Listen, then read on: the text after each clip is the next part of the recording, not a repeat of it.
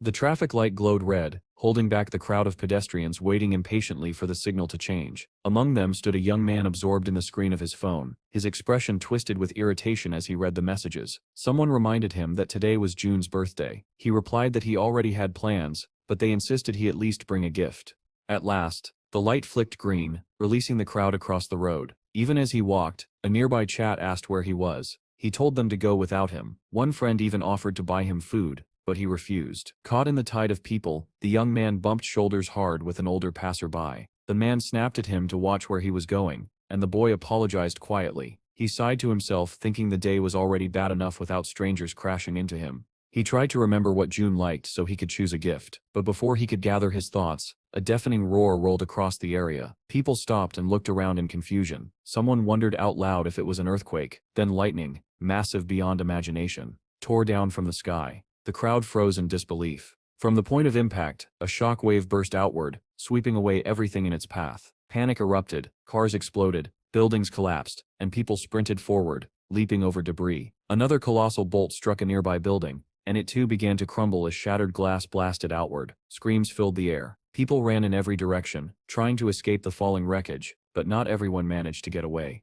A man clutching his head called out to a woman who lay unconscious. Smaller bolts of lightning began to rain from the sky, each one carving destruction wherever it fell. People and cars were tossed like toys. Covering his head, the young man ran with all his strength, dodging burning vehicles and the stampede of terrified pedestrians. A girl burst out of the metro station, screaming for help, not knowing where to run. He shouted to her and beckoned her toward him. She rushed forward, but before she could reach him, an ambulance plowed through the street and struck her. He kept running, unable to understand what was happening, desperately hoping this was all a dream. Lost in his thoughts, he reacted too late when a truck came hurtling toward him. His life flashed before his eyes. He threw an arm over his head, a useless gesture but braced for impact. It never came. He slowly opened his eyes, trembling. His fear gave way to confusion as everything around him blurred. His body twisted, his mind spun, as if he had been tossed inside a washing machine. A flash of lightning lit the sky once more, followed by another earth-shattering strike somewhere in the distance. His eyes snapped open fully. He looked around without moving, trying to understand. A moment ago he had been hit by a truck, hadn't he? With effort, he rolled onto his back, and what he saw made his breath catch.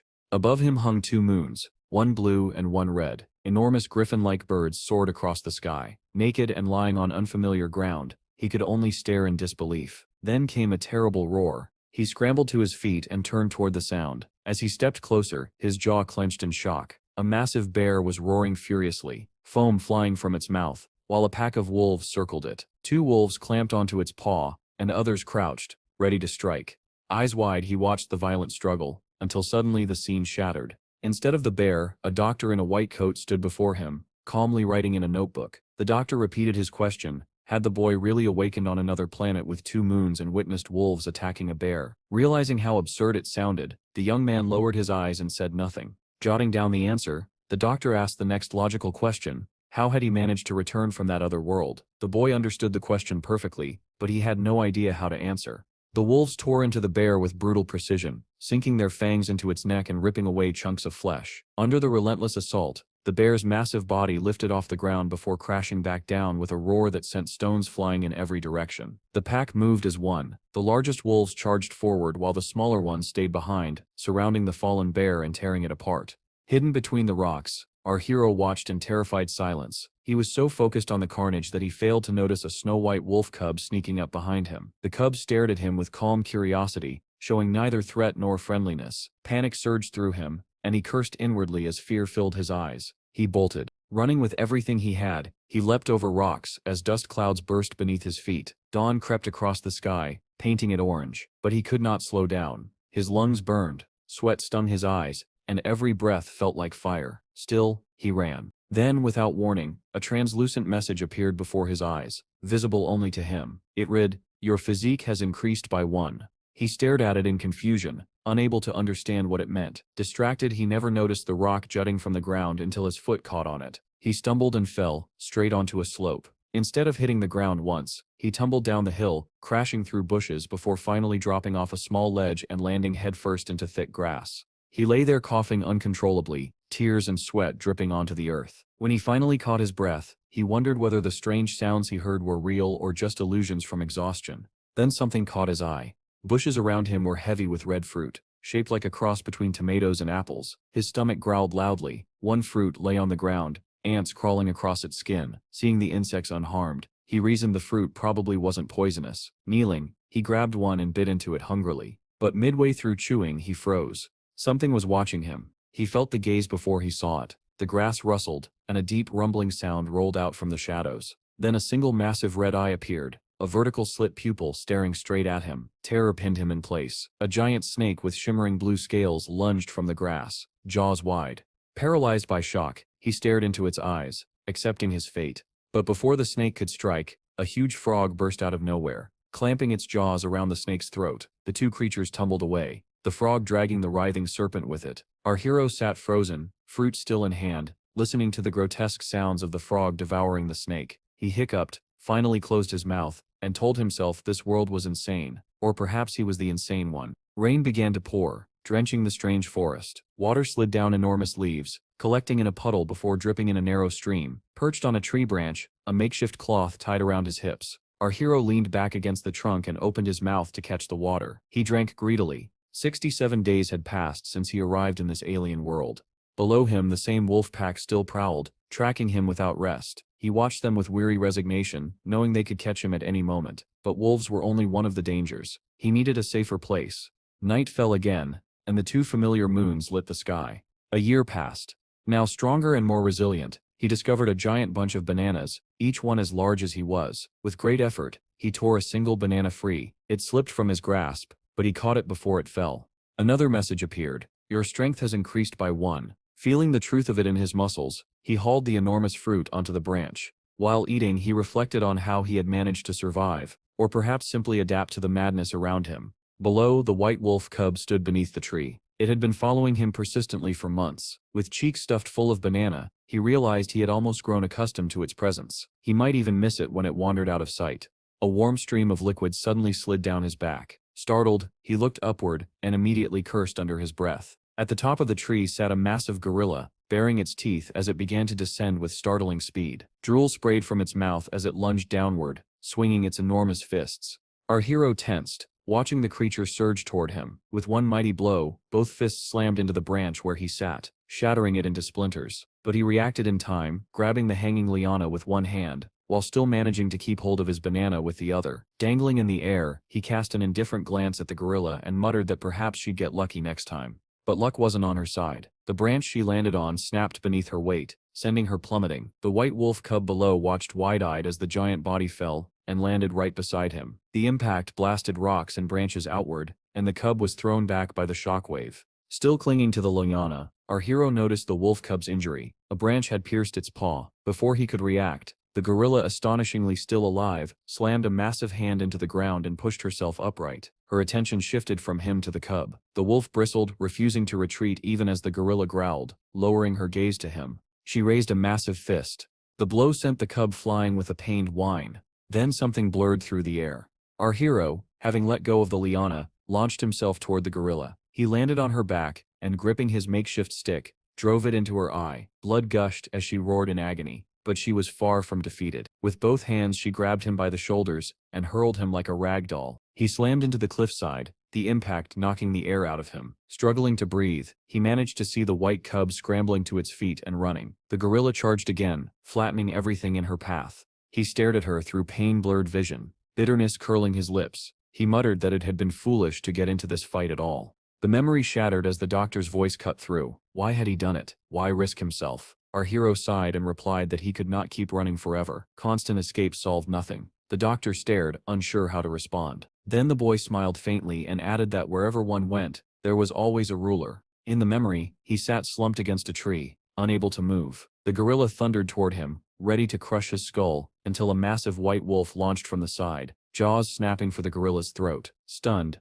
our hero watched as the pack closed in, attacking from all directions. Blood smeared his own face, but he barely noticed. Darkness overtook him, and he lost consciousness. When he awoke, he realized the wolves had not harmed him. The cub had circled him protectively. He concluded that the pack believed he and the cub belonged together, and so they defended him. Soon he learned the truth. The white cub was the pup of the Crimson Wolf Pack's leader. Under the dual full moons, their howls echoed across the forest. The wolves stood atop a high ridge and howled in unison. They sprinted through the forest with fierce harmony, and he ran with them, the white cub at his side. He wasn't just surviving anymore, he was becoming part of their world. Gasping for breath on a hilltop, he stopped. The cub stopped with him, tongue lolling as it panted. He scooped the cub into his arms and carried him as he ran once more with the pack. Time passed. The cub grew into a massive white wolf, and our hero remained by his side. 2 years had passed since he had arrived in this strange world. A lone wolf howled atop the hill, and the crimson wolves answered in perfect unison. He lifted his head and howled with them. He often thought the wolves must have accepted him as one of their own. Over the years he grew stronger, strong enough to sprint up sheer cliffs without struggle, and that was no surprise. It had already been 31 years since he first arrived in this strange world.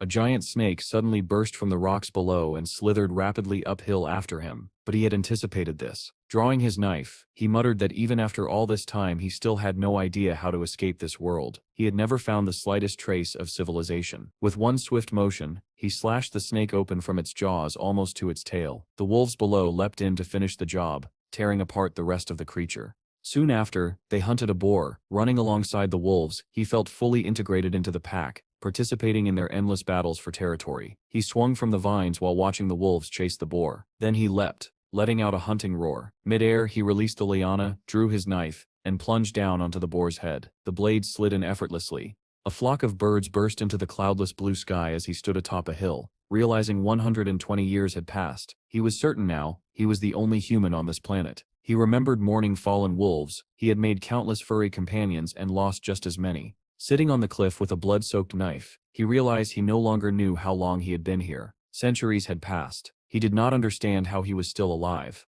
The doctor's voice intruded on the memory, concluding that even after 500 years and becoming the wolves' leader, he had found no civilization at all. So how had he returned to Earth? Our hero Sit's gaze drifted back into the memory. On a moonlit hilltop, a pack of crimson wolves charged toward an opposing tribe of gorillas. Both sides bristled, growled, and prepared for war. He ran with the wolves, wearing crude boots he had fashioned over the centuries. The two forces collided, howling and roaring as the battle erupted. He looked like a beast himself now. Knife in hand, he pushed off the ground with all his strength. Suspended in the air, he drew back his arm to strike a gorilla. Then a thunderclap shook the battlefield. The sound was unmistakable. It was the same sound he had heard on Earth, all those centuries ago. He froze in disbelief. His consciousness twisted, spiraling away as the world distorted around him. Everything slowed. The battle, the roar, the charging gorilla. Lightning struck the ground where he stood and swallowed him whole. When the flash faded, he was gone. Only his ancient knife remained. Suddenly, a ruined city appeared. Cracked buildings lined a broken road where 3 people walked cautiously. A radio in one of their hands beeped repeatedly. One of them halted. Great. A woman with long hair turned and said, "We stature going this way." The device screeched louder. Her companion protested. "But Captain," she cut him off, explaining that the spatial energy readings were off the charts. "Send the coordinates to portal control. Now," the other man ordered. The youngest pressed a button on his instrument. Coordinates sent. A pillar of light exploded open before them. "The portal is opening," someone shouted. All 3 scrambled back. One muttered that they had no idea what might come out. Another admitted he had a very bad feeling. They sprinted away, but the shockwave blasted outward, throwing them like ragdolls. Coughing, one man screamed in terror that the portal had opened. Another clung to a wall, shouting that he didn't want to die. Only the woman stood firm. She turned toward the portal, hand gripping the hilt of her katana. "I selt buy time. Run," she barked. One of the boys fumbled with his device, calling the bureau for emergency backup. The portal glowed like a blazing red circle as the woman faced it head-on. "Come on," she thought fiercely. "Come out, I'll tear you apart." A silhouette stepped into view within the crimson glow. Her breath caught. Her defiance faltered. She stared as the haze dissolved and a human figure became visible. It was him. Her fear melted into stunned disbelief. "Is that truly a human?" she whispered, as a tremor ran through her body. Our hero, after centuries living like a beast, stumbled out of the portal in utter confusion. His instincts, sharpened by 1,000 years among predators, lashed out first. He opened his mouth and released a deafening scream. It sounded nothing like a human voice. It was the roar of a wild animal. The girl standing before the portal froze in absolute shock. Her hand gripped the hilt of her katana so tightly that her knuckles turned white. She had prepared herself to face an unknown enemy, but the creature emerging from the portal, this man radiated a primal, suffocating pressure that made her tremble. Steve snarled at her, his eyes sharp and predatory. She could hardly believe he was human at all. Her instincts screamed that this was a beast, not a man, but then the roar abruptly stopped. Steve's strength drained. He sank to his knees, then collapsed entirely as the portal's fading hum quieted behind him. The two men who had called for reinforcements approached cautiously. They stared at the unconscious figure on the ground, astonished that a human had come through. The girl's fear eased, replaced by bewilderment. What had she just witnessed? What kind of power did this man possess? She looked at his sleeping face and admitted silently that she had never felt such overwhelming pressure, not even in the highest level dungeons. She could not understand who or what he was. One of her companions radioed in, saying reinforcements were no longer needed. Someone had returned, and they needed medical support immediately. Steve sat on a hospital couch as the doctor switched off his recorder. The man smiled gratefully and said he would pass Steve's testimony to the Bureau of Awakened People. Steve's vitals were normal. He would be discharged soon. Steve lowered his head and quietly called the doctor by name. The doctor, already at the door, paused in surprise. Steve told him that for the first time in 1,000 years he was speaking to a civilized human being and thanked him for listening. The doctor replied that Steve had shared an extraordinary story and that the world should be thanking a hero who survived a millennia-long ordeal. Steve watched him leave, suspicion flickering in his eyes. The door clicked shut. Down the hallway, the doctor walked to his office, deep in thought. He found Steve fascinating. His story was so vivid and detailed that he could have been a novelist, but all the same, he had to file the report. The Bureau of Awakened People towered over the city, several high-rises with helipads dotting their roofs. In the captain's office, the girl with the katana, Jean, scanned a file. "Is this information correct?" she asked. The captain blinked. "What step's wrong?"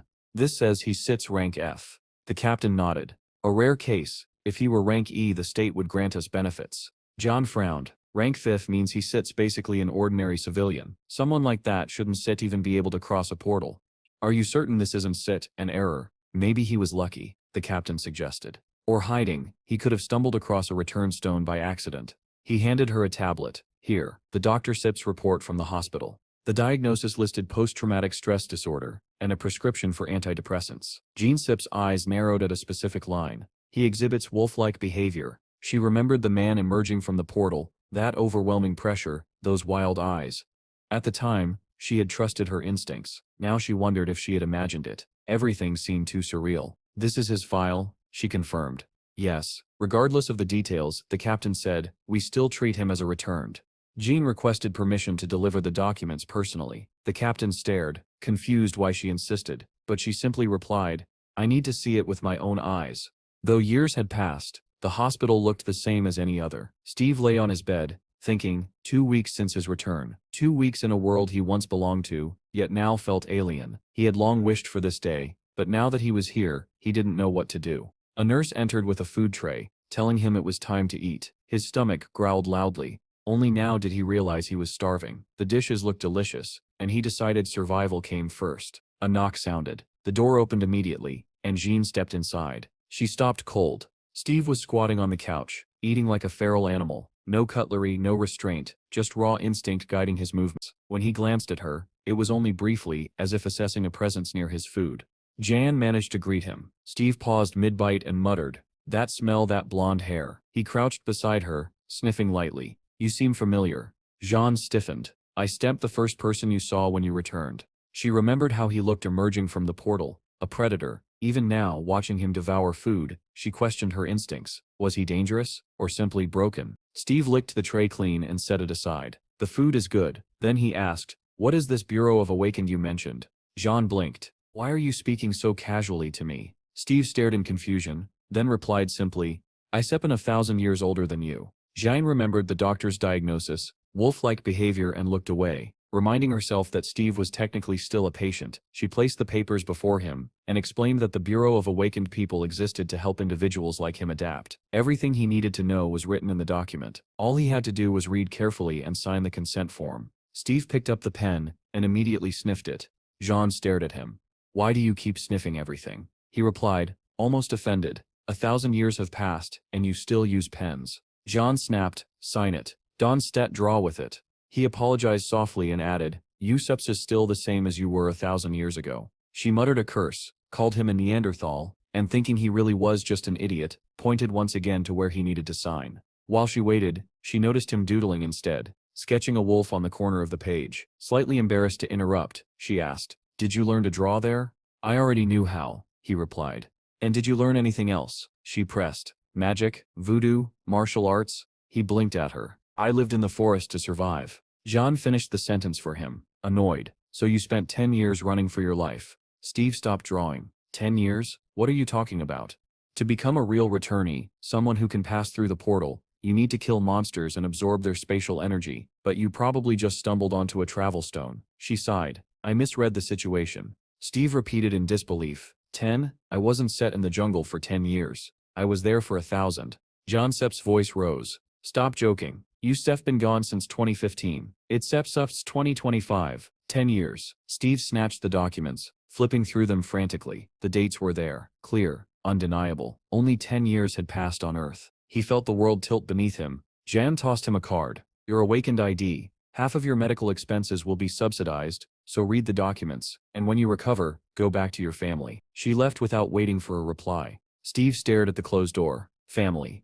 A word he had forgotten. He clutched the documents, trembling as he read. If only 10 years had passed, were they still alive? His eyes widened when he reached the page listing his relatives. His mother, his father, both dead.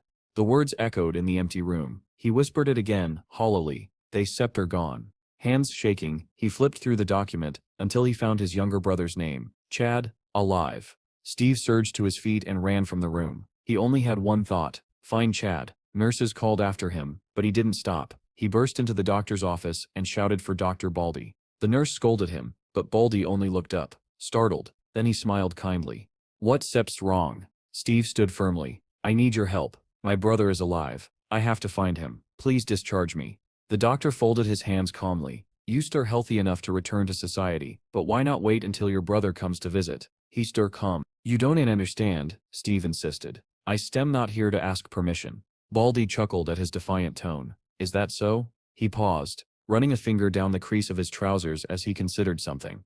Then he said, all right. Steve blinked. Really? Yes, but on one condition. Moments later, Steve sat in the back seat of a taxi, thanking the doctor repeatedly and promising he would never forget the favor. Baldy stood beside the vehicle, looking rather pleased with himself. He instructed the driver, he hasn't set fully recovered. Make sure he arrives safely. The taxi pulled away, and Steve's journey to find his brother began. The yellow taxi rumbled away into traffic while Dr. Baldy and the nurse watched from the curb. The nurse crossed her arms and scolded him gently. You paid his hospital bill, bought him clothes, even paid for his taxi. Why? We usually just let frank patients take care of themselves. And why does he call you Dr. Baldy like you steer old friends? The doctor chuckled. Why? I stem not even sure myself. Maybe, he thought for a moment, smiling faintly. Maybe I want to keep listening to his story. The nurse blinked in disbelief. Why listen to that nonsense? They returned to the office. The door handle hung mangled, flattened like clay. The nurse sighed. I already called a repairman. I still don't know how it broke like this. A sudden image flashed, Steve gripping the handle in panic, crushing it as easily as a twig. Dr. Baldy didn't answer right away. He sat down slowly, hands on the chair sip's armrests, closing his eyes. This was the second door handle Steve had destroyed, and the doctor realized something unnerving. He hadn't smelled anything strange about Steve, yet the man had monstrous strength. Meanwhile, the taxi crawled through evening traffic. On the tablet mounted to the dashboard, breaking news interrupted the broadcast.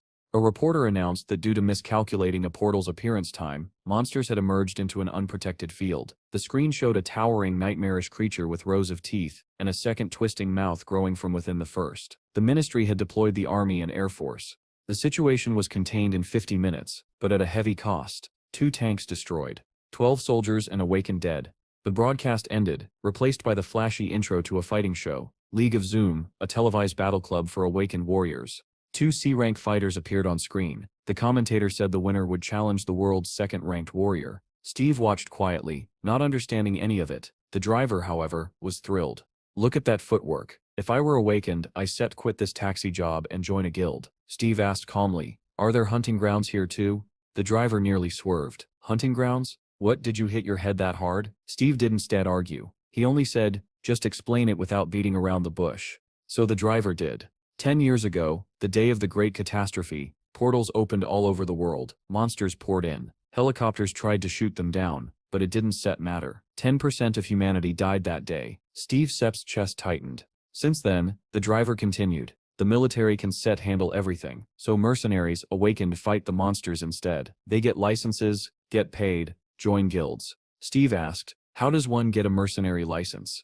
The driver laughed. Not just anyone. You have to be awakened and pass the Bureau Sits exam. Steve absorbed this new reality. It felt more alien than the world of wolves. By sunset, the taxi reached the outskirts of the city. Narrow streets, small houses, old cars lining the curbs. The driver parked beside a two-story brick home. "This is it," he said. "Spend time with your little brother." Steve thanked him, swallowing hard. He approached the house slowly, heart pounding. Was Chad really just behind that door? An elderly woman at the window noticed him and leaned out, annoyed. "Who are you?" "I came to see Chad," Steve answered. The old woman froze when she heard the name. She stared at him closely, her expression shifting from shock to anger. "You brat," still wet behind the ears. "How dare you speak to your elders like that?" Steve blinked in confusion, completely lost. He waited for an explanation but none came. The woman simply glared at him like he had offended her somehow. And Steve, who had fought beasts and survived a 1,000-year nightmare, found himself utterly baffled by an old woman in a window.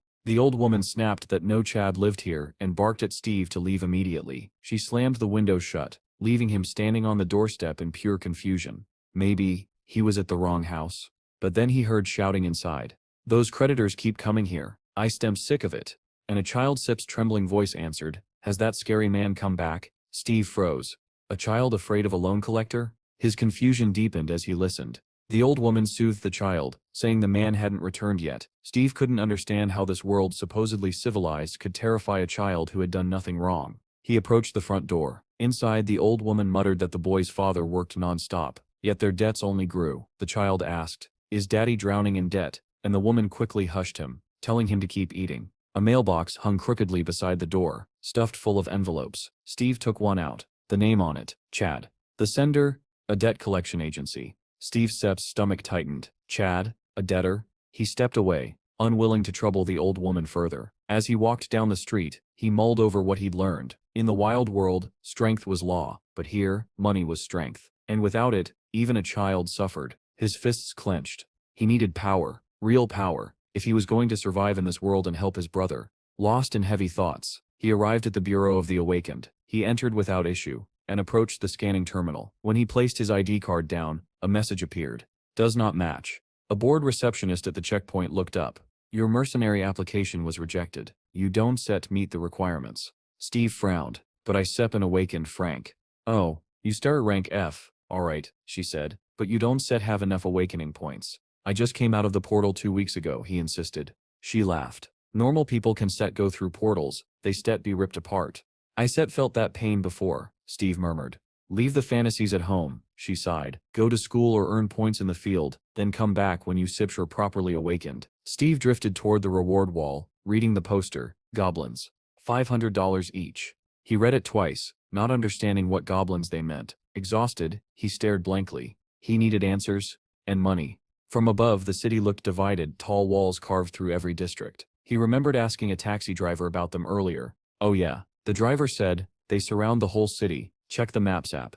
"What app?" Steve had asked, causing the driver to stare at him like he'd grown another head. The driver explained the city's structure, 12 districts, gates separating them, and gates leading out to the fields. Steve realized he absolutely needed a phone. The taxi stopped at a massive gate, marked 27. The driver pointed ahead. "This is the field gate. Good luck, man." Steve thanked him and stepped out, staring at the towering structure. According to what he had learned, crossing through these gates meant entering the hunting grounds, hostile zones filled with monsters. He walked through the checkpoint cautiously, then approached 2 armed soldiers guarding the entrance. "What brings you here?" one soldier asked. Steve replied firmly, "I in here to hunt." The soldier scowled. "License?" Steve lowered his head. "I don't have one." The second soldier stepped forward. "Civilians are banned from entering the field."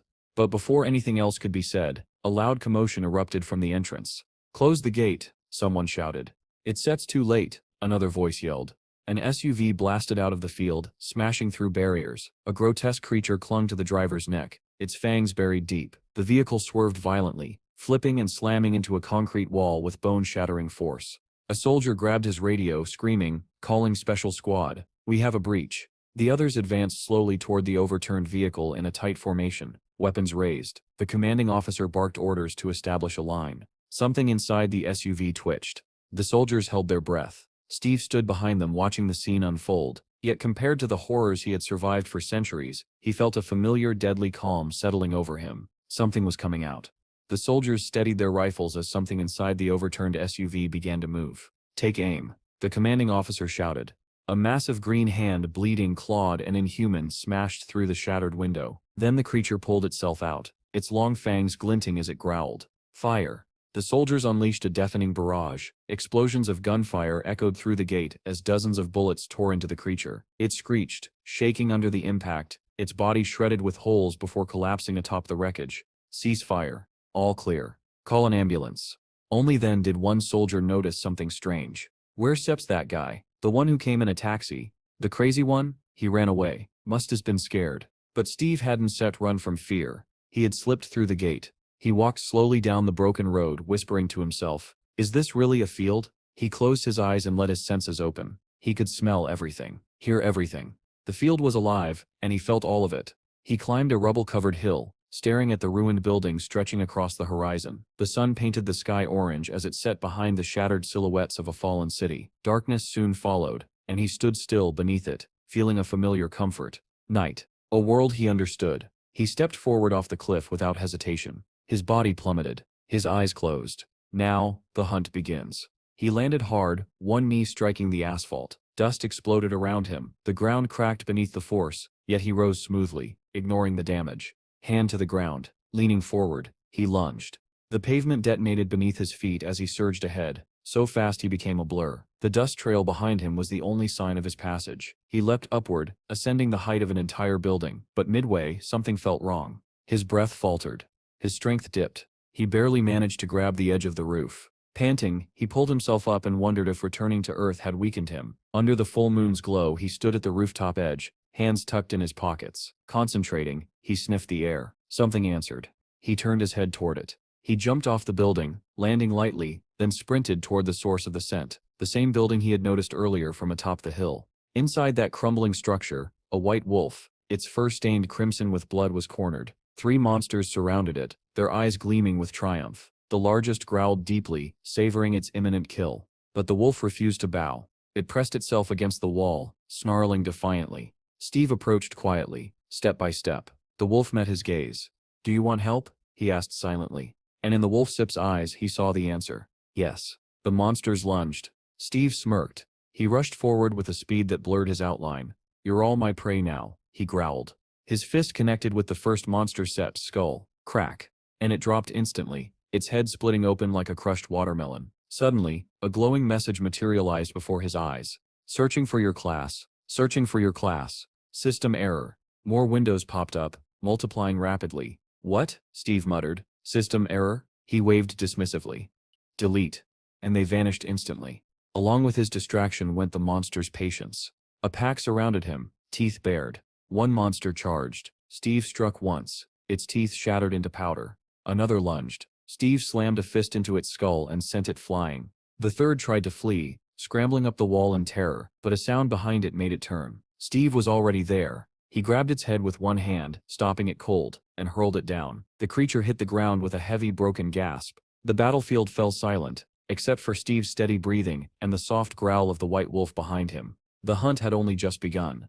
The monster's neck snapped on impact, its body collapsing in a heap. Steve leapt down after it, landing lightly beside the corpse. Dust settled around him. And then another glowing window appeared. "Your class is derailed.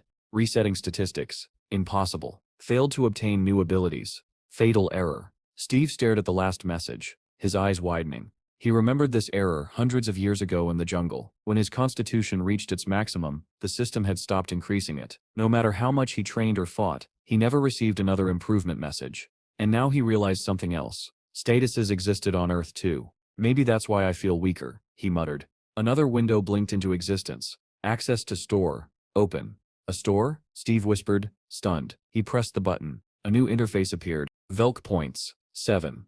Water bottle. 1 Velk. Bread rye. 2 Velk.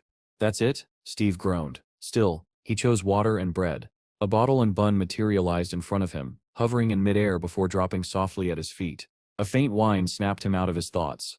The white she-wolf, bleeding heavily, lay against the wall, a small wolf cub crying beside her. Steve approached slowly so as not to frighten them. Kneeling beside the she-wolf, he stroked her muzzle. She was dying. Her breaths were short and ragged. "Poison," the cub whimpered. Steve sighed.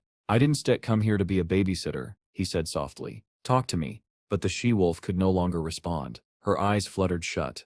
The wolf cub stared at him with impossibly sad eyes. Steve sighed again. Fine, I get it, he muttered. Maybe this meeting was meant to be. Instead of taking the water, he reached into his jacket and pulled out the rye bun. He placed it gently in front of the cub.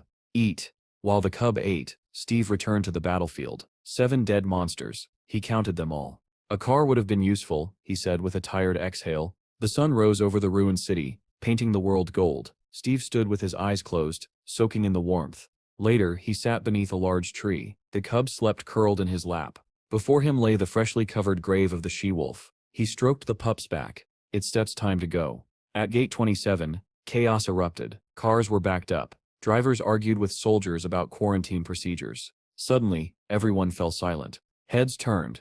Eyes widened. A soldier whispered, "Is that?" From the gate, Steve walked out, calm, steady, carrying a wolf cub in one arm, and strapped across his back. 7 monster corpses, still dripping blood. A driver gaped. He carried all that by himself? Another choked. Did he kill them alone? The soldier finally recognized him. It's Tim. Steve marched straight into the Bureau of Awakened People and returned to the clerk who had denied him earlier. Her jaw hung open as she calculated his earnings. For 7 goblins, that sips $350,000. 3 heliotrope minerals, $60,000. Quarantine and puppy vaccinations, deducting $200. Total payout, $410,000. Steve blinked. What sips heliotrope? She held up a glowing red stone. This is taken from a goblin sit's heart. Value depends on size and energy. She added, since you don't have a bank account, you get cash, but you should open one. You said we're capable. Steve stared at the thick stack of bills in his hands. If I keep hunting, money won't set to be a problem. Meanwhile, somewhere else in the city, a white van pulled up to a small corner store. The driver greeted the owner. Where's Chad? Haven't seen him lately. Part-time job, the young man replied. Poor kid suffering from debt. Field work is tough, Chad admitted, but the pay worth it. The owner handed him a chocolate bar. Bill likes these. Chad handed over a bottle of beer. Count that too. The van rolled off again. Chad, cheerful and humming to himself, was on his way home, completely unaware that his older brother, whom he thought long dead, was finally back in the world, and getting closer with every step. Suddenly, someone behind Chad called his name. He turned, startled by the familiar voice, but before he could react, a baton struck him brutally from behind. Chad collapsed, the groceries spilling out of his bag across the ground. The man holding the baton grinned cruelly, saying he was glad to see Chad again. He added that they were starting to think Chad had abandoned the child and run away. Blood trickled down Chad's forehead as he stared at the group of men in terror. The quiet neighborhood filled with sobs and the dull sound of blows. The man with the baton looked Chad over and commented mockingly that the boy's face had improved. Then he lowered the baton to his shoulder and began shouting. He complained that he had lost count of how many times he had come here for the money. Chad apologized repeatedly, trying to endure the pain. He held out a wad of cash. Everything he had earned, $240,000. The man counted it aloud, $160 for the month, $120 in interest, gasoline, dry cleaning. He sat down on the steps, unimpressed. Too little. 2 more men stood behind Chad, blocking his escape. Hearing this, Chad trembled violently, tears welled in his eyes.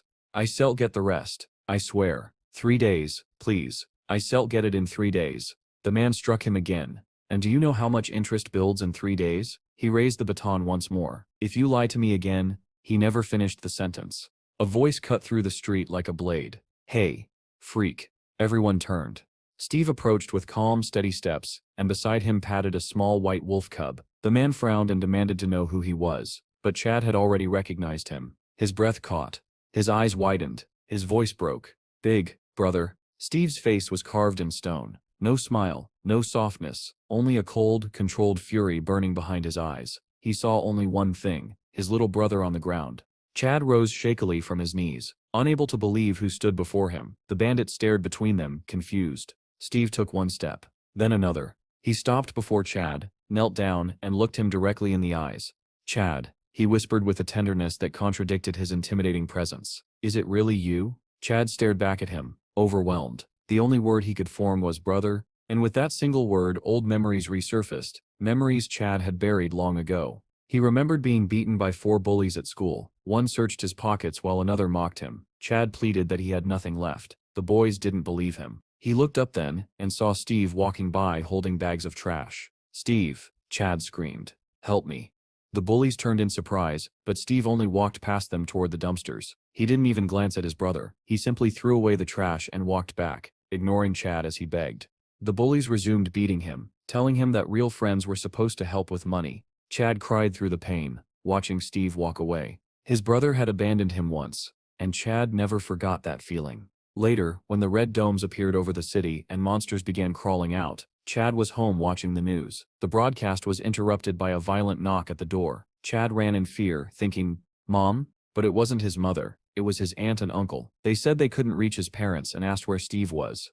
Before anyone could answer, an explosion ripped through the hallway. The blast threw Chad across the room. The wall collapsed, stones flying everywhere. A monster with 3 long snake-like necks rose above the destroyed street. As people screamed in terror, Chad lay bleeding on the floor, paralyzed with fear. Through the broken wall, a giant monstrous eye stared directly inside. He held his breath, certain he would die. But the monster didn't see him and moved on. Sitting in the wreckage, Chad thought bitterly that he no longer cared if Steve vanished from the world entirely. And now, seeing his brother standing before him after 10 years, he realized that these were the exact thoughts he had carried all this time. Steve smiled faintly. "You still gotten older, Chad." Chad still stared at Steve in disbelief. For 10 years he had truly believed his older brother was dead. Now Steve stood before him, alive. Their reunion was interrupted when the bandit crouched beside Chad and mockingly asked if he had hit his head. Pointing at Steve, he sneered, "How could this brat possibly be your older brother?" That was the moment Steve's expression changed. Before anyone could react, Steve grabbed the man's head and slammed him toward the ground. Then, with effortless force, he hurled the bandit backward. The man flipped through the air and crashed against the wall, knocking a stack of wooden rods onto himself. Chad watched, stunned. He had never seen anyone move like that. The 2 other thugs growled at Steve, furious that their leader had been tossed aside so easily, but Steve didn't even acknowledge them. He looked only at Chad. "Are you hurt?" Chad shook his head. "I stamp fine." The bandits took Steve's calmness as disrespect. One rushed forward and kicked Steve in the neck. Steve didn't flinch, didn't react, didn't even look at him. A heartbeat later, the thug screamed as he was launched sideways, his leg twisting into an unnatural shape. He collapsed onto the pavement, clutching his shattered limb. The last thug froze where he stood, trembling. He immediately understood. Steve was awakened. Steve turned his gaze on him. "You, come here." The boy backed away in terror, babbling that he never attacked anyone and had tried to stop the others. Steve wasn't interested in harming him. He pulled a wad of cash from his pocket and dropped it on the ground. "Take it," he said coldly, "and get out." The boy bowed repeatedly, scooped up the money, and fled. Steve helped Chad to his feet. Together they walked home in silence, the wolf cub trotting happily beside them. When they arrived, it was already dark. Stars glittered above the small old house. The same elderly woman who earlier shouted at Steve now stared at the brothers in complete shock. She looked from Steve, to Chad, to the wolf cub, then back to Steve.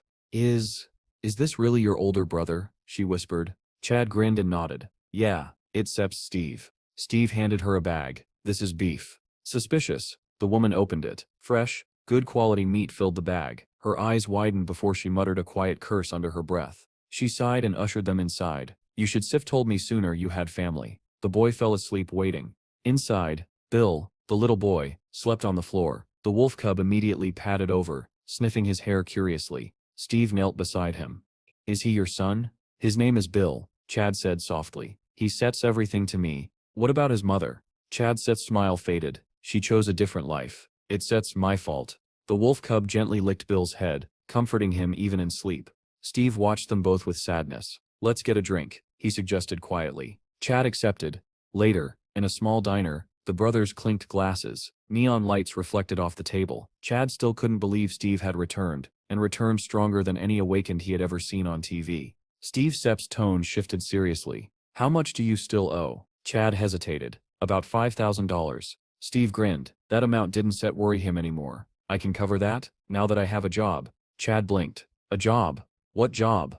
Steve tilted his head. "You tell me. What's your job?" Chad drank from his glass, embarrassed. "I loader, a delivery driver. No one else takes the dangerous routes, so they pay me well." "Is the truck yours?" Steve asked.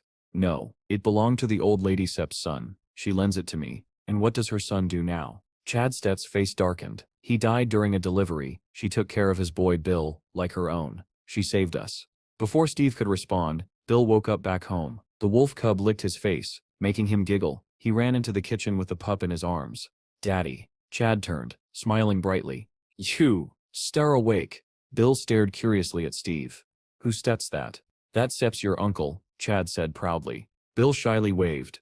Can I play with the puppy? Steve couldn't help but smile warmly. Of course. Bill Sep's squeals of happiness echoed through the house. As he played with the cub, Chad laughed. He Seps wanted a puppy for years. Yusef made his whole world. Steve didn't respond at first. He simply watched them, his family, with a quiet, unfamiliar warmth growing in his chest. After a moment, he looked at Chad. Why don't we work together? He said. Chad blinked, stunned by the offer. Work together? What do you mean? Steve insisted he would handle everything himself. All Chad had to do was help with the truck. Chad blinked in confusion, asking what job Steve was even talking about. With a dark, confident grin, Steve revealed his plan: monster hunting. Chad was sure he'd misheard and asked again, only to get the same answer. The next day, Steve arrived at the Bureau of the Awakened. The receptionist looked over his documents with clear excitement. She told him he was officially registered as an Awakened, and immediately boosted his level. He received his new identification card, stamped with his class. Druid, rank F. She explained that he would now receive government payments directly to that card. Then she handed him a box containing a phone, a gift for newly awakened hunters. She reminded him to download the mandatory application, which would send him mission details and available hunting locations. If he captured enough monsters, his rank would rise to E, earning him extra bonuses. She added that with persistence like his, people like him could help save the land. Finally, she informed him that the system errors in his status screen had been resolved and told him to try opening it. A translucent window appeared before Steve, filled with numbers and attributes he didn't fully understand. Some values, like harmony, were shockingly low, and he wondered how difficult it would be to raise them. Meanwhile, on a sunlit highway, a white delivery van sped between mountain shadows. Chad's phone, mounted on the dashboard, rang. The screen displayed a single word: brother. Chad congratulated him on the new phone and asked if he had finished registering. He explained he had only one last delivery before coming to meet him. When he learned Steve still needed to pass the mercenary exam, he warned him that being rank F would make killing monsters difficult. But Steve cut the call short, irritating Chad, who wondered how his brother could have changed so drastically. As Steve walked through the city checking his phone, he received a notification for monster hunting bonuses, and unknowingly passed by an active portal. At the gate's entrance, traffic was backed up. Drivers honked and shouted for the line to move faster. Among the stopped cars sat a green SUV that blended easily into the crowd. Inside were young men in white jackets. The man in the passenger seat stared tiredly out the window, while the three in the back trembled nervously, preparing for their first real battle. The driver tried to calm them, reminding them that as awakened, they had nothing to fear. If they passed this trial, they would be accepted as core members of the Shinra Guild. Determined, they promised to do whatever it took. The man in the passenger seat scowled at their enthusiasm. He believed they had no real ability, and were only present because of their wealthy families. In his mind, they were destined to fail again. At the checkpoint, a soldier reviewed his monitor and called for the next person. When he looked up, he was startled. Steve stood alone in a fresh tracksuit with no visible equipment. The soldier asked if he was entering the gate by himself and requested his pass card. When Steve tapped it to the terminal, it flashed green. The soldier noted his name and rank F status. As Steve approached the entrance, the soldier tried to stop him, asking if he understood how dangerous the gate was. Inside the SUV, the passenger noticed Steve walking straight toward the gate. The soldiers debated whether they should even allow someone with no equipment to go in alone. Then another soldier recognized him as the man who had killed 7 goblins at Gate 27 the previous day. The SUV's occupants overheard this, stunned that he intended to enter again and without gear.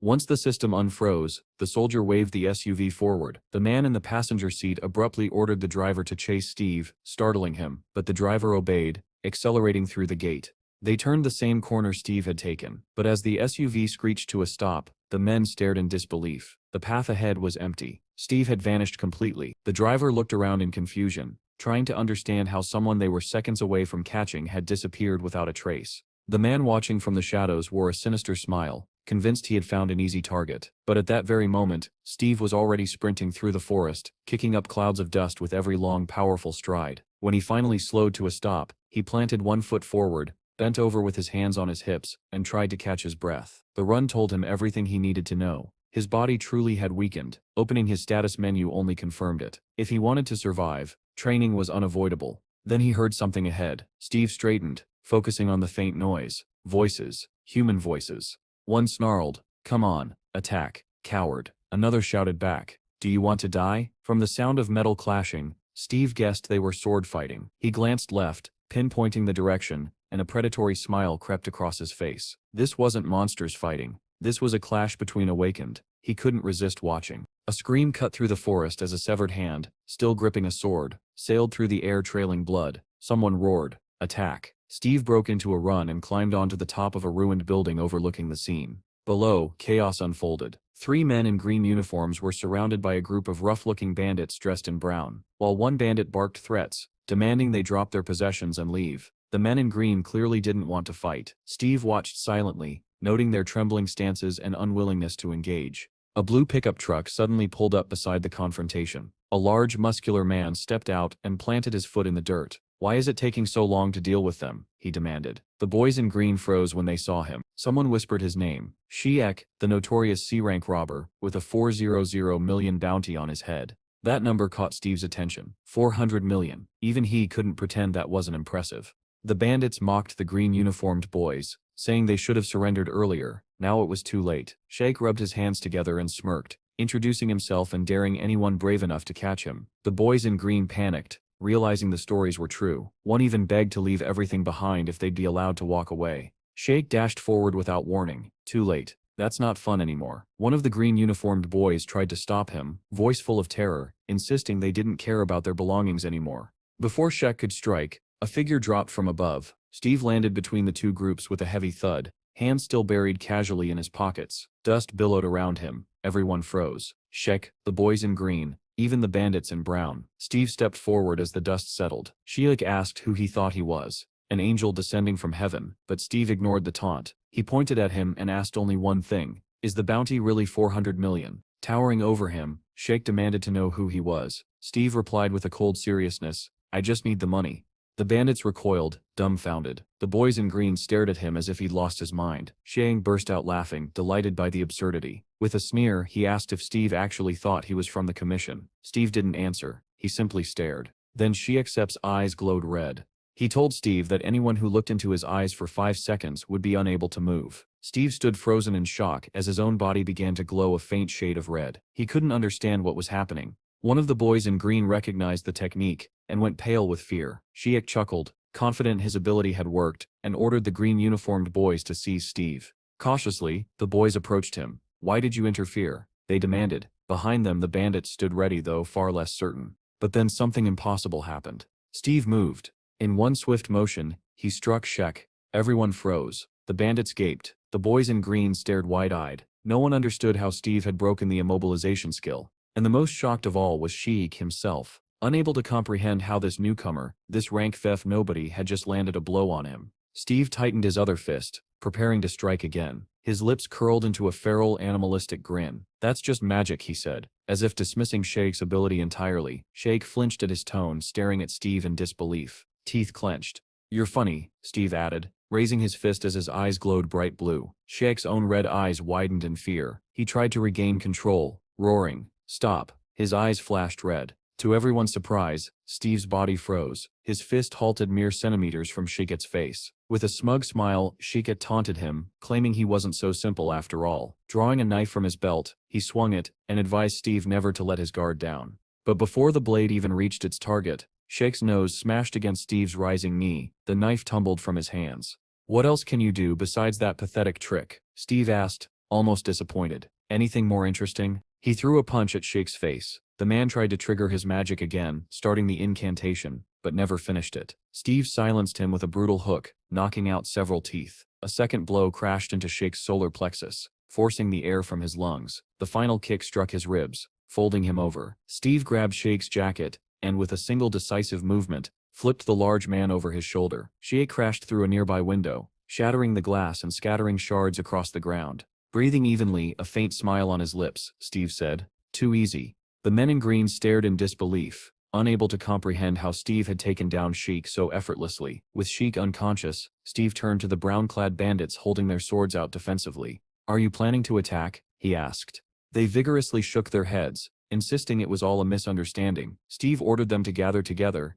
and they rushed to the spot he pointed to. He then asked the green-uniformed boys if they had any rope. One grinned nervously and said he did. Steve turned back to the bandits and asked how much they would pay for their freedom. They panicked, babbling that there was no bounty on them, that Sheikh was the only wanted man, and that they were victims who had been threatened. Meanwhile, Sheikh regained consciousness and listened in outrage as the men claimed Steve was now rich thanks to capturing him. Tears welled in his eyes as he shouted that they were traitors, leeches who clung to him for their share. Steve looked down at him, surprised he was awake already. The green-uniformed boys spoke up, insisting the brown-clad bandits were lying and that capturing all of them would earn a higher reward, but the bandits objected, insisting they were only servants. Sheikh tried appealing to Steve directly, asking if the government's rules didn't bother him. He said that inside this place, Steve was free to do anything, and if Steve spared him, he would consider Steve a king. Before he could finish, Steve's sneaker slammed into his face. "Sleep a little longer," Steve said. Sheikh collapsed again, unconscious, a clear imprint of Steve's shoe marking his cheek. Steve turned to the bandits. "There's a reward for them too?" he asked. The green-uniformed boy confirmed they were all criminals. The bandits wilted with despair as Steve commented that there were far too many of them. One of the green-uniformed boys brightened suddenly, saying they had a truck. Steve liked that idea. With a wicked smile, he wished the bandits good night. The forest filled with the sounds of fists, groans, and desperate protests, some insisting there was no bounty on them even as they were knocked out. Soon a red pickup truck sped down the ruined highway, its bed stacked with tied-up bandits like firewood. The driver glanced gratefully at Steve. "Thank you for saving us," he said. "I didn't want to save you," Steve replied flatly. The boys in the back protested, saying that, whether he wanted to or not, he had helped them. That made him their savior. Steve sighed and accepted it since arguing seemed pointless. On the way, he asked the driver about his abilities. The man said he had the skills of a fencer, a stalker, and a scout. Steve was stunned. 3 abilities. The driver explained he had started with one and learned the others through practice. Steve sat back thinking, skills could be acquired? The idea intrigued him. The driver was equally confused, wondering how Steve didn't already know something so basic. Remembering the moment Shaq had shouted, "Stop," and how effective it was, Steve concluded that learning a magic-type skill might be a very good idea. As the pickup sped through the ruined forest, something ahead caught Steve's eye. Through the cracked buildings and leaning trees, a massive blue dome shimmered against the pink sky. The truck was heading straight toward it. "Is that the portal?" Steve asked. The driver stared at him as if he had asked where the sun came from. "That SIP's a level 1 portal, the easiest kind. It SIP's where we were headed in the first place." Steve sighed, disappointed. "Too bad I don't still have a mercenary license yet. Otherwise I could go in." The driver almost choked. "You don't still have a license? At all?" Steve, missing the shock in his tone, simply answered, "Not yet." The driver kept glancing at him in disbelief. He explained that when portals opened, the military would bombard them first. Only a fraction of monsters survived the initial strike. Level 1 portals gave very little experience. To grow stronger, hunters needed level 2 portals, but those were filled with terrifying creatures. That was why the driver couldn't understand how someone who had never cleared even a level 1 portal had managed to defeat a level C criminal like Sheikh. Only now noticing the man's expression, Steve asked, "What SIP's wrong?" The driver struggled for words and finally managed, "What level are you?" "F," Steve said. The driver nearly veered off the cliff. Before he could say more, Steve leaned forward. "I have a request." The driver tensed. Up ahead, the military had set up a perimeter around the portal. Tanks, armored vehicles, and ambulances were stationed nearby. As the haze inside the portal thinned, the first silhouette appeared. One of the boys from the green SUV. 4 others followed him, and one supported a blonde teammate, whose arm had been reduced to a bloody stump. The team hurried toward the medics. The captain, jaw clenched with rage, complained loudly that guilds accepting members like this should be wiped out. Another tried to calm him, saying many younger awakened behaved this way now, but the captain wasn't comforted. He believed rich kids bought monsters through underground brokers, pretended to finish them off, then hired bounty hunters to boost their levels before joining guilds. When monsters were stronger than expected, casualties followed. He was tired of a world ruled by money. As he approached the soldiers, he asked why there was so much noise in the level 1 zone. The soldier replied that 10 robbers had been caught, among them the notorious Sheikh. The captain was stunned. Who captured him? Someone high-ranking? No, the soldier said. A boy, rank F. The captain and his partner froze. How? The soldier explained casually. He beat him up, broke his nose, cheekbones, ribs, both sides. The captain immediately remembered the lone figure who had entered the gate without equipment. His blood ran cold. Where is he now? He demanded. The soldier pointed toward the portal. He entered just now, I think. Without another word, the captain sprinted toward the portal, ignoring his partner calling after him. He needed to see the truth for himself. Reaching the checkpoint soldier, he shouted his rank. The soldier turned, startled, and asked what the matter was. The man who captured Sheikh, the captain said. Did he enter the portal? Right then, Steve stepped out of the portal with one of the rescued boys. That didn't set hurt at all, Steve said, looking down at his clothes, and these didn't set disappear. The boy explained, items made in our world can set pass through portals. These clothes are crafted from otherworld materials. They set are extremely expensive. Steve wasn't listening. Something behind them caught his eye, a glowing doorway suspended in the air. What sets that? That sets the portal gate, the boy said. Inside the portal splits into 38 subportals. We entered number 24. As Steve watched, the glowing door vanished. Why did it disappear? He asked. They need to clear the area first, the boy replied. Then it reappears. Clear it? You mean kill everything inside? No, just the boss. Steve rolled his shoulders, warming up. Wait here. I still be quick. Wait, what? How could I stay here alone? But Steve was already sprinting forward, ignoring him entirely, ready to dive into the next fight. A crater blasted open where Steve had stood, dust rising in thick pillars. The boy he left behind watched him vanish into the portal's interior, stunned. What kind of person was he? Perhaps one of those exceptional fighters, but then he reminded himself, someone who defeated Shikaran Says could surely handle a level 1 dungeon. Suddenly, horror struck him. He had forgotten to tell Steve something vital, the location of the exit door after the boss died. If Steve didn't reach it in time, he would be trapped in the dungeon forever. Panic poured through him as he sprinted forward, praying he could catch up.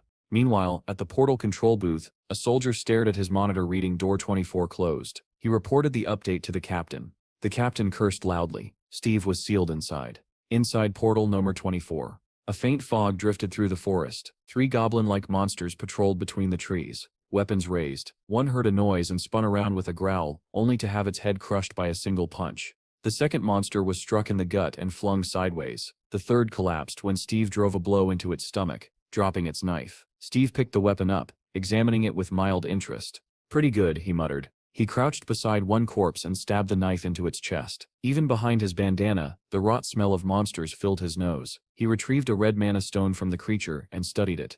1 stone from 3 monsters. Money isn't a problem anymore. His priorities had shifted, but leveling up is more important.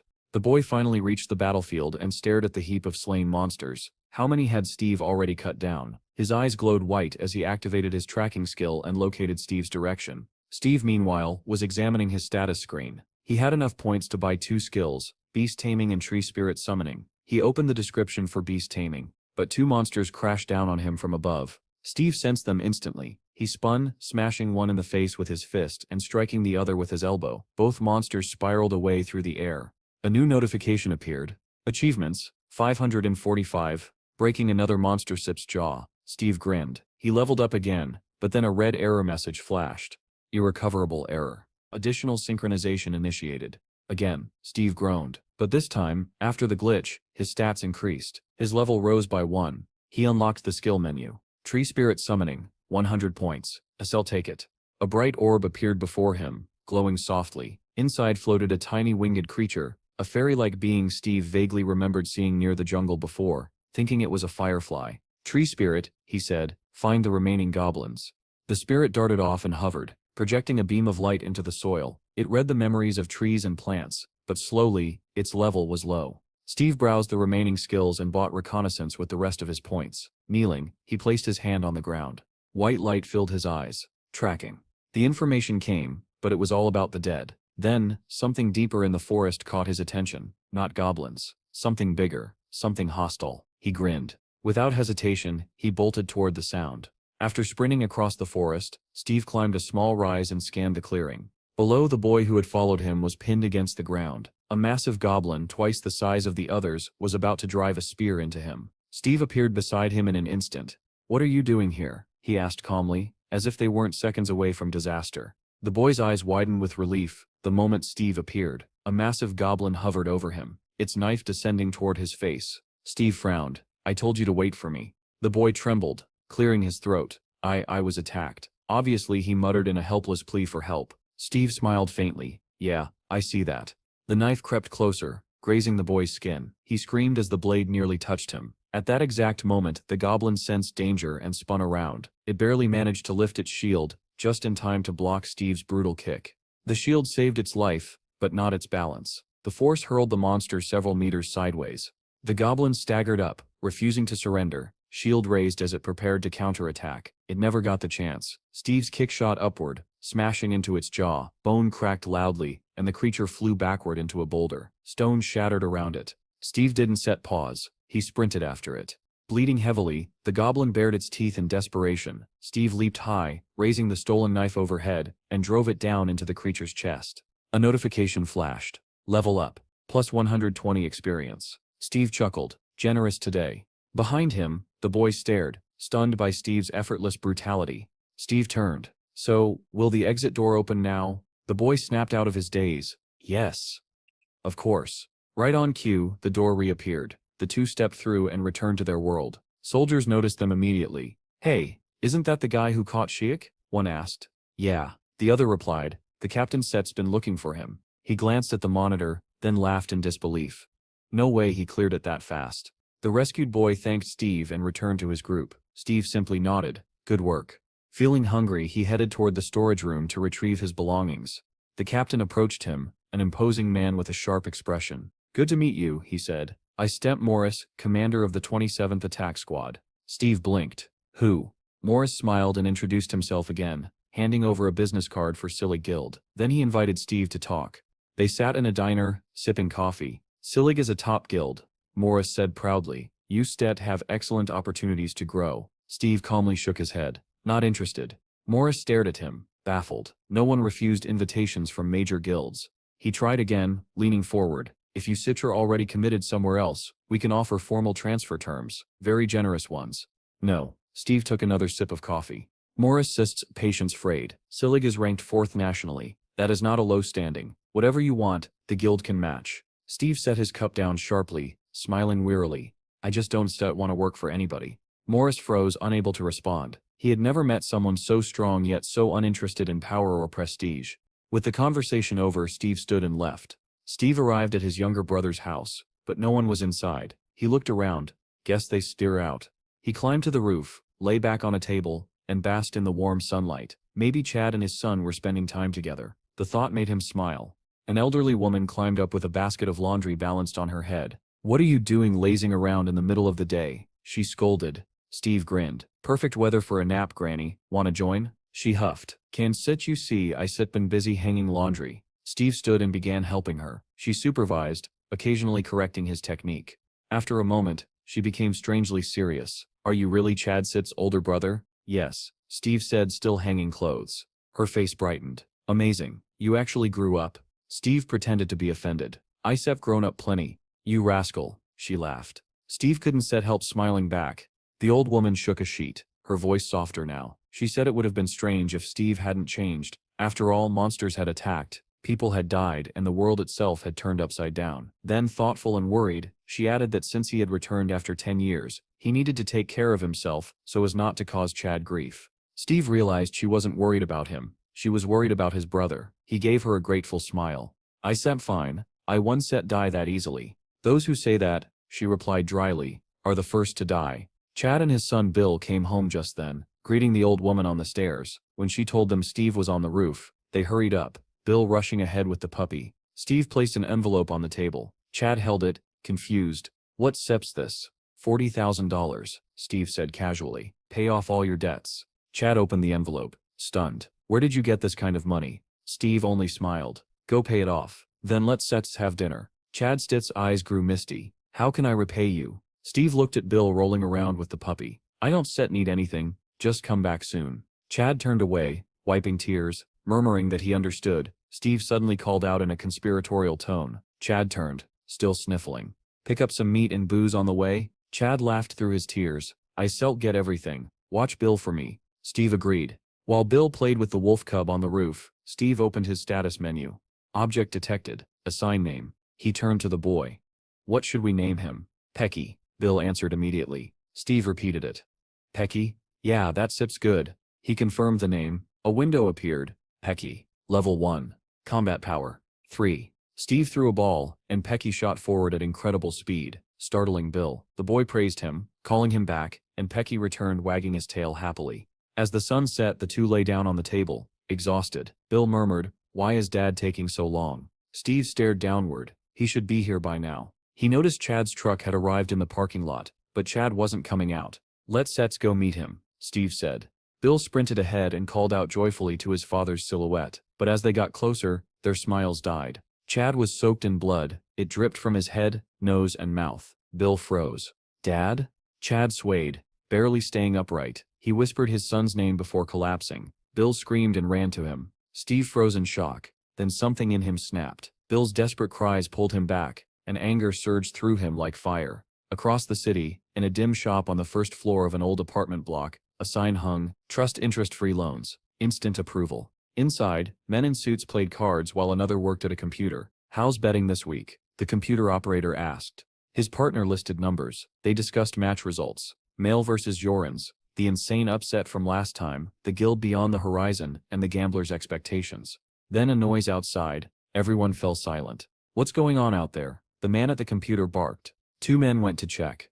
The door slammed open. A figure stepped in, face covered in blood.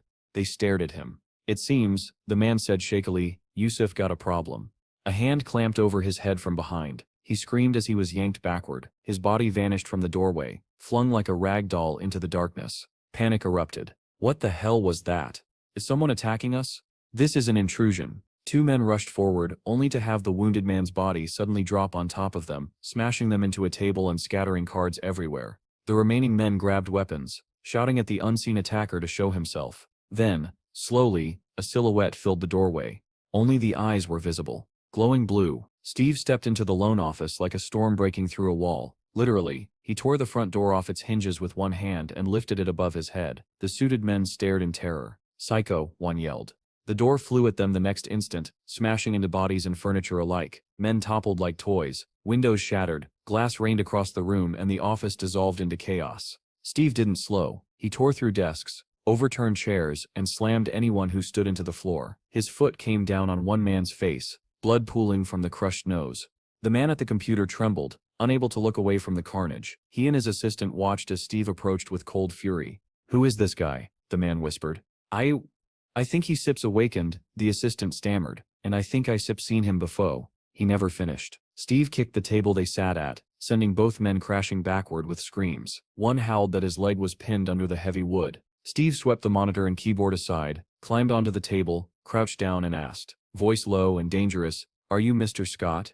Mr. Scott, drenched in sweat, nodded wildly. Yes, I stem Scott. Who are you?" Steve slammed an envelope onto the table. "I sipping here to pay off Chad Sip's debt." Scott Sepp's eyes bulged. He sputtered that Steve must be insane, that awakened ones couldn't just attack innocent civilians. "You once get away with this." Steve Sepp's palm smashed across his face. Teeth flew. "Is that," Steve said calmly, hitting the other cheek, "how you treat someone who comes to pay you?" Another slap. Another. Scott's head snapped from side to side as Steve lectured him. "You could have taken the money and stayed quiet, but no, you had to act tough. You had to cross the line." Blood dripped from Scott's mouth as he begged for mercy. Steve Sepp's eyes glowed. "So what will it be? Accept the payment quietly, or get beaten to death?" "I'll do it. I'll do everything," Scott cried, lisping through broken teeth. Every man in the room dropped to his knees, heads bowed. In trembling unison they shouted, "The debt of Mr. Chad has been paid." "Louder," Steve ordered. They screamed it this time. Steve nodded. "If I ever see you again, you die. Avoid me." They collapsed into deep bows as Steve jumped down from the table. As his footsteps faded, Scott seethed. Rage twisted his swollen face.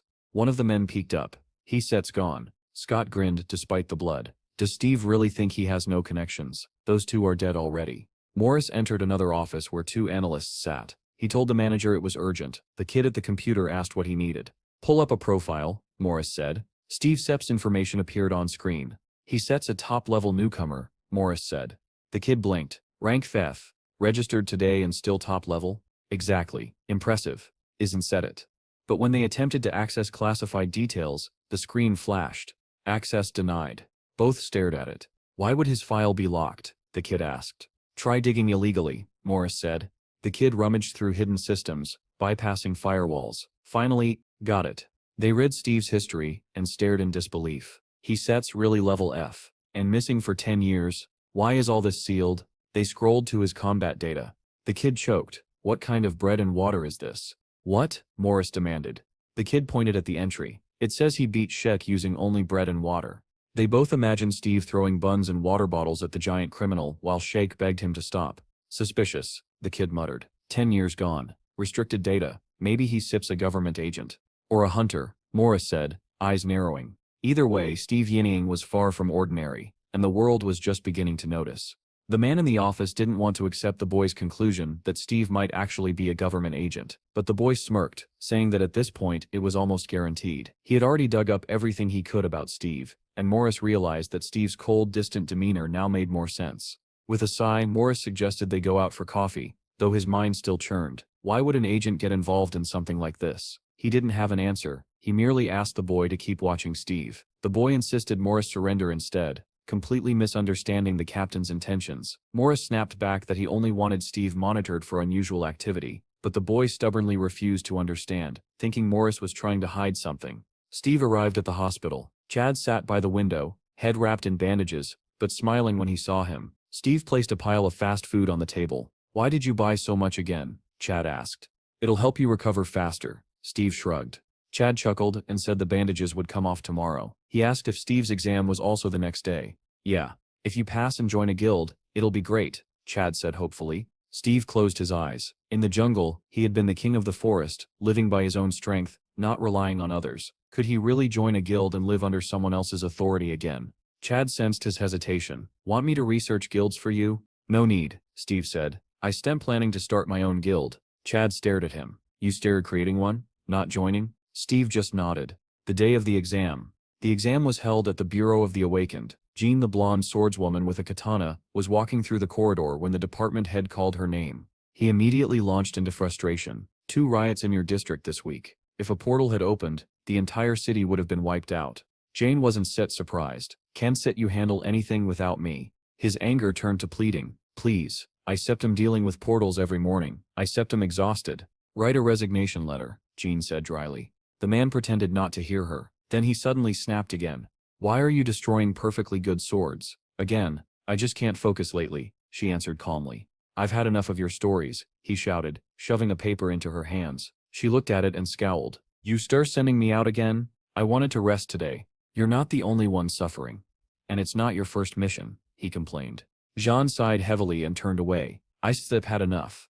"Enough of what?" he yelled after her. "The whole atmosphere is suffocating. And stop firing the new recruits. We need one more in the team." Jane shot back that when they took anyone they died on missions. That only angered him further. Inside the exam hall, crowds filled the hall, buzzing with tension. Some muttered that they had to pass this time. Others groaned that it was already their 4th attempt. A young live streamer talked to his camera. "I set him at the Awakened exam. Wish me luck. If I pass, I'll start filming hunting content. Thanks for the $20 donation. Link is in the bio." Just then, 3 exam instructors in red caps entered. The boy cursed filming was banned. He cut the stream and turned around, only to see Steve standing silently behind him staring at the phone. "You've never seen someone broadcast before?" the boy asked. Steve blinked. "Who were you talking to?" The boy waved him off. "Forget it, old man." "Old man," Steve repeated. "You're interesting," Steve commented. "You're weird," the boy shot back. The show began on the podium as the instructors stepped forward. The lead supervisor addressed the crowd. "I'll be overseeing your 3-day exam. These 21 guards behind me will accompany you for the next 3 days and 2 nights." The hall fell silent. The survival test was about to begin. The hall erupted into movement as examinees formed lines. Everyone prayed not to end up under Jean's supervision. Her squads were notorious. Anyone assigned to her was usually thrown out immediately. The man on the podium announced that all entrants had received numbered tickets. Assignments would be decided by a lottery. As he read off names, each person hurried to their designated overseer. Donnie, the live streamer, heard his name and wilted when he was placed under Warden number 15. Steve Sepp's name followed. He approached Station 15 and froze in pleasant surprise. Standing beneath the sign wasn't just any warden. It was Jean. The blonde swordswoman stared straight ahead, ignoring everyone, until the sense of being watched pulled her attention sideways. Then she saw him. Steve, smiling at her like they were old friends. Her eyes widened. She couldn't believe it. The assignments finished, and examinees were sent to their dormitories. Groups murmured anxiously, complaining loudly if they had drawn the blonde. Others peeked around curiously at the rooms, impressed there was even a training hall. Donnie walked with his head down. He muttered to himself that he must have cursed his luck. Assigned to Jean again, in front of his subscribers he'd bragged, but in reality he felt doomed. Examinees filtered into room 15. Some changed clothes, others sat nervously. Steve noticed Donnie sulking on a bench and sat down across from him. "You were giggling a minute ago," Steve said. "Why so sad now?" Donnie glared. "Why should I be happy?" "What do you mean?" Steve asked genuinely. "Do you even know what that blonde is like?" "They call her a witch," Donnie snapped. Steve frowned. "A witch? Jean?" Donnie groaned. "If she steps in a bad mood, she sets a ruin the whole squad. There goes my $2,000. Steve didn't understand. "If you fail, that means you set her weak. What does the warden have to do with it?" Donnie stared at him as if slapped. "What did you just say?" He decided instantly that he hated Steve. "Why are you talking to me like that?" Donnie barked. "You look younger than me." Steve smiled. "Want to deal with me? This is the perfect place." The locker room went silent.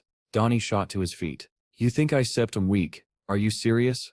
"Yes," Steve answered calmly. The word lit Donnie Sepp's fuse. "You stir dead. Come on." He stormed toward the training room, tearing off his jacket. The others, excited and terrified, followed. Inside the cage, Jean entered the locker room and found it empty. Her irritation flared instantly. Where did everyone go? Meanwhile, her entire squad crowded into the training hall around a massive metal cage. Donnie and Steve stood inside. "If we get caught, we're finished," someone whispered. Another sighed. "We star in the blonde Sips squad. We star if finished anyway." Donnie scowled at Steve. "You jerk, acting all cool. You haven't heard of Stone TV, a Thistuma rising YouTube fighter." "What Sep's a YouTuber?" Steve asked. "Some kind of food?" That nearly made Donnie faint with rage. "You stir mocking me." Behind them, the crowd cheered.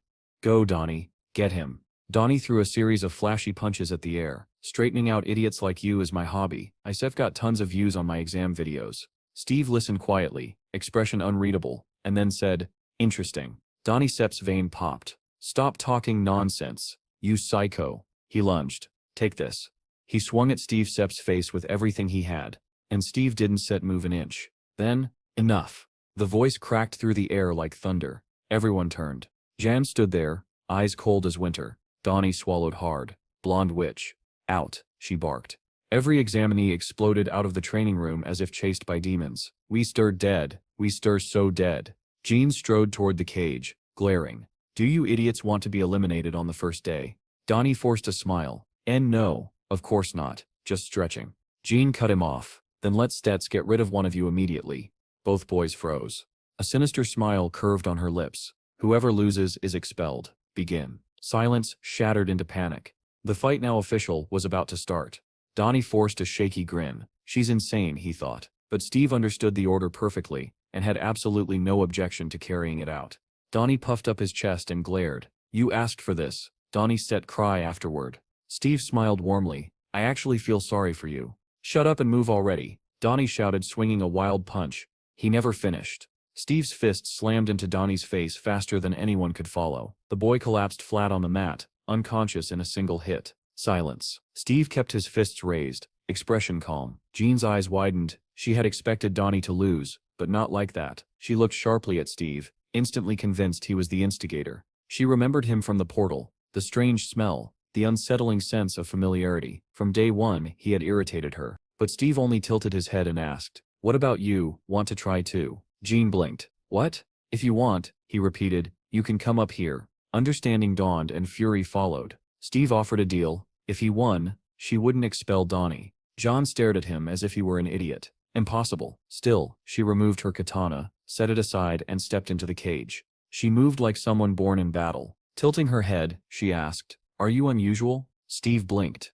"What do you mean unusual?" She didn't answer. Instead she attacked. "Survive," she said, "and I still tell you." She burst forward. Steve dodged the first blow easily, slid aside from the second and blocked a third with effortless precision. Jean accelerated, fists, elbows, knees, striking with deadly rhythm. He avoided everything. Then she switched to kicking, unleashing a flurry so fast the air cracked. Steve blocked them as if swatting away leaves. Then, Steve Sepp's posture shifted. He sensed danger. Jean's eyes flashed. She prepared a technique he couldn't dodge.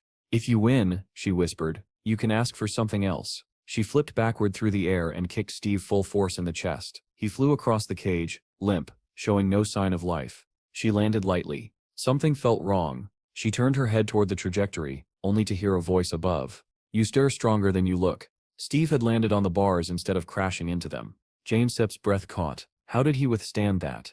No time to think. She lunged. She was smiling now, alive, exhilarated. This time I won set hold back. Her heel drove into Steve so hard the floor cracked, splinters bursting. Steve fell onto his back. Jean descended from above, ready to finish him. He rolled aside easily. Her punches rained down. He blocked each one. She spun into a low, sneaky kick. He stopped it with a single hand.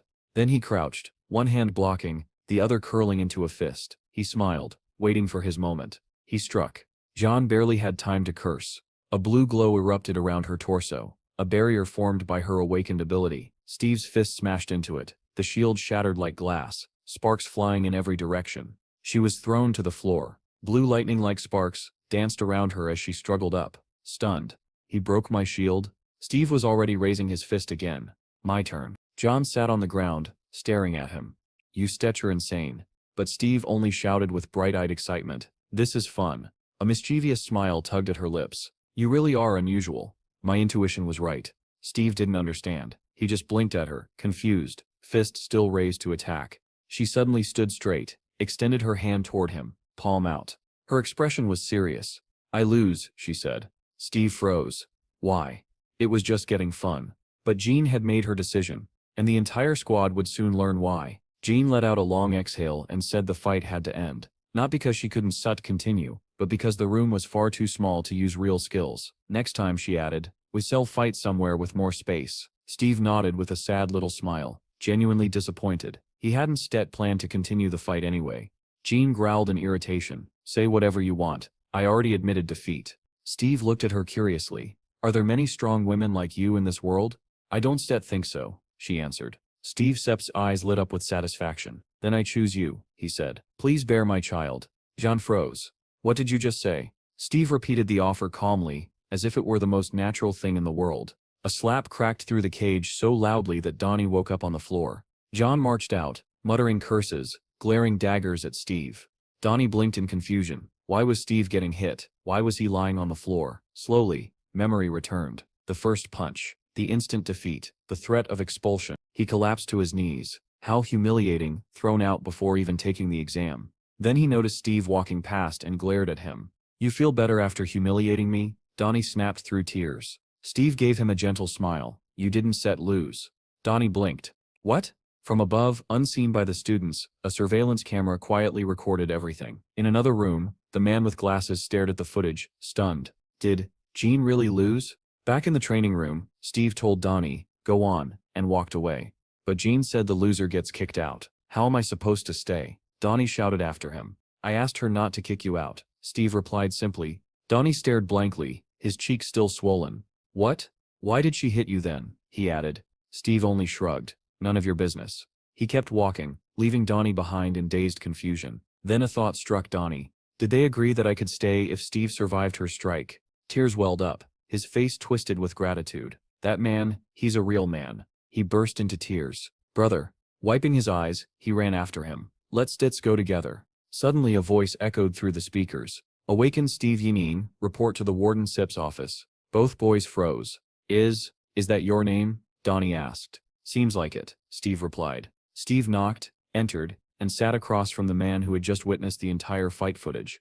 The warden placed a recorder on the table. Everything said in this room will be recorded. Steve swallowed nervously. I just saw your sparring session with Jean. She Sep's a B rank awakened. Are you unusual? She asked me the same thing, Steve replied. What does that even mean? The man stared. You really don't know. He began explaining. There were 3 known planets connected to Earth through the bridging portals.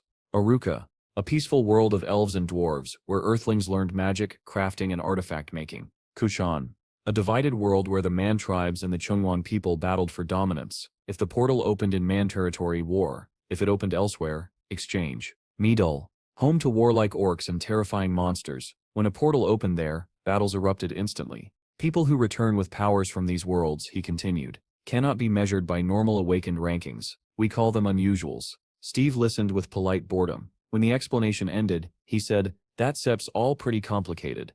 But then he added quietly, actually, it's Sep's not just 3 planets. The warden blinked. What do you mean? His mind raced. He can be from one of those 3. Was he raised in a dungeon? No. That wouldn't make him capable of defeating a B rank. Where did you come from? The man finally asked. Steve answered plainly, I already told that bald doctor everything. I lived 1,000 years with wolves. The warden dropped his pen, and the recorder kept running. The warden stared at Steve in stunned silence, replaying the wolf story in his head. 1,000 years. Wolves. B-rank defeat. None of it made sense, and yet Steve had said it with absolute sincerity. Steve tilted his head. So is the conversation over? The man jolted out of his thoughts. Yes. Yes, you may return to the dormitory. He tried to smile, but his face twitched. Steve thanked him and left. The moment Steve closed the door, the warden slumped back and muttered, so the rumors might be true. Just then, a man entered and saluted. Senior Sergeant Sheldon reporting.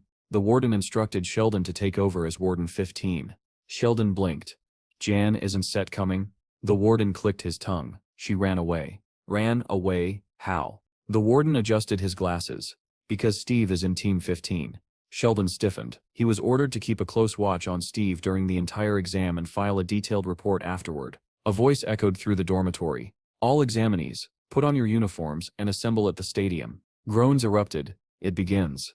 At the stadium, each warden stood beneath their squad numbers. Sheldon stood at 15, and the moment the group saw John wasn't there, cheers exploded. She sips gone.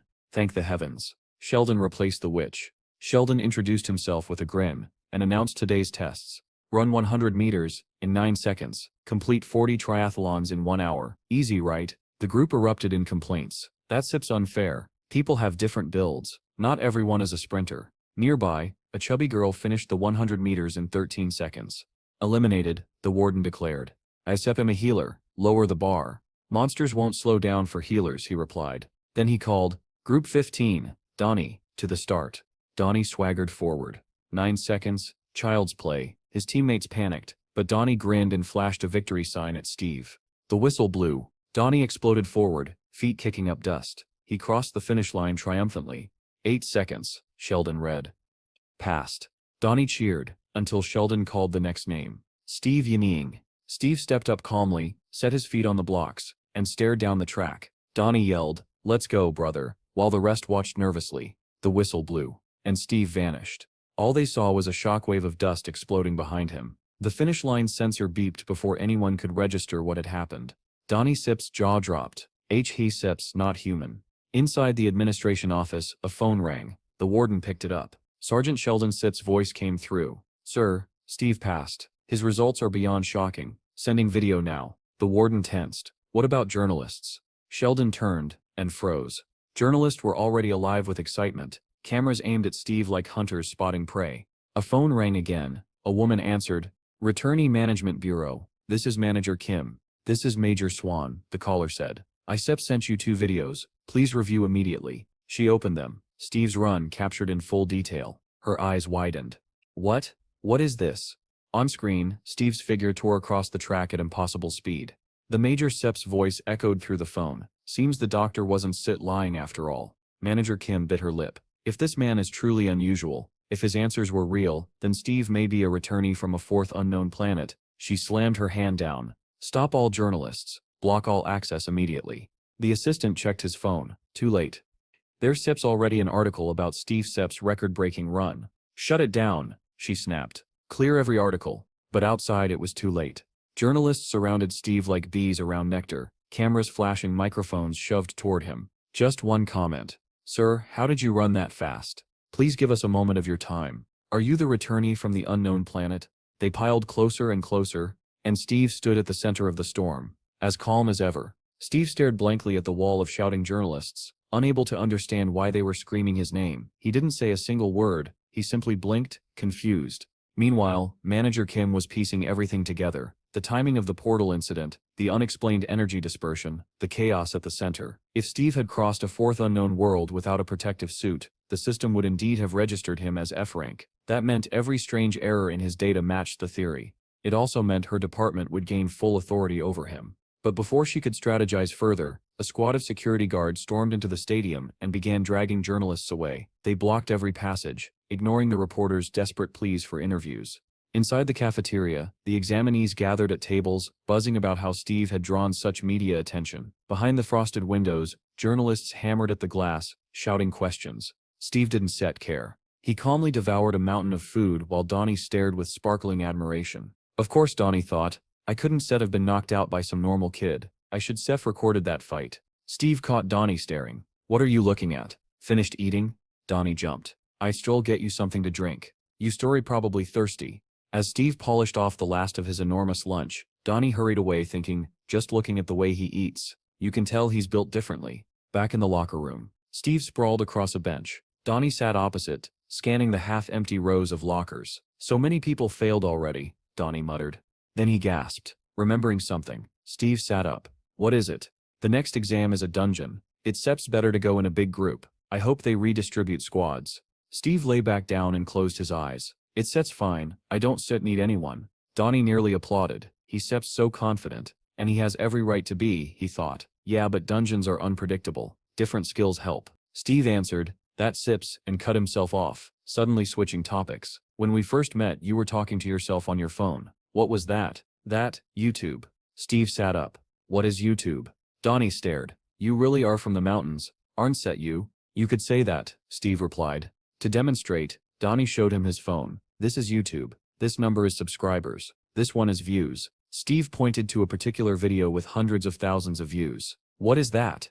A mukbang. People eat a lot of food on camera. On screen, a woman lifted a huge piece of meat and bit into it. Steve leaned forward, fascinated. Donnie sweated nervously. His appetite really is inhuman. I know a lot of YouTubers like this, Donnie said. I could get you into a collab video. Steve nodded firmly. I remember the promise. Donnie blinked. His enthusiasm, his intensity, it was overwhelming. You're a good guy, Steve said out of nowhere. Donnie flushed, remembering how much attention Steve had drawn from journalists. He really could become a superstar. Strong, handsome, viral potential. Steve added, join my clan. Donnie froze. Your what? My clan, Steve repeated calmly. I am creating one. You can join. Donnie stared speechlessly. His mind stalled. His childhood flashed before his eyes. The cheap boxing gloves, the endless sparring, the constant failures in the license exam, the friends who told him awakening was his only way out. Now that boxing couldn't feed a family. And now, this. The most talked about awakened of the year, asking him to join his clan. Donnie Sip's breath hitched. His eyes trembled. Steve waited patiently for his answer. Donnie had clung to YouTube like a lifeline back when none of his friends believed he could succeed. And now, watching Steve, he felt as if luck had finally started favoring him. This was the kind of content people loved, and he was thrilled. With absolute sincerity, he declared that he'd follow Steve to the ends of the world. Steve said he appreciated that, then gently reminded Donnie about the mukbang video. Tears welled up in Donnie's eyes as he promised he wouldn't forget. In his heart, he whispered to himself that success was built on connections. Steve noticed the sudden tears and asked why Donnie was crying, but Donnie brushed it off and asked him not to pay attention. Then he composed himself and explained something important. You could only start your own clan with 3 members. Before Steve could reply, the locker room door burst open. Someone stepped inside. The boys turned around, confused, studying the figure in the doorway. It was a bald man dressed like a monk, a weapon strapped across his back. The boys eyed him warily, waiting for him to speak. Donnie broke the silence first, asking where the monk had come from. The man introduced himself as Munch from Team 15, ending his sentence with a calm Muma Buddha. The boys exchanged surprised looks. Donnie asked how a Buddhist monk could possibly be a hunter, but Munch didn't answer. He simply stared at them in silence. Before the tension could settle, a voice echoed through the speakers. Everyone was ordered to assemble in the briefing room after changing into their combat suits. The boys were stunned. Donnie grumbled that not only were they being dragged out at night, but they also had to show up in combat gear. Steve wondered aloud if the dungeon raid wasn't supposed to happen tomorrow. Munch quietly explained that depending on the situation, the raid could be moved up. Mumata Buddha, he added again. Donnie was horrified. How could they start a raid without proper warning?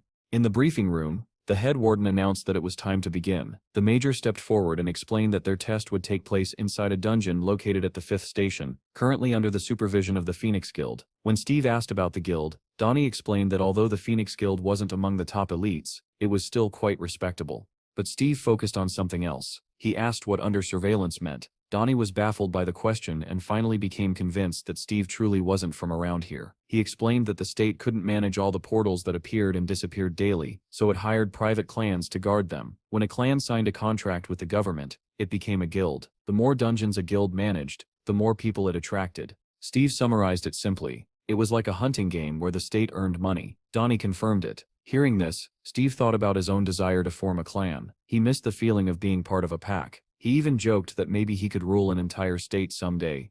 Donnie continued explaining that owning a dungeon was great, but only if you had the proper permissions. Steve barely reacted. He was already fixated on their real goal, creating their own guild. Donnie laughed nervously and reminded him they had to pass this exam first. Steve stared blankly, and Donnie wondered if he was dealing with an idiot.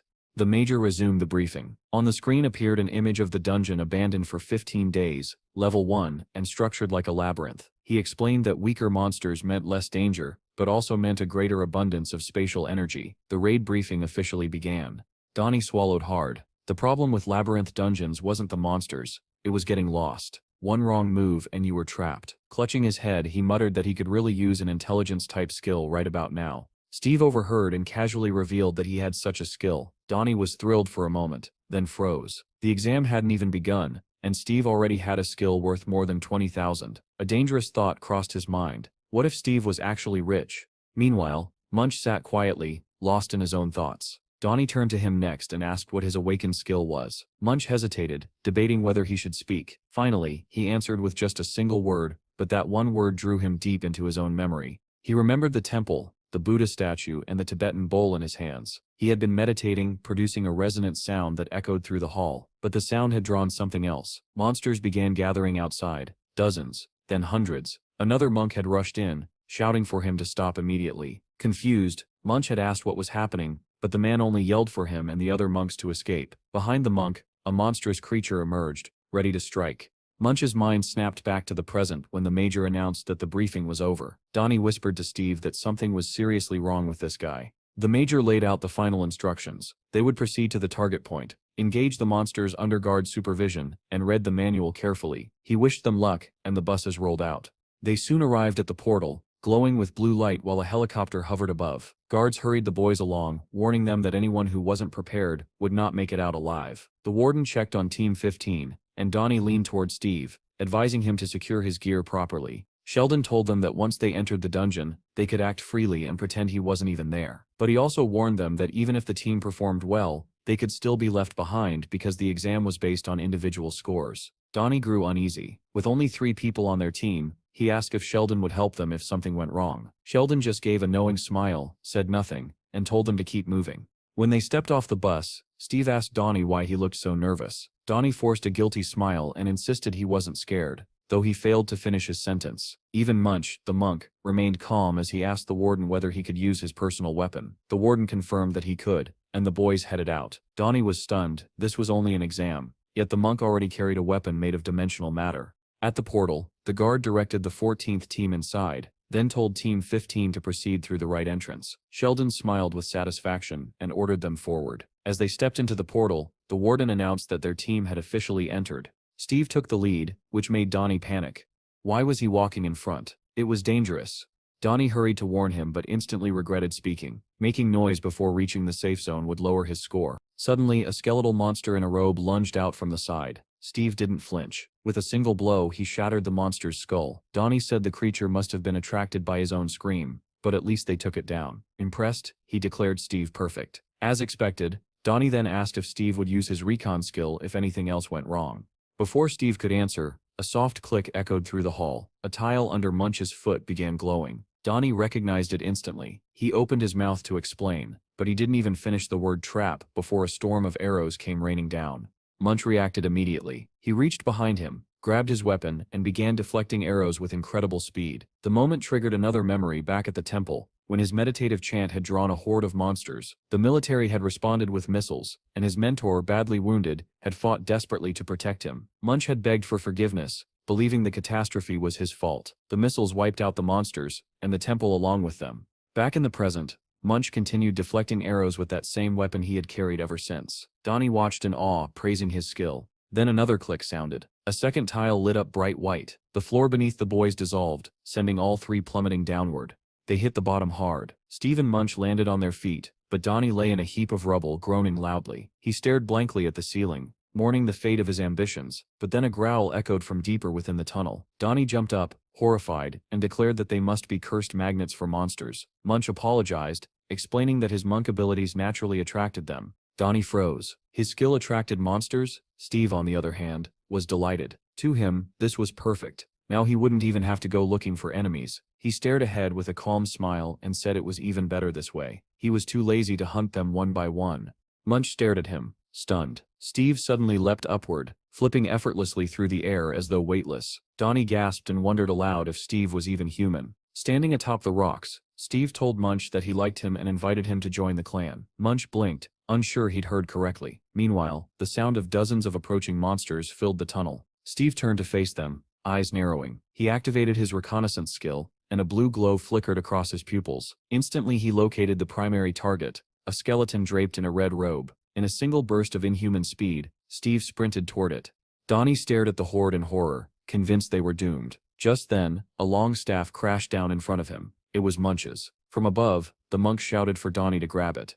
Donnie seized the staff without hesitation. Setting aside all fear, he suggested they lure the monsters into the pit, and then hunt them from above. Groaning, he hauled himself out of the hole with Munch's help. Once they climbed out, they stared at the battlefield in disbelief. Dozens of monsters lay dead. They could hardly speak. Donnie whispered that it was insane. Up ahead, Steve calmly told them to clean up the monsters along the route and follow him. Inspired by his confidence, Munch and Donnie charged forward. Donnie grinned and said with absolute conviction that Steve was definitely crazy, and somehow, that made him the perfect leader. Munch effortlessly scattered the attacking monsters with sweeping strikes of his weapon, sending them tumbling in every direction. As he fought, he wondered if Steve had detected the trap using his reconnaissance skill. The monk was impressed, both by the speed of the reaction and by Steve's overwhelming strength.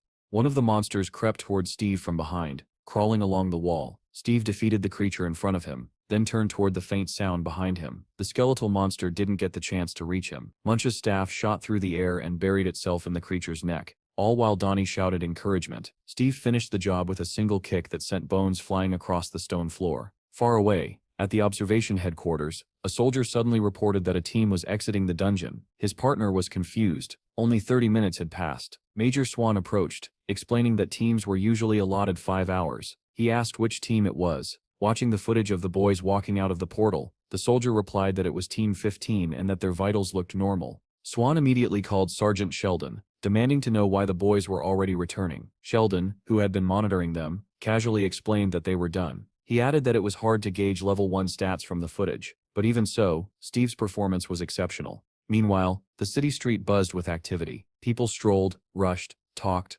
argued, and in the middle of it all was Donnie, filming with a camera in hand. He spoke enthusiastically to his viewers, promising a behind-the-scenes look at life inside Steve's clan. He read a comment aloud asking what he would show that day, and with great excitement he announced that they were celebrating a housewarming party. From inside the newly registered clan building, Donnie's cheerful voice introduced the clan's food manager, an unofficial breadwinner. A grandmother appeared on camera chopping greens. Donnie asked her to greet the viewers. Her focused expression twisted into a fierce glare as she raised her knife and told him to leave before she made him part of dinner. Donnie froze as his ear began to bleed slightly from fear, but he didn't dare argue. Inside, Bill sat at the table with his father and asked why the grandma wanted to let someone in for dinner. Donnie read comments, insisting she looked like a gangster, and he hurried to clarify that she wasn't one. Another viewer asked why they had a Buddha statue. Donnie explained that it belonged to the third member of the clan, the monk they had seen before, whose mysterious power attracted people. He walked into another room with the camera and greeted the others. Steve turned to wave. Donnie pointed the camera at Munch, who was sitting at a dining table piled with food. Donnie introduced him as the clan's monk and asked him to say hello. Munch looked embarrassed, unable to speak. Eventually he gathered the courage to lift his staff and show it to the audience, saying he'd been through a lot. But before he could finish, a loud scream interrupted him. A white truck screeched to a stop in front of the house. Chad leaned out the window and shouted to Steve that everything was ready. The boys ran outside, grinning. Donnie rushed after them asking about the bill. Soon a white van was speeding through a rundown district, with a quadcopter hovering above, filming. Steve spotted it and asked what it was, offering to smash it. Donnie sighed and admitted he didn't even know what a drone was. Inside the van, the driver announced that they were headed for the 4th station, the 30th Gate quest. He pointed out the glowing blue portal and explained that this would be the clan's first official quest. Donnie, smiling, said his skill was video memory and promised to upload everything to YouTube later. The boys stepped through the portal. Immediately they were surrounded by bats. Steve was baffled. Donnie explained that this dungeon belonged to the bats. He then asked whether Steve had a long-range skill. Steve said no. Donnie frowned, wondering how they were supposed to catch airborne monsters without one. Munch, who had been silent this whole time, told them confidently to leave it to him. Steve and Donnie exchanged skeptical looks. Then Munch knelt, placed his bowl on the ground, and began striking it with his staff. A sharp ringing sound filled the cave. Above their heads, the bats began to move strangely, forming tighter and tighter clusters. Donnie stared upward, asking if the monk's ability was causing this reaction. The bats gathered into a massive flock, and then dove toward the boys. Every single one of them aimed straight for Munch. Calmly, the monk rose to his feet and lifted his staff. Flames erupted as he swung it, creating a blazing ring in front of him that incinerated the swarming creatures. Then from the darkness, an enormous bat emerged, far larger than the rest.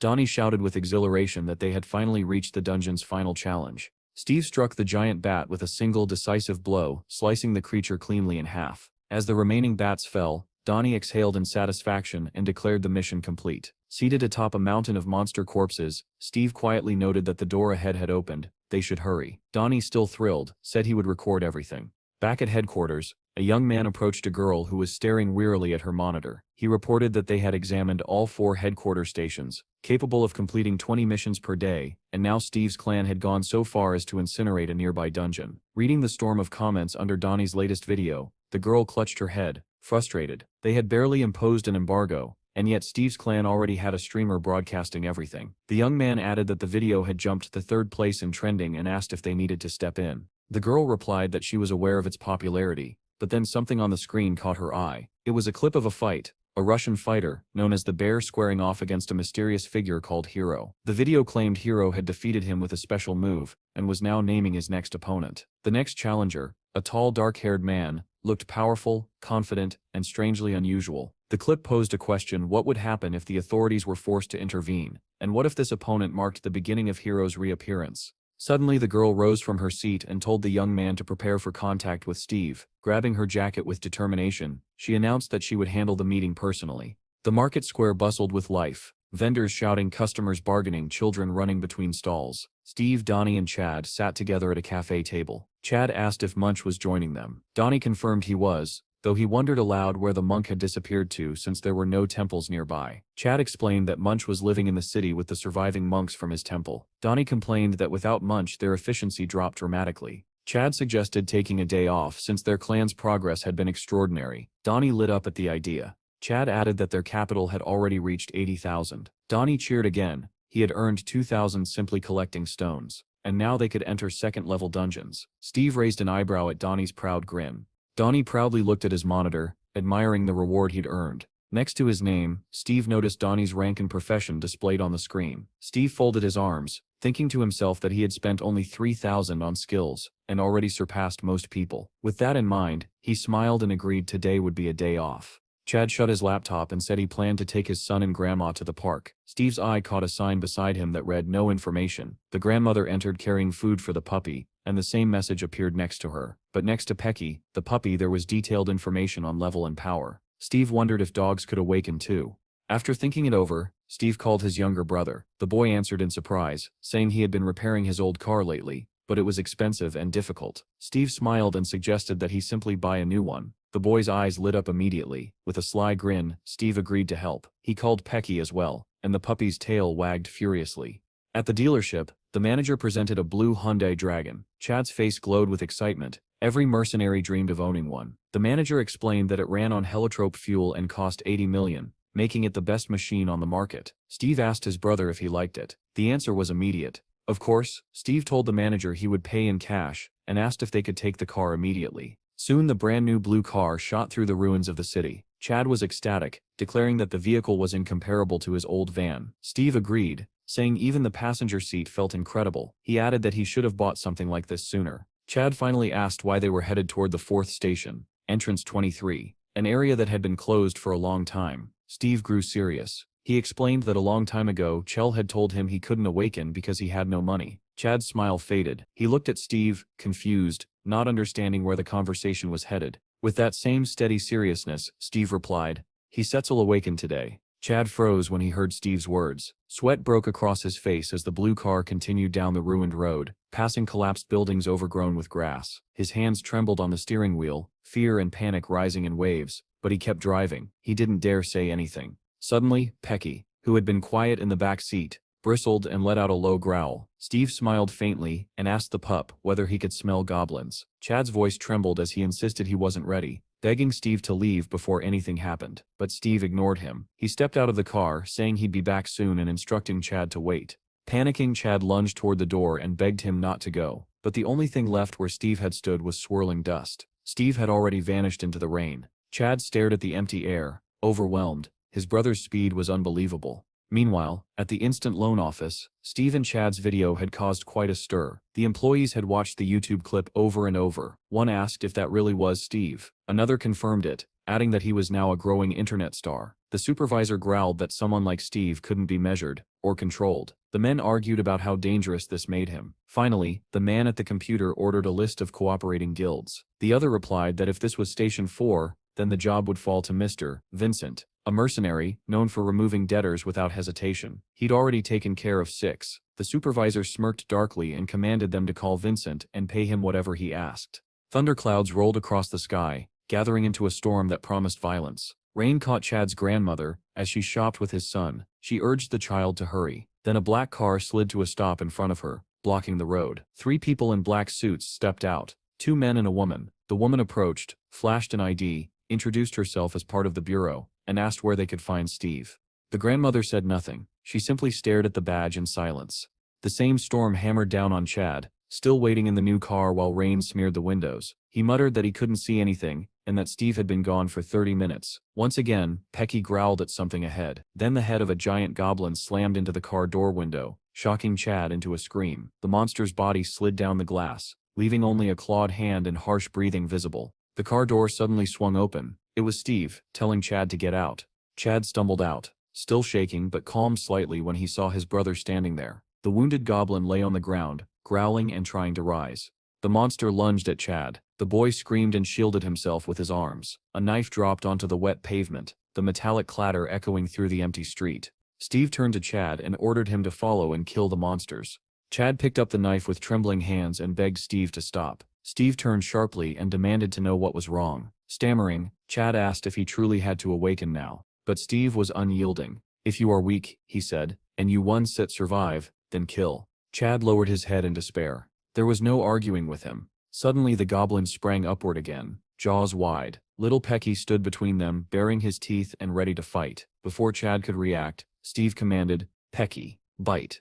The pup hurled himself at the monster, sinking his teeth into its arm. Despite the creature's massive size, the goblin seized Pecky's head with its huge claws, trying to rip him off. Steve didn't move. He calmly stated that Pecky was still young, and that if Chad didn't intervene, the puppy would die. Crying, Chad begged Steve not to force him to do this. Lightning tore through the sky. With it came Steve Sip's roar. "Kill him." Chad's breath came in panicked bursts. He stared at the knife, clutching it with both hands. The goblin ripped Pecky free and prepared to bite down. Chad screamed as he swung. He knew that if he didn't set act, Pecky would die. The blade drove into the goblin's skull. Blood exploded across the pavement. The monster collapsed, lifeless, freeing Pecky. But Steve wasn't finished. He shouted at Chad to continue. Fueled by fear and rage, Chad struck again and again, stabbing until he could no longer lift his arms. At last he threw the bloody knife aside. Rain mingled with the stream of blood on the ground. Chad fell to his knees, gasping for air. He stared at his stained hands,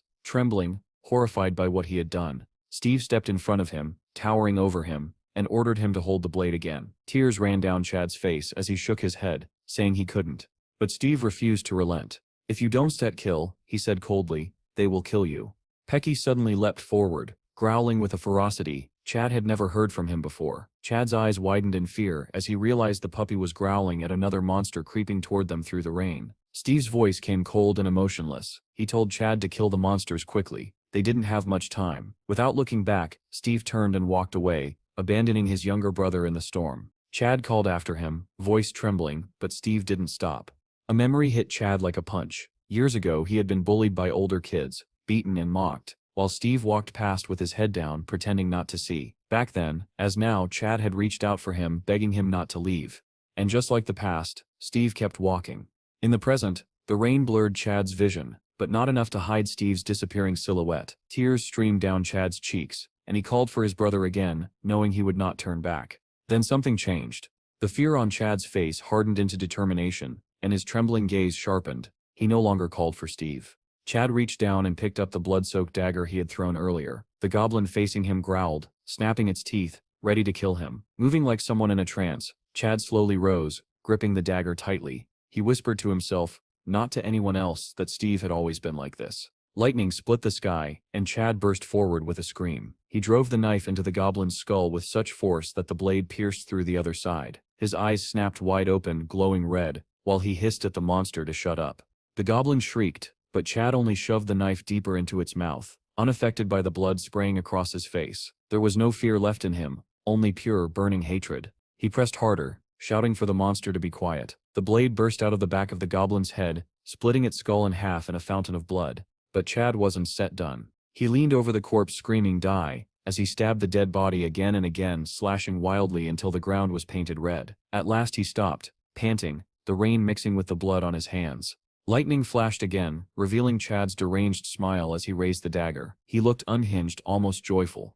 Another goblin lunged at him, grabbing the hand that held the blade. Its dripping jaws snapped inches from Chad's face. They toppled to the ground together. Chad thrust the dagger into its mouth and sliced upward, severing the creature's artery. Another geyser of blood drenched him. With the monster dead, Chad stood, muttering to himself about the sticky feeling on his arm, the sensation of cutting through flesh. His smile twisted into something unrecognizable. He whispered, "Nonsense. What are you doing? Donset, save me." Then he burst into manic laughter. High above, Steve sat on a rooftop, watching the transformation. He saw Chad's awakened status appear, cold-blooded killer. Even Steve was taken aback. Looking down at the drenched, laughing boy, he commented casually that his little brother was cute. Then, louder, he asked Chad whether he had been working part-time at a slaughterhouse. Chad was nearly unrecognizable, eyes wild, filled with murderous hunger, but Steve didn't react to any of it. He simply told him to get up. Still giggling, Chad obeyed, though the madness in his gaze remained. Steve declared the battle finished. Behind him, the ground was littered with half-dead goblins, dozens, maybe hundreds, wheezing and twitching in the rain.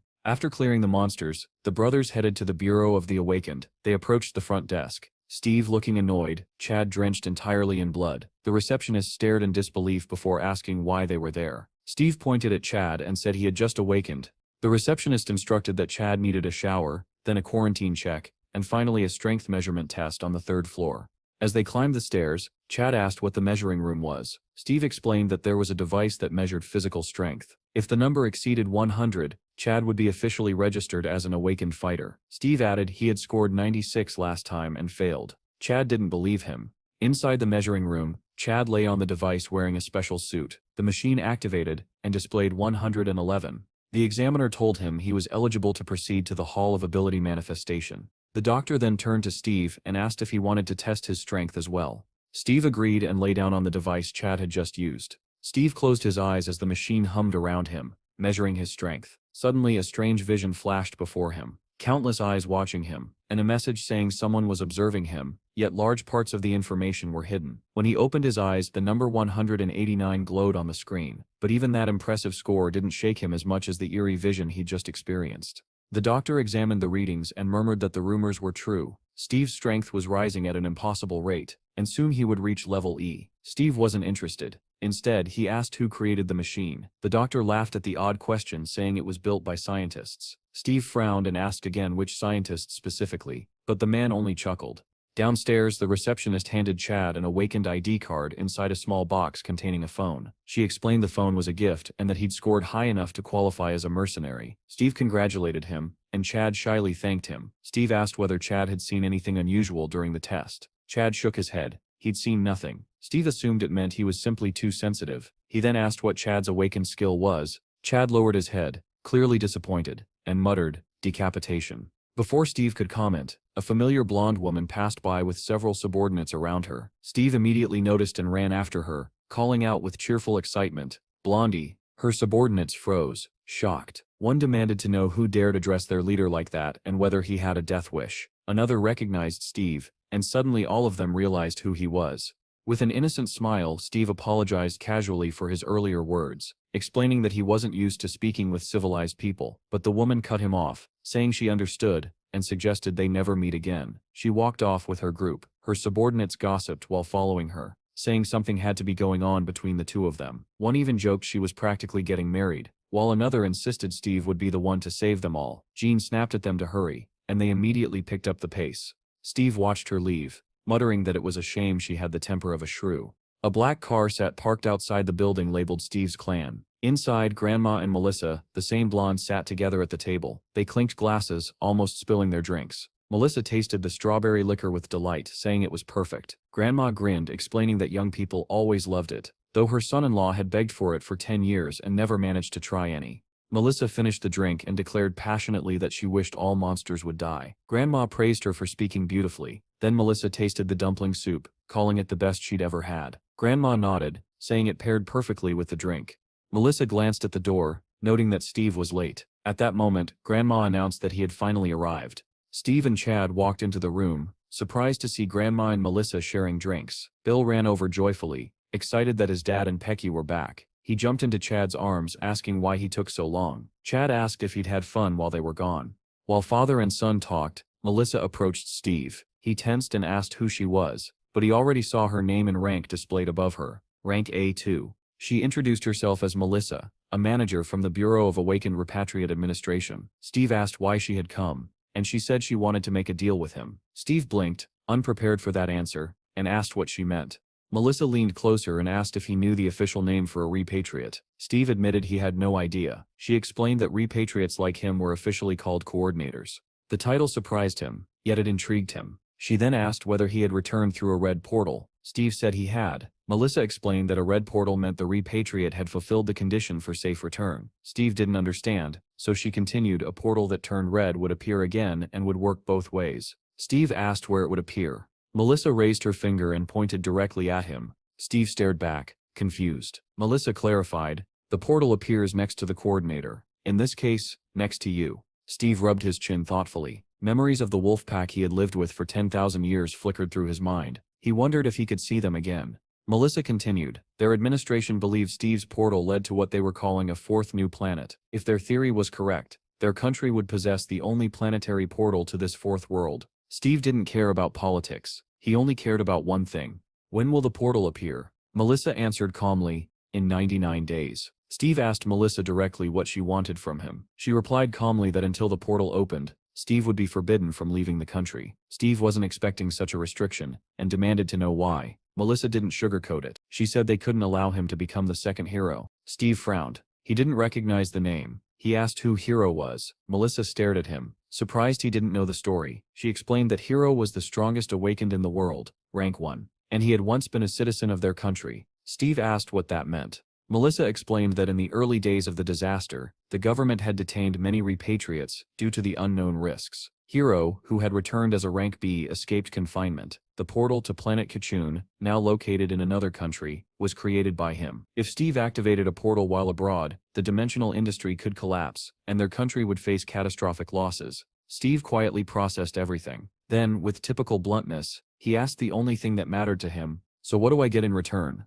Melissa was ready for the question. She asked what he wanted. Steve answered without hesitation. He wanted to elevate his clan into a guild and expand its territory. Donnie, listening secretly from behind the wall, nearly fainted from shock at the scale of the negotiation. Melissa did not object. She told Steve he could ask anything else. Steve then remembered his most important question. How will I know when the portal appears? Melissa explained that they would send an agent who specialized in detecting small energy fractures. One of their best. Steve was intrigued.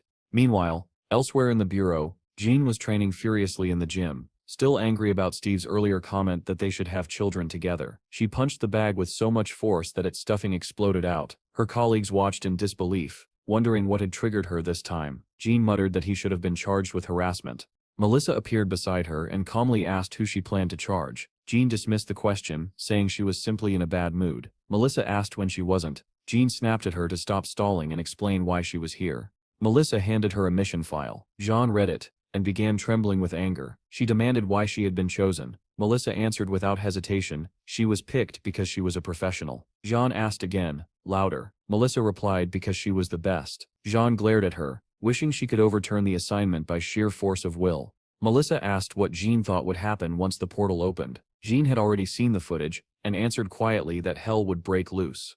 Melissa nodded. If Jean detected spatial cracks, she was to leave immediately with Steve. Until then she would have to stay with him at all times. With a mischievous grin, Melissa repeated, always, emphasizing every syllable. Then she walked out laughing, leaving Jean fuming and threatening to file her resignation. Elsewhere, Chad sat in his room, clutching his head as obsessive thoughts circled through his mind. Don't leave, they'll kill you. Don't leave, they'll kill you. His son's voice finally snapped him out of it, calling him to dinner. Later, the clan gathered at a cafe beneath the newly hung wall clan sign. Someone inside shouted in excitement. Chad asked what was going on, and Donnie proudly announced that their clan was thriving, now eligible for second-level dungeons. Steve was pleased by the progress, but Chad pointed out they needed rank D to enter those areas and didn't yet have enough fighters. He suggested they farm first-level dungeons for a while. Donnie agreed, but added that with Steve around, second-level dungeons weren't a problem. Steve decided they would build up funds and strength in first-level dungeons first, then recruit new members. Everyone agreed. Footsteps approached their table. Donnie turned. Munch stood beside them, greeting everyone with folded hands and saying, "Save us, great Buddha." Donnie asked if he had eaten. Bill waved in excitement. Munch replied that he had and suggested they depart. His level indicator showed F5.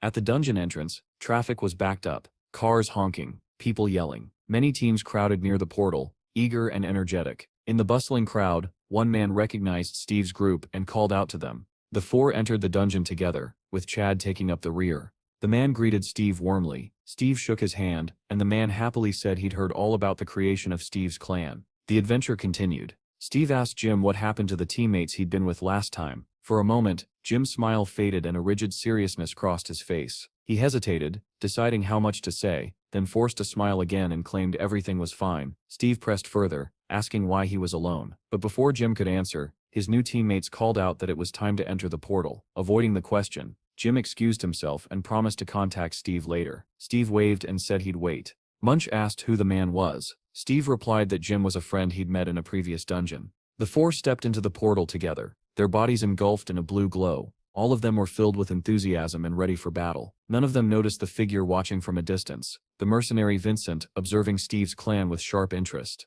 In another part of the crowd, Jim's own team prepared to depart. One teammate recognized Steve, while another said they needed to hurry. Jim, however, was troubled. He couldn't bring himself to tell Steve the truth about his clan's collapse. Two of their core members had quit under the excuse of needing rest. When the core left, the entire clan dissolved overnight.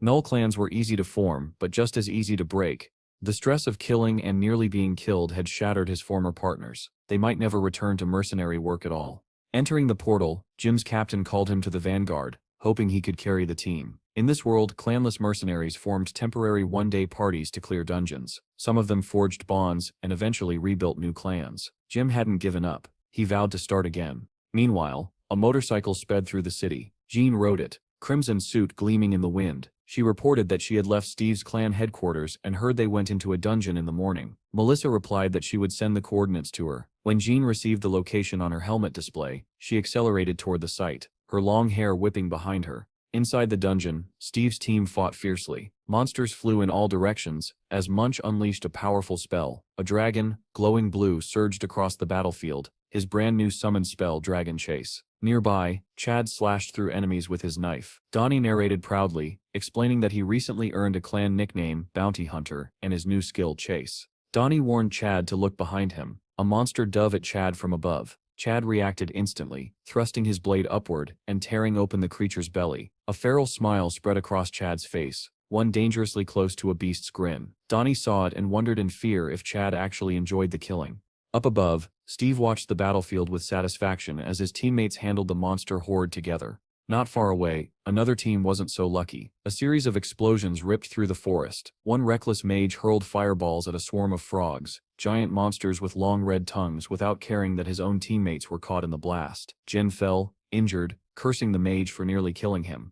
Before he could get back up, a frog monster wrapped its tongue around the mage's waist and dragged him away. The rest of the team was devoured as they screamed for help. Jen, barely conscious, thought of Steve's clan and felt a painful twist of jealousy. Surely they wouldn't accept a washed-up E-class mercenary like him. By then Steve's team had already finished and stepped out of the portal, glowing in blue light. Donnie said happily that this run saved them time and spared them exhaustion. Munch added that he had tested skills he didn't even know he possessed. Steve praised them and said they would begin splitting into groups to attack more efficiently. At that moment, a stranger approached them and asked if they were Steve's clan. Steve immediately asked who he was, eyeing him with suspicion. The man introduced himself as Vincent from the BDG guild and handed over his business card. Donnie nearly choked. BDG was a rank 5 guild. They owned 4 stations and even possessed a personal portal. They ranked 20th on the national list. Steve examined the business card and asked what Vincent wanted. Vincent smiled politely. He said that since BDG shared territory with Steve's rising clan, they wanted to give them a welcome gift. Everyone was stunned. Vincent explained that he'd heard the clan leveled up recently, and wanted to congratulate them by offering tickets to a second-level dungeon under BDG's direct jurisdiction. Donnie's eyes sparkled. Second-level tickets were extremely valuable. Vincent asked if they wanted to go immediately. Chad hesitated, pointing out they should probably prepare first. Vincent waved the concern away, saying BDG would provide everything they needed as part of the gift. Donnie was amazed. Such support guaranteed success. But Steve declined. He said they would farm first-level dungeons to train teamwork. He alone would handle the second-level descent for now. It would be more efficient. Vincent smiled, a little too satisfied, before hiding it. The clan agreed with Steve's plan. Vincent gestured toward a brown SUV and invited them into his vehicle. Their next challenge was about to begin.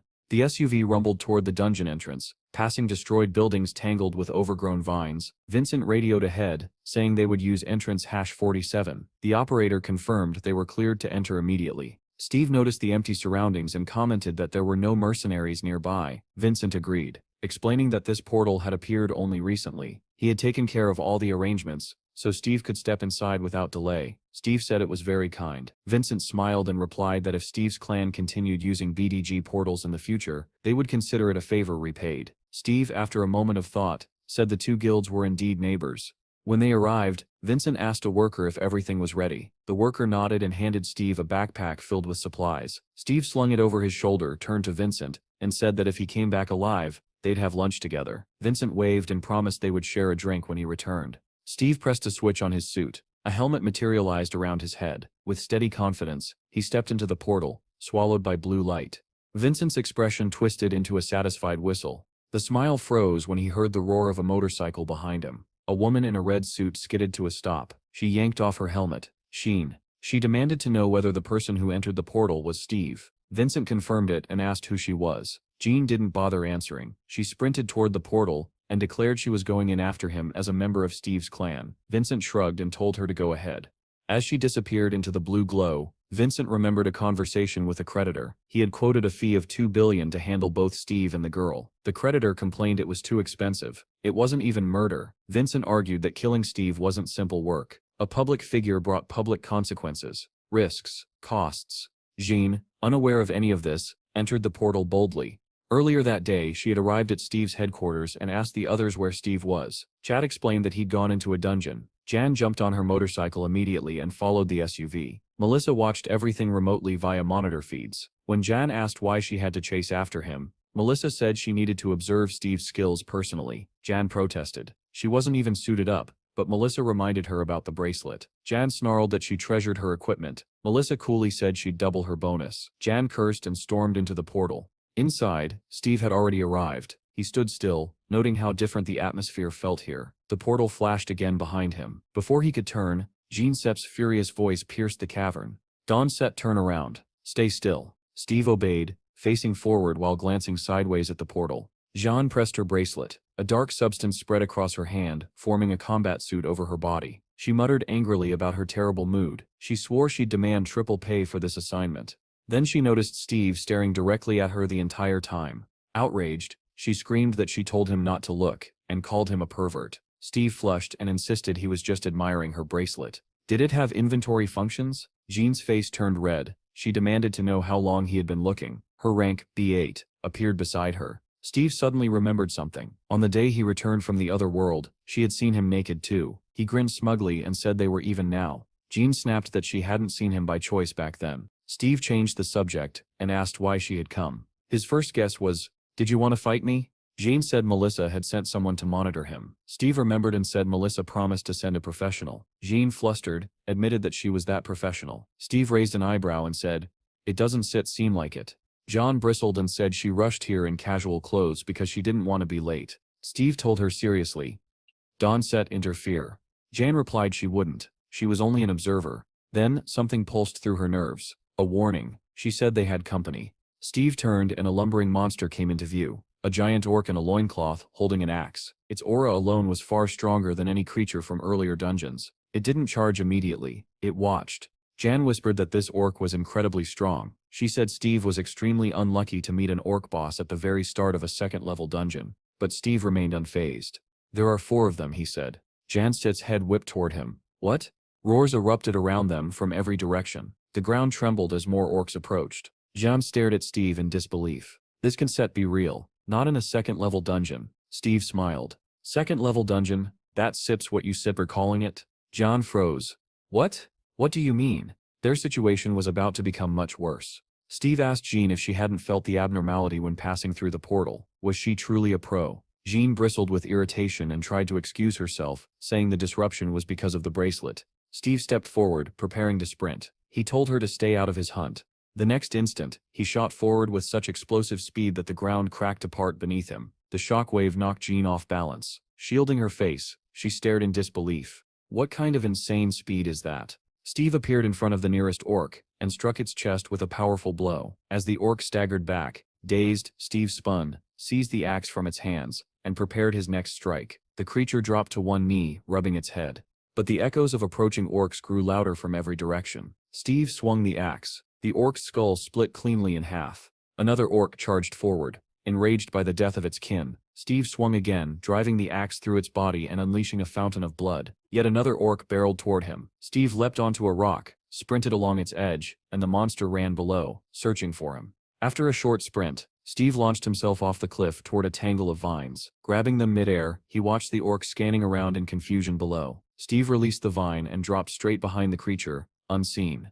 Meanwhile, far away, Vincent called the client. He said they should transfer the remaining payment. Even a sea-level mercenary would struggle to survive a dungeon like this. The client grinned when asked what level this dungeon actually was. Inside the dungeon, Steve plunged a dagger into another orc's skull. Jean watched from a distance, stunned at what she was seeing. Steve crouched beside the corpse, completely ignoring the next orc running at full speed toward him. Steve muttered with excitement that the dungeon's level didn't matter as long as he could kill everything inside. The new orc swung its axe inches from Steve's head, but Steve dodged effortlessly and struck its chest with enough force to send it flying. A second strike crushed its skull. Helmet soaked in blood, Steve stared at the dying orc and saw a notification plus 32 points. He grinned. This dungeon was a treasure trove. Without looking, he tossed Jean the backpack he'd received earlier. She caught it. Startled, Steve asked her to help collect bloodstones. Then he walked off toward another corpse, leaving her baffled. Jane watched him with a mixture of confusion and growing horror. He was just an F rank, yet he was massacring the battlefield. The conclusion formed itself: Steve was completely insane. A twitch ran up Jane's spine. She sensed something and turned her head sharply, activating her reconnaissance skill. Her eyes glowed blue. Steve, meanwhile, pried a massive bloodstone from a corpse and proudly showed her its size. Jane ground her teeth.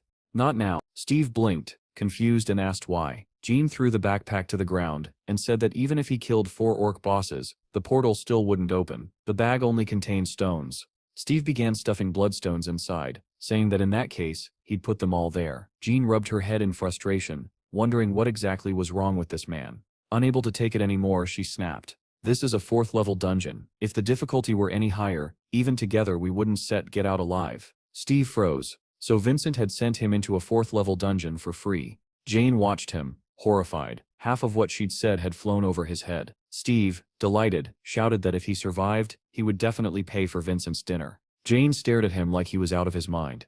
Are we actually idiots? A sudden pressure hit her senses. Jean spun around just as a monster lunged at her with a weapon. She reached instinctively for her sword, but the sheath at her hip was empty. She'd forgotten it on her motorcycle in her rush. Before she could react, Steve slashed the monster's head clean off. The corpse collapsed beside her, splattering blood everywhere. Steve smiled and told her he was strong, though he'd been stronger before. Jean stared at him skeptically. Another pulse. Jean's eyes widened. She and Steve turned simultaneously. Jean activated her clairvoyant skill. Her eyes shone blue. Through infrared vision, she saw dozens of monsters rushing toward them. She cursed. A mob of orcs was closing in, and fast. Their path was sealed. Jean asked in panic if there truly was an entire army of them. Steve only smiled. Even without Munch here, the monsters were coming straight to him. Jean snapped at him to be quiet. The first wave arrived, orc riders mounted on snarling wolves. Jean shouted that it looked like nothing but orcs. But Steve wasn't listening. His eyes sparkled. He was thrilled by the sight of the harnessed wolves. The ogre drew closer, raising its massive weapon. Steve dashed forward, telling Jan not to touch his monsters. Jan snapped back that he should be worried about other things, but still activated her shield skill, successfully blocking an incoming strike. Steve didn't stop. He rushed past her, splitting the next orc's skull cleanly in two. Before its body even hit the ground, Steve was already charging another target. Jean summoned her sword from her inventory and struck the orc attacking her, but the monster merely stared at the shallow cuts on its body, confused. Jean clicked her tongue. She had grabbed only the blade, not the heavier weapon she usually carried. Before she could finish the thought, Steve bounded toward them shouting, "I told you. Don't touch mine." He leapt from above and kicked the orc off its wolf mount. The beast crashed to the ground, rolling across the dirt. Steve landed lightly behind Jean and launched himself forward again, cutting through the approaching monsters like a falling meteor. But then, everything shook. A colossal club slammed into Steve's side, sending him skidding violently across the ground. The attacker was enormous, even compared to the other orcs, draped in a fur mantle with ornaments hanging from his neck. He looked every bit like a commander, if not the orc general himself. Steve hit the ground hard. His dagger slipped from his hand. The ogre general loomed over him. But Steve sprang up, grinning in excitement. "So you stir the boss of all of them?" The orc general didn't answer. He simply stomped, sending dust exploding upward, and swung his club again. Jane sprinted toward Steve, shouting that they had to eliminate the general first. The club crashed down, but Steve dodged. The second strike barely missed him as he vaulted upward, ending up above the giant Sip's head. He plunged his dagger down with every bit of strength, and it lodged deep into the monster Sip's skull. Sean gasped. He actually did it? Steve yanked the blade free, and saw it had snapped in half. The orc general, still alive, finally connected a blow. The club smashed into Steve's stomach, launching him backward like a rag doll. Jane froze. Steve had actually been struck. Meanwhile, at the Bureau of the Awakened, Melissa received a call. Her subordinate hesitated. "May Stom isn't set something strange." Melissa asked what he meant. The man said that Steve and Jean's phones were now far apart, too far, and neither device had sent any signal for nearly an hour. According to their data, Steve appeared to be in a level 1 dungeon. Before he could say where Jean was, he faltered. Melissa felt a growing dread. "What are you talking about? They should be together."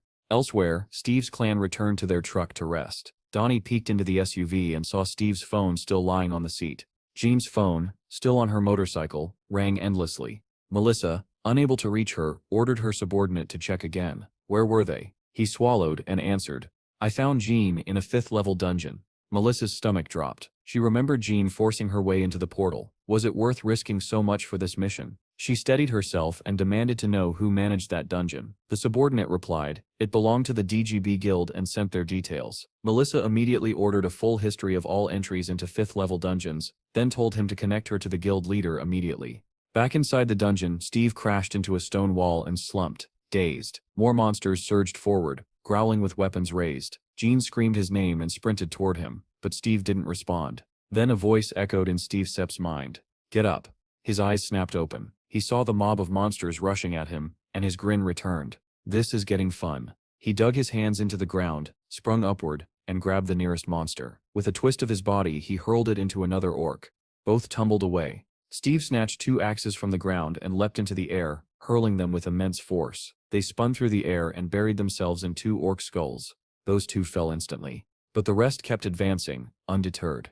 The real fight was only beginning. Jean sprinted towards Steve as a rain of arrows fell from above. She was stunned. This orc army even had archers. She rolled into a forward somersault, narrowly avoiding several arrows, but stopping even for a moment allowed a swarm of monsters to close in around her. She didn't panic. Activating defensive bomb skid, she released a burst of blinding light from her hands. Every monster caught in the blast disintegrated into dust, but more surrounded her immediately. Just as the circle closed in, Steve grabbed her wrist and yanked her forward, dragging her through the gap. The orc boss watched their escape from afar, letting out a furious roar. Jean demanded to know what Steve was doing. He told her they needed to run without letting go of her hand. She shouted angrily that they were surrounded. How exactly were they supposed to run? Steve pulled her toward the mountainside, saying it was empty. She looked ahead and saw only a cliff, and answered in terror that she couldn't go there. "That's why we are going there," Steve replied. When they reached the edge, Steve suddenly lifted her into his arms. Jean screamed, asking what he was doing. Steve only told her to hold on tight. Without hesitation, he leapt off the cliff. They plummeted downward. Several orcs leapt after them, but only to fall to their deaths. Steve landed on both feet, the impact cracking the earth beneath him. The orcs that followed crashed against the ground around them, their bodies shattered. Jean clung to him in shock, realizing she was still alive. Steve sighed, dropped his hands, and let her fall unceremoniously to the ground. "We're still going to die," he muttered, already walking forward, leaving her stunned and breathless. When she finally looked up, she saw the dizzying drop they had survived. The orc boss glared down from the cliff above. Somehow, she and Steve had lived through that fall. Brief rest, and a grim realization. They found a cave to rest in. A long howl echoed through the barren forest. Inside the cave, Jean hugged her knees, complaining that the monster's cries were unbearable. Calling Steve Mr. Unusual, she asked what his plan was. Steve answered simply, "We kill more orcs, then we level up and push forward." Jean sighed heavily. Level ups had no limit, but stat increases did. Steve shrugged and replied that he had no limits at all. Jean stared at him, confused, and asked what he meant. Steve only gave her a calm smile. Meanwhile, the world outside fell into chaos. Two military vehicles sped toward the dungeon entrance. Crowds of journalists, soldiers, and onlookers swarmed the site. The authorities pushed them back from the portal. A reporter explained, they were at the 5th-level dungeon managed by the DGB Guild, where a deadly incident had occurred 2 days prior. Steve's clan knelt nearby. Donnie was crying hysterically, terrified for Steve's safety. Police dragged out Vincent in handcuffs. He claimed Steve and Jean had entered the dungeon voluntarily, but after interrogation, he finally confessed. Reporters shouted questions, demanding to know Steve's last words. Vincent growled in frustration. He had no idea Jean was from the bureau. The reporter continued explaining that Steve drew so much attention because he was believed to be a repatriate from the 4th planet, which had massive political and scientific implications. Back at the bureau, Melissa burst into her superior's office, furious. She accused him of allowing this disaster to happen, and demanded the criminals be arrested. The chief said they had already detained most of the conspirators, except for one assistant who escaped. Melissa argued that this was a 5th-level dungeon. How could the guild treat it so lightly? The chief countered, asking if shutting down the entire guild would bring Steve and Jean back alive. She exploded at his indifference. He said the belief that Steve came from a 4th planet was only a theory. Perhaps he originated from a dungeon instead. Melissa was horrified by his skepticism. A news broadcast declared that the government would impose stricter regulations on illegal guild activities, frustrating the chief even further. Melissa barely heard him. She broke down crying, confessing that she was the one who sent Jean after Steve. The chief looked at her in surprise. He tried to calm her, saying all they could do now was believe and wait. The reporter outside concluded grimly that survival chances inside this dungeon were extremely low. Melissa collapsed to her knees, sobbing uncontrollably, her mind filled only with thoughts of Jean. Fog thickened through the ancient forest. The trees were bare, though red and yellow leaves still clung to some bushes. Orc patrols searched relentlessly for Steve and Jean. One orc checked the area, axe ready. Suddenly a tiny fairy appeared before him, glowing a faint blue. The creature floated toward his face. The orc lunged to grab her, but she darted away. Frustrated, the orc roared an incantation. His axe glowed yellow as he swung wildly, trying to hit the elusive fairy. She flitted into the bushes, disappearing from sight.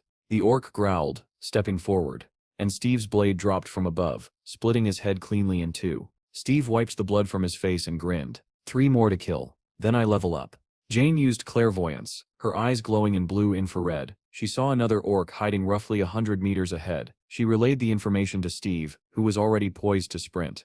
The moment he heard it, he vanished, leaving a shockwave behind him. Jen gasped and ran after him, screaming that it was a trap, but it was too late. The orc triggered the mechanism beneath Steve's feet. Sharpened logs shot up from below and struck him mid-charge, hurling him backward. He slammed into a stone wall. The wind knocked out of him, and his dagger fell from his hand. Jen froze in horror as the orc grabbed a horn and blew a thunderous signal. All around the forest, the orcs heard the call and understood exactly what it meant. Steve had been found. The ground trembled as several hidden orcs emerged from underground, having lain in ambush. Jane sprinted towards Steve, shouting at him to get up. Her voice jolted him awake. He turned, anger flashing in his eyes, but his body felt strangely heavy and unresponsive. His limbs trembled, his vision blurred. The orcs closed in. Steve grabbed his chest, confused at why his strength was failing. His senses dulled, his stamina dropped sharply. Then it hit him. He had not eaten in 2 days. Jean arrived just as the first orc swung at Steve. She activated Defense Bomb, unleashing a violent burst of energy that vaporized the front row of monsters and mortally wounded the rest. The blast consumed her strength and she collapsed. Steve rushed to her side, scooping up a fallen axe as he passed. In one sweeping strike, he cut down 2 orcs. A wicked grin crept across his face. "One more," he said. "Just one more." He leapt toward the final target, but a massive blur struck him mid-air. The orc boss sits club. The blow drove into Steve's chest and sent him tumbling like a rag doll. At that moment, Jean regained consciousness. Groggy, she lifted her head and found a towering orc, the boss standing over her, growling, club raised. She muttered bitterly, "Just a fat guy." Meanwhile, Steve flew across the battlefield and crashed into another orc. The axe in his hand slipped and sank straight into the monster's skull, and Steve received a notification. Level up. Flat on his back, Steve stared at the glowing prompt. You have unlocked a new skill, beast transformation. He blinked in surprise. Should he use his newly gained points on this? Before he could decide, the orc boss loomed over Jean. She struggled to her knees, summoning her sword. She refused to die without fighting. Back in the city, the clan's home was quiet. Granny called Pecky, setting down a bowl of red stew. The puppy barked joyfully, unaware of the danger his master faced. Granny's voice cracked as she told the little dog they didn't know whether Steve was alive or not. Pecky happily dove into the food, not understanding any of it. In the dungeon, Jean parried the orc boss's attacks with the last of her strength. Steve activated beast transformation. Pecky, still eating, suddenly floated upward, glowing blue. Granny backed away in shock.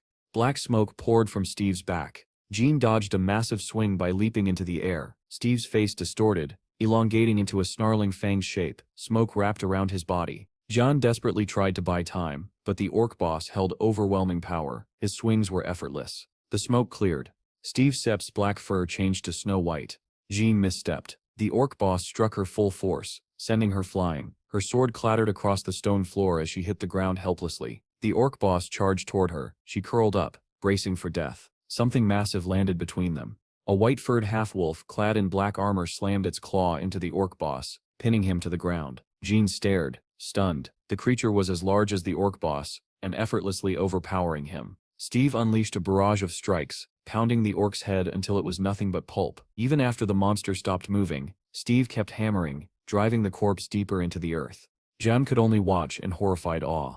Steve then tore into the orc boss's body, devouring chunks of flesh. A notification appeared before his eyes, plus 45 points. When he finally looked toward Jean, the girl met his gaze in terrified silence. She studied the enormous werewolf. "Steve," she whispered. The beast opened its blood-stained jaws, barked. Once, then again, then several more times. Jean blinked. "He sits barking, so he sits not a wolf. He sits a dog?" The beast barked again, as if confirming it. A reporter announced that 3 days had passed since Steve and Jean fell into the dungeon, and neither had emerged. A lone motorcycle stood abandoned at the entrance. The reporter questioned the head of the Awakened Bureau. He explained to the audience, "This place is known as Orc Castle. It is recommended that at least a 30-man party, including no fewer than 10 A-rank mercenaries, enter." Yet Steve and Jean had entered alone, and no one knew if they were still alive. The broadcast continued. As the reporter explained the dangers of the dungeon, the camera operator muttered under his breath that this entire situation was a circus. He claimed the government had practically sent Steve to die just to get rid of troublesome guilds. He grumbled about how long he still had to film this interview. The host asked how many people Steve might disrupt if he somehow survived and returned. The operator scoffed. How could Steve return? He was no hero. He was only level F. By tomorrow, headlines would write about how their country had lost its standing in the rankings. Back at Steve Sepp's clan house, Pecky suddenly reverted into an ordinary puppy again, barking happily. Granny recoiled in fear, asking what on earth had just happened. Jean, like Granny, was shaken by what she had witnessed. Steve shifted back into human form and explained calmly that he could merge with the animals he tamed. It wasn't transformation, it was unification. He turned toward Jean, who stood frozen in disbelief, and asked why she was still staring. They had to collect everything they could and escape. But Jean answered in a trembling voice that it was useless. Steve frowned, unable to understand. Jean said quietly that this place would be their grave. Rain began to fall, drenching the sky in a cold gray haze. Steve asked what she meant. Jean pointed out that they had already killed the boss, yet the portal remained closed. What did he think that meant? Realization struck Steve. The portal hadn't set opened. He gestured toward the crushed corpse of the orc boss, and asked if she was seriously implying that this thing wasn't the true boss. John replied without hesitation, yes, someone even stronger existed in the dungeon. Steve grinned, intrigued, and demanded to know who this mysterious someone was, the one who made her talk about graves. Jean's expression hardened. In the pounding rain, she began her story. 3 years ago, when Jean had just reached level B, she joined a 20-person raid. 10 of them were A-rank mercenaries from the Bureau. Together, they descended into a 5th-level dungeon. Jean walked in the middle of the formation, her face tense with concentration. Suddenly, the man ahead of her, Tim, turned back and stared at her. Jean blinked, wondering what was wrong. Tim asked about her ankle. She flushed with embarrassment and said it was nothing. It had healed. Tim smiled warmly and said he was glad. From behind, Melissa teased them. She said they were a cute couple, and this was exactly why couples shouldn't join missions together. The squad stormed the orc castle. Explosives detonated, blasting apart one of the fortress walls.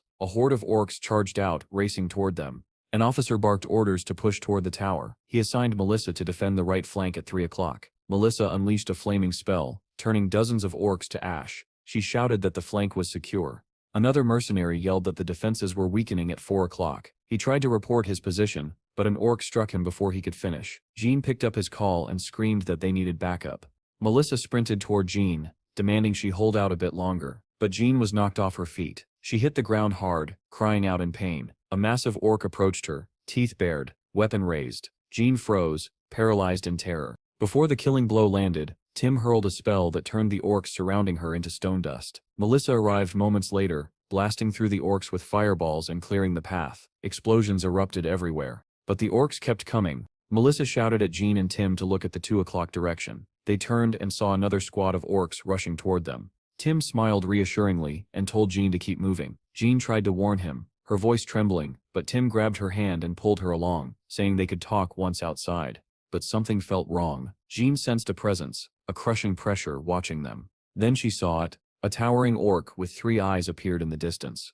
One blinding flash later, Tim's arm, still holding his sword, was severed and flung across the battlefield.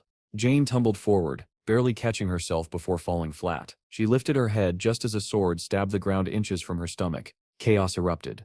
Every mercenary turned, horror etched into their faces. Tim Sip's body lay behind Jean, face pale, blood covering him. Above him stood the real ruler of the dungeon. The Orc King, clad in iron armor, weapon raised high. Tim Sip's glassy eyes turned toward Jean. With his remaining strength, he whispered one word: sword. Jean didn't understand. But then she remembered their training in the dojo, and Tim Sip's voice echoed in her mind. Put part of your soul into the blade. Like a fan cannot live without the wind, your sword, your faith, and your heart must become one. The memory ended, and Jean trembled. She knew exactly who was waiting for them in this dungeon now. The 3-eyed Orc King. Tim smiled warmly at her and said, "Here sips the sword, Jean." The Orc King swung his massive spear downward, and blood sprayed in all directions. When Jean finished her story, she lowered her head and discreetly wiped away her tears. Steve placed a reassuring hand on her shoulder, and gently turned her toward him without saying a word. He rested his palm on her head, trying to comfort her, then pulled her close and murmured, "So that's what happened."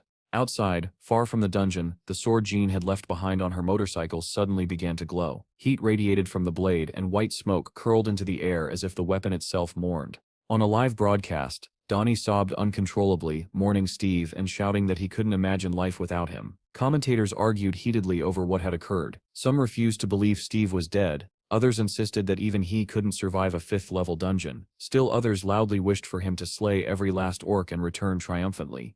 Beside Donnie, Melissa sat with red, swollen eyes, silently grieving for Jean. The reporter announced that the great shaman would perform a ritual for the safe return of the missing. A volunteer raid force of high-ranking mercenaries was already assembling, eager for revenge. Among them was Morris, who thought bitterly that if Steve had joined a proper guild, none of this would have happened. Still, he believed this was the right thing to do. Far away, in another living room, a long-haired man watched the broadcast. A woman draped her arms around his neck and asked what he was watching. He answered casually that it was a channel from his homeland. The man was none other than the world-renowned hero. He scoffed that the shows in this country remained as boring as ever. Steve and Jean shared a makeshift feast in their cave hideout. Steve marveled that after leveling up, the store suddenly offered better food options. He handed her a steak sandwich, and Jean remarked that with such an assortment, he could open a fast food chain. Chewing through another burger, Steve teased that she was a secret foodie. Jean paused mid-bite and asked if eating 12 servings was really a lot. Embarrassed by her own appetite, she set the remaining burger aside and mumbled that she was full. Steve blinked, baffled at how she could possibly be done after so little, while he was already on sandwich number 22. He insisted she continue eating, but Jean gave him a soft smile and said she was grateful all the same.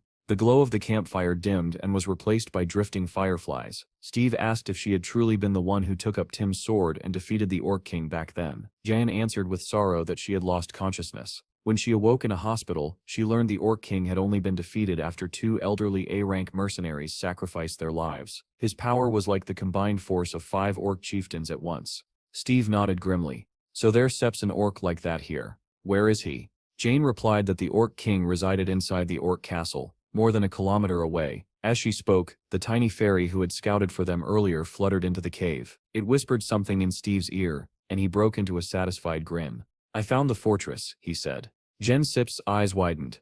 "Already? That fast?" Steve stood, confidence filling his expression.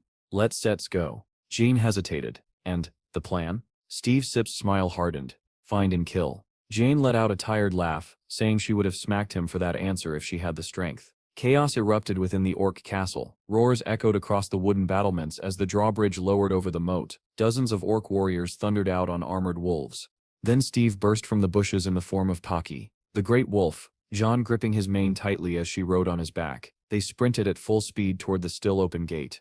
The goblins stationed on the walls spotted them instantly. The mounted warriors turned back, raising weapons as they prepared to intercept. Jean shouted that an entire army was chasing them, and urged Steve to speed up. Ahead, the gate began to rise.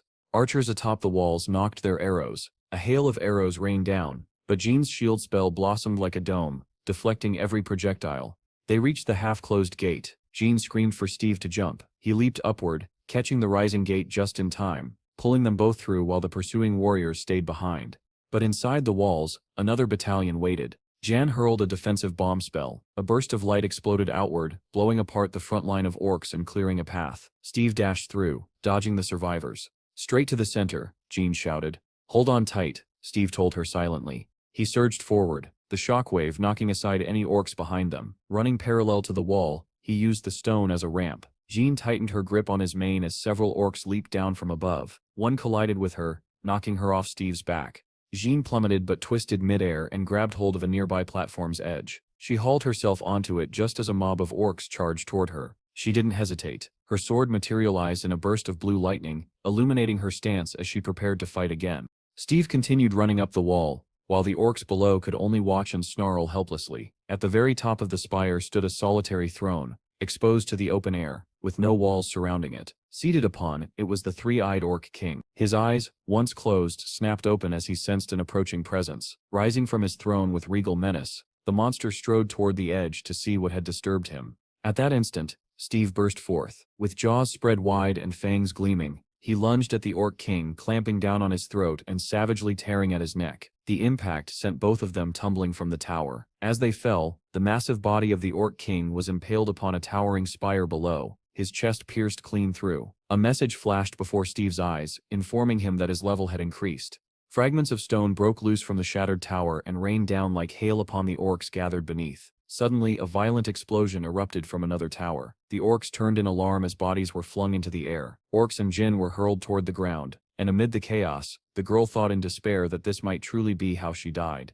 Then, without warning, a white paw tipped with sharp claws seized her hand. She looked up in shock to see Steve. He yanked her toward him just before they struck the ground, then surged forward at full speed as the orcs gave chase. After they had gained some distance, the girl asked what had happened to the king. Steve answered calmly that he had killed him. He tossed her onto his back and told her it was time to leave. As he prepared to sprint, Jean grabbed his mane and demanded to know if he had truly slain the king. Steve told her to scan the area. Activating her clairvoyance skill, Jean stared in disbelief and announced that the portal had opened. She could hardly believe that Steve had defeated the Orc King and done so in such a short time. Meanwhile, far below, one of the monitoring devices began to beep, and a timer appeared on its screen. A member of the DGB guild could only groan in shock as he realized what he was seeing. He managed to mutter that this was the 127th dungeon. His partner, equally stunned, demanded to know what that meant. Donnie noticed the countdown hovering above the dungeon and asked in confusion what it signified. When Melissa heard the announcement that the portal explosion countdown had begun in dungeon number 127, tears filled her eyes as she realized that Jean might still be alive. Around the portal, the crowd erupted into thunderous shouts as the countdown began. Steve asked Jean if she had located the portal. Slightly disoriented, she replied that she had.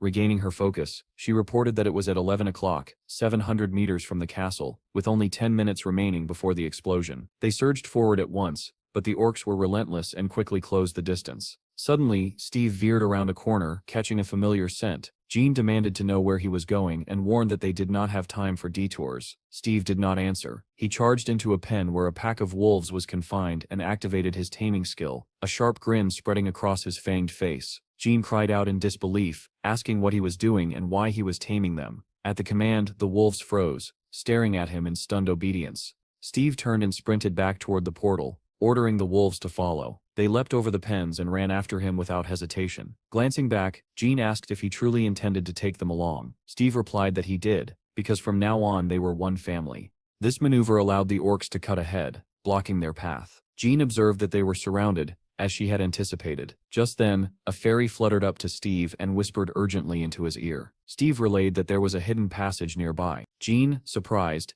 immediately activated her clairvoyance and spotted a right-hand turn. She shouted for them to turn immediately, and Steve plunged into the passage, followed closely by the pack of wolves. The orcs stormed after them, roaring with fury. Ahead, Jean pointed to a massive gate and said they needed to reach it. Steve felt a surge of hope and declared that they were getting out. Accelerating even more, together with the wolves, they burst through the gate and raced across a bridge. Jean warned that there was only 1 minute left before the portal exploded.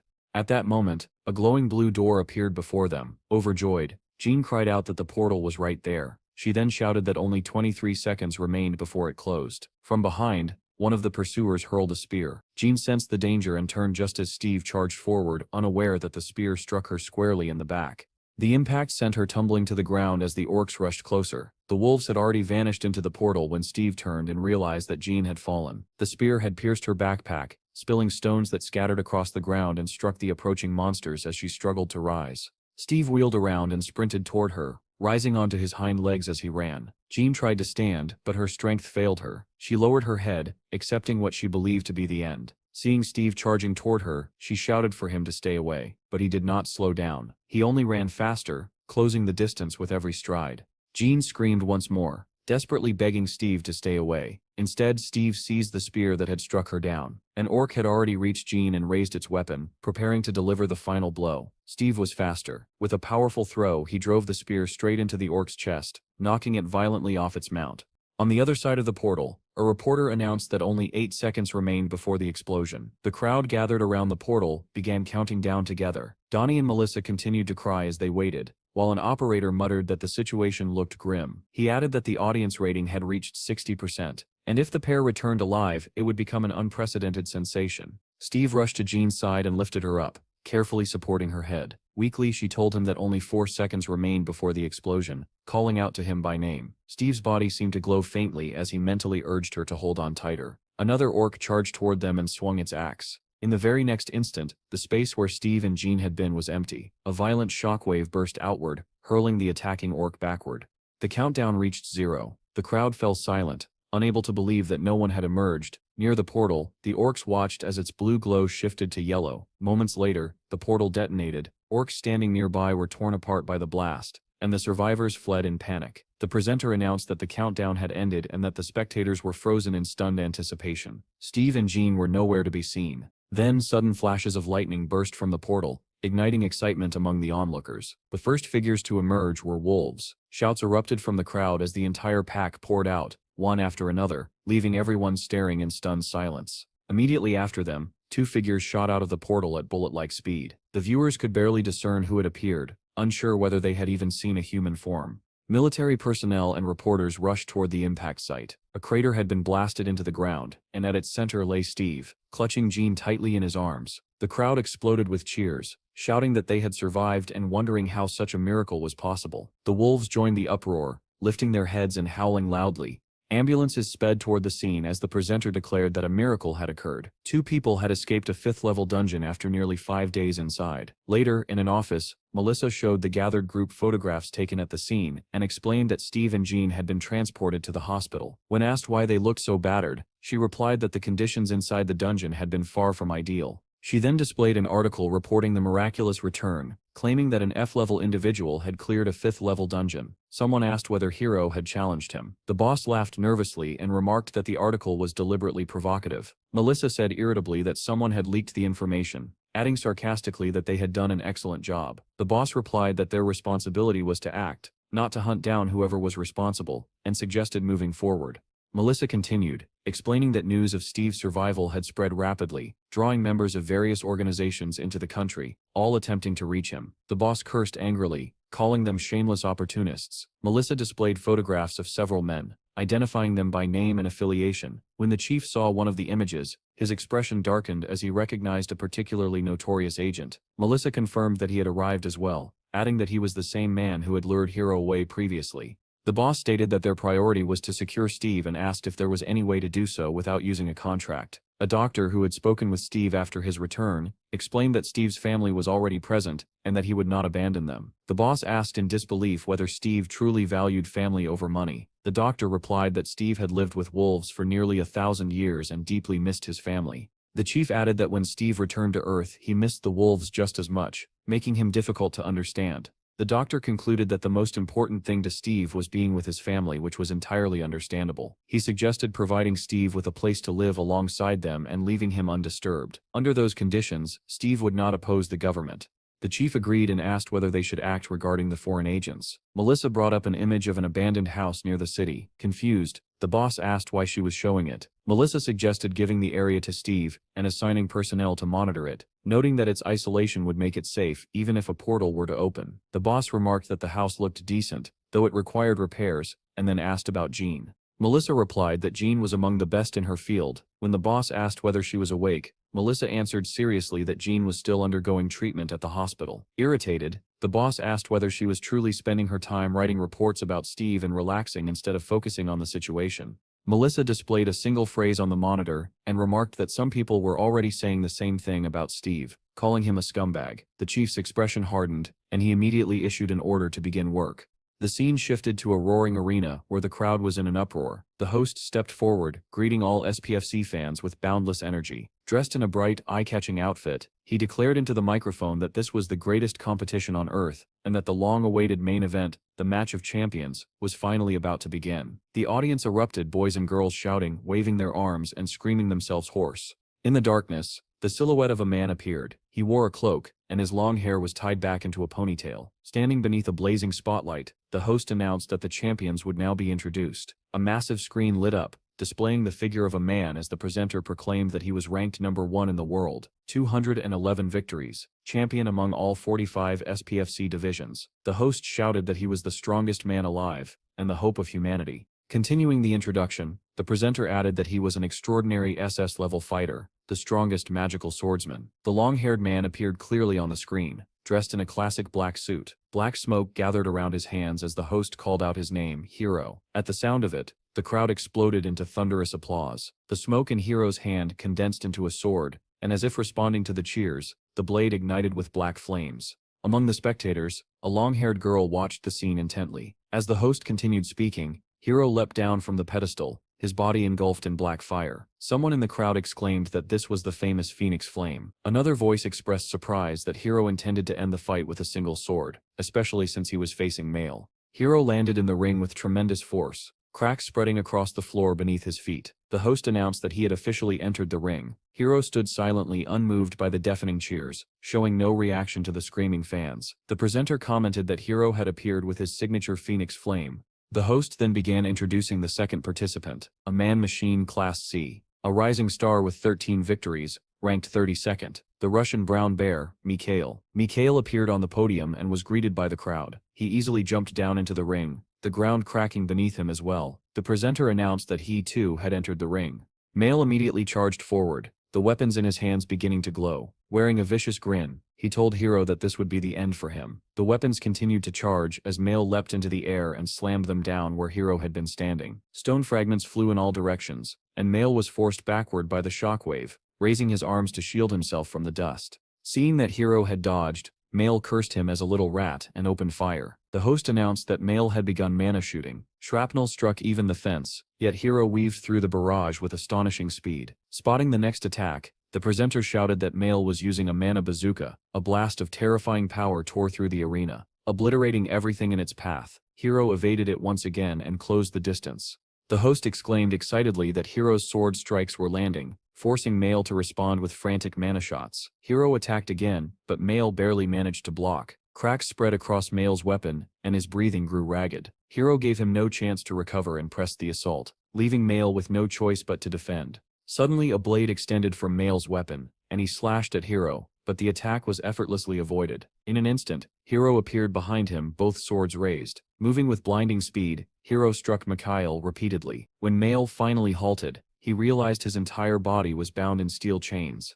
Mikhail grinned smugly and declared that he had caught him. As he prepared to fire, he screamed that Hero Sip's bones would shatter. Hero replied calmly, "The seventh note, Male, you Stev already lost." In the next moment, Male let out a strangled wheeze as blood spilled from his mouth. Cuts opened across his entire body, blood gushing out as he screamed in agony. The audience stared in shock as the massive bear-like male collapsed to the ground. Hiro shook off the chains as if they weighed nothing. The crowd erupted. The host, stunned, demanded to know what had just happened, and then declared the result. Male had lost. The host announced that Male, who had been determined to win, had lost and could no longer get up. The match was immediately halted, and medical personnel rushed into the ring. Several men surrounded Male, attempting emergency treatment, but he showed no signs of life. One of the experts eventually shook his head, signaling that regeneration was impossible. The screen lit up with the result, declaring Hiro the winner, and the host confirmed that this marked his 202nd victory. After leaving the stage, one of Hiro's attendants quietly asked whether he had used a new method. Hiro replied calmly that he had struck with nothing more than an ordinary sword. He thanked everyone for their efforts and promised to have a drink with them later. However, the moment he entered the waiting room, a girl who had been watching the match threw her arms around him. Sadness filled her eyes as she asked if he had killed his opponent. Hiro answered just as quietly that Mikhail was one of the 7 evils of the future. The girl told him that he should not carry all the burden alone. Taking him by the arm, she asked if something else had happened. Hiro questioned her in return, and she said that nothing unusual had occurred, aside from a call from the administration. When he asked who had called, she replied that the boss had contacted her, told her to take care of herself, and advised her to pack up and leave. As Hiro changed his clothes, the girl mentioned that the man who had been trapped in a 5th-level dungeon had gotten out alive. Hiro froze and looked at her in surprise. She showed him her phone and explained that the man could become the 2nd hero, and that the news was already dominating every channel. She added that his name was Steve. She asked in disbelief whether Hiro truly did not remember him, reminding him that she had even collected articles about the incident. Hiro studied the photograph carefully, and said that he did not recognize the man at all. The girl asked again, astonished, whether he really did not remember him in the slightest. She suggested that Steve might be an awakened swordsman, but Hiro replied that such an awakening would only occur in a year. She then said that Steve was a druid, and if he truly returned from where the reports claimed, it might mean that a portal to the 4th planet could be opened. Hiro did not show it outwardly, but the mention of the 4th planet deeply unsettled him. The girl added that Steve was only F-level, making his return all the more unbelievable. Listening to her, Hiro concluded that it was simply impossible. He reflected silently that he had lived for over 500 years, and experienced 25 regressions. Because of this, he knew all the major awakenings and critical events in history. Yet Steve's name was absent from all of them. In all that time he had never heard it once. History could change slightly, he admitted, but the butterfly effect had limits. Mikhail was supposed to die 10 years later. Anna being alive, despite her destined death 2 years earlier, could still be attributed to that effect. However, the major events, such as the appearance of the 7th-level dungeon or the connection to the 4th planet, had never changed. This meant that the 4th planet would not appear within the next 5 years. The girl asked whether it would not be better to draw Steve to their side. Hiro thought for a moment and answered honestly that he did not know. She added that, for the moment, Steve was the most talked about man in the country. Hiro replied that they should simply observe him for now. As terrifying memories of giant monsters surfaced in his mind, Hiro felt that the end was approaching. Monsters devoured humans like snacks, and humanity, which had survived the initial cataclysm, began to collapse under the endless assault of dungeons. Enormous red wyverns filled the skies, attacking people and breathing fire. As monsters overwhelmed both land and air, mercenaries fought desperately, but for the awakened, survival often depended on the country they chose to flee to. That was why Hiro remained in this nation, even though he was labeled a traitor by his homeland. As long as the dungeons here were managed by truly capable people, this land would offer the greatest chance of survival. Refugees would arrive by boat, relieved to have escaped, and when they saw him, they would believe they were saved. He imagined that his surviving compatriots would one day call him a savior rather than a traitor. In his thoughts they would chant his name, calling him a hero, and a faint smile formed on his lips. The girl noticed the smile and looked at him in surprise. Embarrassed, Hiro said it was nothing, merely an act. Anna did not understand what he meant, and he explained that it was only a deception. She did not believe him, and said that it was not only the Ministry of Defense that was eager to claim him. Hiro replied that if Steve survived the coming end, there would still be time to recruit him, once again suggesting patience. Shinsum Hospital stood as one of the few buildings still intact in the city. Melissa entered Jean's room without knocking, interrupting her reading. She approached the blonde and asked whether it hurt. Jean replied that it still hurt badly. Melissa did not believe her, remarking that something felt off, but Jean insisted once more that the pain was severe. The brunette scoffed and said that the entire hospital was gossiping about a masked man who visited her every night. She asked if it was Steve. Jean quickly changed the subject and asked whether Melissa had bought what she requested. Melissa placed a bag on the table and said she had been lucky enough to find both food and a man for her. Jean pulled the food and a jar of coffee out of the bag, but displeasure flickered across her face. She shook her head and said she wanted a different flavor. Melissa replied that it was the same color. Jean looked at the box in disappointment and added that she wanted a different kind of chicken. Melissa's patience snapped. Her palm glowed white as she said sharply, "Eat what they give you." Despite her complaints, Jean ate the chicken and drank the coffee. Leaning back against the pillow, she patted her stomach contentedly and said that she was full. Melissa smiled irritably and remarked that since Jean was full, it was time to get back to work. Jean had already closed her eyes, however, and murmured sleepily that she would start after taking a short nap. Melissa's palm glowed once again as she leaned closer with an ominous smile and warned her not to talk nonsense. The next moment, the ward was flooded with blinding light, and Jean's scream echoed through the room. Meanwhile, at CIA headquarters, a large screen displayed the news that Hiro had finally defeated Mail. The man standing before the monitor stared in disbelief, unable to comprehend how Mail could have been defeated. Another man nearby commented that Hiro was steadily progressing and might soon reach the SSS level. The next report stated that after returning from the dungeon, Steve had not appeared anywhere, not even during raids. A photograph was shown, taken recently, depicting Steve feeding pigeons. The man examined the image and asked where the photo had been taken and what Steve was doing there. He was told that Steve went there often. The man asked whether Steve was lonely, surprised that he appeared to be talking to pigeons. The subordinate replied vaguely that it looked like unrequited love or something similar. The man grew irritated and said he could introduce Steve to countless beautiful women. He added that, regardless, it was impossible for Steve to be taken by anyone else and demanded confirmation that this was understood.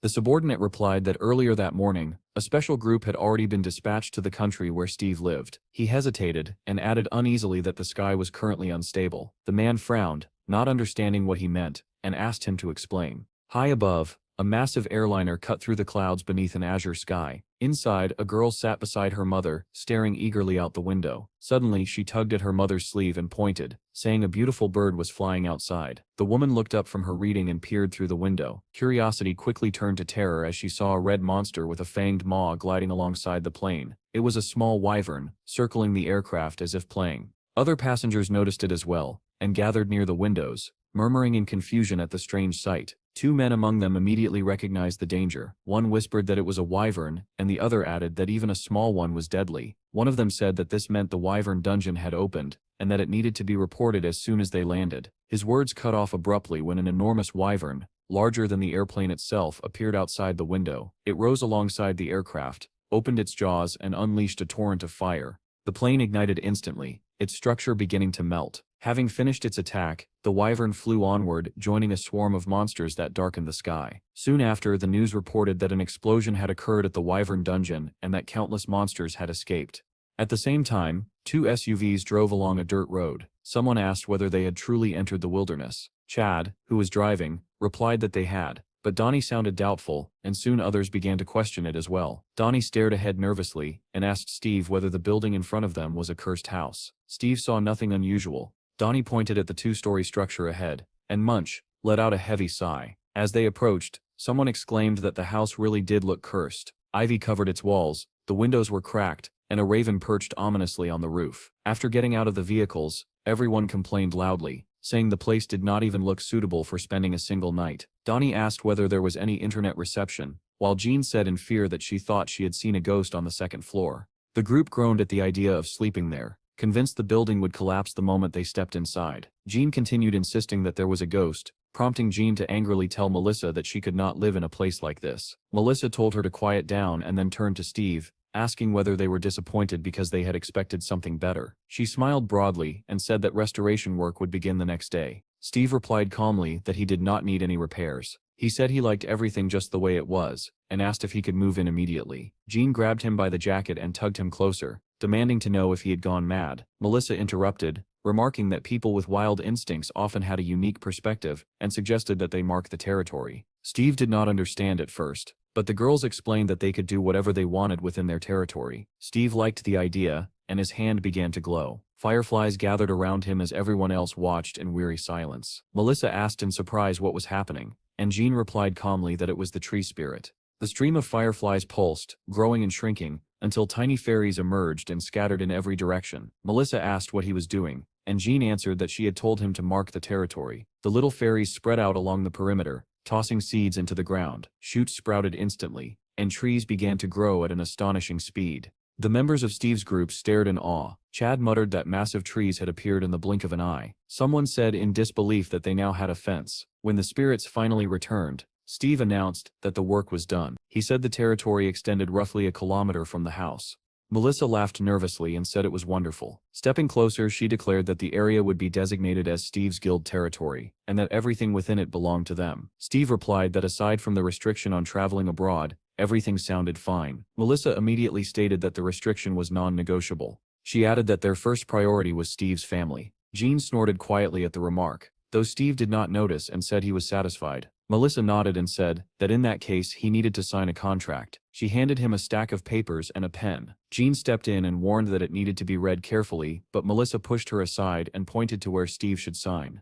Melissa praised Steve and handed him his copy of the contract. She shook his hand and suggested that he work hard until the portal opened. Steve replied that he would keep his promise, and Melissa asked him to trust the government. As she prepared to leave, she reminded Jean to behave herself. Jean retorted that she would run away if no one was sent the next day to fix the house. The two girls exchanged irritated glances, and Jean stuck out her tongue at Melissa's retreating figure. The SUV drove back through the newly grown forest. Melissa let out a heavy sigh, muttering that Jean was a brat. The driver asked whether it was really possible to manage such a vast territory with so few people. Melissa replied that if they could not handle it alone, reinforcements would be sent. She then ordered a raid list of level 5 or higher to be compiled and placed on standby. Far out at sea, several motorboats sped toward a large vessel and opened fire. A man shouted into the radio, reporting under the call sign Coral Emerald that they were under pirate attack and requesting immediate assistance. Another ship responded that it had received their coordinates, that help would arrive in 2 hours, and instructed them to shut down their engines once the pirates boarded.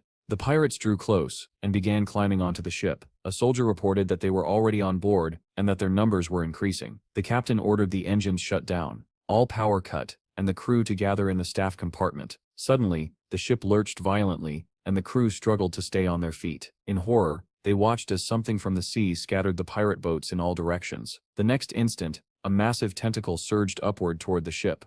Red tentacles wrapped around the vessel, crushing the deck as if it were made of paper. Crew members were flung through the air as glass shattered around them. Within seconds, the monster tightened its grip, tearing the ship apart. Survivors fell into the water, only to find an enormous open mouth waiting beneath the surface. Compared to it, a human was no more than a grain of sand, with no chance of escape.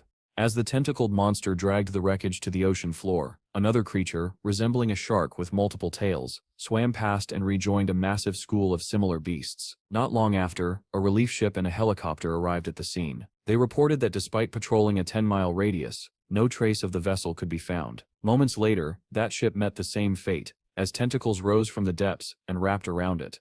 Back at Steve's guild house, fireflies drifted among the trees, helping them grow even taller. The ringing of a phone echoed through the house, coming from Jean's room, where she slept soundly. Without opening her eyes, she answered groggily. Melissa's voice came through the line, remarking that she was getting a real taste of life. Jean scratched her stomach lazily and asked what she wanted, saying she was already working.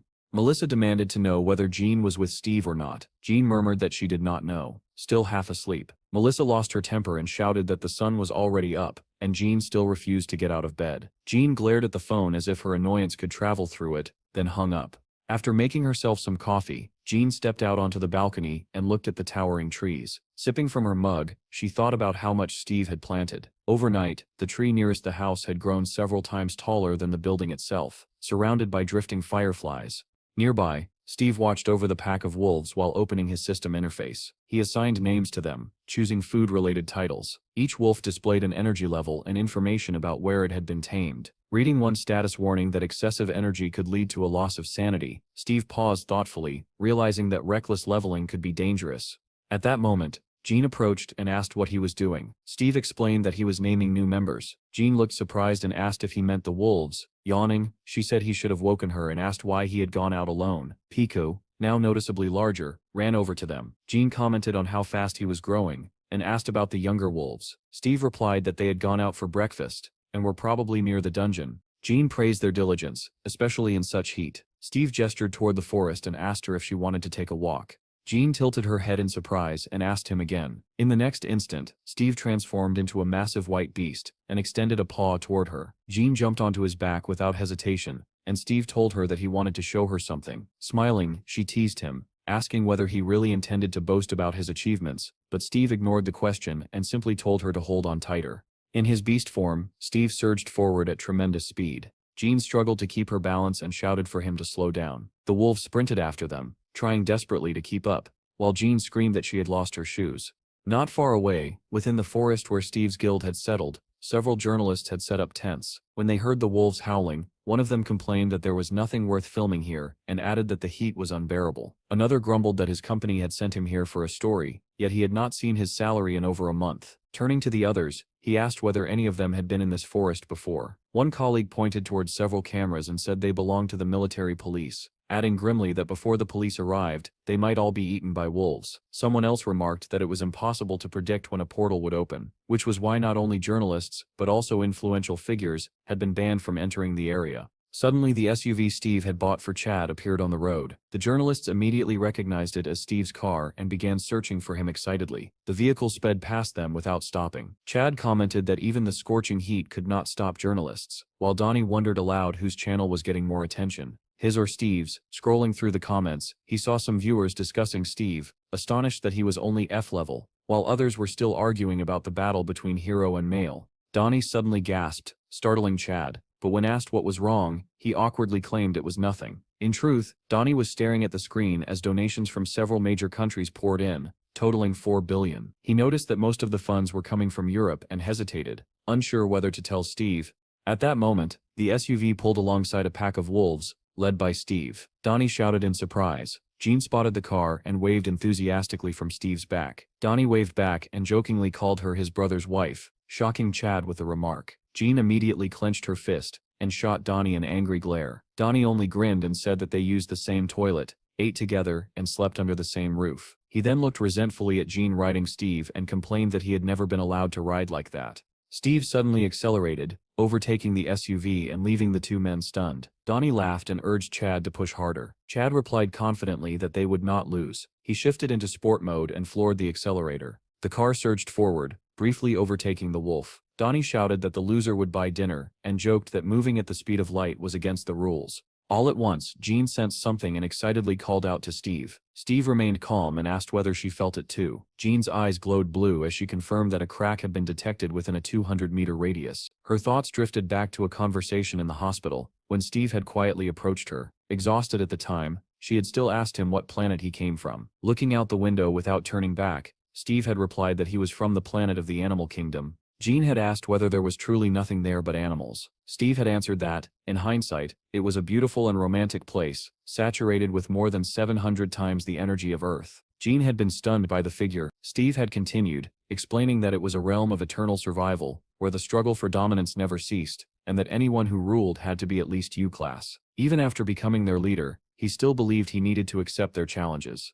Jean had mused that if a portal bridge existed, it might allow entry and exit without restriction, and if the beings on the other side were warlike, this world could soon become a battlefield. The thought of a war against beasts of Class C and above had filled her with dread. At the same time, Melissa sat in a cafe with her superior. He asked whether Steve's planet was friendly. Melissa replied that the risk was high, but the man said that was not what he meant. Raising his glass, he stated calmly that on that planet, Steve had been a king. Back in the present, Jean stared at Steve in horror and asked how he could say that so casually. She reminded him that he had been their king, so why could he not simply return? Steve replied quietly that if they realized he was no longer strong enough, would they not want to kill him? Jean cursed under her breath and demanded to know how things had turned out this way. Gripping Steve tightly, she ordered him to run at full speed toward the northeastern field, away from the city. Our hero rushed in the direction John pointed, his charge sending towering columns of dust into the air. Chad asked in shock where they were running, and Donnie immediately ordered him to follow. A massive bolt of blue lightning split the sky. Jean shouted that it had begun. Space itself was starting to twist and warp. Back at the office, Melissa answered John's call and demanded to know what was happening. Jane shouted over the noise that they were already near the lightning, and that a portal was forming right in front of them. Melissa, stunned, asked her to repeat that. Jane yelled for her to immediately send the portal's coordinates to the backup unit. Military vehicles were already racing toward the location. They screeched to a halt. Rocket launchers were deployed, and the commander reported that the brigade was ready to fire. As Steve approached the forming portal, he calmly stated that this was not the planet he had come from. Jane looked at him in surprise and asked how he could be so certain. Steve stepped closer and said he could feel it. This was not his world. Jane speculated that it might be because he could sense spatial gates used by repatriates. Then she remembered that when Steve returned previously, the energy of that portal had exceeded even that of a portal bridge. She dismissed the thought, assuming the device back then must have malfunctioned. Looking at the current phenomenon, she noted aloud that the energy was not nearly as oppressive. Steve confirmed her conclusion, saying that this was a dungeon portal. The journalists had seen the lightning as well. One asked whether it was a spatial wave, and another quickly agreed. Moments later, cars from the Bureau of the Awakened sped past them, followed by helicopters, leaving the journalists stunned. One muttered in disbelief whether a portal to a new planet was truly opening. The lightning condensed, forming a massive glowing sphere. Steve and the others rushed toward it, and Steve reverted to his human form. Jean stared at the portal, uncertain, wondering if it truly led to a dungeon. For the first time, she realized that Steve's perception might even surpass her own, despite him not being a trained specialist. An SUV pulled up near the portal, and an odd exclamation came from inside. Donnie jumped out and ran toward them, asking excitedly if this was a gateway to a new planet. Before anyone could answer, 2 more Bureau vehicles arrived. Soldiers stepped out, carrying equipment cases, and announced that they were the 11th team and would begin installing the measuring device. When asked what it was for, Jean explained that it calculated the dungeon's level and remaining time. She and Steve watched as the device was activated. A number appeared on the screen, 4,280. Jean froze in shock. The soldier explained that this indicated a 4th-level dungeon and added that it was not especially high tier. Jane let out a disappointed sigh, while Steve smiled faintly and said it was enough. Melissa, however, was the most disappointed when she received the report. As material spread over Jane's hand from her bracelet, she relayed Steve's earlier words. He had said this was not the place he came from, and they would need to enter to confirm it. The boss exploded in rage upon hearing that it was a 4th-level dungeon. Melissa insisted that nothing was certain yet, and that they needed verification. The boss snapped that enormous sums had already been invested. Melissa repeated that Steve's displayed abilities were far beyond 4th level. The boss countered that if the first portal to appear after Steve's return was merely a dungeon, then it meant he had come back from a dungeon, and asked if she understood what kind of people had trusted them with their money. Melissa asked whether they were not investing in probability itself, reminding him that Steve was abnormal and therefore valuable. The boss replied that if Steve emerged from the dungeon, the company's stock would skyrocket, and ordered her to stall for time. Melissa could only sigh heavily. He warned that if they failed to satisfy the investors, both of them would pay the price. Jean reported that there were 50 days left before the portal exploded, and requested that mobilization be suspended. At that moment, one of the soldiers turned to Steve and asked in surprise what he planned to do. He explained that a 4th-level dungeon usually required 5 or 6 clears, and asked whether Steve was afraid with his current strength. Steve replied calmly that he was not afraid at all. He added that it did not sound bad and casually asked how much the equipment cost. The soldier blinked and asked if he meant the measuring device. He explained that each guild had one, and that a new unit cost around 30 million. Steve remarked that it was expensive, and the soldier agreed. He then produced a contract, explaining that he had recently received approval to gift permanent equipment, and asked Steve to sign. Steve looked at him in surprise and asked why he was being given such a gift so easily. The soldier smiled awkwardly and chose his words carefully. He said that even if Steve never returned from a new planet, the government would never abandon him, and that foreign powers were already interested in him as well. Steve looked even more surprised. The soldier spoke with enthusiasm, saying that his country considered Steve family, calling him a priceless gem. The remark made Jean feel slightly sick. Steve replied that no one from abroad had contacted him, which shocked the soldier. At that moment, Donnie stepped into the conversation, his face glowing with excitement. Pulling Steve aside, he said that an actual war was raging overseas. Steve had no idea, since he rarely used the internet, but Donnie had been collecting donations sent by fans. Before Donnie could finish, Steve interrupted him calmly and asked a single question. How much had he collected? Donnie replied sheepishly that he had collected around 500 million. Steve placed a hand on Donnie's shoulder and turned to face him. He advised him not to become a slave to money, adding that a day would come when he would choose something far more valuable than 500 million. Donnie lowered his head and said he understood, then smiled awkwardly, and admitted that he should have shown Steve the proposal 3 months earlier. Steve looked at him in confusion. Donnie asked nervously whether the hitman would kill him for failing to show the offer. Steve suggested that Donnie simply say he had shown it, and that Steve had not responded. Donnie's face lit up at once. As he left, Steve told him to get ready together with Chad. Donnie replied that he would spend a little of the money and deposit the rest into the guild's account. Steve agreed and then walked toward the portal. Donnie watched him go with a bright smile, thinking how terrifying Steve was, and how merely staying close to him brought profit. He skipped back toward the car, already calculating how much he would keep for himself. Steve's suit nearly enveloped his body as he announced that if everyone was ready, they could proceed. A soldier shouted that a team from the bureau was on its way, and suggested entering together. Steve replied that it would not be possible, surprising the soldier. He explained that the contract allowed only 2 people from the mobilized personnel to enter, and the same rule applied to hunting. Jean nodded and said everything was clear, urging them to move. The soldier turned to Jean and asked whether there would be enough personnel for the dungeon. She replied calmly that he could simply record the operation. Pico ran up to Steve, and Steve asked if he wanted to warm up as well. Giving the order to advance, Steve stepped into the portal. On the other side, the group paused to take in their surroundings. Jean asked what he thought, and whether this was the same world. Steve replied thoughtfully that he could not tell yet. Jean activated her clairvoyance skill while Steve studied the bare trees around them, saying that the place felt familiar. The soldier asked Donnie anxiously whether they could just keep walking without forming up. Donnie answered calmly that as long as Steve was in front, they only needed to follow. Suddenly Jean raised her fist and shouted for everyone to stop. The group tensed and stared into the forest ahead. She reported that a monster had appeared 70 meters away, or rather 3 of them. Donnie stepped forward, drawing his dagger and preparing for combat. The soldier also drew his sword and asked whether that was enough. Donnie snapped at him irritably, telling him to stop pestering. A monstrous howl echoed from the forest. Chad pulled out his sword as well, giggling as he advanced, which startled the soldier. He asked in fear what had come over Chad, but Donnie said nothing. Still laughing, Chad hurried after Steve. Seeing his younger brother's state, Steve struck him sharply on the neck with the edge of his hand. Chad collapsed face first onto the ground. The soldier stared in shock as Donnie stepped forward. Steve ordered Donnie to revive Chad and administer a sedative. When the soldier demanded an explanation, Jean replied that Chad had a mental illness. Whenever he held a sword, he became a psychopath. Donnie struggled to give Chad the medicine and bring him back to his senses. Meanwhile, Steve continued forward, eyes fixed ahead. He told everyone to stay behind him and drew his dagger. At that moment, a monster burst from the forest with a deafening roar. 3 lizard-like creatures wielding spears emerged from the trees.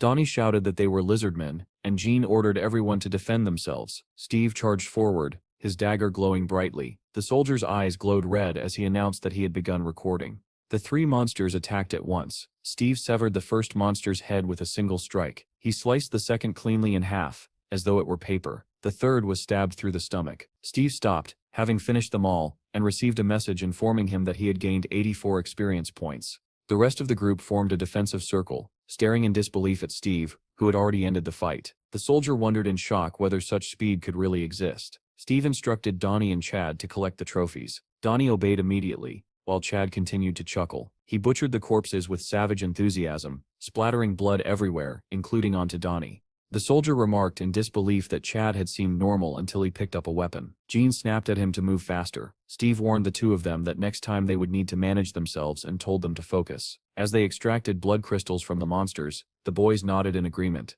The soldier was deeply unsettled, wondering whether Steve truly intended to leave a fool and a psychopath alone among mid-level monsters. Steve then called Piku over, and the creature happily bounded to him. Steve ordered the little beast to head into the forest and lure more monsters back. The soldier could hardly believe his ears, but Piku understood perfectly and barked excitedly. In the next instant, he rushed into the forest, barking loudly and drawing attention. The soldier asked nervously whether this could be considered animal cruelty, and questioned Jean about what would happen if Piku brought back an entire army of monsters. Jean replied calmly that he should focus on filming. Donnie suddenly grew serious and shouted that the monsters were coming. From deep within the forest came groans and distorted, incomprehensible sounds. Hearing the sounds from the forest, Chad began to giggle even louder, baring his teeth in a crazed grin. The soldier was horrified and thought Chad was having another seizure. Donnie rushed toward him, offering another sedative, but Chad no longer heard him. Laughing wildly, he charged straight toward the approaching monsters. Steve turned back and shouted to Donnie, warning him that the monsters were closing in. Donnie immediately understood and sprinted forward. At the same time, Pecky burst out of the forest.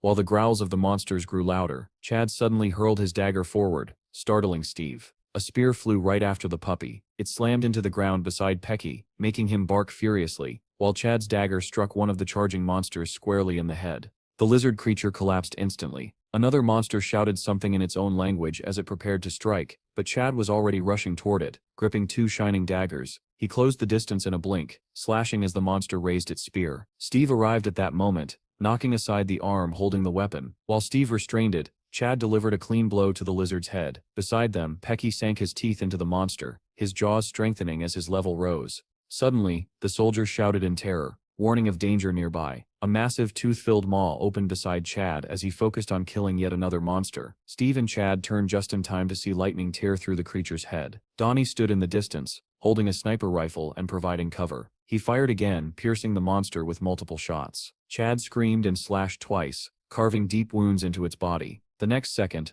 the monster collapsed into 3 pieces, and Chad's level rose to E1. Chad continued to grin madly as blood poured from the corpse. Donnie also leveled up to E9 and laughed in delight. The soldier asked in disbelief whether this was truly a 4th level dungeon. Gene shot back, asking if he seriously thought it was 3rd level. Donnie exclaimed cheerfully that he was not worried at all, while Chad kept chuckling to himself. Gene cut them off, telling the soldier to stop talking and keep recording. Pecky suddenly bristled and growled, then rushed off again. Gene shouted to Steve that they were being attacked from all sides. Steve spun around and saw one monster charging at him with its mouth wide open, another rushing in from the opposite side, and a third leaping down from above with a long spear raised high. Steve was already prepared, dagger poised in his hand. Elsewhere, a white car approached Steve's house, but was blocked by journalists camping nearby. One of them stepped forward and saluted Melissa. She snapped angrily, asking what he thought he was doing and whether he wanted to die. The journalist replied calmly that he would move if she asked, and explained that he had seen Cedric arrive at the head of a squad. Melissa asked sharply what that had to do with anything. The journalist replied that Cedric's presence meant the dungeon was 4th level.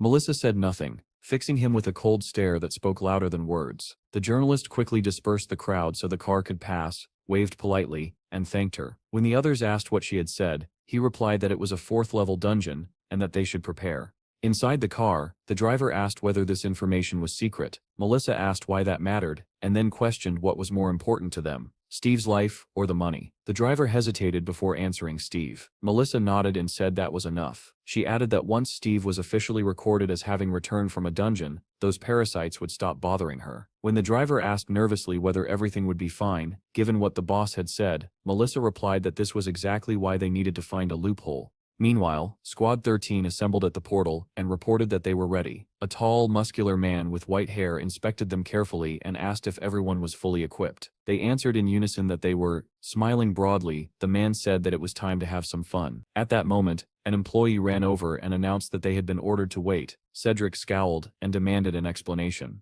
A car arrived at the portal, and Melissa stepped out. She greeted Cedric with a polite smile, but he ignored it and asked bluntly what this meant. Melissa replied calmly that entry into the dungeon was currently prohibited, and that no one was allowed inside without Steve's authorization. Cedric bristled and asked what she meant by unauthorized, pointing out that his team had dropped everything to rush here. Melissa replied evenly that circumstances had changed. Cedric argued that the contract included reconnaissance rights and questioned the logic of blocking the team. Melissa smiled faintly and said that it simply meant a few more clauses would be added. She explained that she was there to prevent unnecessary trouble, and that she was acting on the boss's orders. Cedric cursed loudly, demanding to know why everything had to be so complicated. Melissa suggested they continue the discussion in the car. Elsewhere, the boss studied an article claiming Steve had returned from a 3rd-level dungeon and reassured the chairman over the phone, calling it a misunderstanding and asking for more time. The phone rang again immediately after. The chief clutched his head, saying he might die from stress, and shouted, asking whether anyone had managed to contact Melissa. Despite the chaos surrounding the portal, the city remained bathed in bright sunlight under a clear blue sky. In his office, the doctor scrolled through an article about Steve's return and the shattered dream of a new planet. He frowned at the mention of a 4th-level dungeon and wondered whether this was sabotage. As he read, he muttered that Steve's life was not some television drama. He recalled Steve's story of hiding on a beach, finding fruit trees, and surviving on abundant sea life. Steve had been attacked by monsters from the sea, which was unmistakably an ocean. The doctor frowned, thinking it impossible for a 4th-level dungeon to contain a sea. He considered the theory that dungeons could form from fractures within the planet itself. He remembered the day Steve burst into his office, breaking the door handle, and begged him to find his brother. The doctor had agreed on one condition, that Steve tell him the story of how he became king of the wolves and later went to war with the gorillas. An ordinary F-level repatriate, claiming to have ruled a planet for 500 years. Who would believe that? The doctor realized he might have dismissed something extraordinary too quickly. Meanwhile, Steve was cutting through monsters with terrifying efficiency, leaping high into the air and slaughtering them mid-flight. Heads flew, necks were severed, and bodies were torn open. By the time he landed, every monster lay dead. The soldier was stunned by the speed and coordination, noting that all the attackers had been neutralized almost instantly. Steve turned to the others and asked why they were still standing there, ordering them to gather the loot. After collecting the spoils, the group moved on, carefully surveying the area. Jean remarked that the place was strangely beautiful. Donnie added that the rocks glittered like diamonds, though the atmosphere felt heavy. Steve said this was definitely a new location, yet it felt oddly familiar. As they approached a large stone, they noticed an inscription carved into it, written in their own language. It read, "No way back. Leopard territory." Steve stared around in shock, as if trying to recall a distant memory. Jean asked whether Donnie was joking, but he denied it emphatically. She narrowed her eyes in disbelief, then turned to the soldier and asked whether he was still recording. He replied that the recording had ended. Jean demanded to know where their language had come from. Turning around, she realized Steve had already climbed ahead among the rocks. She ordered the others to move. The group followed Steve upward until they reached a cave entrance. Steve stood frozen there, confusion etched across his face. The others were stunned to find a cave in such a place, and the soldier grew tense. Fearing an ambush, Steve summoned the spirit of the tree and thousands of fireflies poured from his body. Everyone froze in shock as Donnie exclaimed in disbelief. The fireflies illuminated the cave walls, revealing that they were completely covered in inscriptions, all written in their language. The group stared in astonishment, realizing that someone like them had once lived here. Donnie read aloud, "I want to eat chicken. I want to eat soup," and asked whether some underground Robinson Crusoe had lived here. The soldier read another line slowly and intently, "I want to see a person." Suddenly, everyone went silent as they noticed another inscription carved nearby. "How I want a woman. I really want affection." The soldier muttered that this pervert had written an entire novel on the cave walls. Everyone studied the inscriptions and agreed that the author had been overflowing with desire. The soldier waved his hand and said he could not read any more of it. They laughed, and Donnie pointed at one of the drawings, asking what those burning mushrooms were supposed to be. Another inscription caught their attention. It read, "I want to see the faces of even those I hate. I want to see my hated father and mother, and my little brother Chad." Donnie froze and exclaimed in shock that Chad's name was written there. At that moment, the younger brother read the next line carved into the stone. Steve was here. The realization hit them instantly. The soldier and Donnie understood who the author was, and the smiles vanished from their faces. Jean, who had been quietly observing, turned with a composed expression. She looked at Steve, who had remained silent the entire time, staring at the inscriptions as if transfixed. Donnie remarked that the drawings resembled ancient cave art, and the soldier added that the creator had impressive skill. Jean stepped closer to Steve and asked whether this was the place he had once lived. Steve did not respond. His eyes were fixed on another carving. The inscription read, 500 years have passed since I became the ruler. For the last 100 years, Kuro could not defeat Steve." Beside it was a roughly drawn map. Steve instantly remembered Kuro, the enormous black tiger he had fought countless times. In his mind he saw the beast's yellow eyes, just as vivid as they had been during their endless battles. Jean asked how he was feeling, but Steve continued staring in shock at another scene carved into the wall. It depicted the Third Lunar War, the guerrilla clan, led by Jack, rising in rebellion. When the third moon rose, the final battle would begin. He remembered the last clash with the gigantic gorilla, the certainty that only one of them would survive. Steve could hardly believe what he was seeing. Donnie continued exploring the cave, and announced that there were knives lying around. The group examined the blades and realized they were carved from stone, not artifacts. Suddenly Steve turned and sprinted toward the cave entrance, startling everyone.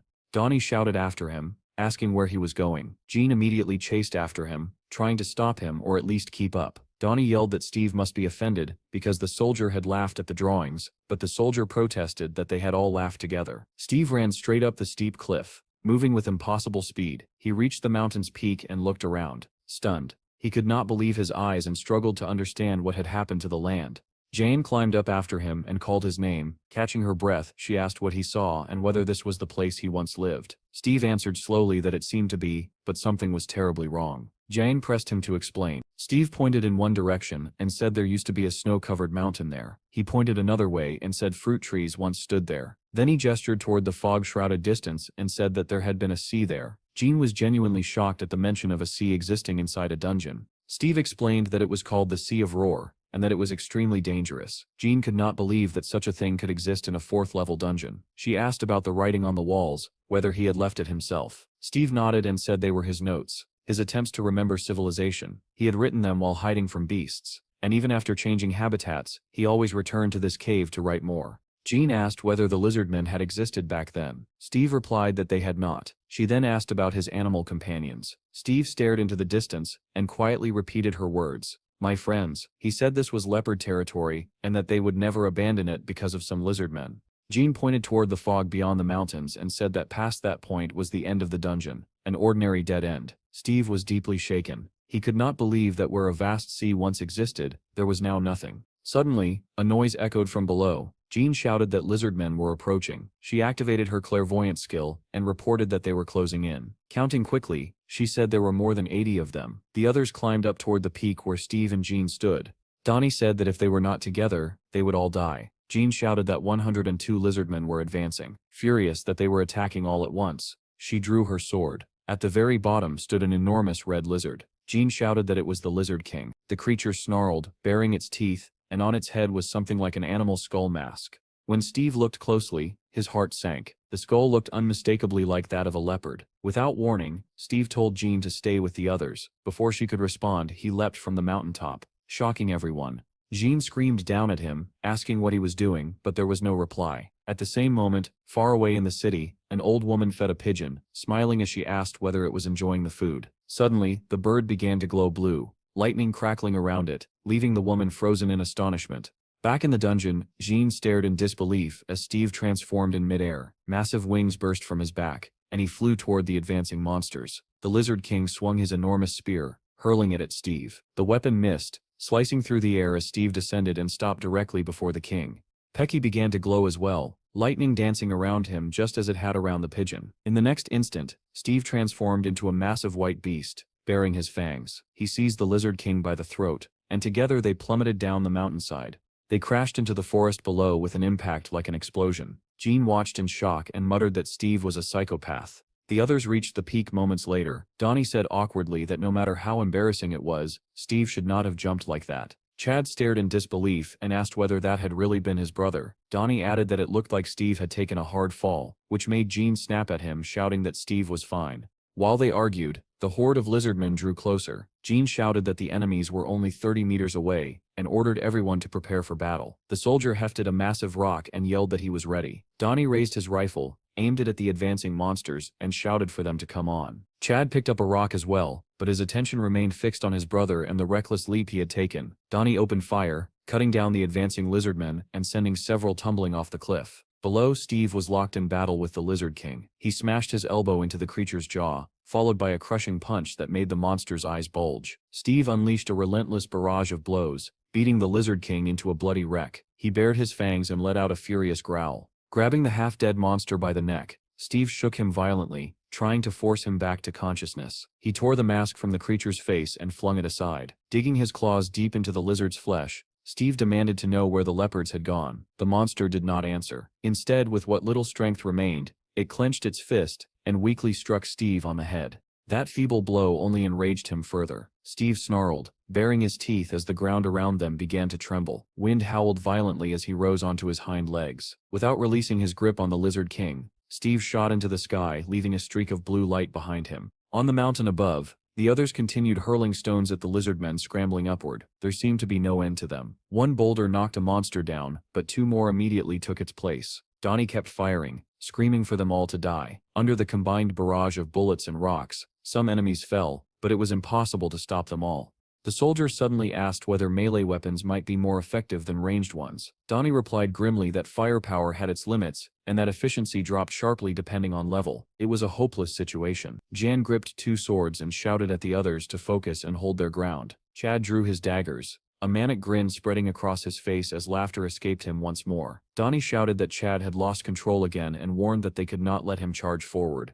Someone suddenly cried out. Steve appeared in midair beside them, holding the Lizard King by the throat. Blue light wrapped around his legs as he swung the monster's body back, preparing to throw it. The group stared in stunned silence as the horde of lizardmen closed in. Steve hurled the Lizard King with all his might. The soldier realized what was about to happen and screamed for everyone to run. The body smashed into the mass of lizardmen, obliterating them and tearing the mountainside apart. Steve received a level-up notification and deactivated his wind control. The impact sent monsters flying in every direction as the mountain itself began to collapse. Cracks spread beneath their feet. Donnie screamed that they were falling. Jean lost her footing and only managed to shout for everyone to take care of themselves. The soldier fell as well, tears of terror filling his eyes. With a thunderous roar, the mountain split apart. Rocks and boulders cascaded downward as the peak broke in two. Jean managed to land safely on a remaining ledge, dust billowing around her. She rose quickly and searched for survivors. Spotting a hand sticking out from the rubble, she rushed over, asking if everything was all right. The soldier was buried under stones but managed to raise his hand and say his name was Henry and that he was alive. Donnie gasped that they had almost died. Chad lay sprawled on the ground as Pecky ran to his side. Suddenly, Steve appeared beside them in human form and calmly told them it was time to leave because the portal had already opened. Seeing him alive, the others rushed toward him in relief, having thought he could not have survived the fall. Henry tilted his head in disbelief and asked how that was even possible. At the portal, Melissa stood with her assistants and Squad 11, led by Cedric. One by one, Steve and his group emerged from the portal, bathed in blue light. Melissa smiled faintly and announced that they were leaving. Steve's group stepped out in heavy silence as the surrounding soldiers watched closely. Steve avoided everyone's gaze, confusion clouding his usually composed expression. Cedric asked if he was Steve and sneered that he could barely drag himself along, but Melissa ignored him and called out to Steve. He looked at her with the same dazed expression. She stepped closer, greeting him and about to speak, when before everyone's eyes, Steve transformed into a dove and flew away. The soldiers stared in disbelief. One asked if Steve had really turned into a dove. Another said he thought he was hallucinating, and Cedric joked that it would probably taste good fried. Melissa asked whether Steve had ever turned into a dog. Jean only let out a long sigh. Melissa asked Jean what had happened. Jean replied that if Melissa had come to negotiate, it was better to leave. The brunette frowned and asked about the video. Jean called Henry and told him to escort Melissa back to headquarters. She then added that the blonde should go as well. Melissa explained that surveillance on Steve had ended and that an order for Jean's transfer had already been issued. Jan exploded in anger, demanding to know where she was being sent this time. Melissa replied calmly that Jean was being reassigned to a frontline offensive near the middle line, where the situation was serious. Jean clenched her teeth but did not argue. Henry told the group that 4 people would remain behind to operate the portal and that it would be sufficient. Chad shook his hand and said he would treat them as guests. Henry suggested hiring staff soon. Chad thanked him and smiled warmly. Henry returned the smile though uneasily, wondering what Chad was truly like beneath the surface. Nearby, Cedric shouted in confusion, asking what return they were talking about. He complained that Melissa kept saying she needed to talk to Steve. Melissa replied that it would be better to return to headquarters and begin negotiating squad salaries. As she headed for the car, she said the boss was waiting. Cedric shouted after her that Steve had not even agreed to speak with them, furious that the guild had entered the dungeon alone. Donnie glared at him, and Chad curtly told him to leave. Melissa called her boss from the speeding car. He immediately began shouting, asking whether she had told everything to the journalists. Melissa replied that everyone except the management team was leaving, and that the situation could still be fixed. She suggested discussing it in person. The boss fell silent for a moment, and then asked what she meant. Sometime later, the group returned to the Bureau of the Awakened to submit their report. Henry displayed the cave inscriptions on the screen and said quietly that they were Steve's diary. Back at Steve's guild, the tree nearby had grown larger and larger, deer roamed freely, and even elephants had begun appearing in the forest. Refugees had set up camp near the guild, along with orphans sheltered by Munch. Everyone was astonished to see elephants wandering around, as well as an abundance of fruits and vegetables growing everywhere. The children stared at apples forming on branches, and asked excitedly whether they could really eat them. Munch calmly ordered that they would also need to dig a pond. The children cheered joyfully, running around and shouting at everything they discovered. Some pointed out clusters of grapes, while others yelled that they were going to eat all the bananas. Near the portal, the Bureau of the Reincarnated had set up modular camps. One official reported that 37 squads of 20 people had spent 28 hours inside the dungeon, while Steve's guild had cleared it in just 2.5 hours. Another added that the guild's 8th run had taken only 11 minutes. Melissa was furious. She calculated that if they ran the dungeon 10 hours a day, they would clear it entirely in 4 days. What angered her most was that she knew they had agreed too quickly. There should have been limits on the number of raids. Meanwhile, Jim was proudly showing off his new weapon, the Hellblade. The others agreed that it suited him perfectly. Steve said it was a welcome gift, and asked whether he liked it. Jim was delighted. He said he loved it, especially since his old sword had grown dull, and Steve had simply handed him such a powerful replacement. Donnie added that the blade's true power would only be unlocked at rank B. Until then it would not reveal everything it was capable of. Jim smiled and said he would work hard to reach that level as soon as possible, thanking Steve sincerely. Munch then turned to Steve and said he wanted to ask for something as well. He complained that his staff did not deal enough damage, and that he wanted a weapon with a higher critical hit rate. Jim quietly asked Donnie whether Munch was really a monk. Donnie replied that he had once thought the man was a nun. Chad continued taking his medicine in silence. Munch explained that he wanted a winged spear, but his level was too low to afford one. Steve asked whether he meant the spear that cost 120 million and automatically upgraded with rank. A gleaming spear suddenly appeared in Steve's hand, shining brilliantly. The others gasped and excitedly confirmed that it really was a winged spear. Steve handed it to Munch, who immediately tested its balance with a few swings. Loudly, Munch declared his gratitude and swore to repay it with endless curses and the blood of his enemies. Jim quietly asked Donnie what kind of curses he meant. Donnie replied that Munch specialized in powerful debuffs. Steve then asked Donnie whether he needed anything. Donnie shook his head, lifted the rifle in his hands, and said he had already bought what he wanted and needed nothing else. The others began asking Steve why there was an elephant wandering around his house. Steve admitted he had no idea. Jim remarked that Steve needed to get used to the fact that an F-rank team was casually roaming a 4th level dungeon now. Steve turned to his brother and asked about the medication. Jim asked why it mattered. Donnie replied bluntly that if he did not take it willingly he would be forced to. 2 blades appeared in Chad Sip's hands, shrouded in a cold blue glow. The wild smile on his face deepened as he calmly said, "Let Sips begin."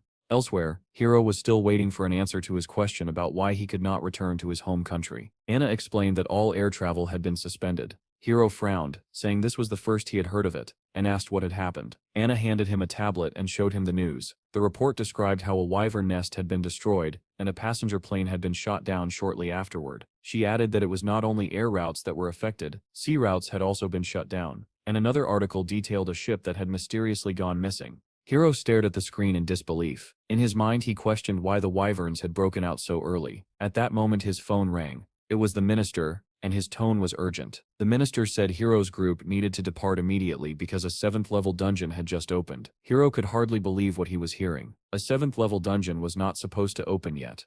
Anna was equally stunned. According to their predictions, the dungeon should not have appeared for another 5 months. Hiro looked thoughtfully at the screen of his phone. He realized that events were accelerating. According to his notes, the wyverns were supposed to break out in 3 months, and the military would need at least another month to suppress them. But if the 7th level dungeon was not sealed now, a global crisis would erupt.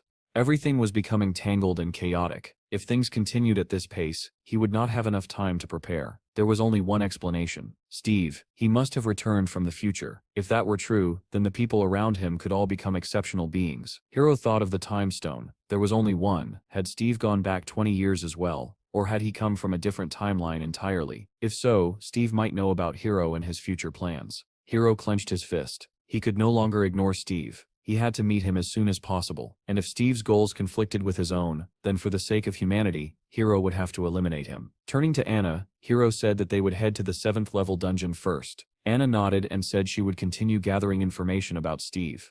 At the same time, Steve was already inside a dungeon. He instructed Munch to gather the monsters together. Munch began striking his bowl rhythmically, murmuring prayers under his breath. Donnie ran up to him and shouted for him to hit the bowl harder and pray louder. Jim stared in confusion at this strange tactic, but still reached for his sword. Donnie peered through the scope of his rifle and warned that the enemy was approaching. The entire squad focused on the depths of the forest. Donnie called out that the distance was 40 meters. Chad drew his blades, chuckling softly, and Jim unsheathed his sword as Donnie announced that the enemies were now 30 meters away. A moment later, a crowd of lizard men burst out of the forest, charging toward them with spears raised. Donnie shouted that there were 125 of them. Steve summoned spirits with one hand, sending them flying toward the monsters, while activating the tornado skill with the other. The lizard men were lifted into the air, spinning violently as water and wind twisted around them. Donnie yelled that one had broken free, but he calmly took aim and shot it down with a single precise bullet. Laughing, he announced that he had already earned 13 points, but the monsters kept coming, and Donnie shouted that there were too many of them.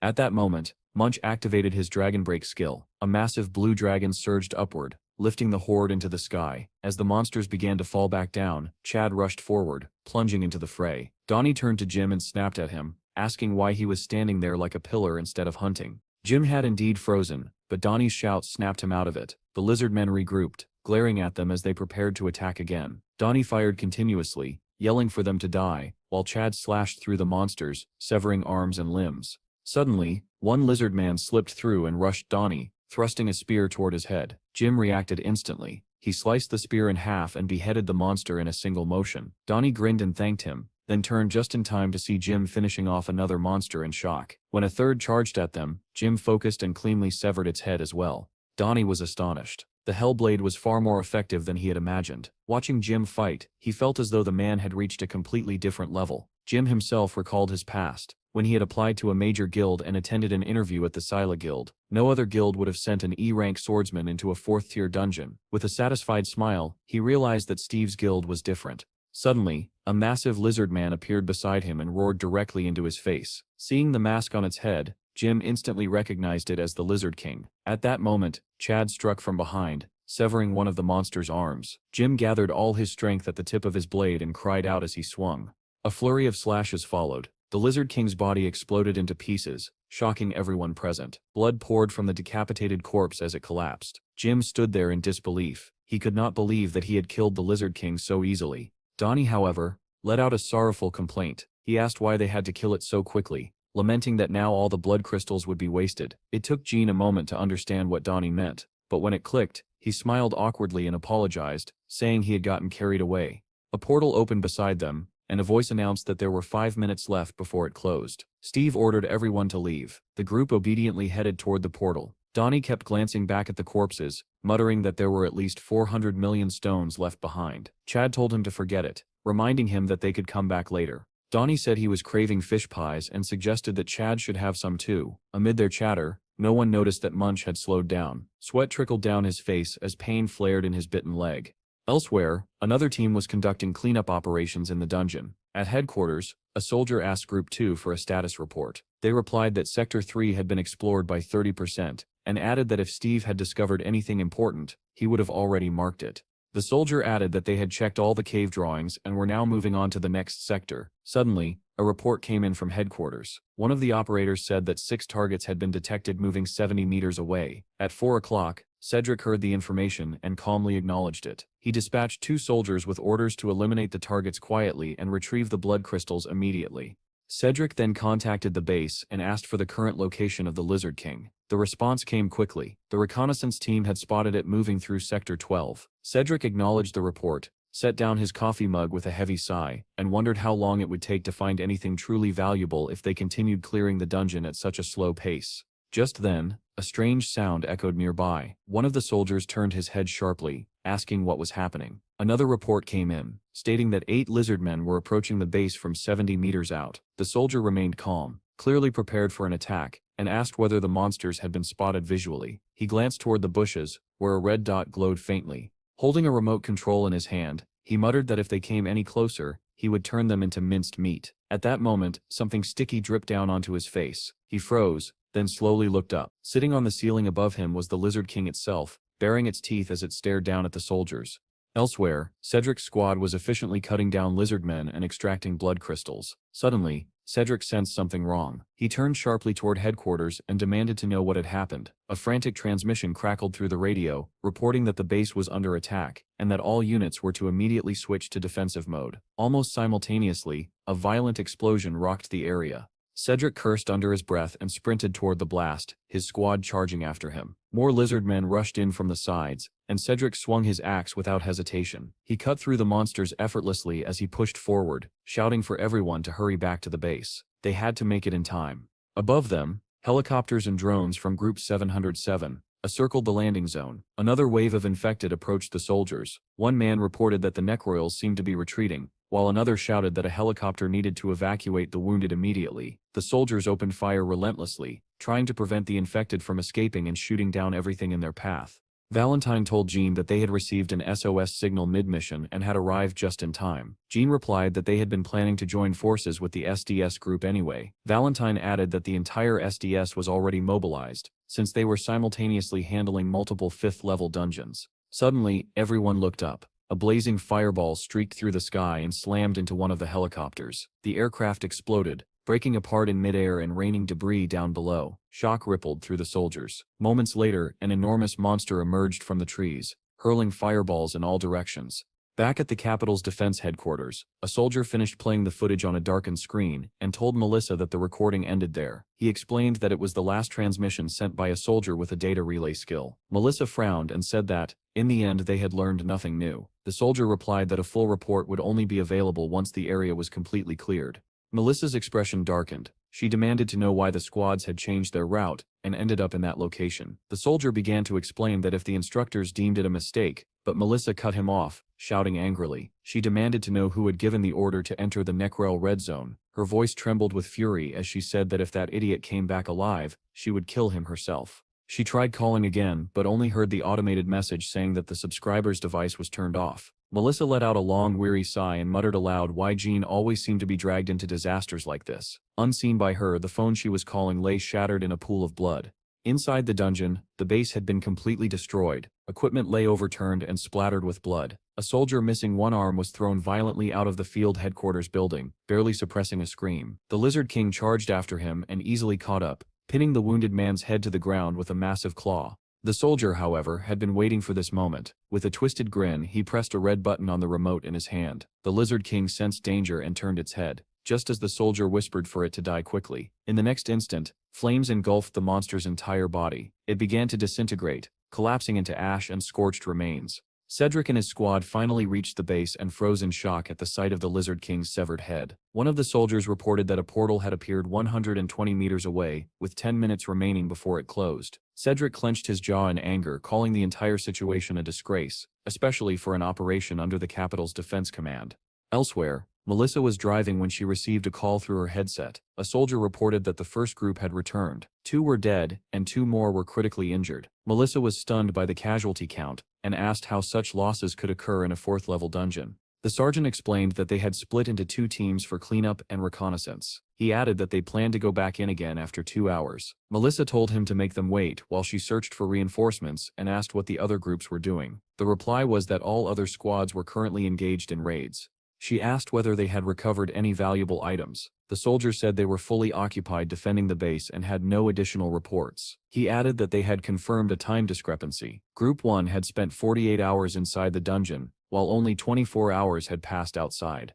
Melissa fell silent. She recalled her own experience entering the dungeon, where time had seemed to pass at double speed. Steve's disappearance for 10 years meant that he had spent 20 years inside the dungeon. Melissa recalled his words about needing 1,000 years of training to become strong. Now she felt they had already confirmed the truth behind those words. If time flowed at double speed, then his training in reality should have taken 500 years. She could not understand how Steve had managed to spend 1,000 years there. She muttered aloud that Steve's guild was already far ahead of them. Even if they increased the number of mercenaries, they would still need to rush desperately just to catch up. A report came in stating that Steve's group had cleared the dungeon 50 times in just 7 hours. They were now leaving the dungeon on the island and heading to the Awakened Bureau to update their warriors' files. Melissa stared at the report in shock as she watched them leave.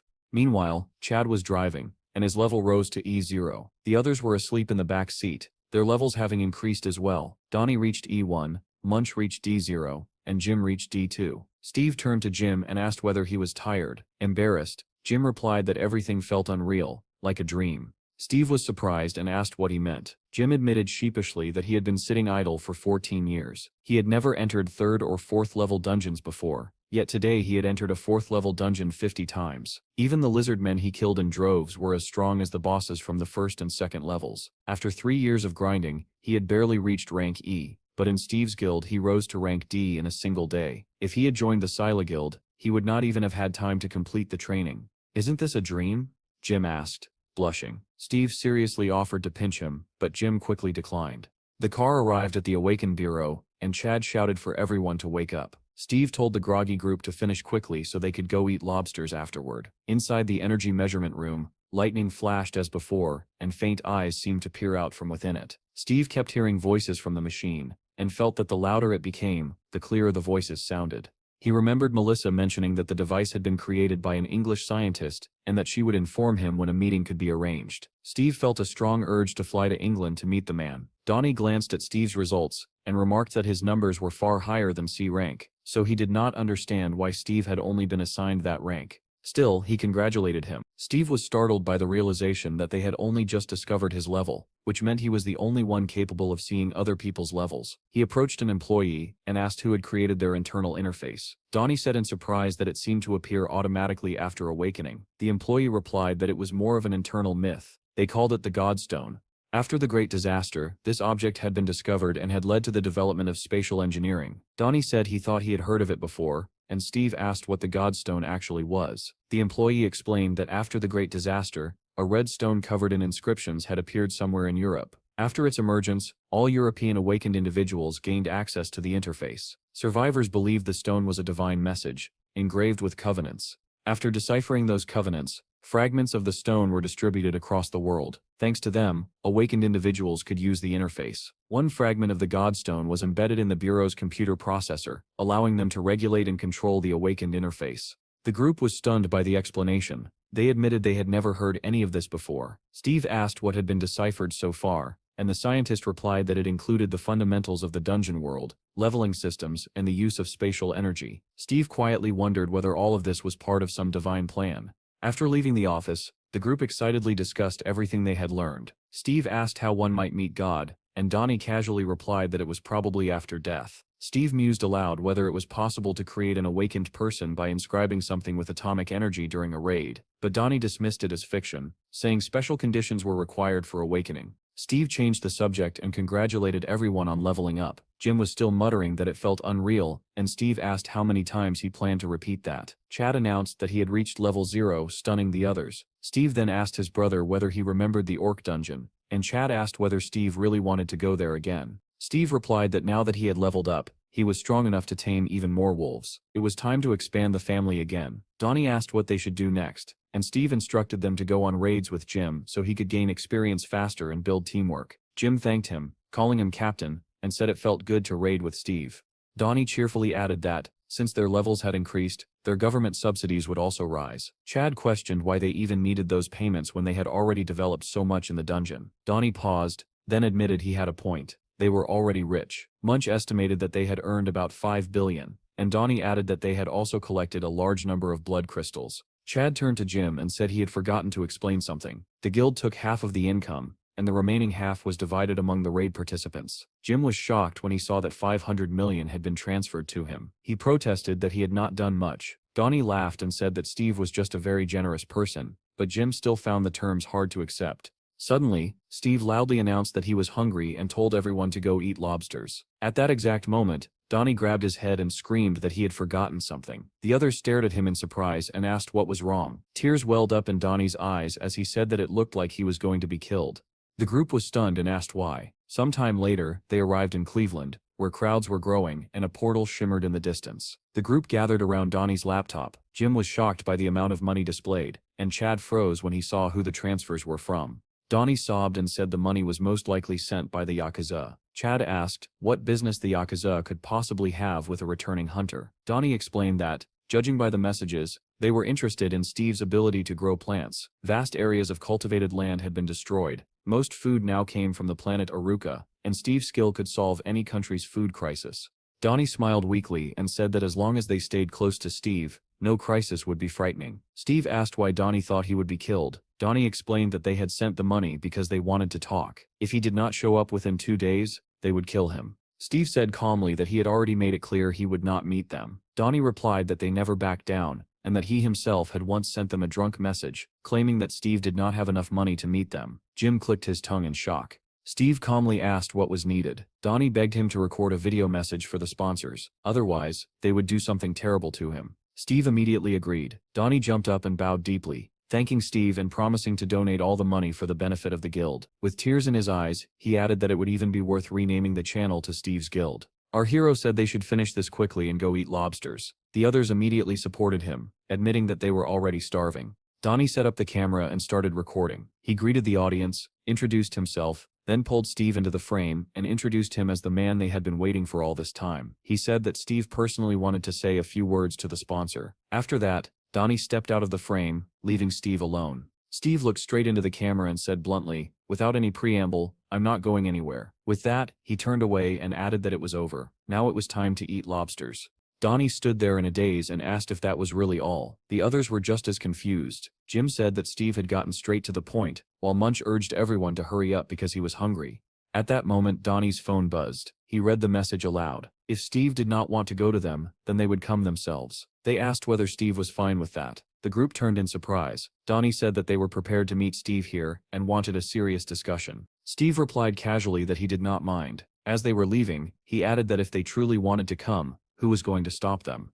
At the cafe, Chad asked which country the messages were coming from. Donnie replied that it seemed to be the same country Hero had gone to. None of them noticed that a man at the neighboring table was watching them intently. Night slowly settled over the city, and cars rushed along the busy streets. Inside one of those cars, a man was speaking to his boss, telling him that he was already on his way. After ending the call, he scowled and muttered that the old man was getting on his nerves. Turning to the driver, he said he was exhausted, and that they would go to the club instead. Another call came in, and he answered it with obvious irritation. It was someone from the cafe. The caller reported that he had found Steve. The man asked sharply where he was. The answer came that after dinner with his guild, Steve was heading to a dungeon. When asked which one, the caller said it looked like the dungeon where an incident had recently occurred. The man smiled suddenly, and told his subordinate to keep Steve there. Soon after, a bell rang inside the DGB guild building. A man sitting in a chair answered a call from the director, and asked how he could help. The director said that there was a member named Grace in the Vita group, and during her last interview, she mentioned that she liked Steve. The man confirmed that this was true.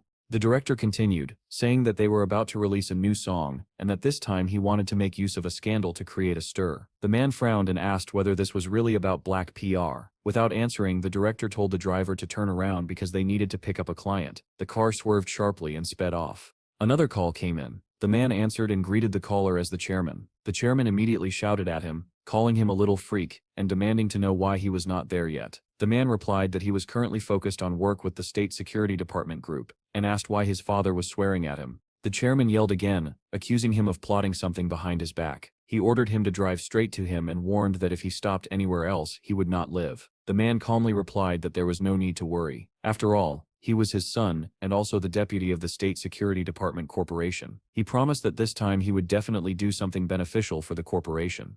The chairman shouted again, saying he had no idea what the man was talking about. With a satisfied grin, the man replied that he wanted to recruit Steve. The chairman roared that it was not that simple and added that he had already sent a manager there. Unable to tolerate his father's shouting any longer, the man snapped that he had his own matters to handle and hung up. Staring at the phone screen, he felt irritated by how little trust his father had in him. Soon after, Grace called him, addressing him as her brother. His tone softened immediately, and he asked how she was doing. She asked whether it was true that he wanted to introduce her to Steve. He replied that he was already on his way to pick her up and told her to come out. After ending the call, he recalled his argument with his father and felt even angrier at the manager. How dare that old fox interfere with his plans? Young people should talk to young people. Even Steve would not be able to resist the charm of an idol from the Vita group. If he succeeded, he would no longer have to bow his head to his father. His power would be limitless. Elsewhere, deep inside a dungeon, darkness covered the area. Tall buildings were overgrown with grass, and strange noises echoed throughout the ruins. A helicopter circled overhead while monsters watched it through broken windows. Glowing spheres shot out from the helicopter, each one a device emitting infrared light. Images appeared on the helicopter screen. The pilot reported that goblins were everywhere. It felt like searching for a needle in a haystack. He wondered why highly trained soldiers with top-tier equipment had been sent to look for just one man. Suddenly, a human figure appeared on the ultraviolet display. The pilot shouted to the left, and one of the glowing spheres turned, bathing the area in red light. The beam revealed a man crouched in a corner, a large scar cutting across his face. The man cursed angrily, shouting that they had already taken advantage of him once, and now this was happening again. Soldiers shouted from the helicopter, ordering him to stay where he was and promising to extract him. The pilot cursed, noticing that goblins were closing in from all directions.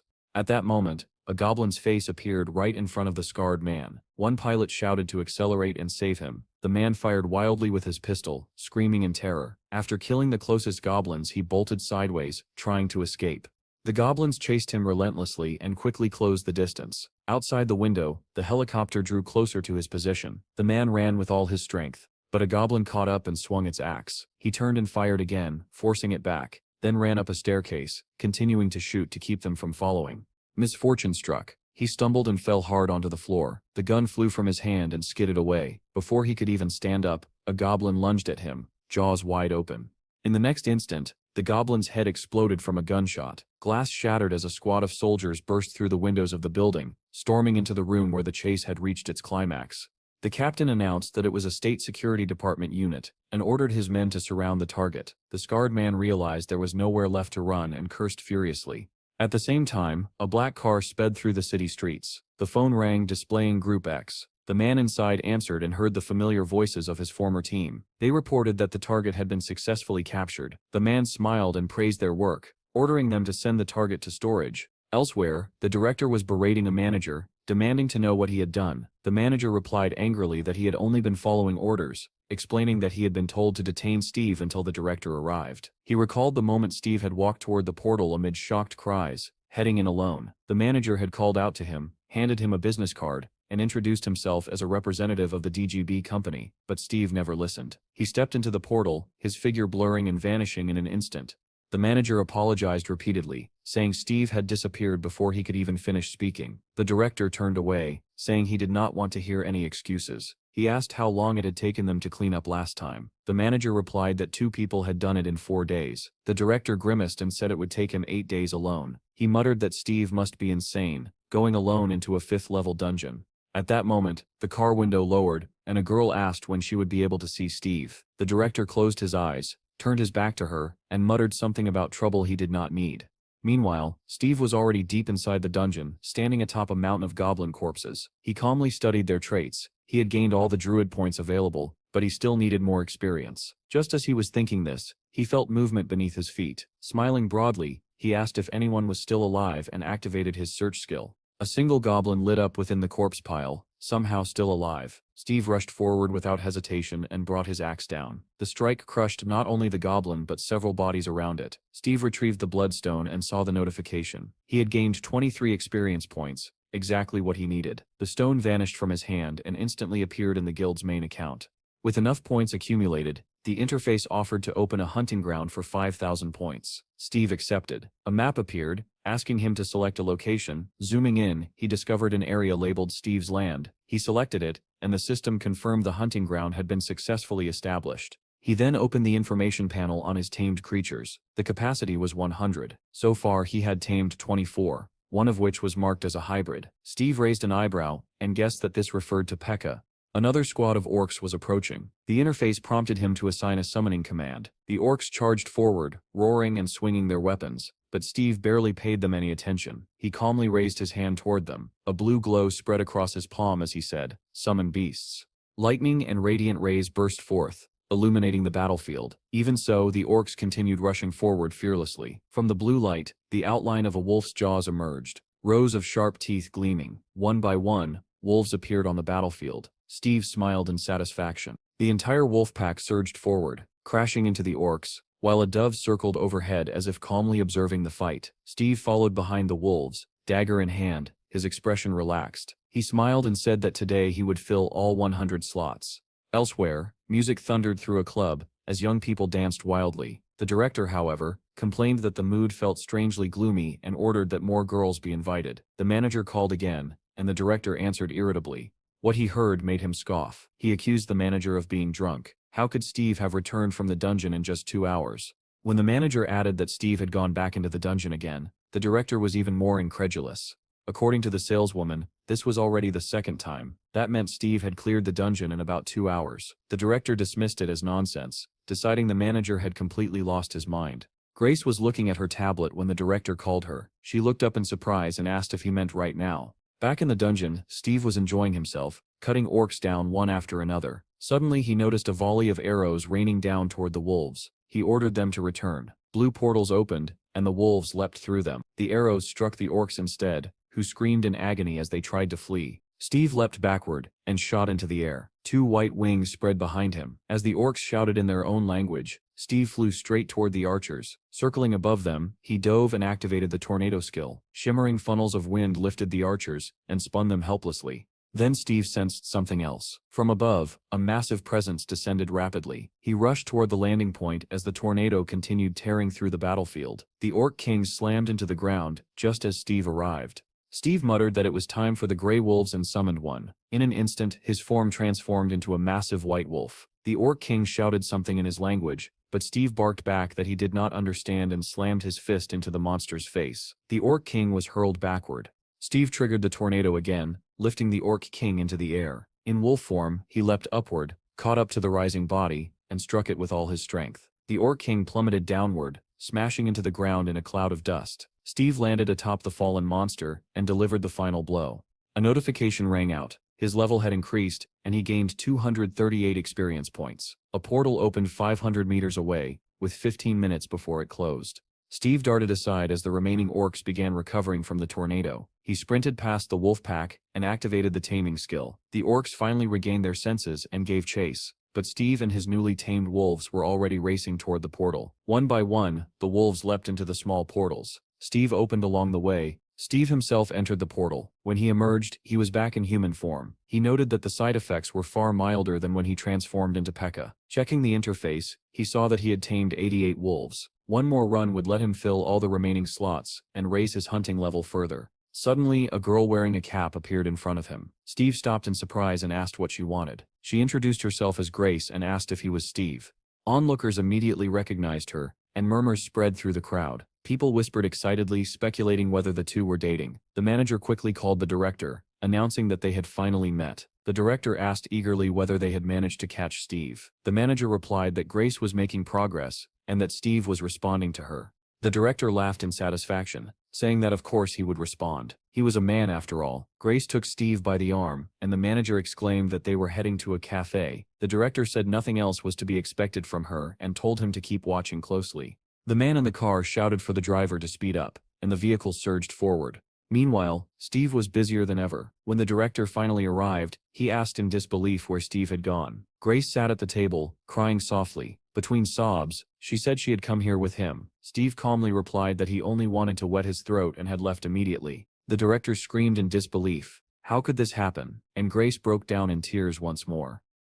In the next video, he showed Kithel flying into the air and hurling the Lizard King down onto the mountainside. Henry explained that filming inside the cave had been impossible, but they had still managed to capture footage of Steve growing wings. He added that Steve could even blend in with animals. After that, Henry turned off the screen and said the recording was finished. Cedric slammed his hand down angrily and said they had completely lost their minds. Defeating the Lizard King was not something that could be done so easily. The boss calmly stated that the combat power of a mature Lizard King should be around level B. Henry immediately corrected him, saying it was Class A, and pointed out that Steve had knocked it down effortlessly. The boss folded his hands in front of him and concluded that this meant Steve's strength was already above level C. Jean then reported the data. Steve's current spatial energy was rated at level E, his base combat power at C++, and after transformation, his strength depended entirely on the animal form he used. At the lowest estimate, Bud's power reached the weakest tier of SS level. It was also confirmed that Steve's growth depended on the removal of certain restrictions, something that did not apply to other awakened individuals. Cedric asked again about these lifted restrictions, remarking that everyone about Steve seemed abnormal. Jean shrugged and admitted she had no idea. The boss then asked what Steve's performance had been like before all this. Cedric mused that if all the missing people returned like Steve, their country would undoubtedly become a superpower. Henry countered that anyone going in without proper equipment would die, and that finding another person like Steve was extremely unlikely. The boss brought the discussion back on track. It seemed increasingly likely that Steve was a returnee from dungeon number 4. Jean firmly stated that they still could not confirm this. The boss sighed and admitted that he disliked this conclusion as well, but the fact remained that no new planet had been discovered. What mattered more was whether the secret behind Steve's success lay within that dungeon. Melissa, who had been silent until then, nodded in agreement. The boss added that Steve had already signed a contract, so why was he interfering with the intelligence service? Cedric sneered and said Steve was simply trying to prevent them from uncovering the secret of his strength, calling him selfish. Jean tried to interject, saying that was not the real issue, but Melissa cut her off and asked whether they were considering further negotiations.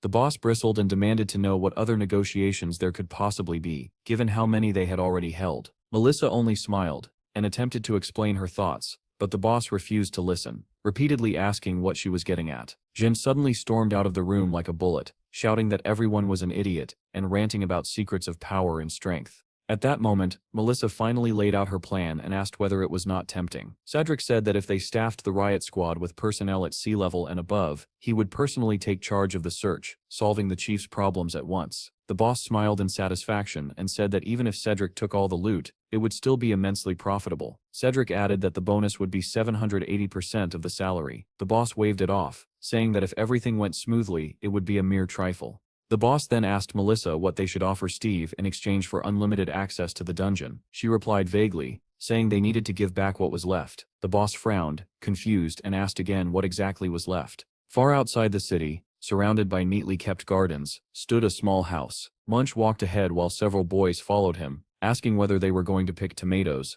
The monk laughed and told them to pick potatoes and peppers as well. The boys immediately began arguing about who had planted more potatoes and tomatoes, while Munch listened with a gentle smile. He opened the door to the warehouse filled with bags of fertilizer and gardening tools. The boys rushed inside, discussing how many tomatoes they would harvest and what they would cook for dinner. Munch told everyone to grab a hoe and head to the garden. None of them noticed the figure standing outside the window, watching with wide-open blood-red eyes. Elsewhere, a military detachment was preparing to depart. A report came in that there were 10 minutes remaining before departure. One officer ordered the group commander to check passenger numbers and equipment status. Both commanders reported that everything was normal and that they were ready.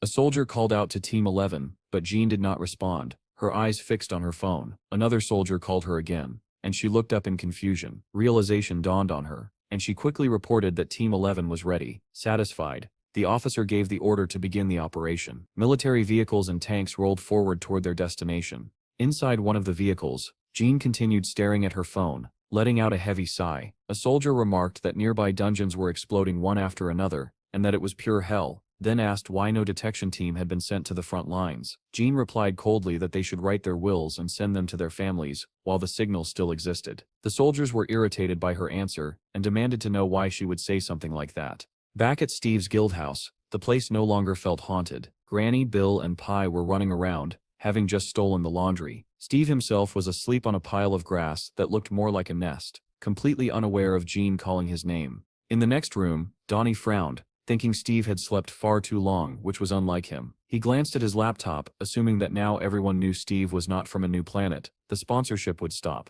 But when he opened the account, he shouted in shock at the amount of money displayed. At that moment, Chad walked in, startling him. Donnie snapped that Chad should knock next time. Chad smirked and asked whether Donnie had been watching adult films. Donnie retorted that it was broad daylight and asked how Chad could even think that.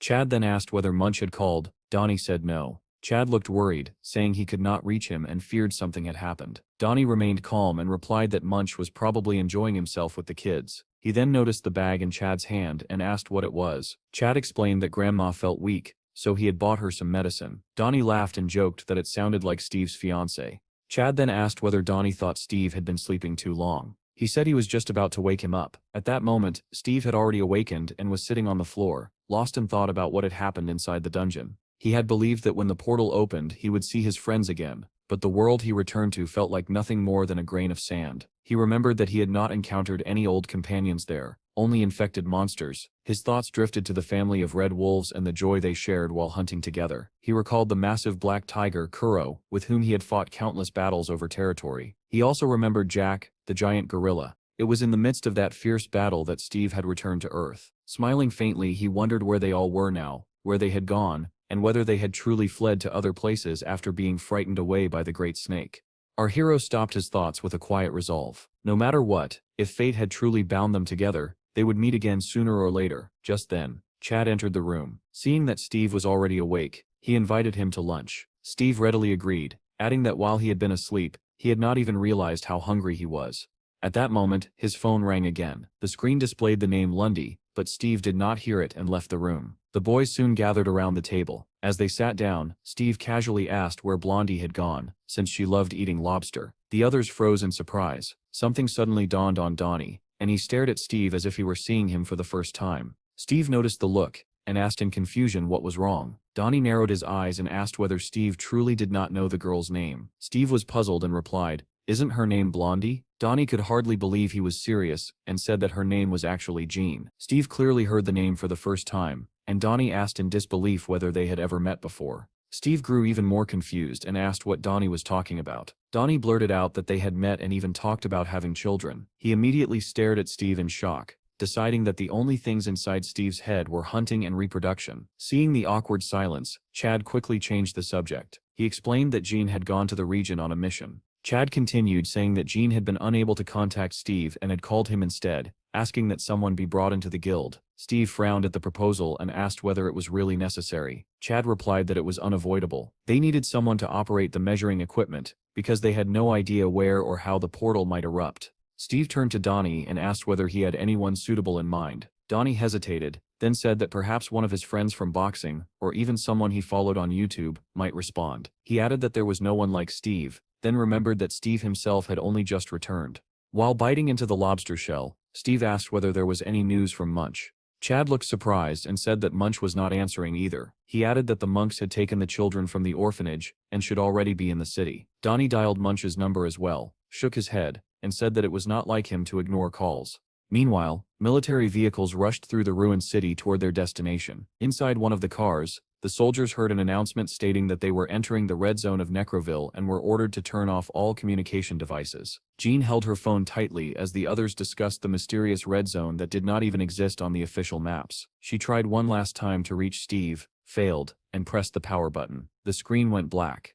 At the same moment, Steve picked up his phone and noticed several missed calls from Blondie. He immediately called her back, but a mechanical voice informed him that the subscriber was out of range. Vehicles sped through the forest, where zombie-like monsters roamed between the trees. Only one of them stood still, watching the military convoy closely with glowing red eyes. Steve stood in the room, listening to the endless beeping tone on his phone, unaware that on the other end, the device lay in a pool of blood. He muttered that she was not answering, put his phone away, and began to feel uneasy. Not long after, Melissa and Cedric arrived at Steve's guild house. Melissa called Chad and asked whether they could see Steve. The white-haired man smiled faintly, glanced aside, and remarked that this was a dog man. Not far away, beneath a tree, Steve sat with his head tilted back. They soon sat down together to talk. Steve asked in surprise what kind of research they were referring to. He said that this was not the planet they had been searching for all this time, so why were they so obsessed with exploration? Melissa replied that they wanted to uncover the secret behind Steve's strength, and that the answer lay there. Steve responded calmly that if one trained for 1,000 years, everything would naturally work out,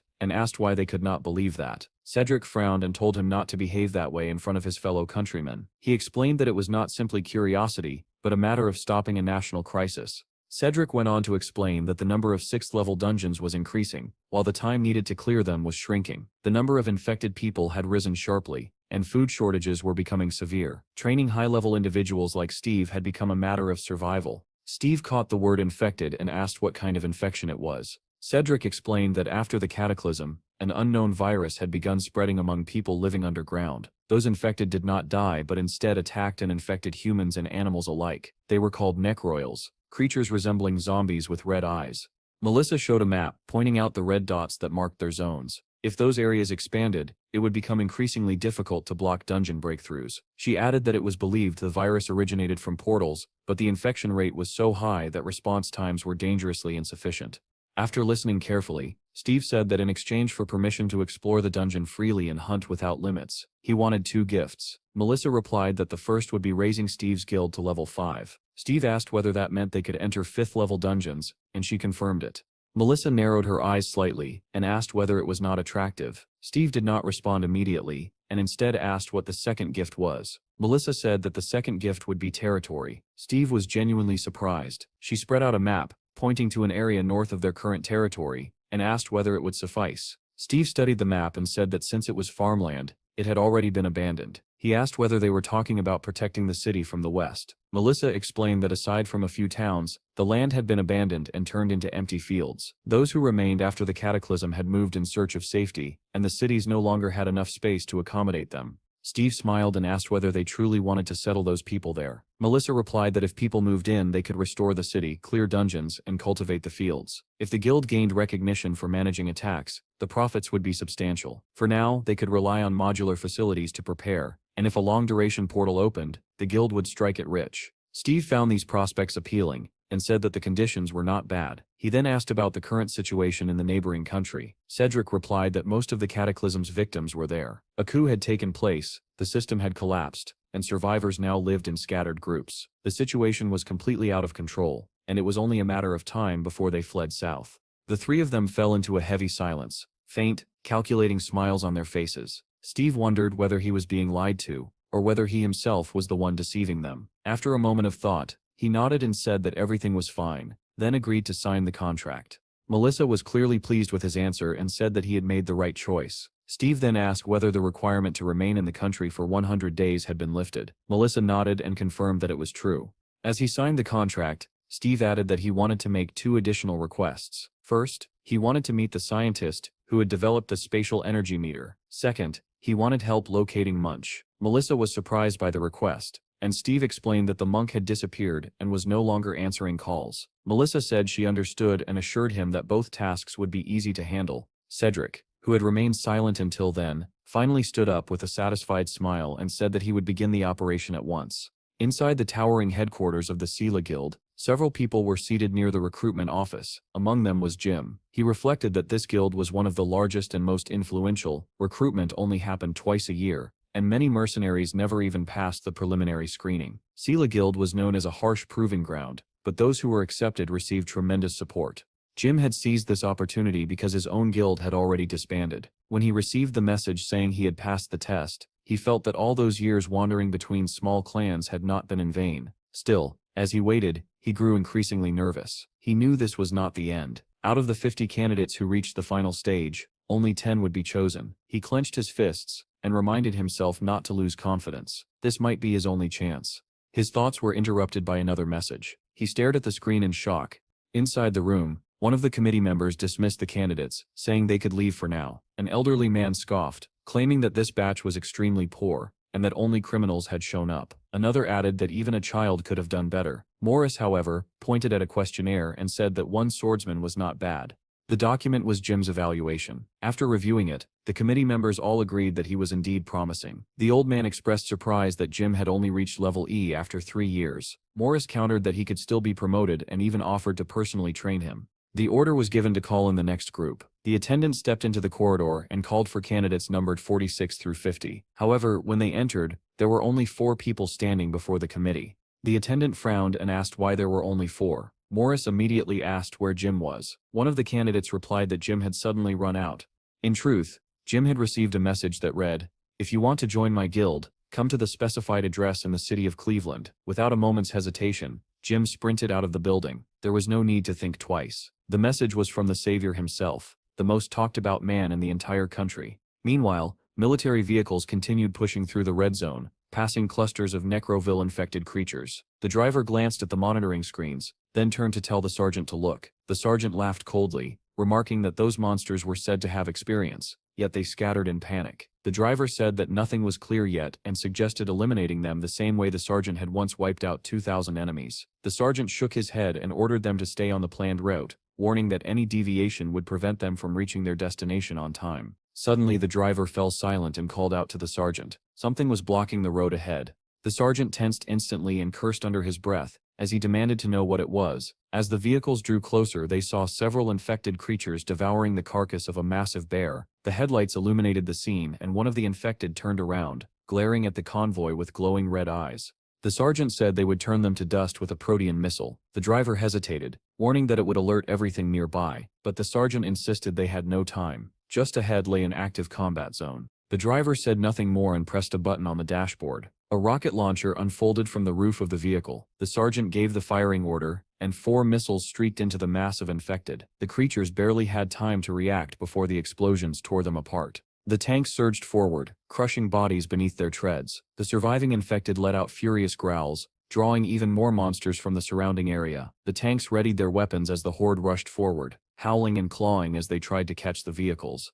The sergeant shouted that they were advancing and ordered all units to open fire. Gunfire erupted in deafening volleys. Bullets shredded the infected, carving a clear path through the road. Far away, a white van sped along deserted country roads. Behind it, a growing mass of Necroville infected gave chase, their distorted forms flooding the road as they surged relentlessly forward. Suddenly, an icon on the dashboard lit up, warning that the fuel was running low. The driver cursed under his breath and shouted that they were almost out of gas. Munch immediately urged him to head straight for the camp. The van surged forward, speeding past a roadside sign that pointed the way. Behind them, the monsters continued their relentless pursuit. Munch yelled that if they kept going a little farther, they would reach the mountain camp. The driver apologized repeatedly, admitting that he had insisted on coming here and never expected the monsters to have already spread this far. Munch moved closer to the senior monk and said that he had only wanted to prepare fresh vegetables for the children. The elder monk felt awkward hearing this, yet he was deeply grateful for Munch's intentions. Munch added that there was still a great deal of field work to do, but first they had to shake off their pursuers so they could eat peacefully with the children. The senior monk agreed, saying that the children were probably hungry by now. Behind them, the infected kept chasing the van, letting out hoarse, inhuman sounds. They finally drove up to the camp. Munch shouted that the gate was open and told everyone to break through quickly. He turned around, pulled back the curtain, and peered into the depths of the van. He asked the boys whether they could run fast, because once the vehicle stopped, they would need to sprint with all their strength. The children trembled in fear, and the women nearby could only let out heavy sighs. Munch, however, was resolute. This time he was determined to save everyone. The monsters closed in as the van screeched to a halt. The passengers jumped out and ran forward in a desperate rush. The infected were already right behind them. Munch carried 2 children as he ran, when suddenly he heard something closing in from behind. He turned his head and saw one of the monsters almost catching up, its arms stretching forward as it wheezed heavily. Munch set the children down and shouted at them to keep running without looking back. In the next instant, he turned toward the monster and grabbed his bat. He swung it with all his strength. There was a sickening crunch, and the creature's jaw was smashed clean off. With astonishing speed, Munch charged straight into the horde, scattering the zombies in all directions. After breaking through the first wave, he stopped and stared at the mass of infected still approaching. There were simply too many of them, and there were still 6 minutes left before the dragon's dash could be used again. Just then, something caught his eye. Tiny fireflies began to appear around him, drifting through the air and surrounding both Munch and the zombies. In the next moment, towering columns of wind erupted from the ground. Tornadoes formed, lifting the monsters screaming into the air. Everyone froze in shock as the infected were swept up and spun violently overhead. Munch stood stunned, fireflies glowing all around him, when he sensed someone behind him. A figure stood calmly on the roof of a nearby building. Steve was watching the scene unfold and remarked that the ability was very useful. Munch and the others turned toward the voice, staring up at him in disbelief. Steve stood with his hands in his pockets against the clear blue sky. Seeing him, Munch cried out that he was their benefactor. Steve casually told him to move away so he would not get caught in the suction. Steve intensified the tornado skill. The monsters began spinning even faster, and the fireflies shone brighter and brighter, turning the scene into something like a vast canvas embroidered with precious gems. Steve watched with sparkling eyes and said that he liked it. Elsewhere, the military convoy continued firing at the monsters. The sergeant, his voice tight with tension, shouted into the radio that he was requesting access to the military network. He reported that they were being pursued by necroils and urgently requested reinforcements at their location. At that moment, a barrage of stones rained down, and dozens of monsters swarmed around the tank. The infected clawed at the cockpit, trying to force their way inside. The sergeant shouted for everyone to hold on. More stones flew, and the number of monsters only increased. They climbed onto the tank, fell off, and immediately scrambled back up again. Suddenly, the tank rolled over a raised cobblestone, and the massive vehicle tipped violently onto its side. The soldiers in the vehicles behind saw the first tank overturn, and immediately ordered everyone to turn back. In another vehicle, Jean was sitting quietly when she noticed her sword begin to glow faintly. A report crackled over the radio that the lead vehicle had overturned. The convoy stopped, and the soldiers demanded to know what had happened. One of them nervously told the captain that they seemed to be in deep trouble. The necroils began climbing onto the next vehicle, covering it like a swarm of insects. Jean pressed a button on the control screen, opening the armored window shutter. Her eyes widened in terror as she met the gaze of glowing red eyes right outside the glass. The infected surrounded the vehicle, piling onto it in a writhing mass. Jean ordered everyone to unlock the doors immediately. One soldier muttered that it was no wonder he had nightmares the night before. The driver turned his head away from the zombie-smeared windshield and said that he was unlocking the rear door. The door began to open slowly. The wheezing breaths of the infected filled the air. Jean shouted for everyone to step back. Rotting hands reached through the opening, clawing desperately at the gap. The soldiers stared in horror, wondering how they were supposed to break through this nightmare and survive. Jean ordered everyone to move straight toward Vehicle 7 and kill anything that stood in their way. A yellow sphere of light flared to life in her hand as she shouted for everyone to disperse. In the next instant, a column of blazing yellow fire burst out from the car, sweeping through the infected and erasing everything in its path. The soldiers stared in shock at Jean's power and shouted that the rear route was now clear. Jean did not hesitate. She ordered everyone to rush for the exit, warning them that the zombies were closing in again. She told the driver to get out as well, declaring that they were abandoning the vehicle. One of the infected suddenly leapt down from the roof, lunging straight at Jean. She reacted instantly, drawing her sword and cutting the monster down with a single swing. More infected swarmed toward her from all sides, and she cursed in irritation. Spinning in place, she slashed her blade in a wide arc, scattering the monsters in every direction while shouting for the others to move away. The sergeant from the overturned lead vehicle fired back at the approaching infected and ordered the gunners to form a defensive circle around the car. One soldier volunteered to check the second vehicle for survivors. After peering inside, he reported grimly that both the driver and the front seat passenger were dead. The infected showed no sign of stopping and were drawing closer by the second. The soldiers tried to open the door, but it would not budge. One of them shouted for a burner to be brought over, identifying himself as part of Group 7. He yelled for the others to clear back, as they prepared to force the door open. The remaining soldiers provided cover, desperately trying to keep the zombies away from the trapped survivors. However, their numbers were insufficient. The infected broke through the defensive line and began attacking them directly. The surviving soldiers shouted in fear that they were being overwhelmed and could not hold on much longer. The captain barked back at them to stay calm and insisted that they only needed to endure a little longer. A soldier with clairvoyant abilities suddenly shouted a warning, saying the infected were only 30 meters away. The horde grew denser, completely surrounding the soldiers who continued firing non-stop. The sergeant pulled out a dagger and ordered everyone to prepare for close combat. Just then, flashes of blue lightning appeared behind the mass of monsters. Bolts of electricity ripped through the infected, tearing their bodies apart and flinging shattered remains in every direction. The lightning multiplied rapidly, soon engulfing the entire horde. The soldiers cried out in shock, demanding to know what was happening. Someone suddenly shouted for them to look at the sky. Several figures were descending from quadcopters, and the marking 707A was clearly visible on their gear. The captain broke into a relieved smile and said that those lunatics had arrived just in time. One of the Special Forces soldiers landed atop a vehicle, startling the troops below. Meanwhile, Jean continued fighting, cutting down infected one after another, unaware that reinforcements had arrived. She turned to strike again, only for her sword to be intercepted by someone who appeared behind her. Jean froze for a moment, then realized it was Valentine.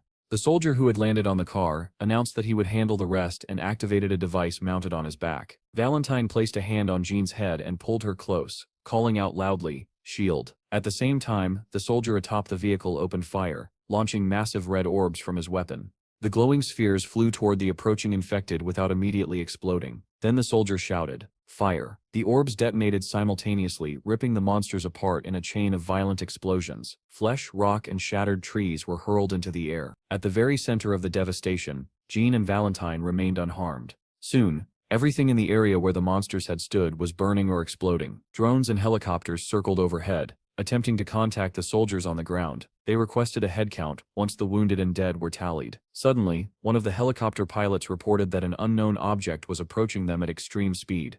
Elsewhere, infected bodies fell from the sky after being flung upward by a raging whirlwind. Steve smiled at Munch, who stared at him in stunned silence. The air around them shimmered with glowing fireflies, and the corpses of the infected rained down around Munch like a grotesque hailstorm. The orphans watched the scene with a mixture of awe, joy, and terror. When it became clear that no monsters remained, the children rushed toward Munch, shouting excitedly that all the monsters were dead. Steve smiled and told Munch that it had been fun, but now it was time to go home. The monk turned to Steve, calling him a benefactor, and asked how he had managed to find them. The other monks and children gathered around, staring at Steve and asking who he was. Munch began to speak with a satisfied smile, saying that he wanted to properly welcome him, but his words were cut short. One surviving infected suddenly clamped onto Munch's leg, sinking its teeth into his flesh. Munch looked down in horror as blood began to spill. At the same time, in a neighboring country, a new portal opened. The ground collapsed, swallowing cars whole as a massive monster emerged,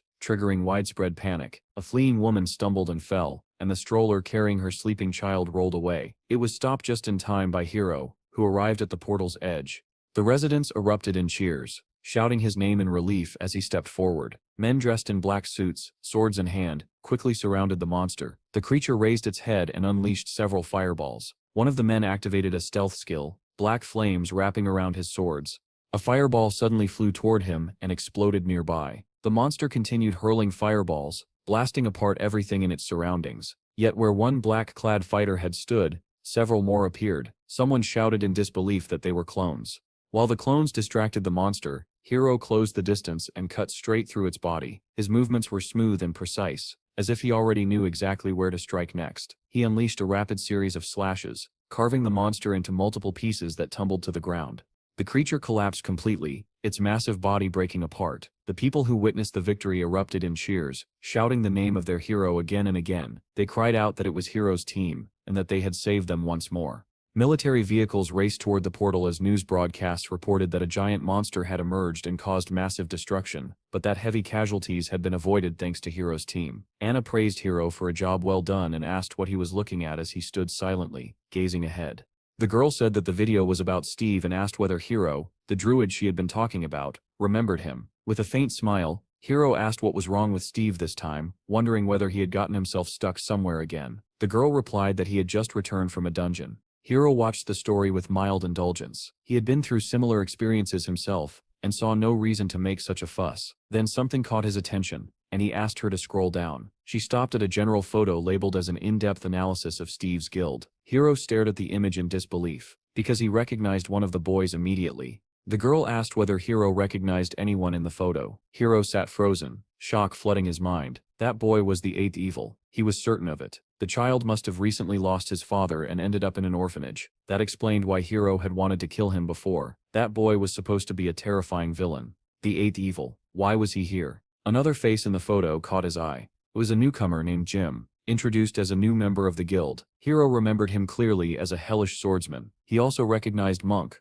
whom he knew as the Immortal Destroyer Monk. Hiro could not understand how or why all these people had gathered under one guild. The girl continued showing him videos, explaining that she had collected everything so he could see it for himself. Anna added that, in her opinion, no one seemed to be in control of the situation. One video showed Steve effortlessly slaughtering a horde of monsters attacking him. Another showed Steve battling the Lizard King and smashing the massive creature into a mountain. Hiro was stunned. The girl pointed out that this level of strength was absurd for someone from an F-level dungeon. Hiro agreed. This was clearly not the power of an ordinary person from such a place. Anna suggested that Steve might be special in the same way Hiro was. Hiro wondered aloud whether Steve had awakened, but had never been registered in the database. He found the idea hard to believe, yet everything fit too perfectly. Steve was a regressor, just like him. Perhaps Steve had returned to the past to gather all these villains into one guild, but why? Suddenly Hiro realized that Steve might be trying to change the future, just as he was. The thought horrified him. If that were true, then the flawless plan Hiro had created after traveling back in time could be completely ruined. Anna noticed his unease and asked whether everything was all right. Hiro let out a heavy sigh. He had planned to go there only after the apocalypse. Now he was clearly shaken.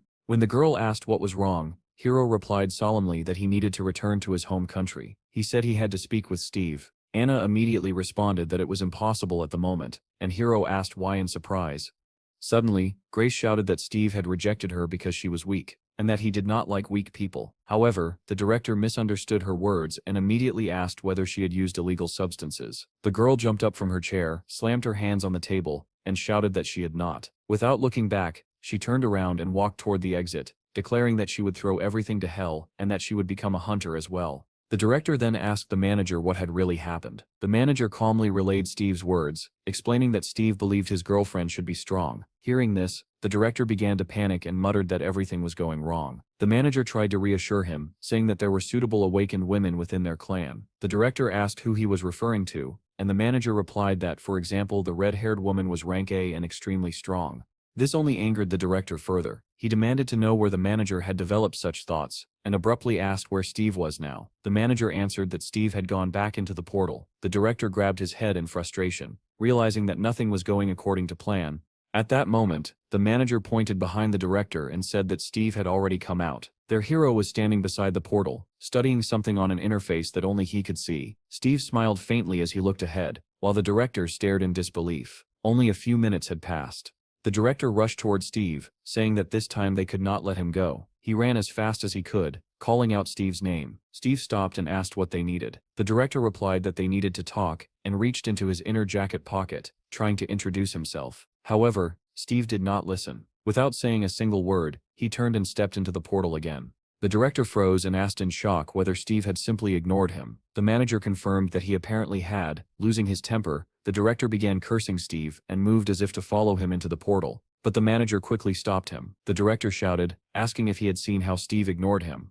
while the manager tried to calm him down. Just then, a voice cut through the tension and said, "Enough." The director angrily demanded to know who had spoken. A man stood before him, surrounded by several men in black suits. The director immediately recognized him and greeted Chandler's secretary. The secretary said that there were too many eyes watching now and suggested that they end the matter there. Around them, the crowd of onlookers began to whisper. Someone asked if Steve was the chairman's son. Another person added that the director had gotten so angry that he had refused Steve. Someone else sneered, wondering what the director would do this time, and giggled unpleasantly. Hearing this, the director realized that if things continued, he would be in serious trouble. The secretary remarked that the director had been unlucky today, and suggested that he take a rest, assuring him that he would handle everything. The director was furious, but he still forced himself to speak calmly, insisting that he was, after all, in charge of this case. The secretary praised him, saying he had done a great job, and added that he would still have an opportunity to get closer to Steve. The director hesitantly asked if that was true, and the secretary confidently confirmed it. Saying that he would not bother him anymore today, the secretary took his leave.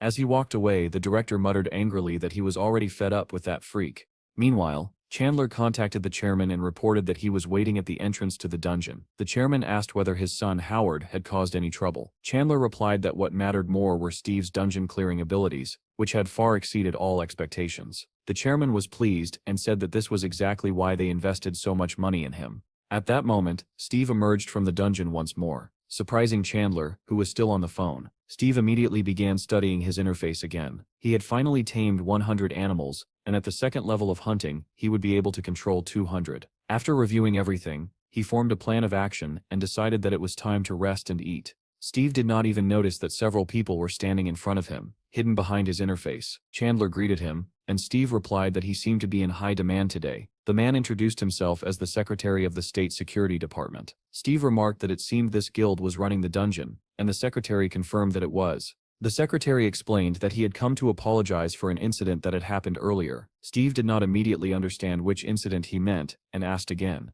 Then it dawned on him, and the secretary clarified that he was referring to the moment Steve had found himself in the 5th level dungeon. Steve asked why they were only apologizing now. The secretary replied that it had taken time to prepare more than just a verbal apology. He added that they also wanted to thank Steve, explaining that thanks to him, the value of their dungeons had risen sharply. The surrounding crowd listened with interest, wondering who this man was and why he was speaking with Steve. Chandler then said that they had something prepared for him, but suggested continuing the conversation at a restaurant first. Steve liked the idea, and admitted that he was very hungry. The secretary said that the cars were ready. Steve commented that they were good cars, and the secretary asked whether he liked them. That night, Steve's guild looked magical. The tree had grown even taller, and fireflies drifted through the air. The boys returned home in high spirits, talking about what a wonderful day it had been. There were good drinks and delicious lobsters. Jean said that Munch not drinking was understandable, but it was a shame about Chad, who never got a drink. Donnie joked that it would be great to hire a driver, and the others agreed at once. Suddenly Donnie's expression changed. He cursed under his breath, and Chad immediately asked what had happened. The boy admitted that he was supposed to arrange a meeting with those who wanted to join the guild, but he had completely forgotten about it because of the drinking and the food. Munch said that he had to go to the construction office that day, and added anxiously that maybe they would end up doing the same thing again tomorrow. Donnie laughed and replied that they would repeat it every day, drinking and eating lobster. He opened the chat and showed them that it was already filled with curses. The boy then turned to Chad and asked whether he was not the one responsible for recruiting new members. Chad admitted that it was true, explaining that he still did not have a license, and within the guild, he was officially listed as a doorman. Jim was shocked by this, while Munch said that Chad needed to apply for a license first. Chad replied that they could apply for it tomorrow. Jim sighed and said that difficult times were coming, because they still had to go on raids. Chad apologized to the others, but Donnie waved it off, saying that Steve would think of something. Munch agreed and added that the boss always handled issues like this. At that moment, Bill ran out to greet the boys, rushing toward his father, while his grandmother looked down at them with a gentle smile. Chad happily hugged his son, and Donnie was delighted to see his grandmother holding a box of lobsters in her hands. The grandmother asked where they had been for so long. They replied that they had been working first, then stopped for a drink, and brought lobsters as a gift. Steve placed a hand on his stomach and said that everything was great, and the secretary was pleased to hear that he liked it all. Steve then asked whether it was not too much to show such gratitude, with the most expensive dishes and even modified SUVs. Chandler replied that Steve had risked his life, and in such cases there was no such thing as too much. He added that they also had a few more gifts prepared. Somewhere outside the city, a muffled scream echoed from red containers, marked with the inscription DGB. A voice screamed hysterically, begging to be killed, blood spilling from a shattered mouth. Steve asked in surprise whether the apology was simply an excuse to have fun. The secretary smiled and said that Steve had a great sense of humor. Steve's expression turned serious as he asked what they really wanted from him. Chandler also grew serious and said that they wanted to establish an official partnership with Steve's guild. He explained that the city was divided into 12 sectors, but the DGB did not control a single one, because they lacked a 6th-level combat team. Even with all their resources, they simply could not form one. Steve remarked that this must be a painful blow to their pride,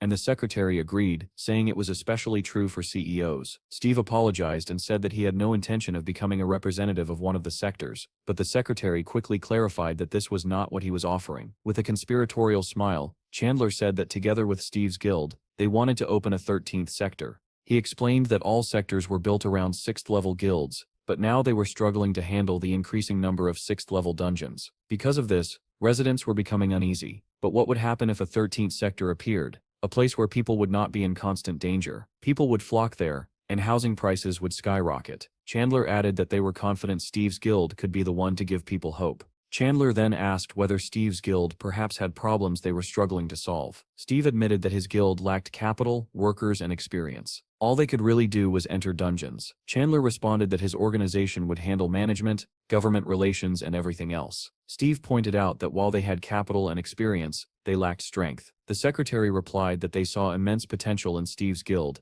and asked whether his comrades could handle such a responsibility. Steve thought about the members of his guild and wondered how they would manage. Chandler asked why the best guilds receive support, not from the government, but from major corporations, and added that they could not find a better partner than Steve. Steve realized that this would mean monopolizing and fully utilizing underground space, and the idea sounded appealing. The secretary, however, believed that Steve's guild could not yet handle such a burden alone. Was this not the best possible offer? Steve replied that he would think about it, since the 13th district would not be built overnight anyway. Chandler was surprised, but he thanked Steve and thought to himself that rumors described Steve as a simple-minded glutton who loved gifts. Perhaps the gifts had not been impressive enough. Steve stood up and said that it was time for him to leave. The secretary asked whether he had forgotten about another gift. Chandler said that it had been quite difficult to find the man, and Steve asked in surprise who he was talking about. Chandler explained that as soon as the man had been placed on the wanted list, he fled and went into hiding. However, their intelligence agents had managed to locate the former director of the debt company.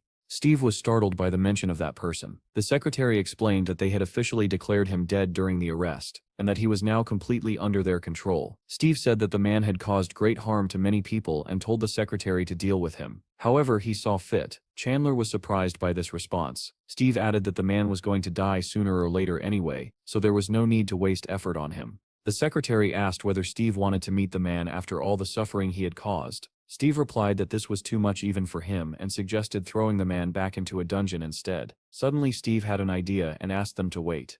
At the same time, Chad was being playfully attacked by his son, who was showing him all the tricks he had learned at school, when the boy's phone rang. The boy answered a call from his brother. After listening to Steve's words, Chad asked in surprise, "Right now?" Steve confirmed that it was right now. Chad asked what was happening there, and was stunned to hear that someone wanted to meet him. Steve said he would send the address, and advised Chad to take a pill before leaving. He mentioned a company called DGB, but Chad did not recognize the name and asked what it was. Chad then got into the car and fastened his seatbelt. The secretary wished him a safe drive. Through the car window, Steve said that his friend would take care of everything. The secretary nodded, saying that he understood, and added that Steve could contact them at any time. Despite the late hour, every window of the DGB company building was brightly lit. The chairman called Melissa's boss and asked whether he was still in the office. The man replied that he was there and had no intention of leaving, then asked what was needed. The chairman said that they had managed to meet Steve, that everything had gone well, and thanked him. The boss sounded puzzled and asked what he was being thanked for, saying that he simply wanted to recover his investment, because soon everyone would begin migrating to Steve's land. He added that they would urgently need to rebuild infrastructure and residential complexes. The chairman replied that moments like these were exactly when they should help one another.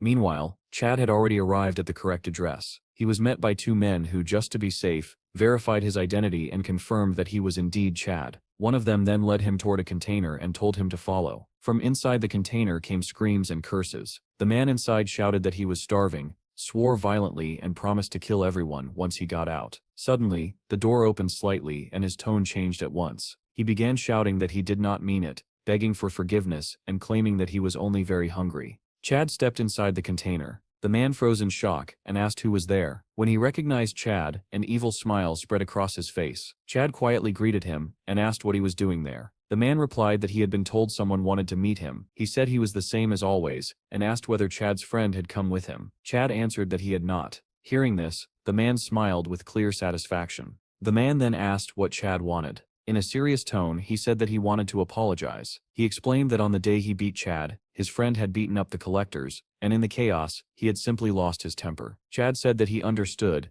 and that it was all in the past. The man thanked him and added that, in any case, it had not been him who sent Chad to the 5th-level dungeon. Seeing Chad's distrust, he asked him to think carefully about whether a simple debt-collecting thug could really have arranged something like that. Chad considered his words. The man continued, saying that it had all been the work of the Bureau and the DGB, who wanted to use Steve for their own benefit, and that he had merely become a scapegoat. Chad listened in silence and remarked that it must have been unpleasant for him. The man replied that it had been extremely unpleasant. His business had been destroyed, he had been running around abandoned areas with goblins, and he had truly believed he would die there.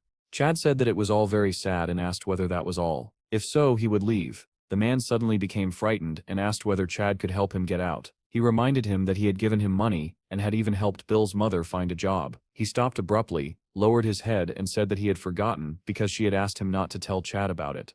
Chad's calm expression vanished, replaced by shock. He asked what job the man was talking about. The man explained that he had managed an employment center for a long time, and that she had come to him, begging him to help her find work. Memories flooded back. He recalled the day they had burst into Chad's apartment, when only Bill's mother had been there, clutching the baby to her chest. He had asked where Chad had disappeared to again and complained that the interest was piling up, that too much had already been taken, and that it was sad for the family to suffer because of one person. The woman had trembled and cried, begging them not to kill anyone. The man had grabbed her by the face and said that they could not kill such a beauty. He had asked whether Chad was really worth her suffering and whether they even had food. He then told her that he could help her find a job, that a hardworking woman like her could pay off the debt in 3 months. She had turned away, still crying, begging them not to kill. He had taken out money, asked whether she was tired of living like that, and said that in their world a woman's life could change in the blink of an eye. He had left the money and a slip of paper with his number, telling her to call when she decided. As he was leaving, he had added that if her husband was not there next time, she would have to pay herself. She had watched them leave in terror, sobbing quietly.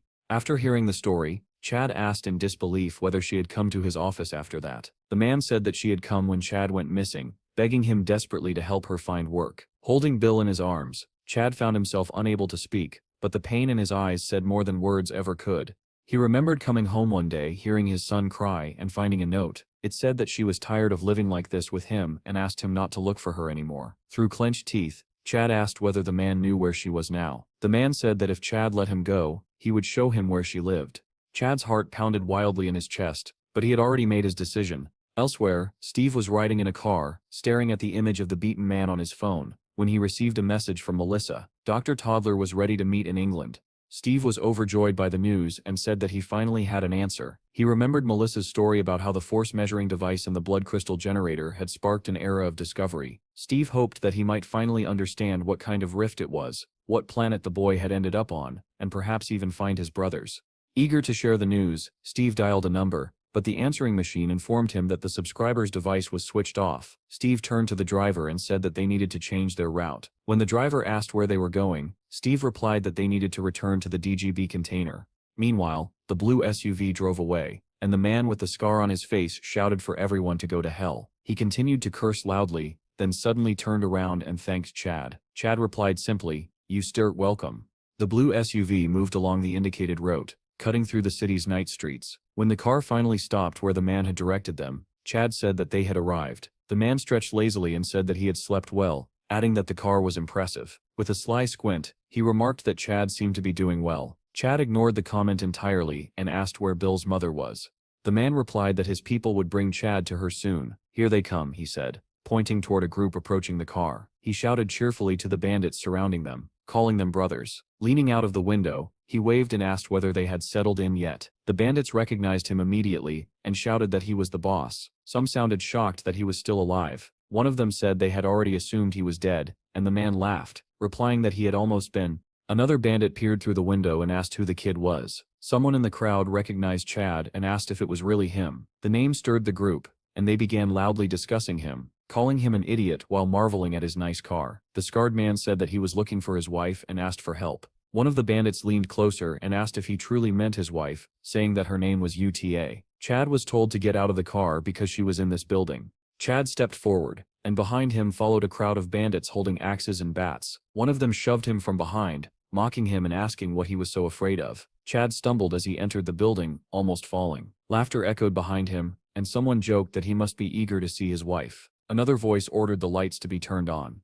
The room was suddenly flooded with bright light, blinding Chad for a moment. When his eyes adjusted, he realized he was standing in front of a crusher, splattered with something dark red. He frowned. The scarred man casually explained that there used to be a grinding factory here. One bandit said that UTA was in the second one, while another added that there were more than 200 corpses here anyway, and it was hard to remember them all. Chad turned around to ask where Bill's mother was, But before he could speak, one of the thugs smashed a bat into his head. Chad was sent flying to the floor, blood pouring from the wound. The scarred man sneered and said Chad was stupid for not realizing the truth. They had killed her and chopped her into pieces. He added that they had helped UTA, but she had given nothing back, calling her an ungrateful creature. Another bandit laughed and said that if she had not been so foolish, she might have survived, and that they were doing Chad a favor. Chad tried to push himself up from the floor. The scarred man said coldly that his wife no longer mattered. He began beating Chad, screaming that it was all Chad's fault. Chad and his brother had ruined his business. Some bandits shouted for him to calm down, warning that if he killed Chad too soon, there would be no fun left. The man ignored them, screaming that it was all because of Chad and asking how he was supposed to kill him. With a crazed smile, he asked Chad whether he knew how long he had dreamed of this moment.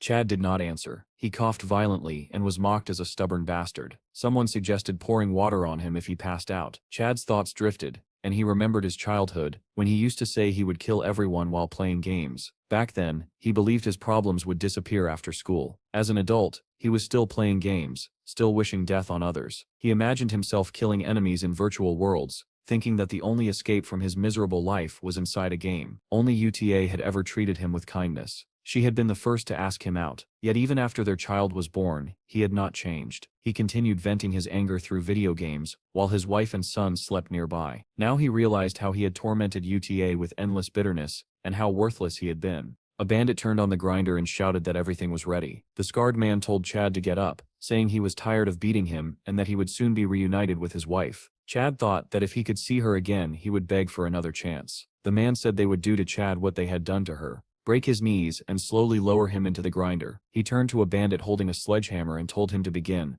warning Chad to grit his teeth because it was going to hurt. Chad quietly said, "Thank you." The man scoffed, saying Chad was a bastard who deserved to suffer. Yet the blows did not hurt at all. Suddenly the bandit screamed, dropped the sledgehammer and staggered back. Chad had risen to his feet in an instant, calmly severing the bandit's hands. Blood sprayed everywhere as the man screamed. The daggers in Chad's hands were now clearly visible. The bandit stared in horror. Chad said quietly that when Bill's mother left, he had promised himself he would never do this again. Understanding dawned too late. With a sinister smile, Chad said that now he would not let any of them leave alive. The bandits began screaming that he was awakened, and that they had to run. But there was no escape. Chad moved through them effortlessly, his blades flashing as he cut them down one by one. The man with the scar watched in disbelief as Chad slaughtered the bandits with a smile on his face. Chad struck down another man in a few swift movements, and the smile on his face only grew wider. The bandits began fleeing from the building in panic, screaming as they ran. A severed head flew out after them, bouncing across the ground. Chad burst out immediately after, gripping his blades tightly. The bandits screamed for everyone to run, but it was useless. Chad closed the distance in an instant, and appeared behind one of them. One of the fleeing men shouted, asking where their snipers were, but where the snipers should have been, Steve was already standing above, calmly looking down with a faint smile. A man dressed in black beside him asked whether his brother was all right. Steve replied that everything was fine and asked them to make sure Chad would not face legal trouble later. One of the men answered that most of these people had negative social value, so the government would not be concerned. Chad did not notice that his brother was nearby. He continued cutting through the bandits, leaving nothing but blood and screams behind him. Sif smiled faintly and said that Chad was now truly awakened and capable of handling everything on his own. On Chad's face was a smile, no longer crazed, but heavy with meaning and anger.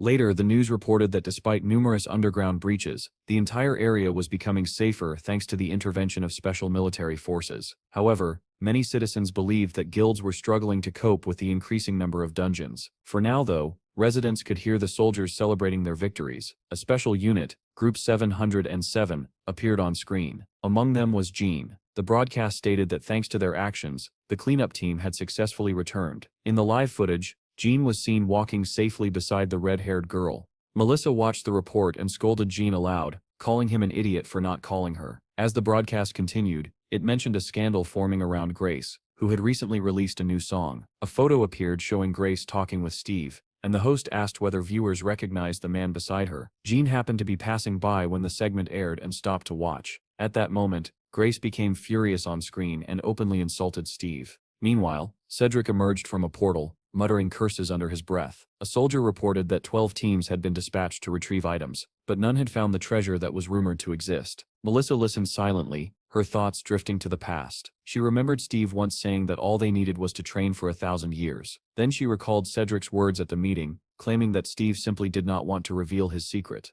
Jean suddenly lost his temper and shouted that Steve was not that kind of person. After piecing together everything she had heard, Melissa realized that instead of focusing on the dungeon, she needed to focus on Steve himself and understand why he was doing all this. Her phone rang. She answered and asked Steve whether they had managed to find his brother. Steve said that everything was fine, then casually asked what happened to awakened people who were bitten by a necroil. Melissa immediately grew concerned and asked whether someone had been bitten. At that very moment, Munch lay in his room, clutching his leg and screaming through clenched teeth. The bite on his leg was bleeding heavily, and a bloody web-like pattern was spreading upward along his skin. Steve replied calmly that no one had been bitten, that he was simply curious. Munch writhed in agony, gripping his leg, but nothing eased the pain. Melissa explained that according to existing data, only 38 cases of such awakenings had been recorded. Steve asked what ultimately happened to them. She said that on the 48th day, 2 had died from leukemia. 26 had simply gone bald. In 7 cases, aside from pain at the bite site, no side effects were observed. Only 3 had turned into necroils. Typical symptoms included fever, phantom pain, and reddening of the veins. She added that the lower the rank, the higher the chance of transformation. Steve asked what should be done after a bite, and whether the victim needed to be quarantined. Melissa replied that special institutions constantly monitored those who were bitten and conducted research to develop a vaccine. Steve ended the call, thinking grimly that these people were little more than test subjects. Later, Steve walked down a quiet street and noticed a man sitting by the roadside, selling items laid out directly on the ground. The man was writing strange symbols on pieces of paper, his face hidden beneath a hood. He noticed Steve and looked up. Steve greeted him. The man said it had been a long time and asked whether Steve wanted more medicine for his brother. Steve replied that he needed something else. He explained that a friend of his had recently been bitten by a necroil and asked whether the man had a cure, since his previous medicine had helped his brother greatly. The man rummaged through several jars before finally finding the right one. He handed it to Steve and said that a single jar should be enough. Steve read the label. It was called Anti-Frame. The man instructed him to apply it twice a day, morning and evening, and said it would begin to take effect after about a week. Steve asked about the price. The man said that since this was his second purchase, he would offer a discount. Normally it cost $4 million, but he would sell it for $2 million. Steve said it would be better to take more and asked whether he could buy 10 jars. The man happily agreed. Steve smiled, thanked him and said he owed him a favor. The man added casually that if the bitten person began suffering convulsions, they needed to be struck harder, as it would stop the infection. Steve took the ointment and walked away. Moments later 2 policemen appeared, shouting that selling goods there was illegal. In an instant, the hooded man gathered his wares and leapt away just as the police shouted for him to stop. When they reached the edge, one of them said he saw no one. Suddenly a large black bird burst upward from below, leaving the officers staring in confusion. Back at the guild, Munch lay on his bed, writhing in pain and clutching his bitten leg. Donnie, Jim and Bill stood anxiously outside the room, worried that Steve was taking too long. Bill stared at Munch in fear and asked in a trembling voice whether he was turning into a zombie.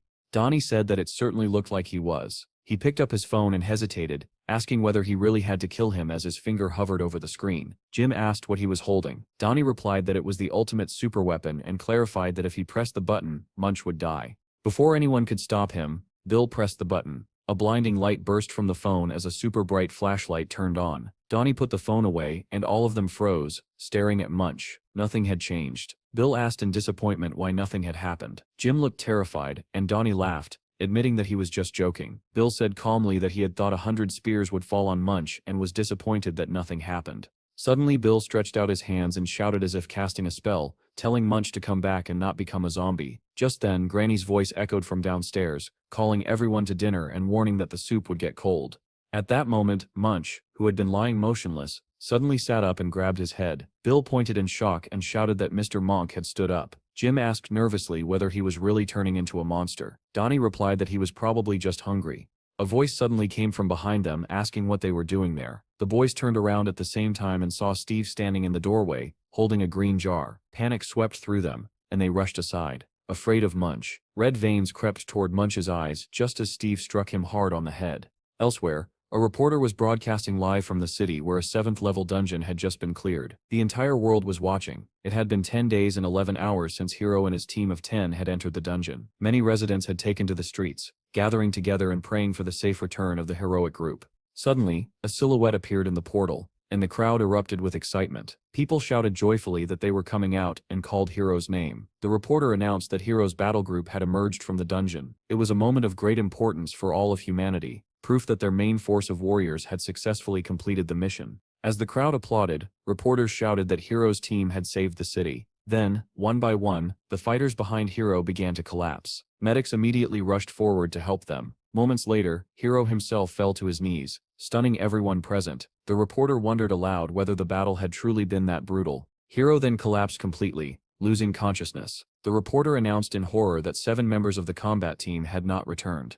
After the dungeon, Hiro was taken to the best hospital in the country. Anna sat beside his bed. When he finally opened his eyes and saw her, he called her name. She stared at him in surprise, then realized he had woken up. Hiro clutched his head and asked for water. After drinking, he let out a long sigh. Anna told him not to blame himself, saying that none of it was his fault. He thought bitterly that she was right. It was not his fault. Anna then said that they had discovered a meeting between Steve and Doug, and that something about it seemed suspicious. Hiro was shocked. Doug was the deputy head of the Bureau of Supernatural Affairs, responsible for national defense. His attention alone was worth more than the entire Awoken Federation, which meant they were interested in Steve. Hiro felt anger surge within him. In his mind, Steve was a bastard. It was Hiro who was supposed to lead the world toward a brighter future, yet Steve could no longer be ignored. 7 people had died in the 7th level dungeon. Still, he was not shaken. He had lost many comrades over time. He had lost the whole world again and again, dying repeatedly. He remembered Anna's death, realizing that even she had died dozens of times. Hiro understood that his fury was real, and that it was all because of Steve. He could not risk humanity's future because of one unpredictable freak. Judging by Steve's actions, he was planning something terrible. For the sake of humanity's future, Hiro decided that Steve had to die. He called Anna and asked her to find any ship capable of sailing, even if she had to build it with her own hands. It was necessary. The next morning was crisp and clear in Steve's guild. Sunlight filtered through the leaves of the giant tree. Chad woke up with a pounding headache, and his grandmother scolded him, saying that this was exactly why he should not drink so much. She sent him downstairs for breakfast. Chad picked up the identification card from the table and smiled to himself, thinking that he was now a real mercenary. In another room, Donnie was already sitting at his laptop, busy with work. He thought that once everyone found out that Steve was only recently awakened, the number of views would drop. Even so, the channel already had 1 million subscribers and had earned more than 10 million. He admitted that he had never imagined seeing such numbers. It really was true that success depended on connections. Gaining the trust of a powerful person at the right time was a skill in itself. Suddenly, Chad burst into the room, nearly scaring Donnie out of his skin. Chad was clearly enjoying himself and asked whether he was the only one having fun. Donnie snapped back, asking whether Chad had never been taught to knock. Chad apologized with a grin and said that his grandmother was calling him for breakfast. He asked where Jim was. Donnie replied that Jim was training as hard as he could and said that he would come down once he was finished. Out on the training field, Jim stood among several tree stumps. His eyes were closed, as if he were listening to the wind. Suddenly he opened them and began cutting down trees, chaining one skill after another with practiced precision. With a final strike, the last tree fell. Jim frowned and muttered that it was still too slow. Moments later, new trees appeared on the field. Jim clenched his jaw and said that he could no longer hesitate in battle. He activated his skills again and again, determined that he would never let something like this happen again. Meanwhile, Steve and the boys decided to go hunting, driving a pack of wolves to chase deer. One of the boys shouted that whoever caught the deer would win, while another added that the loser would have to collect apples. Steve stood near the temple, facing the senior monk and 2 men in gray robes. He said that the temple was already finished and asked whether it might fall apart. The monk laughed and replied that everything had been built to last and to honor their faith. Steve answered that if anything felt wrong, they should not hesitate to say so. The monk bowed slightly and said they were deeply grateful that Steve had helped them find shelter and that they did not know how to repay such kindness. The deer and the wolves rushed past them in a blur. Bill ran ahead of everyone, shouting excitedly and urging the wolves to go even faster. The boys from the temple chased after them, laughing and calling out encouragement. Steve watched Bill and said quietly that this was the first time he had ever seen him so happy. Before, Bill had always been lonely. There was a time when mothers forbade their children from playing with him, and Bill had heard every word. A woman from the temple approached and said it was already lunchtime, inviting Steve to join them. He declined, saying not today. Steve then asked how Munch was feeling. The monk replied that Munch had been delirious for a long time, but now he was even able to train again. He added that Munch had developed a healthy appetite.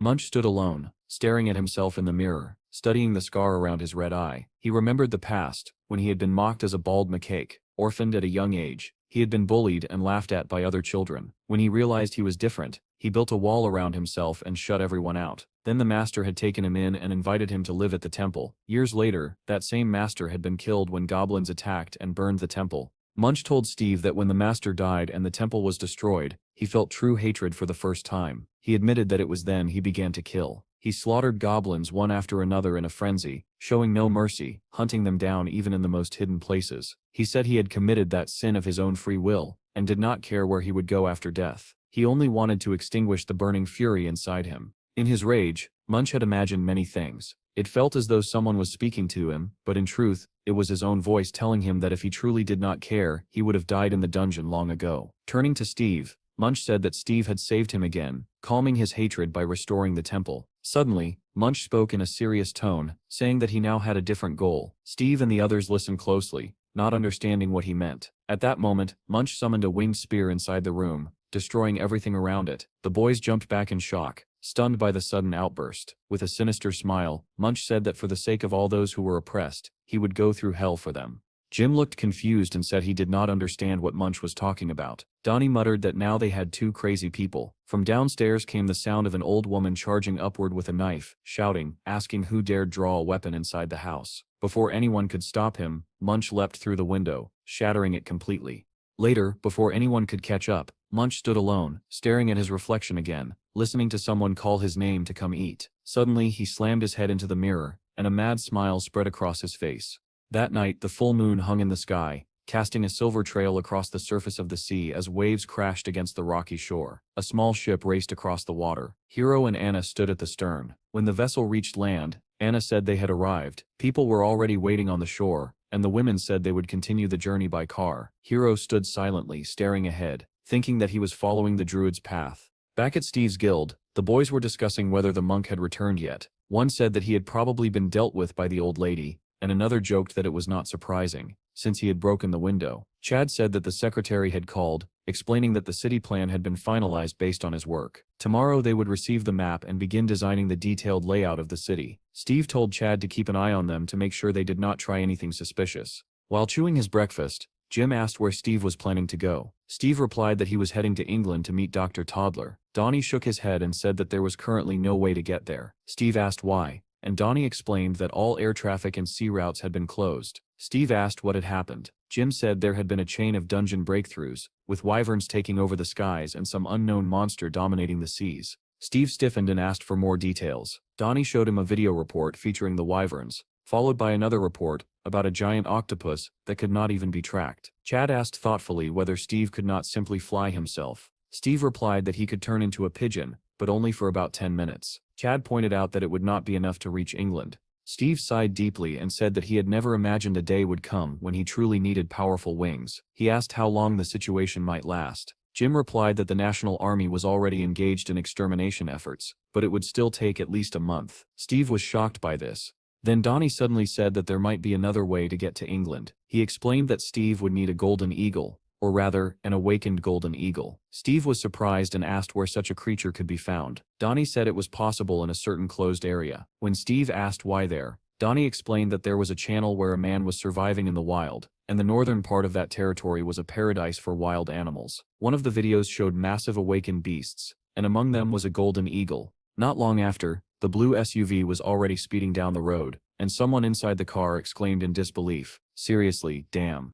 Steve said that he had nothing better to do anyway, while Donnie replied tearfully that his eyes were already hurting from managing the channel. Our hero told him that he should be happy, but Donnie complained that if they filmed good material here as well, there would only be even more work. Anna was driving the car and suggested that Hiro get some sleep, reminding him that they still had 10 hours of driving ahead. However, he refused. The girl warned that if anyone found out about their actions, it would cause a scandal. Hiro understood that this could spark an intraethnic conflict, and Anna asked why they did not catch him through official channels. He replied that there was no time for that, and that it would be easier to kill him on the spot. Soon, the navigator announced that in 1,200 meters the Necrovilli zone would begin. Anna sighed and said that they would have to drive straight through it. The car rolled onto the highway, which was already becoming overgrown with grass. Steve and Donnie's SUV was still parked there, but the boys were nowhere to be seen. A beast of unprecedented size stood nearby, steam billowing from its nostrils as it bared a mouth full of terrifying teeth.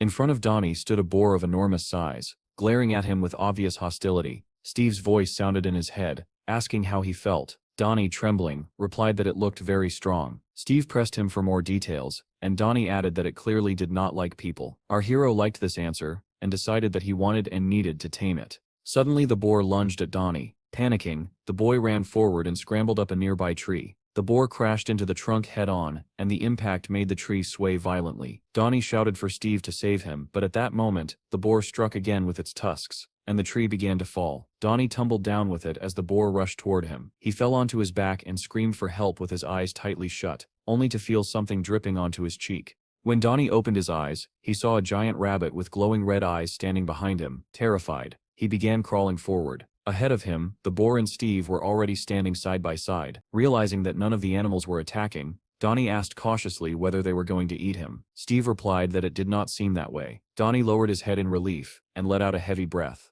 Pointing nervously at the rabbit, he asked Steve to send it away because it was frightening, and its stats were absurdly high, level C, rank 2. At that very second, a blue portal appeared, and the rabbit jumped straight into it. Donnie then looked at the boar and asked why it had not left as well. Steve climbed onto its back and said that it would give them a ride, deciding on the spot to name the boar Yaka. Our hero rode on Yaka, while Donnie rode on the wolf. Donnie asked whether the transformations were really worth it. Steve replied that they only changed one's character slightly. Donnie said incredulously that it did not look that way at all, and Steve added that he never transformed animals stronger than himself. When Steve asked whether the rabbit had been that scary, Donnie admitted that it was not really. Steve then added that he himself had a higher rank than the boy, prompting Donnie to start whining that even the rabbit was stronger than him. Donnie noted that they had already found 2 strong animals, but there was still no sign of an eagle. He asked how much longer they were going to stay in this place. Soon the group reached a hillside overlooking the entire forest. Steve said that finding the eagle was the hardest part. He called Melissa, who answered and asked how she could help. Steve asked where the blonde was, explaining that he could not reach her directly, and Melissa replied that she was currently in another area. Steve asked her to connect them. Meanwhile, heavy clouds and a leaden sky gathered over a half-ruined city. A soldier shouted to the captain that there were 10 minutes left before the dungeon would be breached. Jean ordered an immediate retreat and demanded to know why they had not received any response to their airstrike request, which had been sent long ago. A transmission came through stating that an airstrike was impossible, and that the artillery was not operational. The soldier cursed and asked why this information was only being reported now. They were then informed that the third battle group would arrive in 10 minutes, and another group in 15. Jean angrily asked whether they were being mocked, since they would have to hold back the spiders themselves. The soldiers replied that it no longer mattered, and that they had to retreat. Irritated, Jean ordered them to take the equipment and leave. The soldiers shouted that they had to get out before the witch changed her mind, and the girl mocked their words, remarking bitterly that this was exactly why no one loved her. At that moment, she received a call and answered, introducing herself as the captain of the 11th Reconnaissance Group. Steve greeted the blonde cheerfully, saying that it had been a long time since they last spoke. She was clearly surprised to hear his voice and fell silent for a moment. Steve explained that he needed to find a golden eagle and asked whether her group could help. The girl listened with clenched teeth, then suddenly screamed at the top of her lungs, "Fuck you, sex maniac." Before hanging up, Steve stared at the phone in shock, unable to understand why she had reacted that way. Turning to Donnie, he asked what catching an eagle had to do with sex. Donnie, tense, stared ahead and asked Steve what that was in the distance. Beyond the city, a towering column of strange black smoke rose into the sky. Donnie picked up his phone and said in disbelief that it was starfish. Steve asked again what he was talking about, and Donnie showed him a news report stating that a starfish dungeon had been breached. The creatures were capable of shooting fire and exploding after death. Our hero was surprised that they could still interfere even after dying. While Donnie looked away in fear, he suddenly shouted for Steve to look at the birds. A massive flock flew overhead, fleeing from the direction of the dungeon. Steve, however, seemed to be enjoying the chaos and watched the scene unfold with a faint smile. Donnie pointed out that the fire ahead was spreading rapidly and insisted that they needed to move. Steve remained calm, staring at the advancing flames without any intention of running. The fire surged higher and closer to where they stood. Animals fled desperately into the depths of the forest, running with all their strength. The flames chased after them, nearly brushing against the ones lagging behind as the inferno swallowed everything in its path. Suddenly, the wolf Donnie was riding let out a long, piercing howl. Staring straight ahead, Steve said calmly that the arsonists had arrived. The wall of fire had already caught up with the fleeing animals, and was steadily closing in on even the fastest among them. The boys lifted their heads and Donnie suddenly shouted that there was a golden eagle in the sky. High above them, among a scattered flock of birds, an eagle soared, clearly larger and more majestic than the rest. Steve remarked that it looked impressive and checked the information, noting that it was a C-rank level 6 creature. Fixing his gaze on the eagle, Our hero named it Ringo and declared that from now on it would fly with him. Soon after, the news reported that the sudden wildfire had ended unexpectedly due to a natural disaster. Experts claimed that all the starfish had been destroyed by a hurricane along with the fire. Watching the report, Donnie scoffed and muttered that it was nonsense, adding that this was exactly why no one trusted the news anymore. Pleased that the video had finally uploaded, Donnie said that now people would know the truth. The drone footage showed Steve, transformed into a massive boar, charging to the edge of the fire. He ran around the inferno at incredible speed, as if outlining its boundaries with the power of the Earth Spirit. Then he activated the tornado skill, causing the starfish to be consumed by their own flames. The video was titled "Steve has the tornado skill," and comments flooded in almost instantly. Some viewers dismissed it as fake, while others asked whether Steve was a god. Donnie was stunned to see that in just a few seconds, the video had surpassed 400,000 views. Another clip showed the fire already extinguished, with drones hovering over the scorched area. In that footage, Donnie could be seen rushing towards Steve, who lay unconscious on the ground. Donnie hesitated, thinking it would be better not to include the moment Steve collapsed, as it would reveal his weakness. Then he realized he could upload it as a separate video instead. At that moment, someone called out to him, and Donnie turned around in surprise. Holding a glass of coffee, he stepped onto the balcony and looked down to see Chad and Jim standing below. Donnie asked whether they were heading into a dungeon, and one of them replied that a second-level dungeon had opened nearby. Chad added that they still had 3 open spots. Donnie laughed and asked if they really could not clear a second-level dungeon on their own. Chad said confidently that he had the most skills, while Jim added that Munch was already waiting in the car. Donnie reflected that the boys had acquired a wide range of abilities, largely because their small squad was designed to cover as many roles as possible. He asked them to give him a little time to upload another video, promising to join them afterward. His fingers flew across the keyboard, and soon the screen displayed the words, "Steve, I invite you to London, Dr. Toddler." The video footage showed the Earth being ravaged by monsters, with the sky already lost. Even the ocean was now inaccessible, and nothing seemed capable of stopping the destruction. Steve stood with his back turned as a voice declared these grim facts. Then he turned around and said that he would be back soon,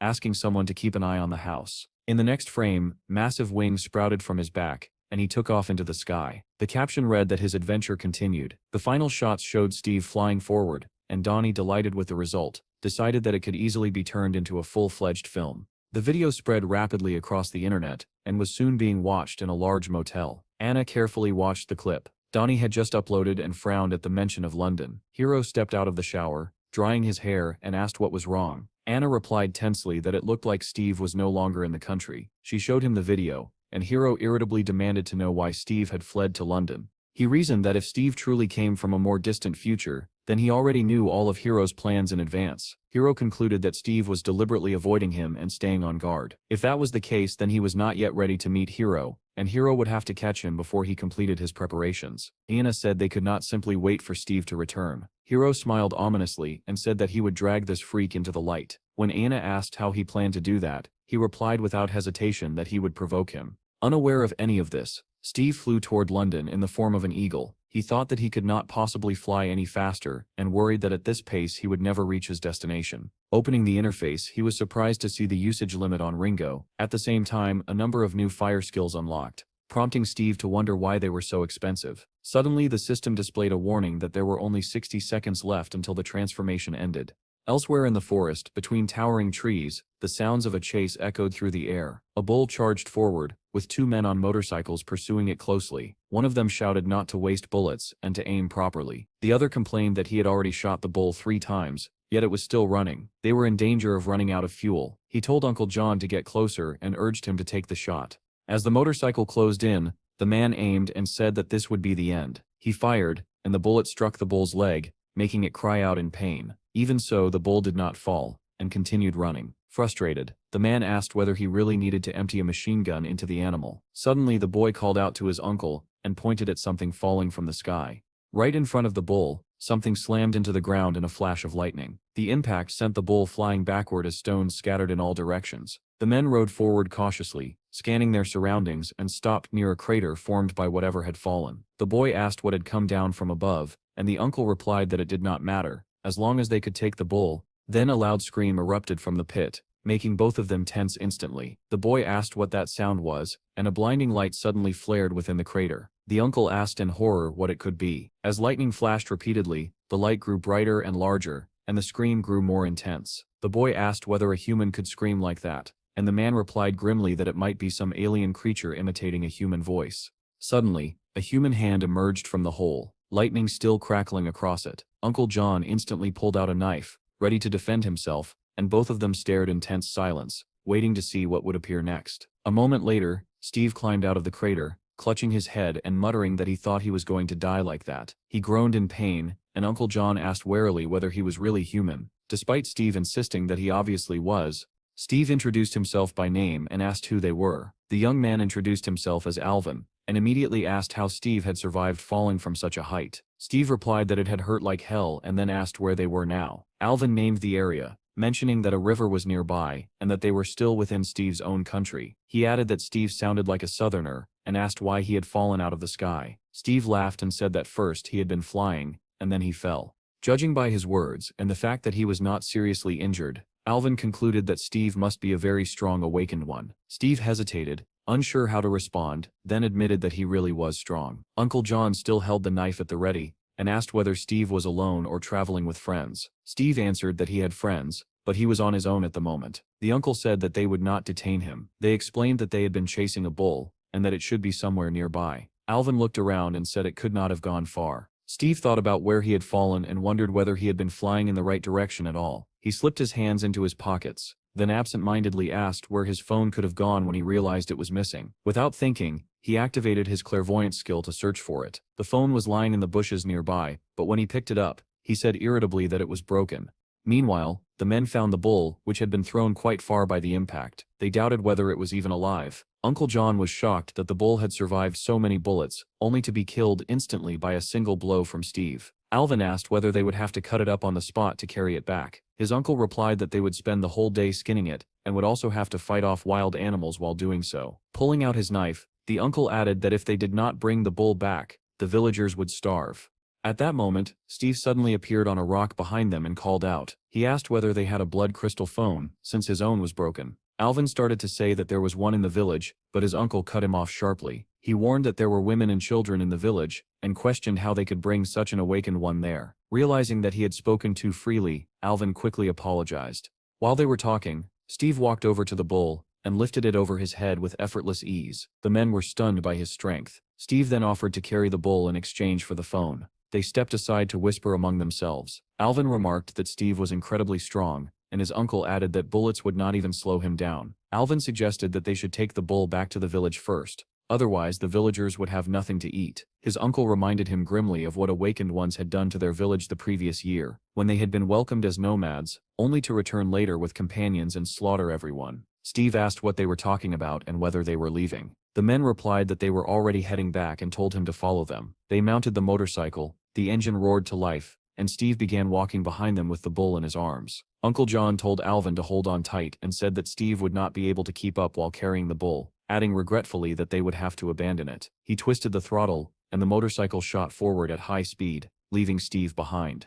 The uncle told Alvin to forget about him, saying they would find more prey by the river. However, their plan fell apart almost immediately, as Steve effortlessly caught up with them, still holding the bull. The men stared at him in disbelief. Steve warned them to be careful, pointing out that there was a cliff ahead. The motorcycle flew over the edge with a scream from its riders. Soon the village came into view in a state of chaos. The gates were broken, and people had gathered around. Recognizing Uncle John, they shouted in surprise and asked whether a bull was chasing him. Someone squinted into the distance and said that it looked like a man running with a bull in his arms. When Uncle John stopped the motorcycle, villagers rushed toward him joyfully. Confused, he asked what had happened and why the gate was destroyed. Villagers wrapped in bandages crowded around and hurriedly told him everything. The men were horrified as they listened. It looked as though a herd of bulls had rampaged through the village. One of the villagers approached Uncle John and said that everyone had gone to save Chloe. The uncle demanded to know what had happened to her and ordered him to explain immediately. The man said that a winged beast had suddenly attacked the village. It killed people, caused chaos, and could even spit fire. Despite the panic, one townsman managed to lead most of the villagers to shelter. When he turned back, he saw Chloe fall to the ground. The monster noticed her lying alone, attacked her, grabbed her by the arms and flew away, carrying her tightly in its grip. The man finished by saying that the creature had taken Chloe away from the village. Uncle John angrily demanded to know where the monster had taken the girl. The townsman asked him to wait, explaining that the elder had already taken several men and gone after her. But the uncle refused to listen, shouting and demanding answers. Finally, the townsman gave in and pointed toward a mountain, saying that the monster had flown behind it. Without hesitation, Uncle John jumped onto the motorcycle and sped off in that direction, ignoring the villagers' cries. Alvin turned to Steve, tears streaming down his face, and began begging him for help. He pleaded with Steve to save their Chloe, swearing that he would never forget his kindness. Steve did not need much convincing. To Alvin's astonishment, he agreed immediately. Our hero said that when he returned, they would give him the phone. Blue lightning wrapped around his back, and in the same instant, wings burst forth, lifting him into the air. The villagers stared in shock and asked who this man was. Edwin replied that he was a southerner and a young nomad. Watching Steve soar into the sky, he added that the man was also a beast master. At the same time, deep in the forest, a massive bear was rampaging, roaring and spraying saliva in all directions. Several men were trying to lure the beast into a trap so they could escape, when suddenly one of them tripped. Losing his balance, he tumbled across the ground, and the bear was already closing in. His companion could only shout his name in desperation. The fallen man struggled to get up, but the bear reached him and swung its enormous paw, sending him flying. The remaining men drew their knives and charged at the beast, shouting as they tried to avenge their comrade. However, the bear was far stronger and more agile. With a single swipe of its paw, it scattered them like toys. Someone shouted for a retreat, admitting that they were no match for the monster. Another man protested, asking if they were really going to run. At that moment, a warning cry rang out, and the bear struck again, blood spraying from its mouth.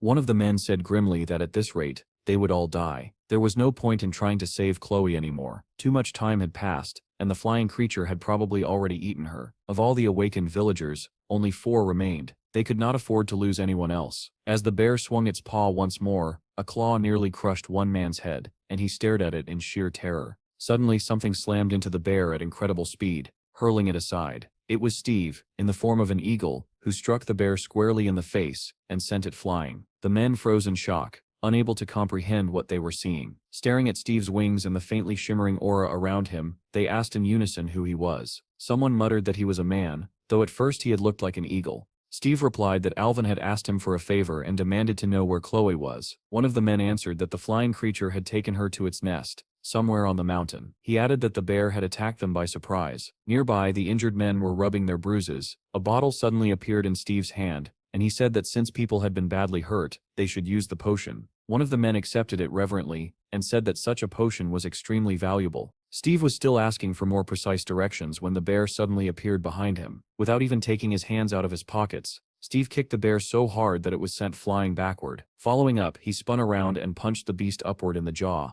flipping it through the air. Steve landed lightly on his feet, and the bear crashed onto its back. Stunned, the men could only watch in disbelief. The bear lay on the ground with its eyes closed. However, judging by its status, its vitality was almost intact. Steve asked whether it was pretending to be dead, and ordered it to open its eyes. Obediently, the bear complied and looked at him. Steve commanded it to stand up and submit. The massive creature immediately sat down before him, its posture radiating submission. The men were stunned, unable to believe that Steve had just tamed such a monstrous beast. The system prompted him to choose a name, and Steve called the bear Cole. It turned out that Cole had once been the king of the forest, until a flying creature arrived, defeated him, and seized all his territory. Smiling, Steve said that in that case the bear would know where the creature had gone and suggested that they go and take revenge. The bear roared in response, clearly eager. At that moment, John arrived on a motorcycle and ran toward them. One of the men asked why he had come, and John replied that it did not matter. What mattered was where Chloe was now. The man hesitated, admitting that they did not know exactly. Steve told John that he would bring the girl back,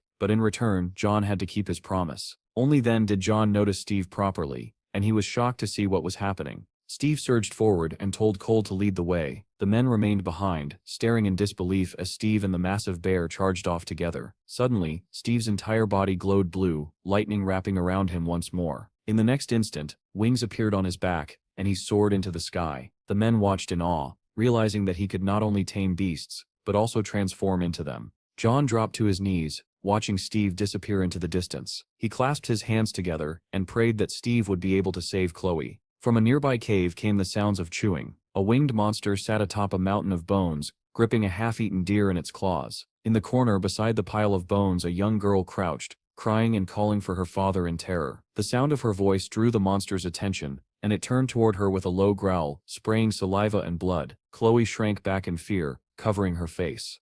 Suddenly, a massive bear appeared behind the monster. Startled, the creature spun around as the bear charged forward, ready to fight. Behind the bear, a huge eagle swooped down. The monster lunged, baring its fangs, but suddenly its body glowed blue and began to shrink. Steve partially merged with the bear, one of his eyes turning red as he perceived the creature's true nature. It was a wyvern, a young and wounded specimen. The wyvern bit down on Steve's clawed paw, but he immediately smashed it with his other paw. Grabbing the monster by the neck, he hurled it forward with all his strength and followed up with a fireball. The wyvern crashed through the cave wall and plummeted down like a stone. Steve turned to the girl and told her that he would save her, but for now she needed to stay there quietly. Just then, the wyvern dragged itself back into the cave, and Steve wondered whether he could tame it, now that his spatial energy was greater. Here, our hero saw the information stating that in order to tame a wyvern, its integrity had to fall below 10%, and he realized that it was possible. Suddenly, a violent thought surfaced in his mind, an urge to destroy the lizard. His hand moved on its own and struck the monster with full force. The wyvern smashed through the cave wall once again and was hurled outside. Its integrity dropped to 16%. Steve immediately understood that S's hostility was spiraling out of control, and that his emotions were becoming increasingly difficult to restrain. The urge to kill flashed through his mind again, and his body instinctively prepared to strike. Steve's furry leg slammed into the wyvern, and he screamed internally that he could not kill it. Realizing that the bear's instincts would not stop, Steve canceled the transformation, and Sui returned, leaping into a blue portal. The wyvern continued to fall, its body smashing against rocks as its integrity dropped with every impact. Steve watched carefully, knowing that the moment had come when its integrity fell below 10%. He immediately activated the taming skill. The wyvern froze in place, and an exclamation mark appeared above its head, signaling that the skill had succeeded. Without wasting a second, Steve activated instant recovery, and the wyvern's integrity began to rise rapidly. When 99% of its wounds were healed, Steve gave the order to fly. The winged creature was still plummeting with a furious roar, but it managed to slow down and finally stop its fall. Steve mounted the wyvern, and together they soared upward. Wrapped in a blue glow from the healing spell, the wyvern carried Steve toward the mountain peak. Below, the men froze in shock, clutching their machine guns tightly. John could no longer bear the strain. Tears streamed down his face as he begged his daughter for forgiveness. Seeing their uncle in such despair, the others lowered their heads, sighing heavily as they thought of the missing Chloe. Suddenly all of them stiffened and looked up in disbelief. Someone pointed ahead and asked if that was the flying creature. Another shouted that a state of emergency had been declared and that the shooters should prepare immediately. The men raised their weapons, ready to fire, when the village chief suddenly shouted for them to stop. Staring into the distance, he told them not to shoot. Confused voices asked what was happening, and the chief replied that there was someone on the creature's back. Another man squinted and confirmed that someone was indeed riding it. Then they saw Chloe. John could not believe his eyes as the wyvern landed before him with Chloe seated safely on its back. The girl spotted her father and leapt into his arms, crying with joy. John held her tightly and finally broke down in tears. That night, the entire village gathered around the fire. Meat was shared freely. Everyone ate until they were full, and they spoke excitedly about Steve and his new title, Dragon Knight. Another batch of meat roasted over the flames as someone joked that the child needed more to eat. While another admitted that he was still afraid to approach the wyvern, Steve watched as children played around the creature and realized that after being tamed it had become far gentler. Through the taming bond, Steve learned the wyvern's past. Her horde had been almost completely wiped out by the Air Alliance. Being very young, she had flown behind the others, which allowed her to survive the slaughter. After crossing the borders, she suffered from severe injuries and hunger. When she attacked the village, she later found Ugulo's den and settled there. The village chief said that thanks to Steve, they could celebrate that day. Using magic, he had brought them food, healed the wounded, and even repaired damaged houses. The chief explained that even before the government collapsed after the disaster, they had lived in poverty, but they were happy. When they realized that even together they could not survive, they were forced to flee. It became impossible to live in the cities, so they moved deeper into the continent. There had once been many such nomads, but now very few remained. Hunting was nearly impossible, nothing grew from the ground, and monsters and marauders attacked constantly. The chief said that when they first fled, there were 400 of them. 2 years later, only 60 remained. He added that they had planned to move again because it was impossible to stay here any longer. Steve asked with interest whether the continent was safe. They replied that nowhere was truly safe now, as vast territories were overrun by monsters and bandits. However, the chief had heard rumors of protected zones with barriers that sheltered civilians. Still, he said that surviving there without connections would be difficult, especially since they spoke a different language. As simple refugees, it would be a miracle if they reached such places alive. Steve remembered Melissa's words that Asia would soon become one massive battlefield, and that refugees would eventually flood into his lands. The nomads had heard from guards that if people could not protect themselves, they should join those who could, but at a price.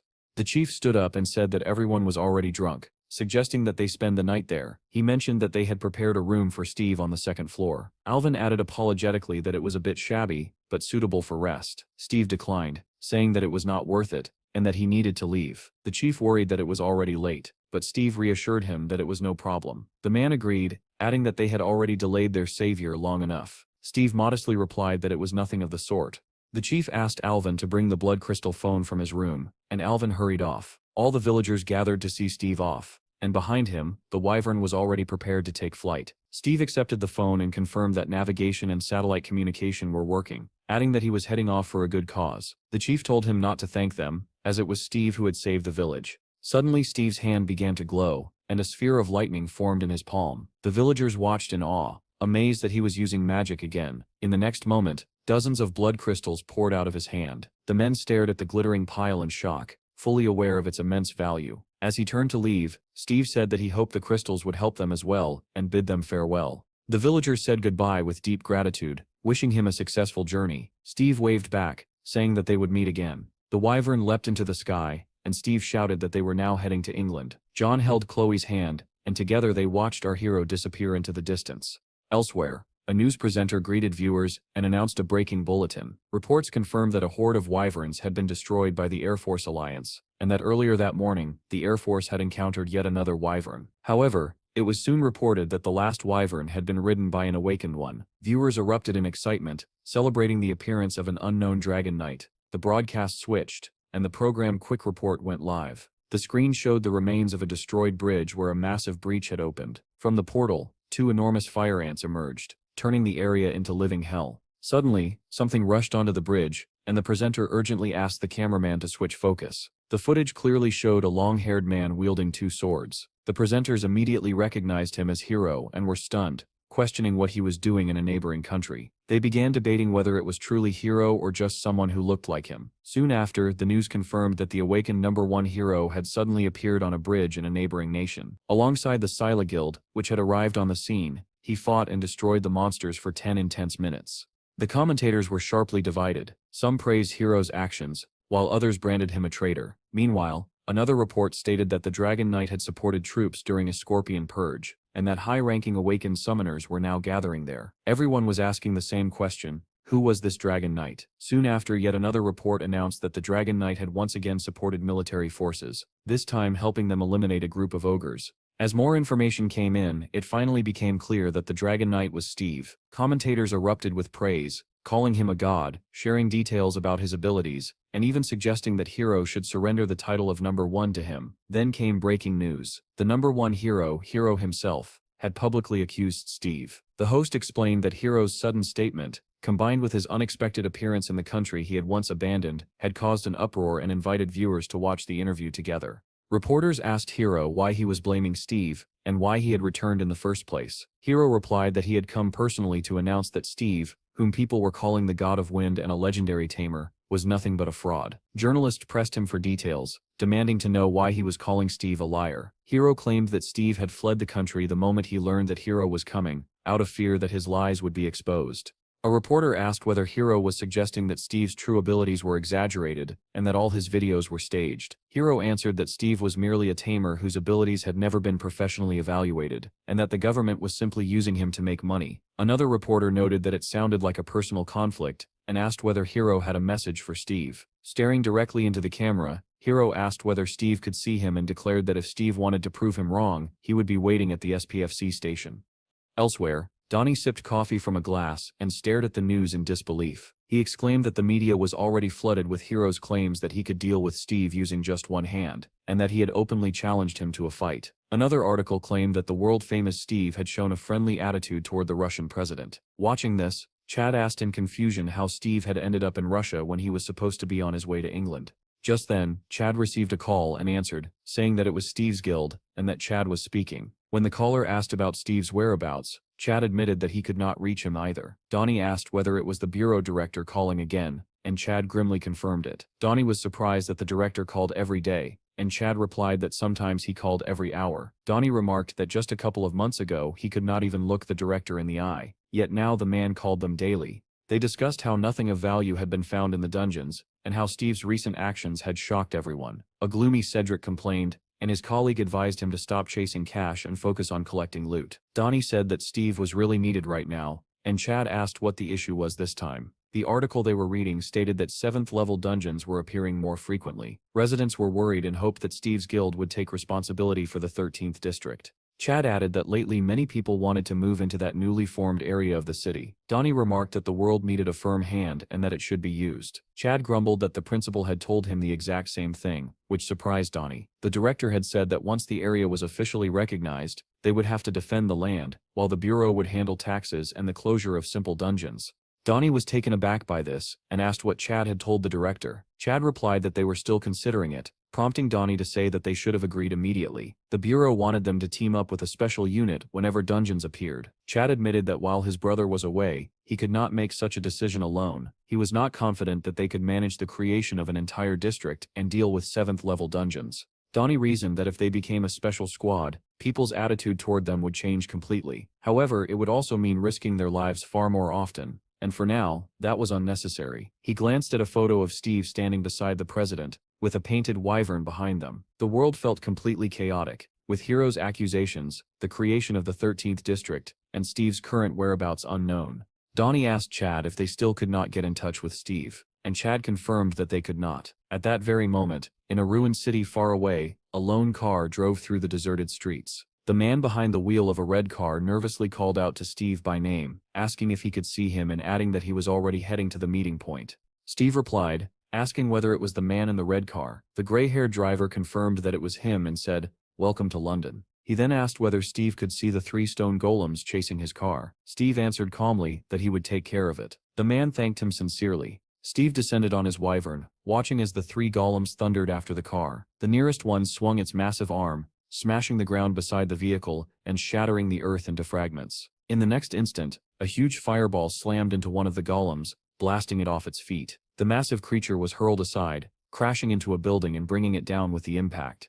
The remaining 2 golems roared and turned toward the incoming fireball. At that moment, Steve flew past them on the wyvern, deliberately drawing their attention. He waved his hand and small flames spilled out, activating the fire fairy skill. Immediately after, he used the fire tornado skill, the wind sweeping up the fairy flames and turning them into a raging inferno. Unable to withstand such overwhelming power, both golems crashed to the ground. Steve walked up to one of the fallen monsters, and a pillar of fire burst from his hand, engulfing it completely. He then approached the second golem and kicked it in the head. The impact split the monster apart, its shattered jaw flying forward and smashing into the wall of a nearby building. Steve remarked that they were weaker than they appeared, and concluded that it was because their level was too low. At that moment, the wyvern landed beside him, stirring violent currents of air. Behind Steve, applause and shouts of delight rang out. He turned toward the sound and saw a gray-haired man taking photos of him, excitedly saying that Steve was exactly as the rumors described. Steve asked if he was Professor Toddler, and the man proudly confirmed that he was. The wyvern suddenly flapped its wings, raising a strong gust of wind,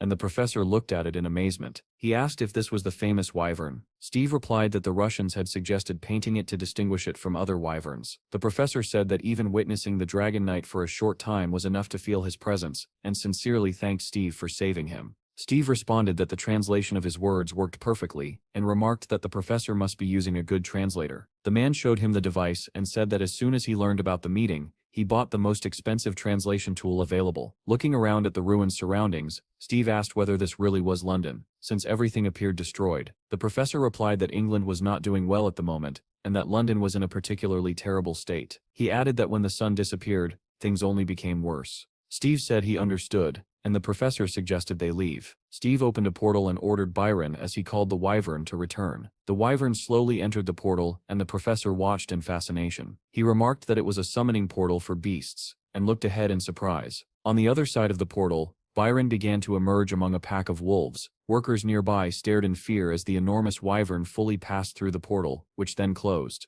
leaving the animals gathered around it.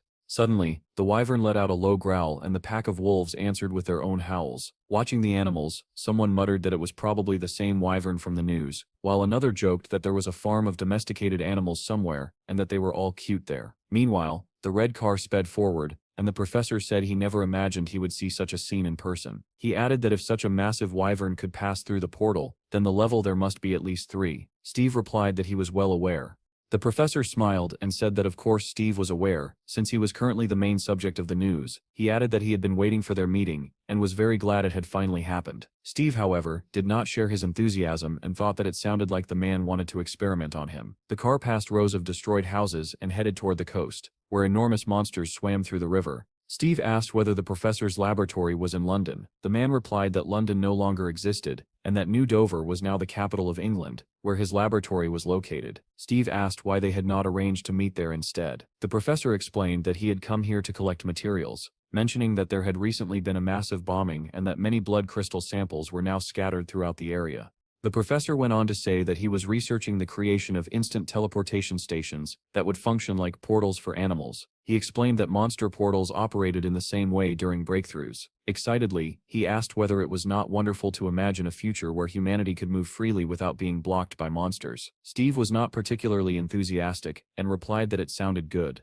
The professor continued, saying that even now, water and air routes were blocked. At this rate, humanity would become isolated, and survival would be extremely difficult. The red car had already left the city and was racing across a bridge over the river when the professor suddenly remarked that he might be talking too much. Steve, however, kept his eyes fixed on the road. The professor asked why Steve wanted to meet him so badly, but Steve suddenly said quietly, "Be careful," staring straight ahead.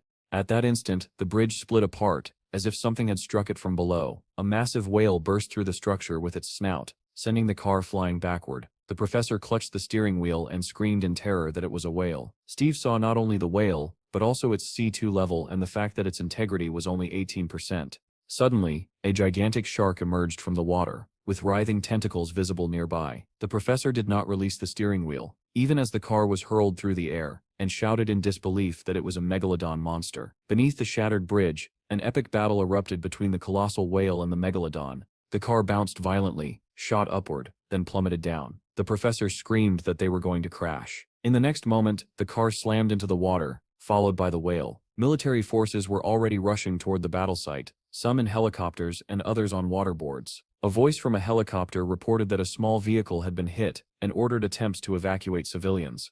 A soldier on a waterboard asked who was backing them up, and was told that the Muscle Queen, David and Silva were on the way. The two behind acknowledged the order, and the muscular man with a ponytail, known as the Muscle Queen, said that he understood. Turning around, he asked whether the red car belonged to Professor Toddler. Another man replied that it looked like his. David said that he would retrieve the professor and told the others to deal with the tentacled shark. He plunged into the water and began searching for the car. His eyes glowed like twin spotlights, illuminating the depths around him, and before long, he managed to locate the submerged vehicle. However, there was no one inside the car. David reported over the comms that the vehicle was empty. Scanning the area, he then noticed a gigantic shark relentlessly chasing a whale that was much smaller in comparison. The shark nearly caught up, its massive jaws snapping shut, but the whale managed to twist away at the last second and evade the bite. Immediately afterward, the whale surged upward, bursting out of the water, and the shark followed close behind. The whale erupted from the sea in a towering spray, and the military spotted the megalodon emerging after it. Orders rang out to open fire. Suddenly, one of the soldiers shouted for everyone to hold their fire, pointing out that there were people clinging to the whale's fin. It was Steve and Professor Toddler, both breathing a sigh of relief after narrowly escaping death. Steve focused on the shark and read its information. It was a level D3 young specimen. He extended his hand and activated the tornado skill. Instantly, a blue glow surrounded the shark, pulling it inward. Watching from the sidelines, the soldiers saw the massive creature become completely engulfed in swirling blue light. One of them remarked that it looked like a tornado and said he had seen something similar on YouTube. The Muscle Queen emerged and exclaimed in surprise that it was the Dragon Knight. Steve summoned the fire fairies, and the tornado transformed into a colossal fire whirlwind. When the military saw that the whale had successfully escaped the shark's pursuit, they opened fire to finish off the monster. Helicopters moved in closer and unleashed a barrage of attacks on the burning megalodon. Steve and the professor continued to cling to the whale's fin, and the professor realized with awe that Steve had trapped the monster in a fire tornado. He was grateful that he could witness such a sight with his own eyes.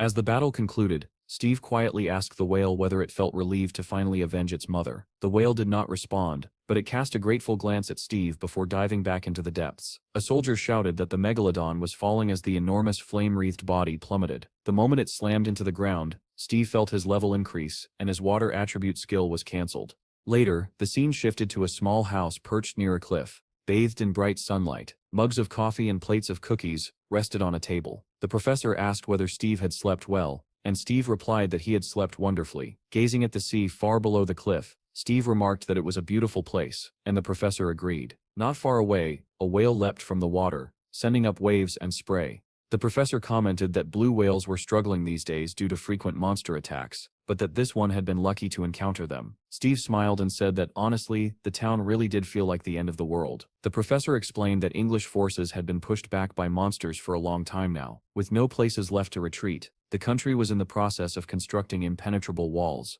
He admitted that he was still haunted by what had happened that night. He said he was astonished by Steve's ability to control and command various animals, but even more amazed by the fire tornado, which he had been fortunate enough to see firsthand. Steve calmly sipped his coffee as the professor continued, saying that there had never been an awakened one capable of taming beasts, while also wielding all four attributes: water, fire, earth, and air. Smiling, the professor asked what Steve's life had been like before his awakening. Steve replied that it had been completely ordinary, but everything changed when he ended up in the animal kingdom. Steve then pointed out that it was the professor who had created the device for measuring spatial energy. The professor confirmed that it was indeed his work, and asked whether Steve liked it. Steve asked what laws governed that device, surprising the professor, who asked why he needed to know. Steve explained that every time his strength was measured, he felt as though someone was watching him. Professor Toddler grew tense and remained silent. Steve added that this was also connected to the planet from which he had returned to Earth. As far as he understood, that planet had shattered into pieces and manifested as dungeons, with the fourth-level dungeon being only a small fragment.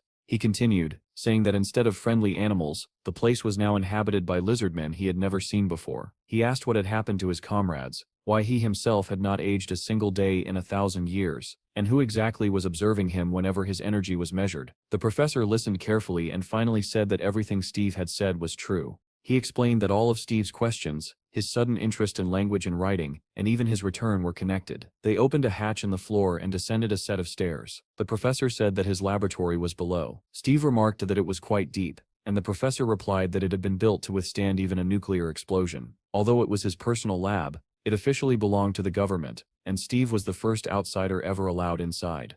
At the bottom of the stairs, the professor said they had arrived. He entered a password, and the heavy door slowly opened. Standing in the doorway, the professor switched on a flashlight. Steve said nothing, and silently observed the space beyond. Inside was a large room filled with equipment and objects scattered everywhere. Smiling apologetically, the professor said that everything was rather cluttered. Despite its messy appearance, he explained, the laboratory was fully functional. He showed Steve several equipment racks, explaining that they were used to analyze test samples. He then pointed to a robot and said that it could create a physical copy of any object once a code was entered, and that it also recognized voices. On another table lay stones and flasks, which he explained were ore samples taken from dungeons for research. On a nearby screen were notes that Steve had written in a cave. The professor said that all of these had been recovered from dungeons over the past 2 months. With excitement, he added that it was incredible to find a human language inside a dungeon. In fact, in every dungeon they had explored over the last 3 weeks, similar inscriptions had appeared. Steve stared at the professor in shock. He asked whether there were multiple versions of the same dungeon. The professor replied that in different cities around the world,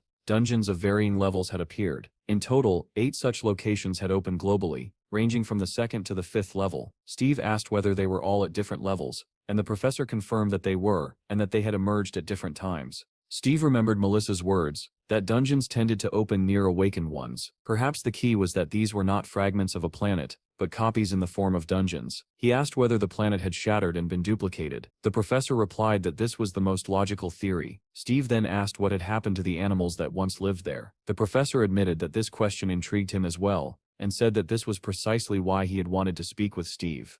Our hero looked at the professor in surprise as the man suddenly grabbed his hands. With excitement in his voice, the professor said that he had hoped to obtain answers about how dungeons appeared and disappeared by meeting Steve. However, he had recently been contacted by the author of the inscriptions themselves. Smiling broadly, the professor added that after receiving Steve's letter, he had been unable to sit still, waiting eagerly for their meeting. He suggested that they search for the truth together and cheerfully referred to Steve as the Dragon Knight. Steve felt a wave of disappointment and irritation, realizing that the man seemed to know nothing concrete at all. The professor then recalled Steve's interest in the device used to measure spatial energy and offered to show it to him. He began rummaging through one of the boxes, muttering that it should be there somewhere. Suddenly he cried out happily that he had found it and pulled out a strange piece of stone. Holding it up proudly, the professor showed it to Steve. Steve asked what it was, and the professor replied that it was called a memory stone. He explained that Steve needed to hold it in his hands and close his eyes. Without asking further questions, Steve did as instructed. The stone immediately began to glow. Steve closed his eyes and once again saw the familiar inscriptions, along with the unsettling sense that someone was watching him. When he saw the inscriptions stating that his data was being recorded, he abruptly opened his eyes. The professor asked eagerly how it felt. Steve replied tensely that he felt someone's gaze on him while holding the stone. The professor nodded, saying that everyone reacted differently and that particularly sensitive people often felt discomfort. Steve then asked whether it was possible to make a measuring device out of the stone. The professor confirmed that this was exactly the case, but added that he had not created the stone himself. Steve asked in surprise how that could be, and the professor smiled as he confirmed it. He explained that the stone had fallen near a portal on the day of the Great Catastrophe. It had taken a long time before its usefulness was understood. Steve asked if it had fallen from the sky, and the professor replied that although Europe had suffered terribly during the catastrophe, it had also received a blessing in the form of a divine stone. Thanks to the information contained within it, they had been able to create many advanced devices and begin exploring spatial phenomena.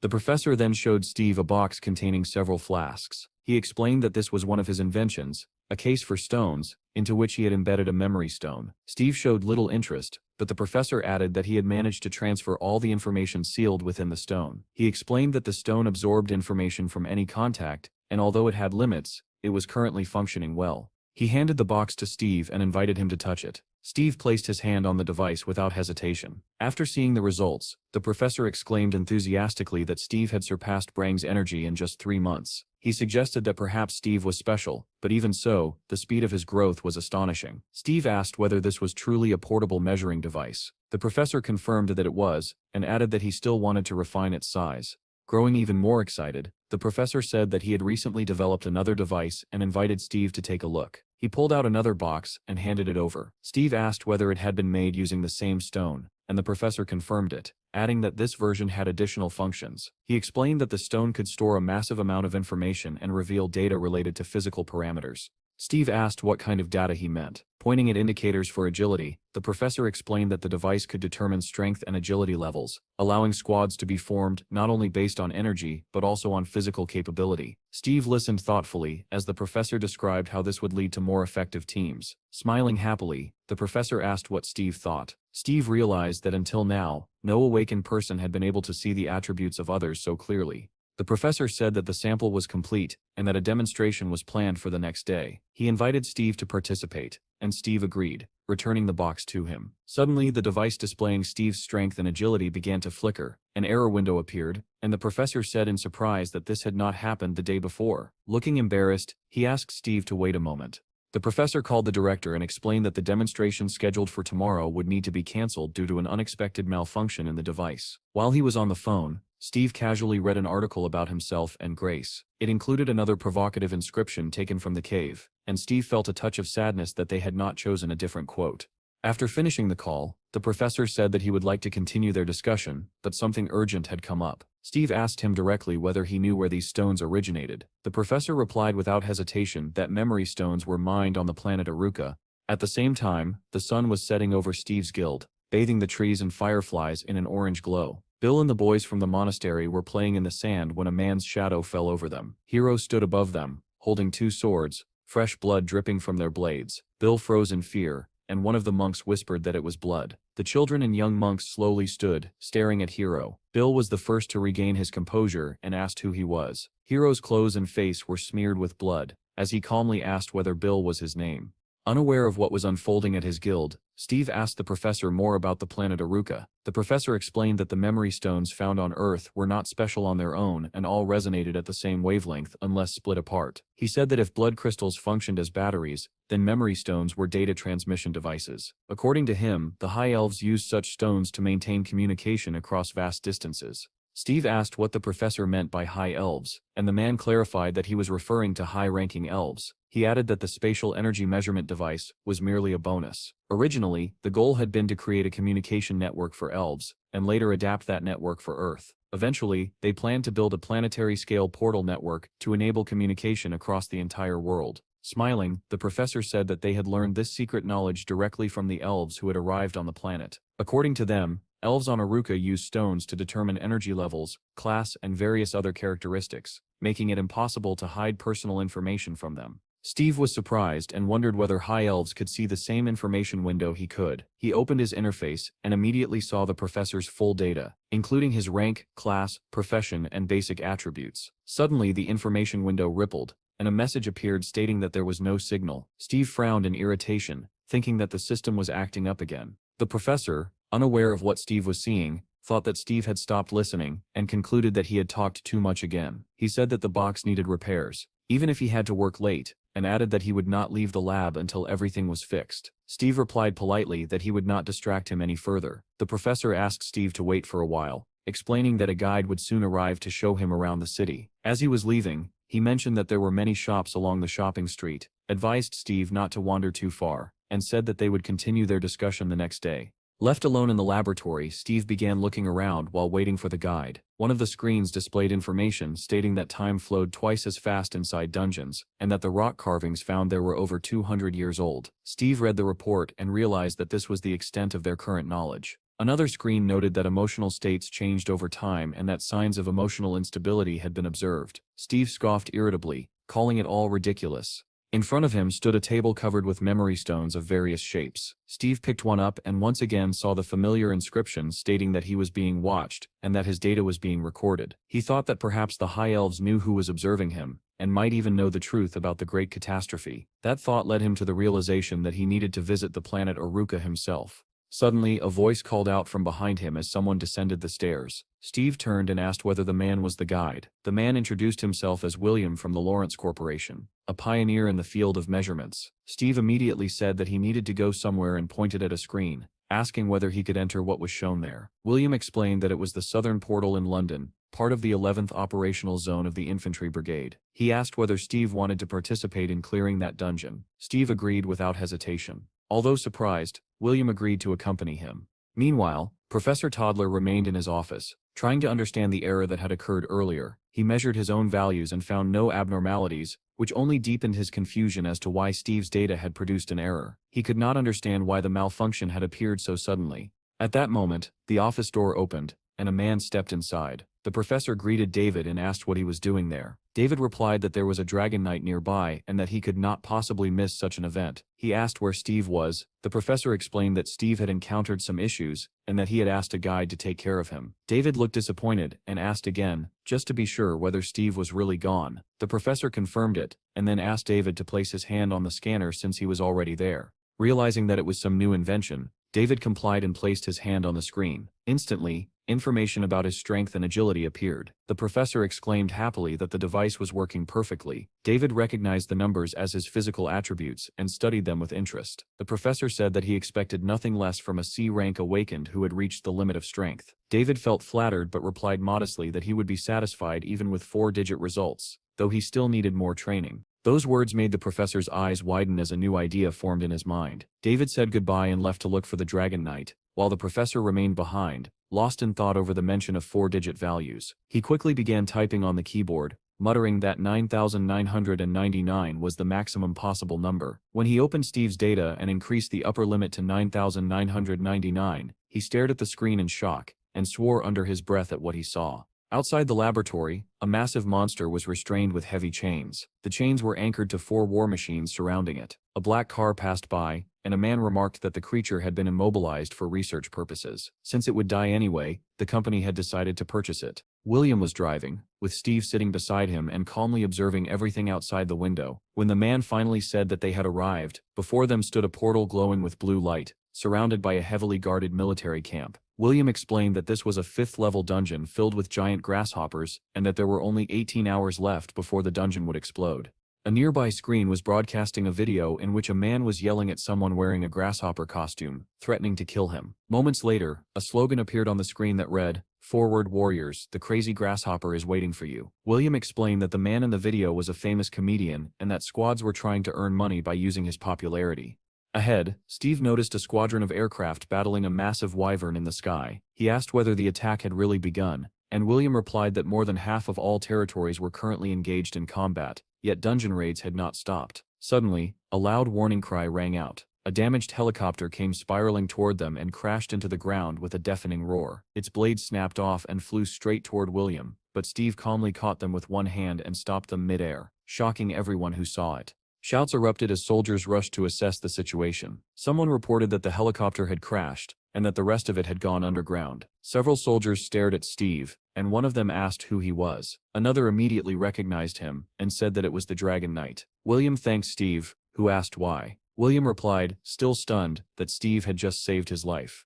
William then said that it could now be said that the issue with the dungeon entrance had been resolved. Suddenly he turned and pointed ahead, saying that they had arrived. He gestured toward a group of uniformed men and explained that they were the Lawrence Corporation's combat team. These were specially selected A-rank awakened, chosen specifically for Steve. William introduced their leader, Robert, the captain of the 2nd Phoenix Squad. Robert greeted Steve politely. However, Steve continued walking forward, saying that it was unnecessary and that he would enter the dungeon alone. William shouted in shock, asking how he could possibly go in by himself. Steve firmly told them not to follow him. William tried to stop him again, reminding him that this was a 5th-level dungeon, but Steve ignored him and stepped straight into the portal, which swallowed him in blue light. Inside, Steve opened his information window and said irritably that it still was not working. After closing it, he remarked that B-rank monsters had energy levels no higher than 1400. William called out to him once more, but Steve no longer listened. As he passed fully into the portal, he transformed into a golden eagle. William stared at his retreating back in disbelief and let out a heavy sigh. Turning to Robert, he asked what they should do. Robert replied that there was no reason to follow him if Steve himself did not want assistance. Nearby soldiers began discussing the situation. Some complained that they were being devalued, while others argued that even if Steve was a Dragon Knight, they should still follow and support him. William apologized to Robert for the confusion, but Robert waved it off, saying that they were still waiting for the quest to officially begin. As the discussion continued, William grabbed his head in frustration, wondering what he was supposed to do. At that moment, a red SUV drove up and stopped beside them. Everyone turned to look, curious about the newcomer. David Dane stepped out of the car wearing a tracksuit and waved cheerfully at William. Approaching the group, he said that everyone had gathered and asked Robert why he was standing around instead of hunting grasshoppers. Robert shot back by asking what a hero who was supposed to save the world was doing loitering in a village. David questioned why he was being judged, and Robert replied with a grin that, for now, he could judge the 9th-ranked hero and the #1 in England. He added that they needed to prepare for the quest, and joked that they would meet later at the party. David laughed and asked whether Robert would really be able to see that drunk fool at the farewell party. The soldiers nearby muttered that conversations like this sometimes made them feel sick. After the exchange ended, William approached David with tears in his eyes. David crouched slightly and asked why his dear William was crying and where the Dragon Knight was. William replied in frustration that Steve had just entered the 5th-level dungeon alone. David was surprised, and William added that Steve had moved so quickly that he had not been able to stop him. William asked despairingly what he should do, saying that if anything happened to Steve, he could be fired. To his surprise, David suddenly burst out laughing. He explained that this behavior was exactly what he expected from a Dragon Knight. William insisted again that it was a 5th-level dungeon, but David waved it off, saying he would wait for Steve at the Pink Ice Cream Cafe, and asked William to inform him when Steve came out.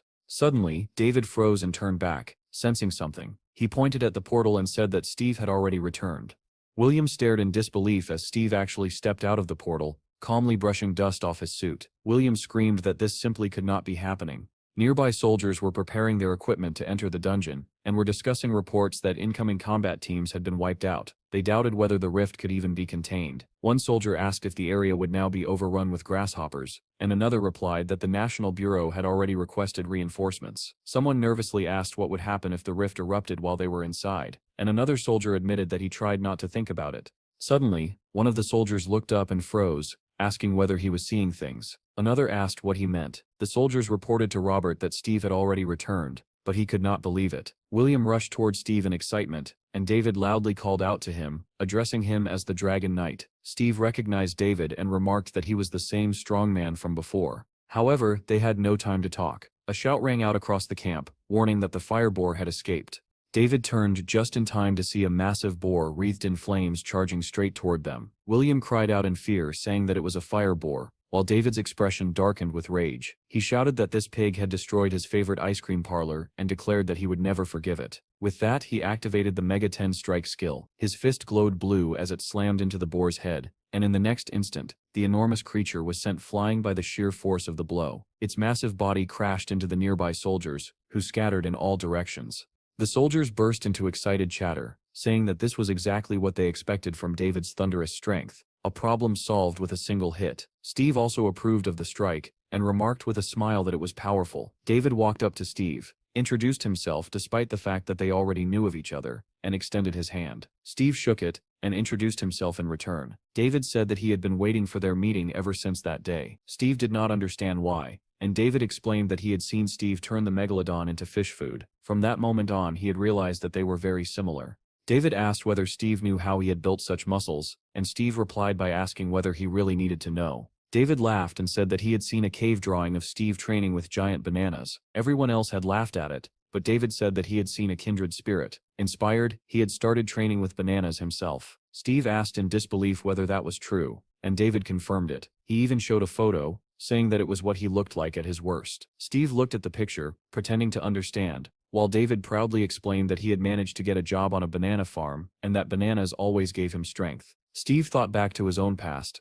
realizing that bananas had once saved his life as well. He found it amazing that someone had seen themselves in his drawings, which had once been nothing more than a joke to others. Because of that, Steve decided that he liked David. David suggested ignoring all the numbers, and asked whether Steve could destroy monsters using only the muscles he had built. Steve liked the question, and replied with a smile that he could do it easily. David said that he wanted to see Steve fight monsters in close combat without using any skills. Steve immediately accepted the challenge and said it was no problem. William tried to interrupt and asked them to wait, but the two of them no longer listened. Together, they stepped into the portal. William and the soldiers watched in awe as David and Steve disappeared inside. Soon after, the news was flooded with reports that David and Steve had saved England by clearing the dungeon 15 times in just 40 minutes, right before the rift collapsed. Every major association, including the Lawrence Corporation, publicly thanked Steve. The Queen of England herself presented him with a gift, and formally knighted him. Melissa and her superior read the news in disbelief, wondering what was happening. Melissa said that Steve had saved the country, but her boss simply grabbed his head in frustration. He asked whether there was still no news from Steve,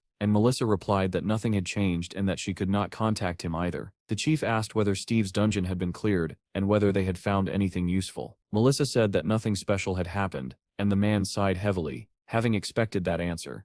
Melissa asked whether it would be all right to return the money. The boss replied that a 7th-level dungeon was about to appear, and that money was the least of his concerns. He sighed again and muttered that if only they could clone Steve 100 times. Melissa smiled and asked why he was so worried, since he planned to leave once the 7th-level dungeon appeared. The boss said that was not what he meant at all. Melissa teased him, asking where all that patriotism came from, and suggesting that he might know something she did not. The boss quickly changed the subject, and suggested that she focus on how to bring Steve back to the country as soon as possible. Melissa said not to worry, explaining that Steve would come running back as soon as he checked the internet. The boss asked what she meant, and Melissa replied that a new video had been uploaded to their channel an hour ago. With a knowing smile, she added that Hero had certainly caused a stir. The boss started watching the video and asked in surprise what it was all about. Elsewhere, helicopters fired at a massive monster, while nearby, a celebration was in full swing. People thanked everyone who had participated in clearing the dungeon, and champagne glasses clinked beneath a sky lit up by fireworks. David told Steve that this was the best day of his life, even better than the day he had caught the tentacled shark. Steve thanked him and said that his fists had proven themselves impressive as well. David asked whether Steve had met Sylvia when he was in Russia. Steve asked who she was, and David clicked his tongue, saying that she was a very famous tamer. He explained that she had dropped everything and flown to Russia as soon as she heard about Steve. At the time, many tamers had wanted to see him. Steve asked in surprise why, and David replied that it was because he was a dragon knight. He added that there was not a single tamer in the world capable of taming a wyvern, which was why everyone was so shocked. Steve did not understand the fuss and said that it had been easy. Suddenly David grew serious and warned Steve not to give in to provocations. Steve asked what he meant, and David suggested that he had not watched the news yet. An article had been circulating in which Hero claimed that he would not even need a single punch to defeat Steve. Steve was surprised and asked who that was. David was equally surprised that Steve did not know him. He explained that they were from the same country, but Hiro had run away to another one. Steve glanced at the article and said that he had never heard of the man. David replied that regardless, Hiro was a psychopath and a murderer, and he strongly advised Steve to stay away from him. Our hero tensed up and asked again what David meant by calling him a psycho and a murderer. David replied that the hero was #1 in the world and had done countless good deeds, which was exactly why he wanted to be friends with him. The news was filled with reports about the battle between the hero and David. David said that one day he had finally gotten the chance to speak with him, but he had lost the fight and honestly admitted it. Even in defeat, he said, it had been the best battle of his life. The hero responded angrily, saying that evaluation was a privilege reserved for the strong, not for ignorant people who did not understand how the world worked. Staring at the defeated man with burning eyes, he declared that he would show him the price of arrogance. Frightened, David asked what he meant, but in the next moment the hero unleashed a series of brutal blows. David said that on that day he saw the devil in the hero's eyes. He raised his scarred arm and explained that he had undergone 8 complex surgeries as a result. Steve could hardly believe such cruelty as he listened to David's story. According to the videos, many of those who challenged the hero had died in battle. Even when he won by an overwhelming margin, he killed opponents who had already surrendered. That was why David called him a murderer. Steve asked why he did such things, but David said he did not know and warned him once again not to get involved. Steve then asked what offense he had committed to provoke such hostility. The news claimed that the hero had gone too far and attacked Steve's lands, while the hero himself commented that he was merely defending himself. Steve voiced his shock, wondering aloud if that bastard had truly attacked his territory. David was unaware of this report and looked at Steve with confusion. At that moment, a voice came from Steve's guild building, asking why it had taken so long to contact him. Steve demanded to know what had happened in the guild. Chad explained that Hipro had burst in and declared that if Steve did not return, he would kill everyone. 2 wolves on patrol had already died. Steve listened in shock and asked again who exactly had been killed. He insisted it was impossible, because if they had been attacked, he should have received an alarm signal. He opened the information window, but it showed no alert, and he cursed under his breath. It suddenly dawned on Steve that the problem was not a malfunction in the status window. He wondered what the others had been doing while the pack members were dying. Had the system really been designed so they could not leave a certain area? Steve shouted, demanding to know what everyone had been doing while all of this happened. Chad shouted back, asking what Steve had expected, because the attacker was the hero, the #1 in the world. Our hero began to lose his temper, and Chad urged him to return home immediately. Steve glared at the screen and decided that once he got back, he would put the boys through such harsh training that they would beg for death. David, who had overheard the conversation, asked if Steve was really going back. Steve said he had to leave at once, but David begged him not to do it, saying the hero's plan was obvious. He did not know why the hero was fixated on Steve, but he was certain there was a purpose behind it. It was rare, he said, for a champion to mock a weakling who had not even been given a rank, and misfortune was likely to occur during such a fight. Steve replied that everything would be fine and asked David to say goodbye to Toddler and William for him. David said nothing more and simply watched Steve with a sad expression. Our hero stretched his hand forward and activated the Wyvern summoning skill. After a few seconds, he chuckled in confusion, not understanding what was happening. He shook his hand repeatedly, demanding to know why the summoning was not working. Meanwhile, Toddler watched closely, observing the boy's attempts to activate the skill. The man muttered that he wanted to keep Steve there longer, and wondered why David had brought up the news. He asked Steve through the monitor if he was surprised, and added that he would understand everything later. Impatient, our hero stared at the skills window and watched the countdown. Finally the window responded, and information immediately appeared about an invasion and the deaths of 2 wolves. Steve read the names of the fallen wolves with sorrow. Suddenly the Wyvern summoning skill activated, and a portal opened beside him. In a hall filled with people, a wyvern emerged, sparking loud discussions among the crowd. David watched the creature's appearance with undisguised delight. The professor also observed the scene through a monitor. He noticed a message stating that the skill's cooldown would last 23 hours. Taking a stone into his hand, he watched as it began to glow with blue light. It turned out to be an artificial ore created by combining a memory stone with a takamite or rukamite. Reflecting on all of Steve's abilities, the professor realized they resembled those of the High Elves. Apparently, Steve's status window had malfunctioned after coming into contact with the Arukamite. The contact had caused an error, disabling all abilities that used spatial energy for about a day. The professor fell silent, pondering whether humanity's development might one day follow the same path as the elves and mysteriously come to a halt. At the same time, in one of the high-rise buildings, a telephone rang. David had called the director and asked if he was with Steve. The man then said that he had recently passed away and added that he had stored all possible information inside the stone. The director replied that he had left earlier than expected and ordered David to return to headquarters. The professor continued staring at the monitor when his phone suddenly rang. Toddler answered the call, only to hear the principal's voice on the other end.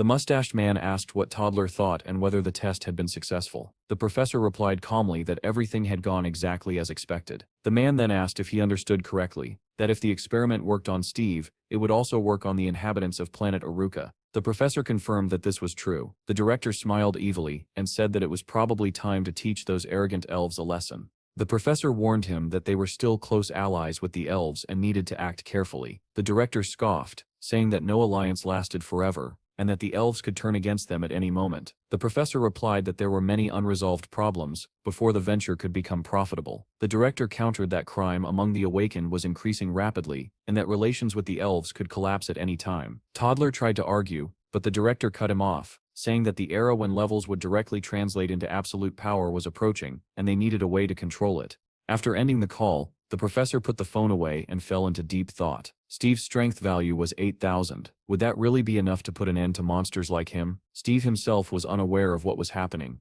already flying on a wyvern in search of revenge. He wondered how Hiro had dared to invade his territory and resolved that he would destroy him. Meanwhile, inside Steve's guild, Donnie asked Chad what Steve had said. Chad let out a heavy sigh and showed him the phone screen, saying they might be in serious trouble. The boys were stunned, and Munch asked what the message said. Chad brought the phone closer, and the boys stared at the screen in horror. There was only one message from Steve, a special training session for those who were guilty. The boys clutched their heads and screamed in despair. They demanded to know what they had done wrong. Donnie, on the verge of tears, asked what they could possibly do against a first-rank powerhouse who could easily handle even a C-rank opponent. Suddenly a photo appeared on the television screen, showing the three of them standing in front of Hiro. Commentators beneath the video called it a disgrace to the guild, labeled the monk an imposter, and suggested that they leave the country. Donnie said it was a still image taken from his video. Chad added sadly that people were calling them weaklings. These comments, he explained, were posted on the Heroes Guild forum. Jim muttered that people really were cruel. With tears in his eyes, Chad said that no one was on their side even though they were the victims. Jim asked Donnie why he had uploaded the video, and Donnie replied that he wanted to expose and condemn Hiro.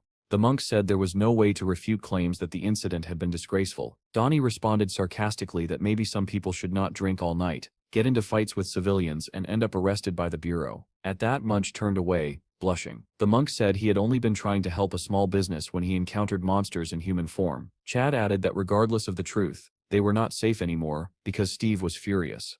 Munch said that everyone else had already left the guild to wait out the storm of condemnation. Jim asked what the awakened bureau had said. Donnie replied that there was only one article expressing regret. The boys stared at him in disbelief, shocked that this was all the bureau had done. Jim shouted that a foreigner had illegally entered the country, trespassed on guild territory, attacked people, and caused damage, yet no one held him accountable. Suddenly, Donnie exclaimed that there was another article stating that Hiro had returned to his own country. The boys were stunned, unable to believe that he had simply been allowed to leave. Munch clasped his hands together and began praying to the Buddhist god of mercy. Jim said he could not stand it anymore, and wanted to confront the bureau. Chad urged him to calm down, saying that the bureau would likely claim it was none of their business and tell them to resolve it themselves. Jim asked whether Hiro was part of a security agency and worried that this would turn into a personal vendetta. The monk said that the truly humiliated ones were the officials who pushed their responsibilities onto ordinary citizens. Jim said the most shocking thing was that everyone was against them, even though they were clearly the victims. Donnie read an article from the United States suggesting that Steve's guild should relocate to a superpower that could protect them. Chad said the article was right. It was not that they were weak, but that their country was weak. Immigration was the only solution. Donnie said Steve now had to shoulder all of this and wondered if that bastard's eyes had truly seen everything. Hiro, covered in blood, had told them to bring Steve to him within 10 days, or they would all die. The boys remembered how they had stood trembling before him. Chad had stuttered that they wanted to comply but could not contact Steve. Jim tearfully admitted that he had been so terrified that his body had frozen and he could not even move. Donnie said that if they had tried to fight back, they would have been killed on the spot. Chad added that if they had fought and died, Steve's situation would have been even worse. In the end, they all agreed that they had made the only possible choice. Donnie then asked about Bill, noticing that the monks had been badly shaken. Chad replied that Bill was fine. He barely spoke now and spent his days alone in his room watching television. He used to wander around the area freely, he added, and even the wolves had been afraid of him. Bill was delighted with Hiro, and thrilled that someone so cool had appeared before him. Donnie suggested that they simply wait for Steve to return, confident that he would grind Hiro into dust without mercy. Chad turned to Donnie and said there was something they needed to take care of before Steve came back. Donnie did not understand what he meant and asked again what was going on. Soon, he found himself walking through the area with Chad. Donnie asked why it had to be him, and Chad replied that he had nothing better to do than the others. The two of them walked around holding metal detectors. Chad said he was certain they had buried it here before leaving, while Donnie complained that it felt like searching for a needle in a haystack. Suddenly, Chad received a call and answered with a casual greeting. Melissa thanked them for their continued cooperation and said that they had only been able to explore the dungeon thanks to their help. Chad replied that they had signed a contract, so there was no need for gratitude. Melissa asked him not to blame the government for what had happened earlier. Chad responded politely and ended the call. He walked back to Donnie and suggested they move the conversation to the animal farm, but Donnie immediately refused. Chad explained that people like them often planted listening devices in important locations. Donnie asked him not to be too harsh on Melissa, pointing out that she had been taking care of them all along. Chad agreed,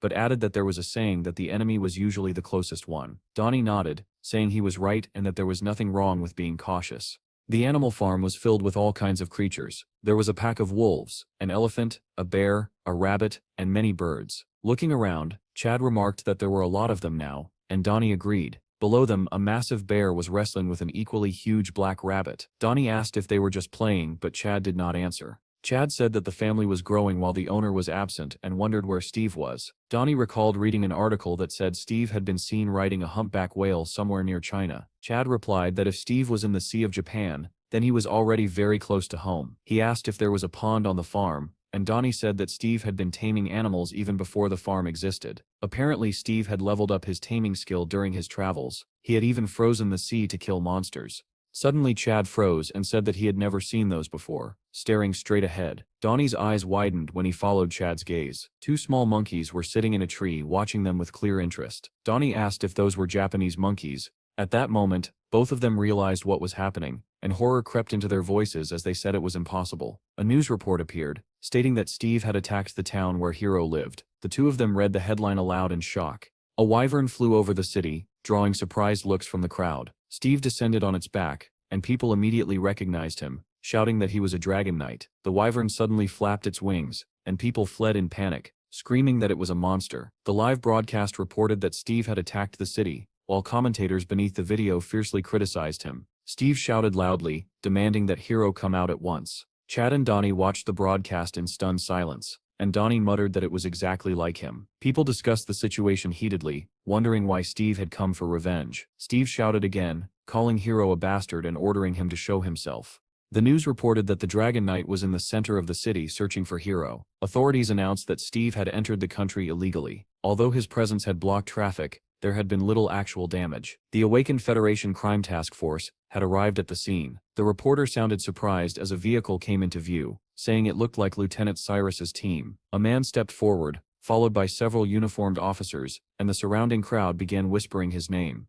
The reporter announced that Team 1 had arrived, and the comments immediately began declaring that Steve was finished. Moments later, the reporter added that a Type 10 tank battalion was on its way, along with an unmanned aerial battalion. Watching all of this unfold, Donnie said in shock that it looked like Steve was in serious trouble. At the same time, officials were urgently gathering inside the local Ministry of Defense building. The operations headquarters was quiet, but everyone moved with speed and precision. One worker reported that the tank battalion was ready. Another confirmed that the combat drone battalion was prepared. A wyvern appeared on one of the screens, and a large red circle was drawn over its back. Another operator announced that the combat satellite had locked onto the target.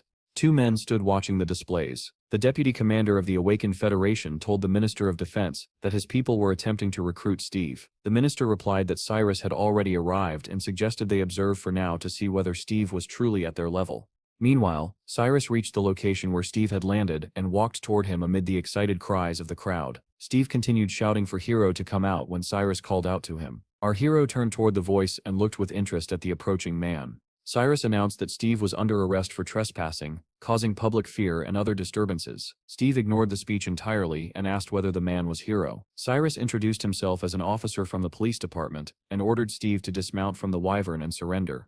Our hero looked at him calmly and said that if he was not Hiro, then he had better leave immediately. The crowd was stunned by his words, shocked that Steve had openly refused to cooperate with Cyrus. Suddenly, The wyvern and Steve were entangled in black threads that shot out from the red circles on Cyrus's hands. The crowd erupted in cheers, shouting that this was it, the famous Cyrus tie-up. Steve looked down at his body, wrapped tightly in the black threads, and chuckled in surprise. Cyrus shouted for him not to move, warning that the vines would tighten even further. Instead of panicking, our hero continued staring at the strange threads with curiosity. Calmly spreading his arms to the sides, Cyrus leapt forward, preparing to strike, and declared that Steve would now be taken by force. Commentators confidently wrote that it would take Cyrus only 1 minute to deal with Steve and bid him farewell. However, the one who was struck was not Steve but Cyrus himself. Steve's punch landed with terrifying force, sending Cyrus flying into the air as the black vines shattered into countless fragments. The crowd gasped in shock as they watched their hero soar helplessly through the sky. Cyrus crashed to the ground not far from Steve, landing flat on his back. It was a deceptive fall though, because he sprang up instantly and activated his trap skill, still unable to comprehend what had just happened. Blood began to trickle from his nose.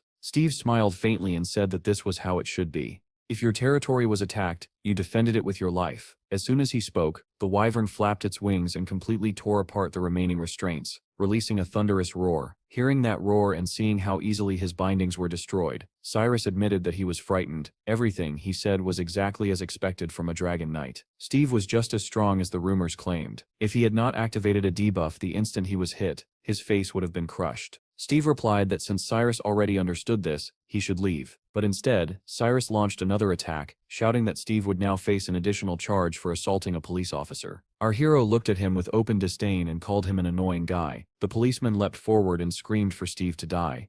At that very moment, Steve raised his hand and activated the air whirlwind skill. Violent streams of air burst forth, lifting a stunned Cyrus off the ground. The crowd gasped again, this time not in amazement, but in sheer fear. In the operations headquarters, the Minister of Defense and the Deputy Commander of the Awakened Federation watched in horror as the current spun Cyrus violently in midair. He was flung out of the whirlwind and slammed into the corner of a building, reducing it to rubble. Then he was hurled in the opposite direction, crashing through the windows of another building. Those watching from headquarters stared at the screens in disbelief. Chad was stunned that Steve had sent Cyrus flying so easily, while Donnie muttered that this was exactly what they expected from their brother. Steve shouted for Hero to come out himself instead of sending minions. At the same time, the wyvern opened its mouth and unleashed a column of fire. Soldiers surrounding the area shouted for Steve to stop, saying they were only there to protect civilians. Commentators were shocked, watching Cyrus being tossed around like a toy, and marveled at Steve's overwhelming power. The Minister of Defense admitted that Steve was even more impressive than he had imagined, and remarked that he seemed like a far more valuable asset than Hero. The Deputy Commander of the Awakened Federation said that Steve had essentially sent them an invitation, and that they would accept it once air travel was restored.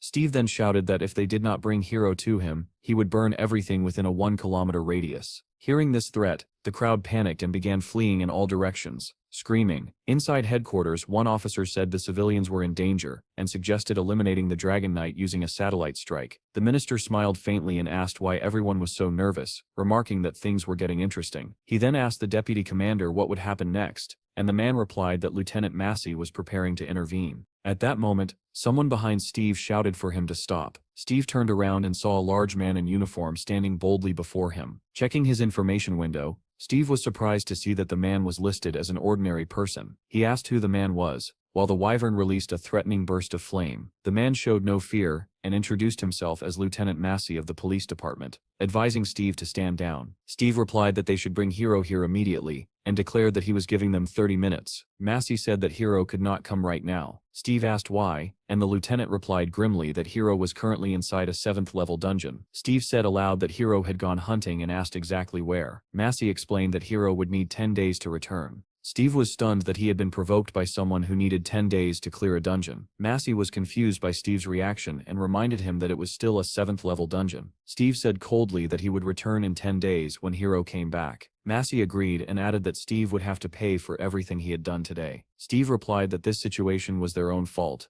and said that stealing young beasts or eggs while the leader was away hunting was the behavior of petty thieves. Massey smiled darkly and promised to pass those words along. The wyvern beat its wings and carried Steve into the sky. As the terrified townspeople watched, back at headquarters, officials said they could not let Steve escape like this. as it would result in worldwide humiliation. The minister replied that using the army against a single awakened individual would cause even greater damage. He recalled that Steve had promised to return and ordered the Air Force to escort him out. Steve flew home, ignoring the helicopters that followed him. Suddenly he noticed a massive black portal on the ground below. As he passed it, he thought that it was probably a gate leading to the planet Kuchan. While Steve was returning, the news was already flooded with headlines claiming that he had declared war on Hiro. When the members of Steve's guild saw the reports, they shouted joyfully and raised their bottles in celebration. This, they said, was exactly what they expected from Steve. He had made them pay everything back in full. The news also reported that Cyrus had been rushed to the emergency room with a concussion after being struck only once. The government officially labeled the incident an attack and demanded that Steve be handed over, threatening war if he was not. Ministers gathered for an emergency meeting, but no official statements were released. Commentators were once again divided. Some demanded that Steve be handed over, others asked what Steve had really done wrong when Hiro had even killed wolves, and many feared that a war was coming. Donnie said it truly looked like a war might break out over Steve, and Chad asked excitedly what they should do next. Donnie suggested moving to the United States, saying no one would dare start a war with them. Jim suggested that they discuss everything seriously once Steve returned to the guild. Suddenly, a dove flew past the window, letting out a sharp cry. Outside, everything began to glow with a blue light that flooded the room. They heard Bill shouting that his uncle had returned. The boys immediately tensed. Steve's angry voice echoed, demanding to know where the answer and that bastard uncle had gone. Bill replied that they were drinking in the office. A few seconds later, the door burst open, and Steve stepped inside, his expression ominous. The boys grew nervous, and Chad was the first to speak, saying that his brother had finally returned. Steve's eyes glowed blue as he demanded to know what they had been doing. Someone screamed for everyone to run, and the boys rushed toward the window, desperately trying to escape Steve's fury. "Stop right there," Steve shouted in rage as he watched the boys scatter in every direction. They could not be stopped and leapt out of the window, shattering the glass as they fled.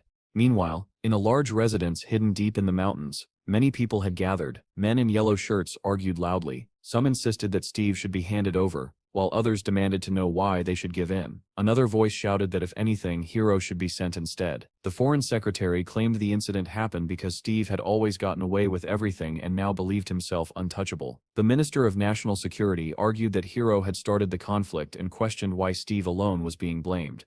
The foreign minister grew furious at those words, and demanded that he repeat himself. The argument escalated until someone asked why they did not step outside if they wanted to fight so badly. Suddenly, a man in a black suit announced that the president had arrived. Another man in yellow sat at the head of the table, and the room fell silent at once. The president asked whether Steve and Hiro knew each other. The assistant secretary replied that there was no known connection between them. The president asked why Hiro would do something like this, noting that no clear motive had ever been found. He said he had heard that Hiro started everything and questioned why someone who had betrayed his own country would provoke a conflict with Steve. The head of the bureau said there were two theories. The first was that Hiro envied Steve's rapid rise in popularity abroad. Someone scoffed at that idea, saying that if it were true, it made no sense for the top-ranked Hiro to behave so childishly. The president then asked the Secretary of Defense whether they could win if it came to war. The answer was blunt. If this were 10 years ago, with a massive budget and a decade of preparation, they might have had a chance. Without hesitation, the president ordered them to hand Steve over. The Minister of Defense became visibly nervous, and asked whether that was truly acceptable. Voices rose around the table, insisting this was the best solution. If war broke out now, countless people would die, and the safety of the citizens had to come first. The president turned to the head of the bureau and told him to prepare Steve for deportation. However, the bureau chief stepped forward and said that the second theory was far more realistic. The president asked what it was. The bureau chief explained that this might be a deliberate scheme by the other government to pressure them into giving up Steve. The president narrowed his eyes and said that if this were true, then the threat of war was merely a trap. The bureau chief added that both nations were already exhausting their resources, and that war might be unavoidable, but Steve was a resource they could not afford to lose. The president asked whether Steve was truly that valuable, especially since he had not even been captured like Hiro. The bureau chief said Steve was different from everyone else. The reason so many countries were trying to recruit him was because of his skills. When asked what kind of skills could cause such recklessness, the bureau chief answered that Steve was close to mastering all elemental powers possessed by the High Elves. Since news of Steve's ability spread, the number of awakened arriving on Aruki had surged, yet none of them possessed true area magic.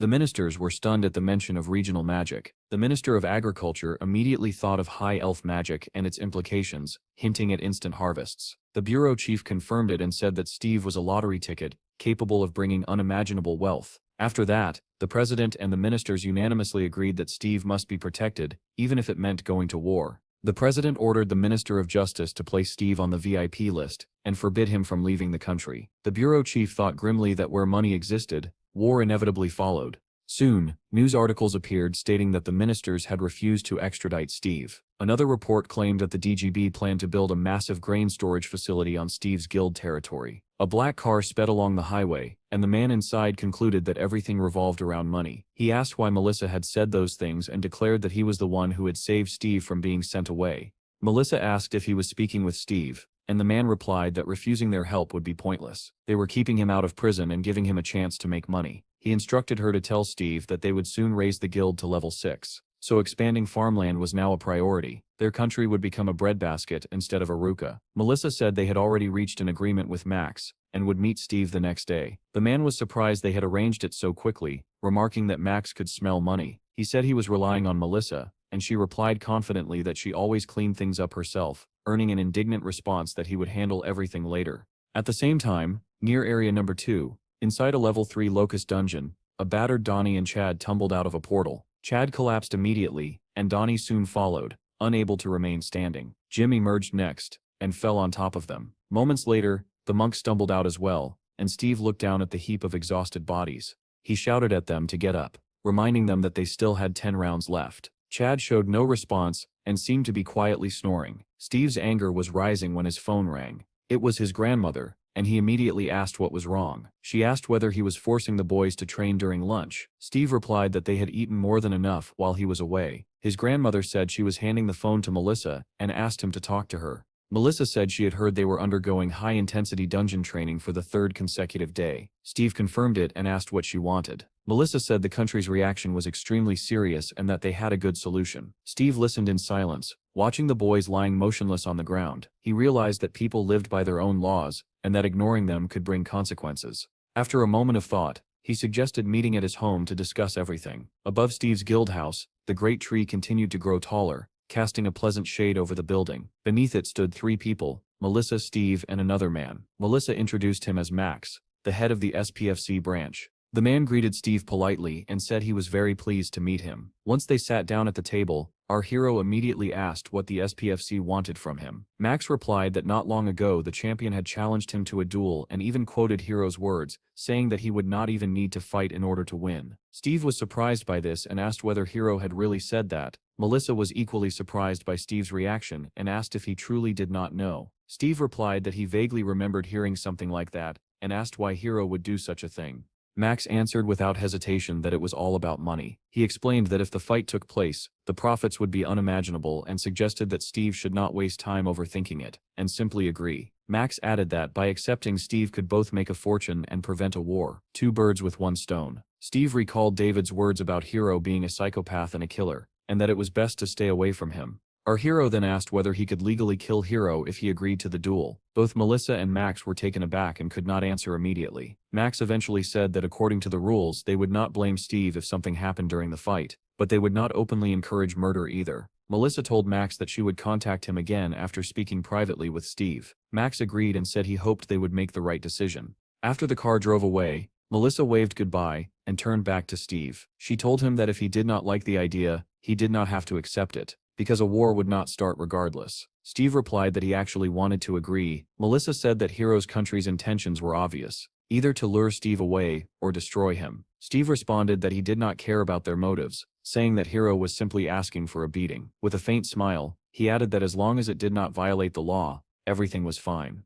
Melissa then asked what he thought about donating all the winnings to Hero's country to gain their goodwill. Steve immediately understood her hint and agreed without hesitation. Melissa smiled and said she would handle everything with Max herself. She then added that there was one more matter, an official order from the government. She handed Steve a document and explained that once a year, all guilds of level 6 and above were required to gather. Steve looked over the document, and Melissa said she planned to invite him as well. Steve was surprised and pointed out that his guild was not yet level 6. In response, Melissa handed him a figurine marked with the number 6, and said that his guild had officially been promoted. She added that the certificate had been issued by the Bureau, and that the entire job region would be transferred to his guild, along with autonomous territorial rights. Steve was stunned and asked how that was even possible. Melissa explained that once infrastructure was established and people began settling there, the area would officially be transferred to Steve's guild as the 13th district. Steve joked that this meant it was time for him to take action. When he returned to the office and told the others the news, all four of them opposed the idea. They believed the government had failed to protect them and had abandoned the land,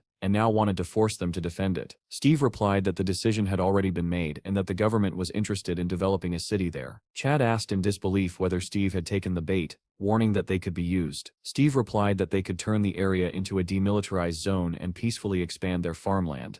Donnie said it was disappointing and suggested they simply take the money and immigrate to the United States. Steve replied that he planned to keep this area as their headquarters, and eventually divide the new territory into sectors. Donnie asked in surprise whether Steve intended for them to manage those sectors. Jim realized that whoever governed a sector would effectively be its mayor, and if Steve appointed leaders directly he would be more like a feudal lord. Donnie loved the idea and enthusiastically repeated the title of castle manager. The monk then read the news, which stated that thanks to Steve's lands their country could become the world's grain center. The boys wondered whether they could truly compete with Aruka's agricultural industry, which had trade gates across the world. Donnie pointed out that Aruka's produce was extremely expensive, and if things went as planned, Steve would become a lord ruling vast territory and earning astronomical profits. Donnie asked whether Steve had signed the contract, reminding him to keep 2 copies so no one could twist the terms later. Steve replied that they could not even protect their own home, questioning which of them deserved to be castle managers. He then added that if they were done eating, it was time for training. At that moment, Donnie suddenly doubled over, screaming that his stomach hurt and that he urgently needed medicine. Steve slowly began to lose his patience at the sight.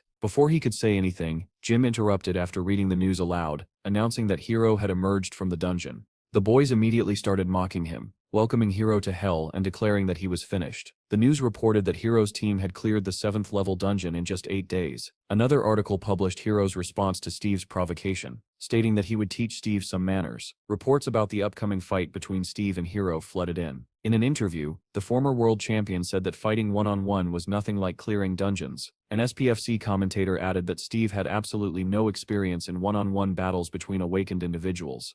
Another article stated that the highest bet placed on Steve had reached 240 million. The boys stared at the number in shock, and Munch said they would not have earned that much even if they had cleared the dungeon 100 times. Then Chad asked Donnie to scroll down, noticing something else.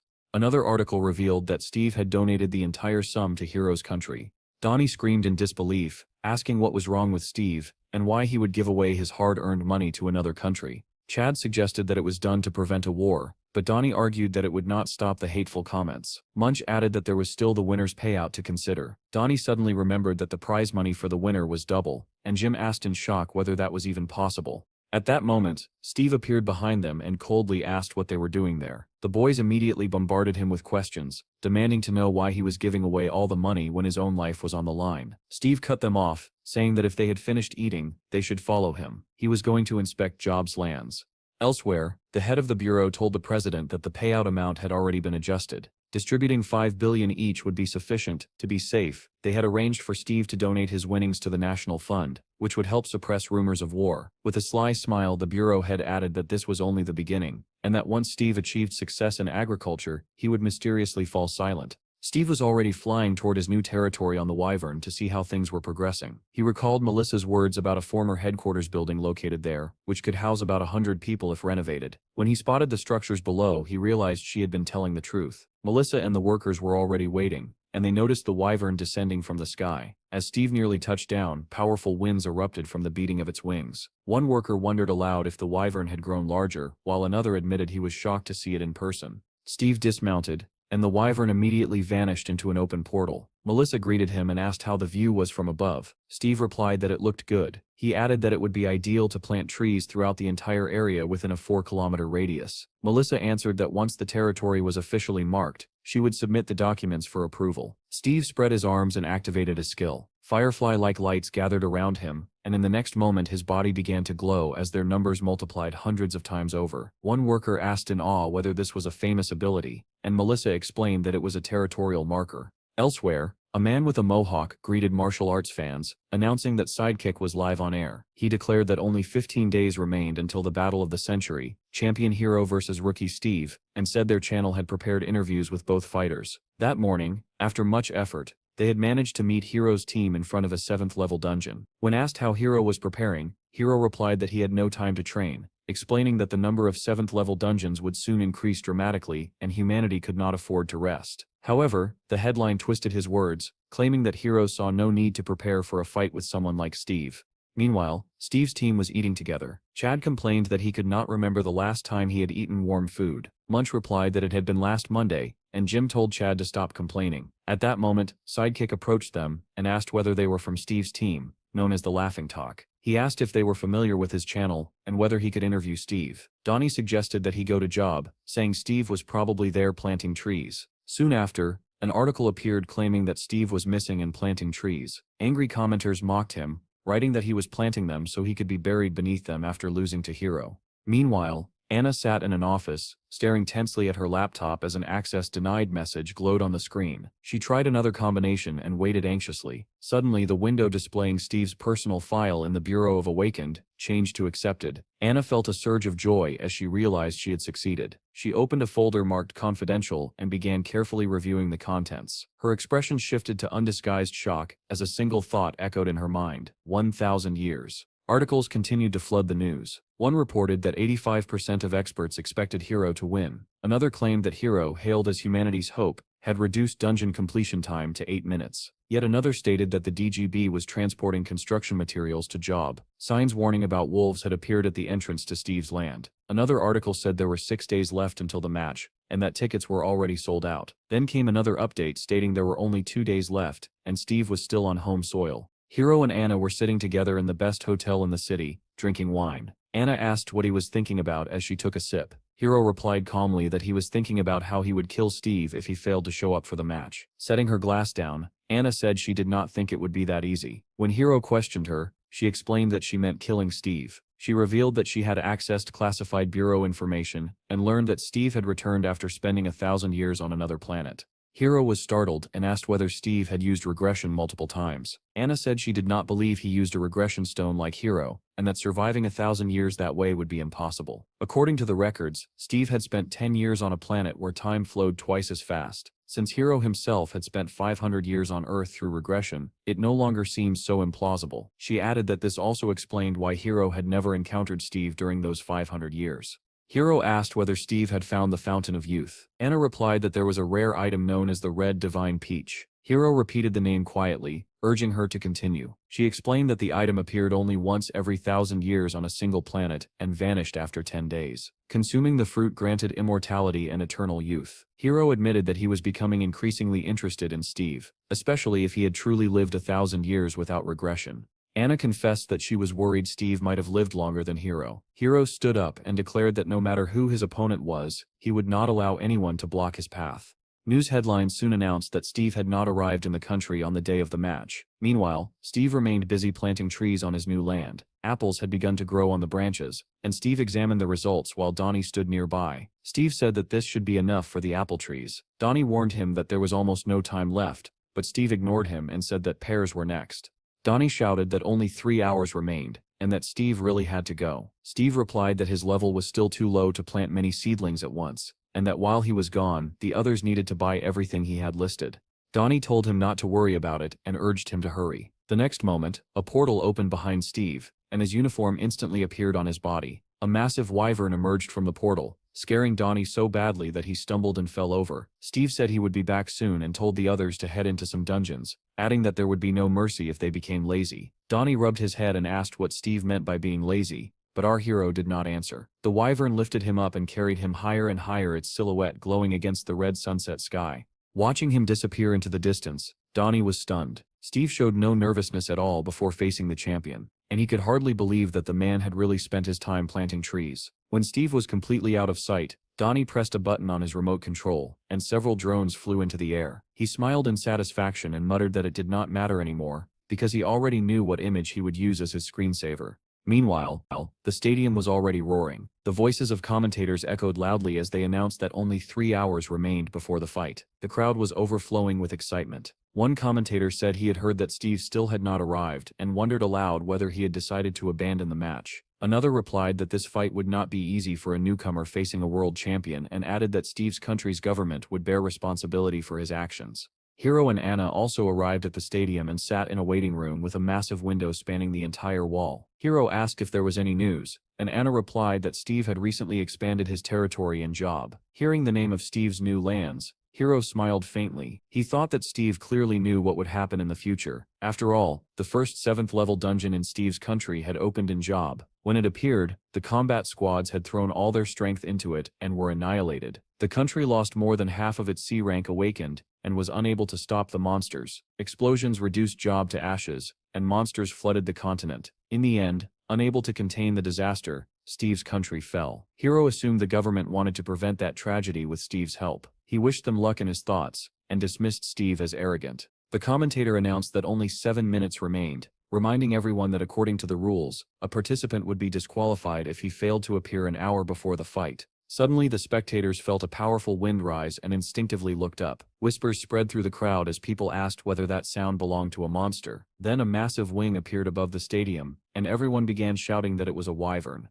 Anna stood up, staring at the crowd as their cries grew louder. The commentator announced that, contrary to expectations, Steve had arrived at the stadium riding a wyvern. David leapt to his feet, shouting that he had said Steve would definitely come. The men beside him muttered that Steve was causing quite a spectacle. The head of the bureau exclaimed that the world would belong to Steve if he won. Melissa also watched the broadcast as the commentator said he could hardly imagine Steve showing up just 5 minutes before the fight. Soldiers at field headquarters cheered loudly, urging Steve to crush them all. The commentator announced that the Dragon Knight had landed after circling above the stadium. Jean, standing among the soldiers, quietly cursed under her breath when she heard his name. Steve jumped down from the wyvern, which had grown even larger than before. He said nothing as it roared and vanished into a portal, disappearing from the stadium. The audience erupted in applause, marveling at the summoning magic. Steve looked around and asked why there were so many people and where Hiro was. He then shouted across the entire stadium, demanding that Hiro come out. The commentator noted that Steve was clearly searching for his opponent. The crowd picked up his call, and thousands of voices began shouting Hiro's name in unison. Hearing the deafening cries, Hiro stood up and told Anna that he was going. She immediately rose and grabbed his hand, trying to stop him. Hiro smiled and told her not to worry, promising that he would win in return. At that moment, white flakes began falling from above, and a bird flew over Steve's head. Steve looked up as the commentators shouted that Hiro had arrived. A long-haired man descended from the sky, and the impact of his landing shattered part of the stadium floor. The crowd roared in ecstasy at the champion's appearance. Steve, however, showed no fear or surprise. He calmly asked whether the man was Hiro. Hiro did not answer directly and said instead that he wanted to ask Steve a few questions before killing him. Hiro asked whether Steve was a survivor of the apocalypse. Steve was confused and asked what apocalypse he was talking about. Hiro dismissed his response, saying his acting was terrible. Steve grew irritated and demanded to know what kind of nonsense he was spouting. Hiro asked whether Steve possessed another regression stone and how many years it could rewind. Steve, completely bewildered, asked what kind of stone he was referring to. The commentators noted that the two seemed to be talking and speculated about the topic. One suggested that Hiro might be giving advice as a more experienced fighter. The other agreed and sent a broadcast drone closer. 3 drones descended rapidly into the arena. Hiro began activating a skill and asked Steve whether he felt as though the world was beneath his feet after returning from the past. Steve asked in shock how he could have gone back to the past at all. Hiro formed 2 blades in his hands and said that Steve was asking for this. He leapt forward, swinging his blades, declaring that he had a way to make Steve talk. The commentator shouted excitedly that Hiro had begun his attack. In the next instant, everyone froze in disbelief. Steve's fist slammed into Hiro's cheek before the blades could reach him. The force of the blow sent Hiro flying backward into the stunned silence of the massive stadium. He crashed into the ground, leaving a deep crater where he landed. Steve slowly walked toward him as the commentator screamed that Hiro was down. It looked as though the champion had suffered severe injuries and was no longer moving. Steve continued to approach slowly, and the commentator shouted that Hiro was in grave danger. Our hero clenched his fist and muttered that the man was probably just a crazy bastard. He shouted at Hiro to get up and asked if he was really dead. At those words, Hiro's hand twitched. Steve scoffed and asked how a champion could be so weak, ordering him to stand up because he had not yet received what he deserved. Hiro opened his eyes and began to rise unsteadily. The commentators erupted, shouting that Hiro had stood up. The crowd cheered desperately, urging him to keep fighting. Hiro wiped the blood from his nose, unable to tell whether he had been struck by magic or something else entirely. Steve said calmly that everything had to follow its proper course, and that the first thing Hiro needed to learn was humility. Those words enraged Hiro. He charged forward and shouted for Steve to shut up, but the attack was instantly halted by another punch to the face. Hiro stared at Steve in disbelief. realizing he could not even see the fist that struck him. The next blow landed squarely in his stomach, sending him flying back once more. Steve decided not to drag things out and activated the tornado skill. In an instant, violent currents of wind wrapped around Hiro along with the glowing fireflies. As the skill reached full power, Hiro was hurled high into the air within a massive swirling vortex. Steve leapt upward after him, and a sphere of flame formed in his hand. He activated another skill, Fire Fairy Flow, and brought the blazing fireball crashing down onto Hiro. Flames erupted, engulfing the area. The spectators clutched their heads and covered their mouths in horror, unable to believe what they were witnessing. Everything burned, and the explosion Steve unleashed was reflected in a towering column of smoke. The commentator screamed that Hiro was taking a one-sided beating, then corrected himself in panic, saying that Hiro was being completely crushed. He turned to the second commentator and asked what he thought, but the man said nothing, staring at the arena in frozen terror. The crowd screamed, some collapsing into tears. Shock spread through the stadium when Steve lifted Hiro's unconscious body by the throat. The commentators cried out that it looked like Hiro had died, but Steve told him to stop pretending, saying he knew he was not dead. He could see Hiro's health bar. Steve said he wanted to ask something, and demanded to know why Hiro had been searching for him. Hiro replied weakly that it was because he wanted to kill Steve, and his health slowly began to recover. Steve did not understand the answer and asked why. Hiro's eyes turned red as his health rose further. He said that Steve deserved to die. Steve asked in shock why he deserved such a fate. Hiro's face twisted, as he replied that because of Steve a plan that had been in development for 500 years had been destroyed. Steve demanded to know what kind of plan could take so long. Hiro's body began to change as his health nearly fully recovered, and he muttered, "Monster breakthrough." Steve realized in surprise that it was a transformation. Hiro screamed that he had to save the Earth. Everything around them glowed red as Steve muttered again that the man was insane. Hiro's transformation completed, and he activated the skill God's Fury. Space itself seemed to rupture as a colossal wave of energy exploded outward, sending Steve flying. The shockwave shattered the stadium's glass into countless fragments that rained down on the spectators. Red lightning tore through the air, smashing walls and ceilings alike. From headquarters, the minister and the deputy chief watched in horror. The minister said that the potion restoring Hiro was in effect, while the deputy worried aloud about a catastrophic explosion. What now walked through the arena was no longer Hiro, but a massive horned monster. The minister observed that judging by the transformation, Hiro had learned many dangerous things on the planet Kuchan. Thick smoke rolled across the stadium, accompanied by groans and screams. Some people cried. A small boy called for his mother, who lay nearby beneath the rubble. Many spectators had died in the blast. Even Anna in the waiting room was injured as the massive window shattered around her. The monstrous Hiro roared that this was the finishing blow, God's Fury. The skill was too powerful for a human body, so he had been forced to summon a monster form. He said it shocked him that he had to use this ability on an ordinary person, as he had been saving it for an 8th level boss. Suddenly, the monster heard a sound ahead and widened his eyes in disbelief. Steve emerged from beneath the debris, rubbing his head and complaining that it hurt. Hiro stared in shock as Steve walked toward him calmly, his body enveloped in a soft green glow. Steve looked at the monster and remarked that the bastard was impressive. Hiro could not believe that Steve had survived God's Fury. As Steve drew closer, he mocked the monster, saying that it turned out he could transform too. Hiro demanded to know what item Steve was using to be so strong, and what he had used to regress. Steve replied that he had no idea what regression was and said it was not an item, but a skill called Blessing of the Forest. Hiro screamed in disbelief, saying there could not be a skill stronger than the elixir. Steve smiled and replied that it was an elixir-level skill that fully restored consumed life force and mana within 5 seconds. Hiro finally lost his composure and shouted in rage, asking if Steve was really smiling. Steve did not understand the question and chuckled lightly. As Steve prepared to kick, Hiro asked if he thought this was all a joke. Steve glanced at the information window, which identified the being before him as Monster Hiro, a U-rank hybrid. At that moment, the monster struck, catching Steve off guard. Hiro shouted that because of Steve, the world had died, slamming him with his tail. He asked how Steve could still laugh, following up with a crushing punch. Steve blocked it. Hiro roared for Steve to die, unleashing blow after blow, yet the attack seemed ineffective. Steve commented calmly that a U-rank was not that strong. In the next instant, he delivered a devastating kick to the monster's jaw.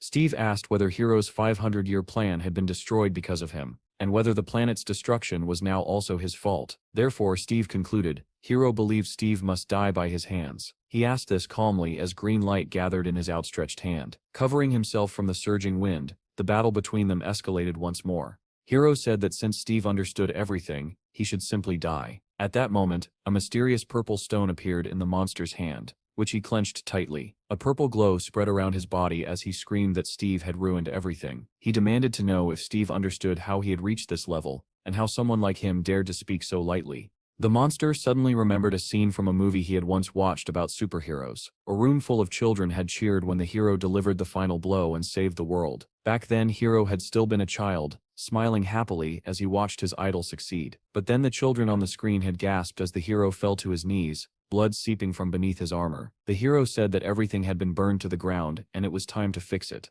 The children cried as the narration explained that the hero's soul stone turned back time. Only the hero himself did not cry. He smiled at the final scene, unlike the others, thinking that it was fine even if he was forgotten forever. As long as the world remembered a single hero, that memory shattered as Steve's foot slammed into Hero's face with terrifying force. Hero's eyes widened in shock as his body was sent flying sideways. Steve repeated coldly that he was nothing more than a crazy bastard. Hero crashed to the ground on his stomach, digging his claws into the floor to stop himself from being flung even farther. He coughed up blood and slowly forced himself upright, staring at Steve.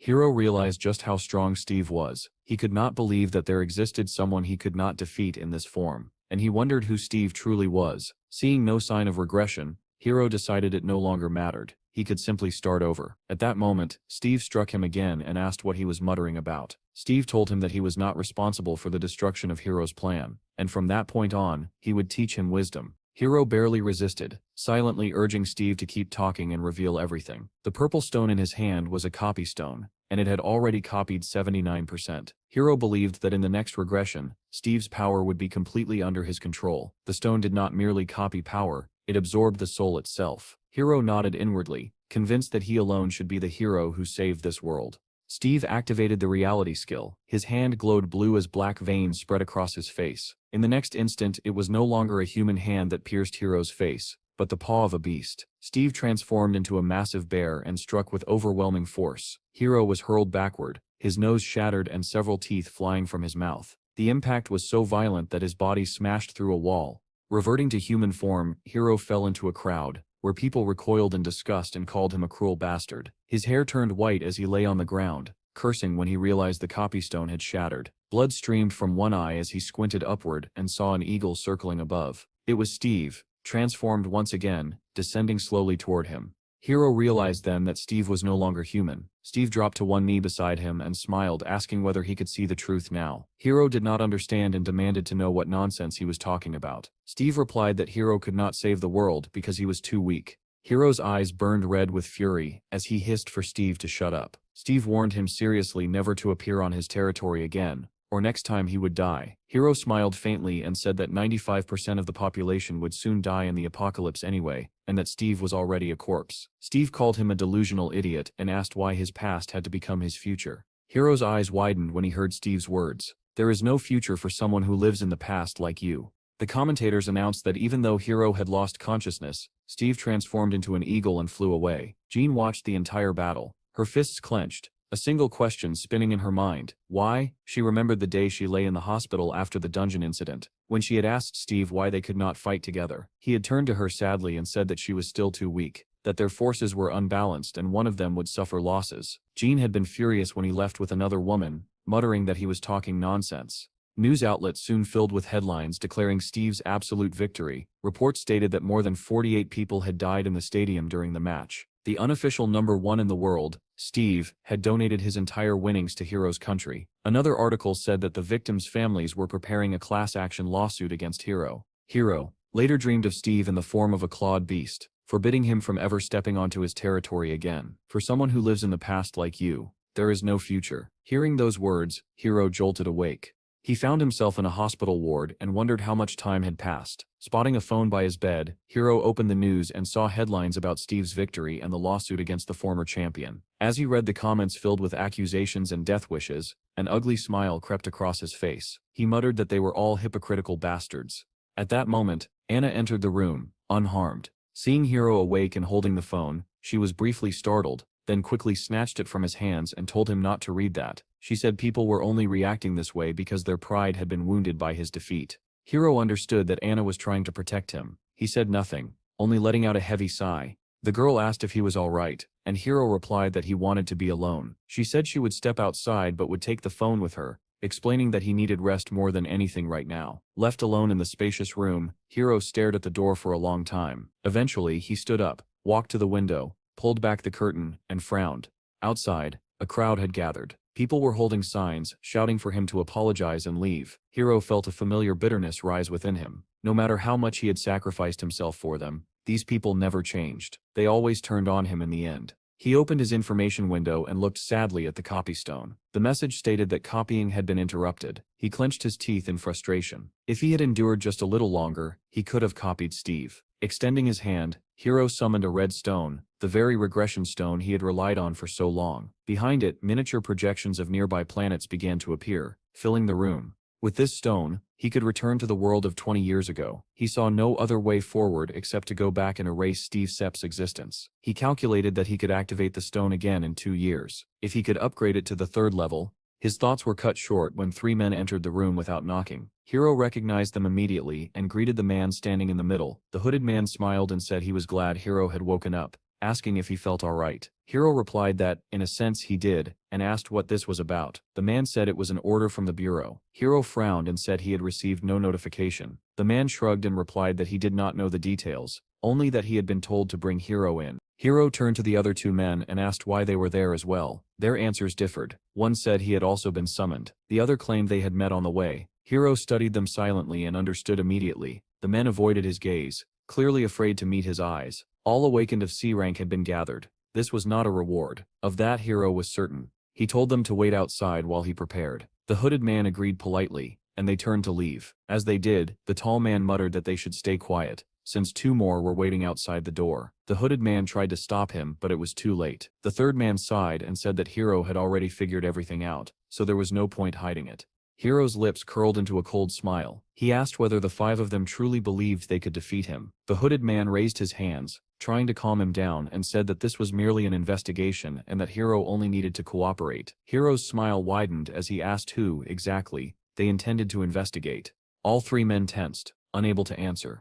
Hiro realized that the bureau must have recorded his entire conversation with Steve on the day of the fight. They were likely interested in the items he carried. He asked bluntly whether they wanted the regression stone, whether they planned to lock it away somewhere and torture him for it. The hooded man hurriedly denied it, saying the issue was missing points in the report. The tall man suddenly snapped, calling Hiro names and saying that if he possessed such power, should he not have used it for the benefit of the people? At those words, Hiro's eyes turned crimson. A sphere of energy formed in his hand as he said calmly that the man had crossed the line. Because of this mistake, the country would soon realize what it had lost. The tall man reacted instantly, activating his own skills to restrain Hiro. Hiro's eyes glowed brighter, and faint horns began to emerge from his head. Outside the room, the 2 men waiting by the door saw a blinding light flare through the window, followed by blood streaking down the glass. As they rushed forward, a violent explosion erupted from within, blasting the door outward and throwing them back. When the smoke cleared, they stared in horror at the scene inside. Hiro had transformed into a monster. His tail had pierced straight through the tall man's body, while he held the 2nd man aloft by the head. Hiro asked coldly whether he still looked weak after losing once, warning that he would snap the man's neck if anyone moved. The hooded man extended his hand desperately and called him captain, trying to stop him. The monster snarled and told him not to use that title. He demanded to know who had given the order. The hooded man immediately answered that it came from the commissioner. Tucker, the commissioner of the Bureau of the Supernatural, was a so-called patriot who valued pedigree above all else. He had been waiting for Hiro to fail, and had bared his fangs the moment the opportunity arose. The hooded man explained that Tucker doubted Hiro's loyalty to the country. During the 7th level dungeon raid, 9 members of Hiro's team had died. Tucker questioned whether Hiro had transformed to heal them, and why no such items or skills were recorded. That meant, according to Tucker, that the reports submitted by the team were false. He wanted to know whether Hiro was hiding additional items. The hooded man relayed that before forming an investigative committee. The commissioner wanted answers to a few questions. Hiro laughed darkly and said that was not the truth at all. The commissioner simply wanted to seize all of his items for himself. The monster assumed that if everything had gone smoothly, the commissioner would have offered him the position of captain of the first combat team. The hooded man did not know how to respond to Hiro's words. He remembered the commissioner saying that Hiro's loyalty was beyond doubt, and that people like him were indispensable. Realizing he was right, the monster smiled coldly and said they were all fools. He had already witnessed this country's destruction 25 times. He wanted to restore civilization, but the plan always failed because greed could never be overcome. Hiro said he had one question. Did Anna know everything? The hooded man closed his eyes, clearly unwilling to answer. The monster roared at him to speak at once. The man finally gave in, stuttering that she knew what was happening. Hiro snapped in rage and tightened his grip around the man's head. Blood sprayed everywhere. Hiro thanked him for his hard work as the hooded man realized what was coming and screamed his title in a desperate attempt to stop him. It was too late. A deafening explosion tore through the hospital ward. Breaking news soon spread that Hiro had escaped after killing 3 awakened of C rank and seriously injuring 2 others. At the Bureau of the Supernatural, officials were already discussing his actions. Standing by the window, the commissioner cursed angrily, calling Hiro an ungrateful bastard. He said this was exactly why strangers should never be helped. They would always bear their fangs in return. Tucker concluded that Hiro had been a spy all along, deliberately planted by his country. He decided this incident was more than enough to convince the Prime Minister. With this excuse, they could eliminate many problems and create perfect heroes to replace Hiro. Turning toward the door, Tucker called loudly for his assistant. A man entered immediately and asked what needed to be done. Tucker ordered him to contact all broadcasting stations. There would be a press conference about Hiro in 2 hours. The media followed Hiro's movements closely. One headline claimed that the strongest man was now in job. Another article showed Jim training the boys, reporting a surge of new recruits in the guild. A different paper announced that the countdown to job becoming the 13th district had already begun. On a popular video platform, a clip titled "Analysis of Steve's Guild, Job Edition" went viral. Another video analyzed Steve's fight, calling it the Dragon Knight's path to divine power. Donnie scrolled through the endless stream of news, amazed by the sheer volume of information. All top 10 trending videos were about Steve, and he smiled, thinking that this was truly world-class. Then he stumbled upon an article reporting Hiro's escape from the hospital. The news anchor said that Tucker had called a press conference and invited viewers to listen. At the conference, the commissioner declared that there was reason to suspect Hiro was a spy and demanded an explanation for Steve's so-called terrorist attack. In response, the opposing press secretary rejected the accusations, calling them baseless and stating that the country was outraged by such provocation. Donnie listened carefully, letting out a heavy sigh. When he saw confirmation that Hiro had disappeared, unease washed over him. He thought it was impossible for someone beaten half to death to show up again so soon. But what if he did? What if he came while Steve was away from the guild? A chill ran down Donnie's spine, cold sweat forming instantly. He bolted out of his office and rushed toward the forest, complaining aloud that Steve always disappeared during critical moments and asking why he could never just stay home. Suddenly, blue lightning began to crack across the sky, and Donnie froze. He stared upward in fear, the sight feeling disturbingly familiar.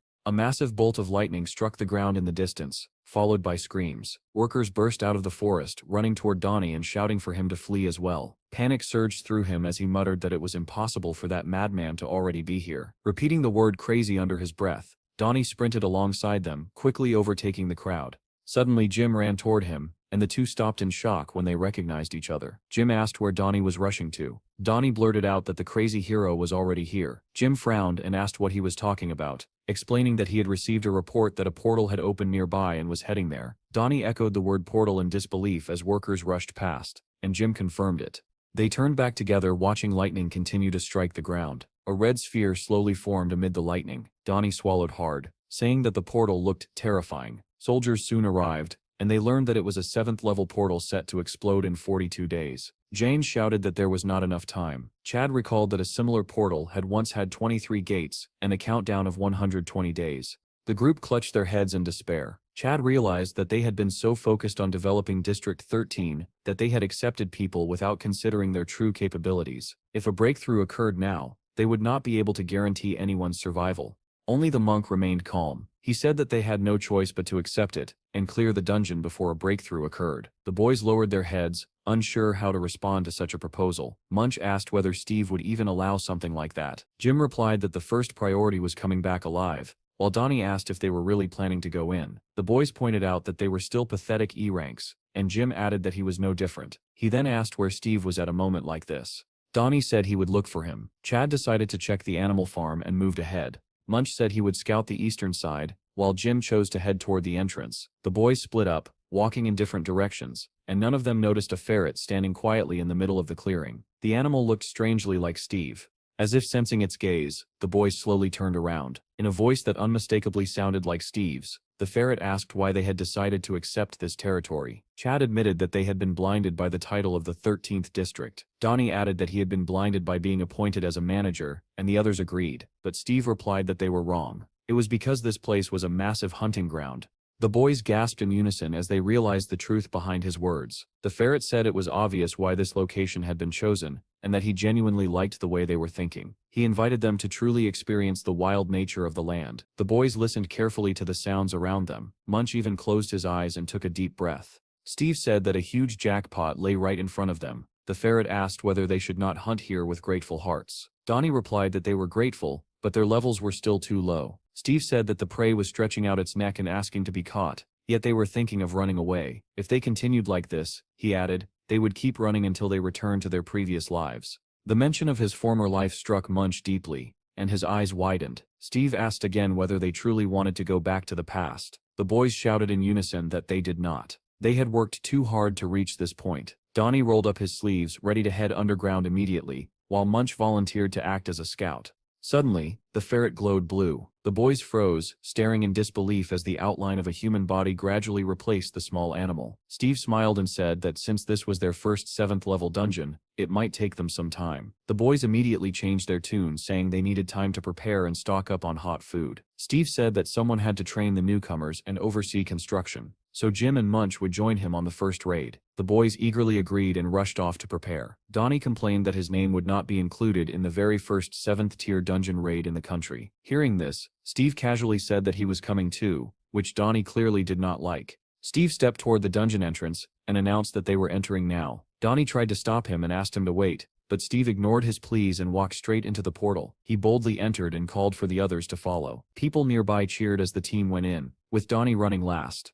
Chad excitedly asked whether it was really okay to enter a 7th level dungeon like this, while Munch stood behind him. Steve and Jim had already passed through, their bodies wrapped in a pinkish glow, with Donnie chasing after them and shouting for Steve to wait. On the other side of the portal, the figures of the group slowly took shape. Steve emerged first, calmly surveying the surroundings, followed by Jim and Donnie, who narrowed their eyes cautiously. Suddenly a skeletal monster lunged at them, stretching out a bony hand. Donnie was so terrified that he forgot how to speak, and shouted something incomprehensible. An information window appeared, stating that they had entered the lands of the undead. The same message appeared for those monitoring from outside, and many people froze in fear. A news anchor reported that the first 7th level dungeon had appeared in Steve's country, and that there were now 8 such dungeons worldwide. Major global media outlets stated that this was inevitable, and the world's largest airports were already overwhelmed as people fled the country. The presenter suggested switching to a live broadcast. Immediately, a man rushed at the camera screaming that there were no tickets, while a panicked woman demanded that sea routes be opened. The embarrassed host commented that unrest was spreading throughout the nation. The bureau began urgently discussing what to do next. At the same time, Steve's guild team had already entered the dungeon. Inside the bureau, awakened officials remarked bitterly that the broadcasters seemed to know everything, as if they had wiretapped the bureau itself. The head of the bureau asked again whether Steve's team had been right to enter the dungeon immediately. Someone confirmed that Steve, Donnie, and Jim were already inside. One man listed the boys' ranks with a grim expression. Another questioned why Steve had brought them along. A colleague reminded him that Donnie possessed a video memory skill. At the very least, he said, they would leave behind footage for others. Even so, there were already countless videos online of teams clearing 7th level dungeons. Folding his arms, another man asked how the combat teams were preparing. The response was that 13 teams were awaiting orders, but there were very few A rank awakened among them, most being B ranks. Someone muttered that it was like sending them to their deaths, and that they would be lucky not to flee immediately. Worse still, they had only 44 days to clear the dungeon 88 times. A man wearing glasses pointed out that Hero's team had once cleared it in 8 days, and since time flowed twice as fast inside, a full cleanup still took about 20 days. The head of the bureau concluded that they would therefore need to clear it twice a day. One person said that no matter how powerful Steve's skills were, it might not be enough. Another added grimly that fleeing the country might be the only option. Someone suggested asking other guilds for help, but he was told that all of them were already busy dealing with an overwhelming number of 6th level dungeons. The head of the bureau closed his eyes and muttered that they had truly jumped from the frying pan straight into the fire. The man in glasses asked what the chief thought about evacuating the people of Job and moving them to the defensive wall in case of a breakthrough. The chief replied that everyone would die if a second dungeon appeared within the city. He asked whether Steve's barrier trees were not sufficient protection. Even if all the monsters could be contained within the barrier trees, the appearance of another dungeon would leave the guilds powerless. In his view, if the dungeon on Steve's lands was cleared, that territory would become the safest place in the world. He asked whether Melissa was currently in Steve's lands, and ordered someone to contact her to find out how things were going there. A drone flew over Steve's territory, approaching the construction site of a large building. When the bureau received the footage, someone remarked that it was quieter than expected. They were surprised to see that construction was still underway. Someone wondered whether the DGB was not involved in the project. The drone continued onward, and the observers were stunned to see a child riding a wolf while workers calmly ate their lunch. An elephant ridden by monkeys ran after a pack of wolves led by Bill. The men stared in disbelief, wondering how a place that was supposedly on the brink of disaster could look so peaceful. One man asked in shock whether the others had seen a monkey throwing stones from the elephant's back. Watching the serene landscape, they questioned whether this was truly their country. Several of them agreed that it looked like another world altogether, and even double-checked the drone's coordinates. The chief chuckled softly and asked where the department head, Melissa, was. The drone flew onward and stopped above a long residential building. On the screen appeared a girl lying on a sun lounger, basking in the sun. Someone commented that it looked like a soldier's dormitory. Then another voice hesitantly asked whether that sunbathing woman was Melissa. As the drone moved closer, there was no longer any doubt. It really was her. Melissa lay there in a black open swimsuit, her eyes hidden behind dark sunglasses. The men in the bureau widened their eyes in disbelief. The man in glasses remarked that her appearance was a perfect illustration of the situation on site. At that moment, Melissa seemed to sense that she was being watched. She lowered her sunglasses and looked straight ahead. An energy sphere instantly formed in her hand as she shouted angrily, asking which bastard wanted to die. Then she noticed the emblem on the drone, bearing the acronym of the Bureau of the Awakened. Realizing what was happening, she gasped quietly and covered herself in embarrassment. The chief covered his face with his hand and muttered whether she had really picked up such shameless behavior from Zen's friend. Hastily pulling on her shirt,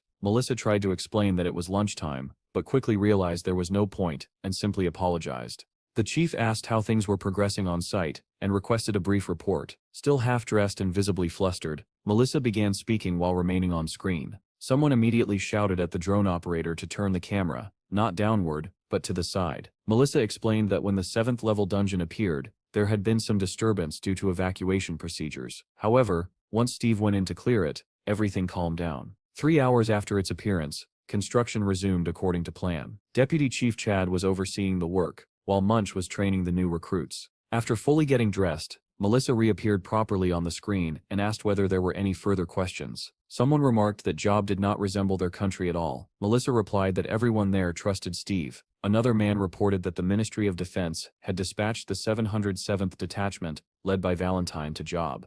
The chief said they still had to do everything possible to prevent a breakthrough, and asked whether they truly had no hope beyond Steve. Suddenly he requested that his combat equipment be brought to him, stunning everyone present. When questioned, he replied calmly that he would personally take command of the expedition into the 7th level dungeon. Silence fell over the hall as everyone stared at the head of the Bureau of the Awakened. Meanwhile, in another country, Anna sat handcuffed to a chair. The door to the room slowly opened, allowing light to spill inside. She opened her eyes sluggishly, trying to understand where she was and what had happened. Commissioner Tucker stood before her and asked whether she was awake. Anna glared at him and said that he was making a grave mistake. He remarked that she was still quite energetic and asked whether he needed to shock her again. Those words were enough to dampen her defiance. Satisfied that she was no longer being sarcastic, Tucker placed an iron bracelet in front of her. Upon seeing it, Anna gasped and demanded to know where he had gotten it. The commissioner asked why she was so surprised, noting that it was not something she wore often and that she had hidden it very well. Anna's eyes widened in shock at his words. Tucker told her not to overthink it, explaining that they had already examined what was inside. Anna asked what he wanted. Tucker replied that the contents included some rather interesting notes. She said it was merely a diary. He countered by suggesting that perhaps even Hiro was unaware of its existence. Anna glared at him, unable to find a response. Tucker called her cunning, saying she specialized in gathering information, and that Hiro probably trusted her because he did not realize how well she could act. Anna cut him off, telling him to get to the point. Tucker said that the diary contained information about the future, records of who would become heroes, when and where disasters would occur, and even the exact date of the end of the world. Anna remained silent, glaring at him with undisguised anger. Tucker continued, saying that with knowledge of the future, Hiro had gathered people with enormous potential and pretended to train them. In truth, he had simply recruited those who would have become great, even without his guidance. Step by step, he rose to become a champion, an idol of the nation, while ignorant citizens worshipped him as their savior. All of this, Tucker said, had only been possible because of the regression stone. Anna smiled faintly and asked if that was really all he wanted to know. In response, Tucker demanded that she tell him where Hiro was now. In return, he promised her anything she wanted. He repeated the offer, insisting that he would grant her everything if she revealed Hiro's hiding place. Without hesitation, Anna replied that she did not know where he was. Tucker began to lose his temper, demanding to know how it was possible that she did not know. Behind a transparent wall, a man monitored the interrogation, watching the screens and listening carefully. He finally spoke, saying that Anna was telling the truth. Hearing this, Tucker stared directly into Anna's eyes. She did not look away. His anger subsided slightly, and he said that it was a pity she truly did not know. Anna replied that it would be even better if Tucker did not turn Hiro into his enemy. Tucker sighed heavily and called her vindictive. He said she would be sent to a special prison for awakened individuals, where a grim fate awaited her. Anna calmly responded that Tucker had no time to worry about her, because Hiro would likely come to see him soon. The commissioner glared at her furiously and hurled an insult. On a nearby monitor, a video played showing the tip of a red tail protruding from a crater in the ground. A technician explained that this was all the footage they had, because after that, it was as if Hiro had vanished into thin air. Another man reported that drones were currently being used to track him down. Tucker declared that Hiro was a villain attempting to poison the people of both countries and overthrow their governments. He ordered that every possible resource be used to find him and make him pay. The officer saluted and promised that they would do everything they could. Tucker believed that Hiro still carried the regression stone and was determined to seize it.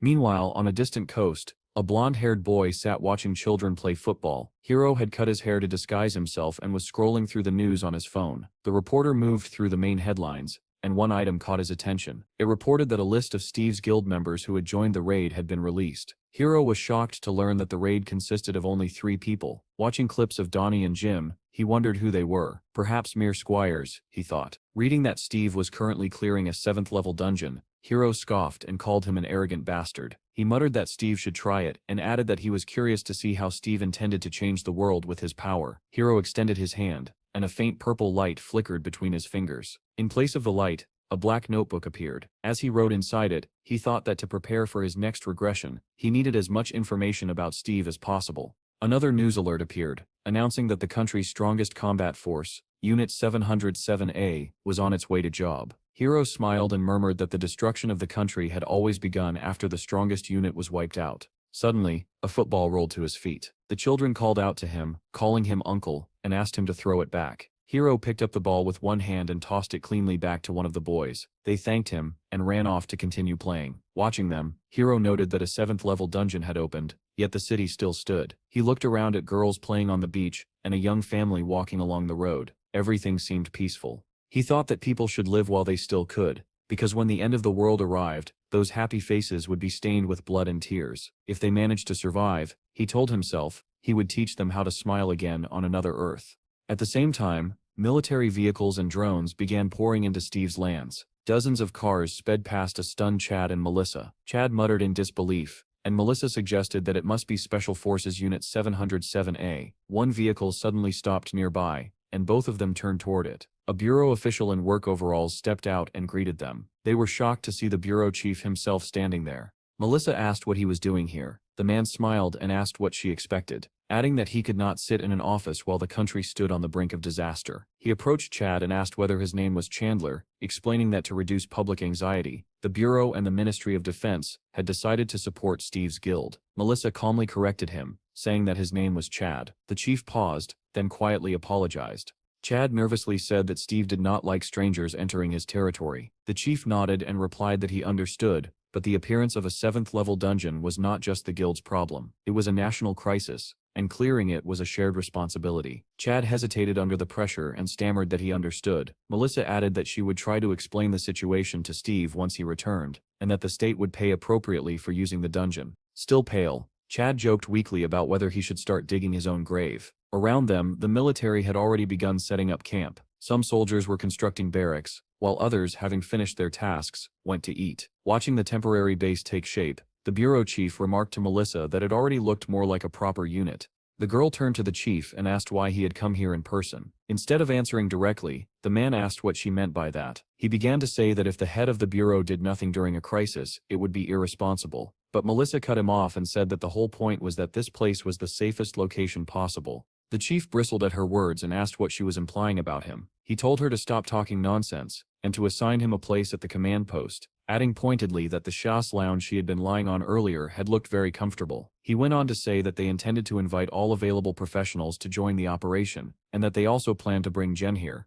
Melissa reacted in surprise and asked whether Jean would really come. The chief replied that she should already be in the barracks by now. He turned to leave but paused and looked back, mentioning that most of the protective trees were concentrated near the entrance. According to reports, even a missile could not penetrate them. He asked whether that was true. Melissa replied that she was not entirely sure and suggested that the director test it himself, adding that she was curious about it as well. The recruits from Steve's guild watched the special forces with open admiration, their gazes lingering especially on Valentine. One of them muttered that he believed he had seen these people fight monsters with his own eyes. Another immediately objected, asking what he meant by calling them monsters. To him they were heroes. Fired by excitement, the recruits decided to approach them. They walked up to Monk and politely asked whether he would mind ending the training session and joining them for dinner. At that moment, the monk was lying on a stone engraved with the words, "My temple," calmly chewing on something. Without moving, he replied that a person would stain their karma if they could not let go of attachment, and instead use tricks to obtain what they desired. One of the boys answered that they still could not die of hunger, since they had to live in order to eventually reach nirvana.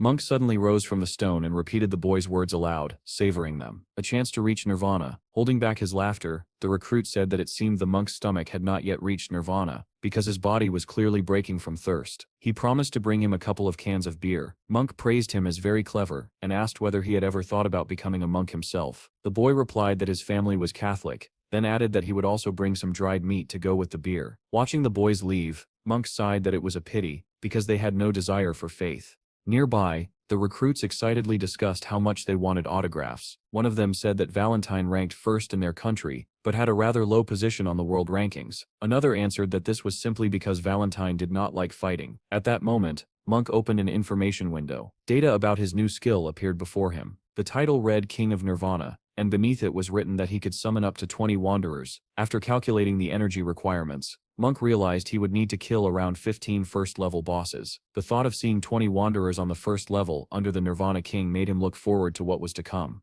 Meanwhile, Chad was speaking with Valentine, asking why, given the many empty rooms in the headquarters, the military had not settled in. Valentine replied calmly that they did not want to cause any inconvenience. If they were allowed, the military would station their garrison there. Looking at him, Chad reflected on Valentine's reputation as the man of steel and the iron fist. Because of his strong patriotism, he had once refused to join the Scylla Guild. Chad assumed that Valentine simply did not want to take sides. Aloud, however, he said that Valentine could do as he saw fit.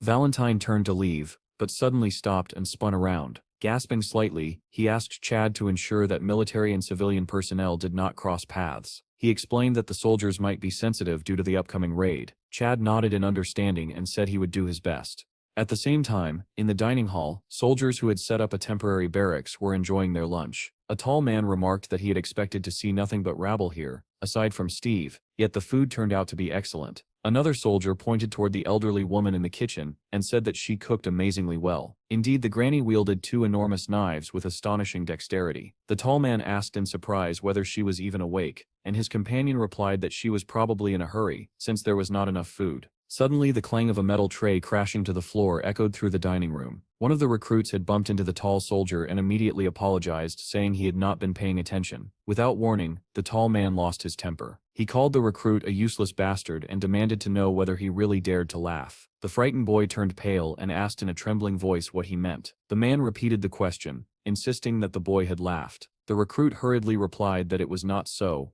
In the next instant, the thug grabbed the recruit by the neck with crushing force, cutting off his breath. He coldly asked whether the boy truly wanted to die. Gasping for air, the recruit croaked out a weak question, asking why he was doing this. At that moment, an angry hiss came from the kitchen. The granny snarled, calling him a rotten bastard. Someone nearby shouted, "Move." The thug turned in surprise. At that very moment, a boy holding 2 loaves of bread slammed into him as if he were a solid wall and dashed past. A clear imprint from the sole of a boot was left across the boy's face, as he spun around in shock. In the same second, dozens of knives began embedding themselves into the floor. The thug barely managed to jump aside, dragging the recruit with him. The granny screamed furiously that she had told them not to touch the bread because it was in short supply, and she continued hurling knives. Bill leaped through a window, shattering it into pieces and releasing both loaves of bread into the air. Each loaf was neatly caught by a monkey's paws, while Bill himself grabbed onto Lyanna. With a satisfied smile, Bill flew away on Lyanna, while 2 monkeys chased after him, clutching bread in their hind legs.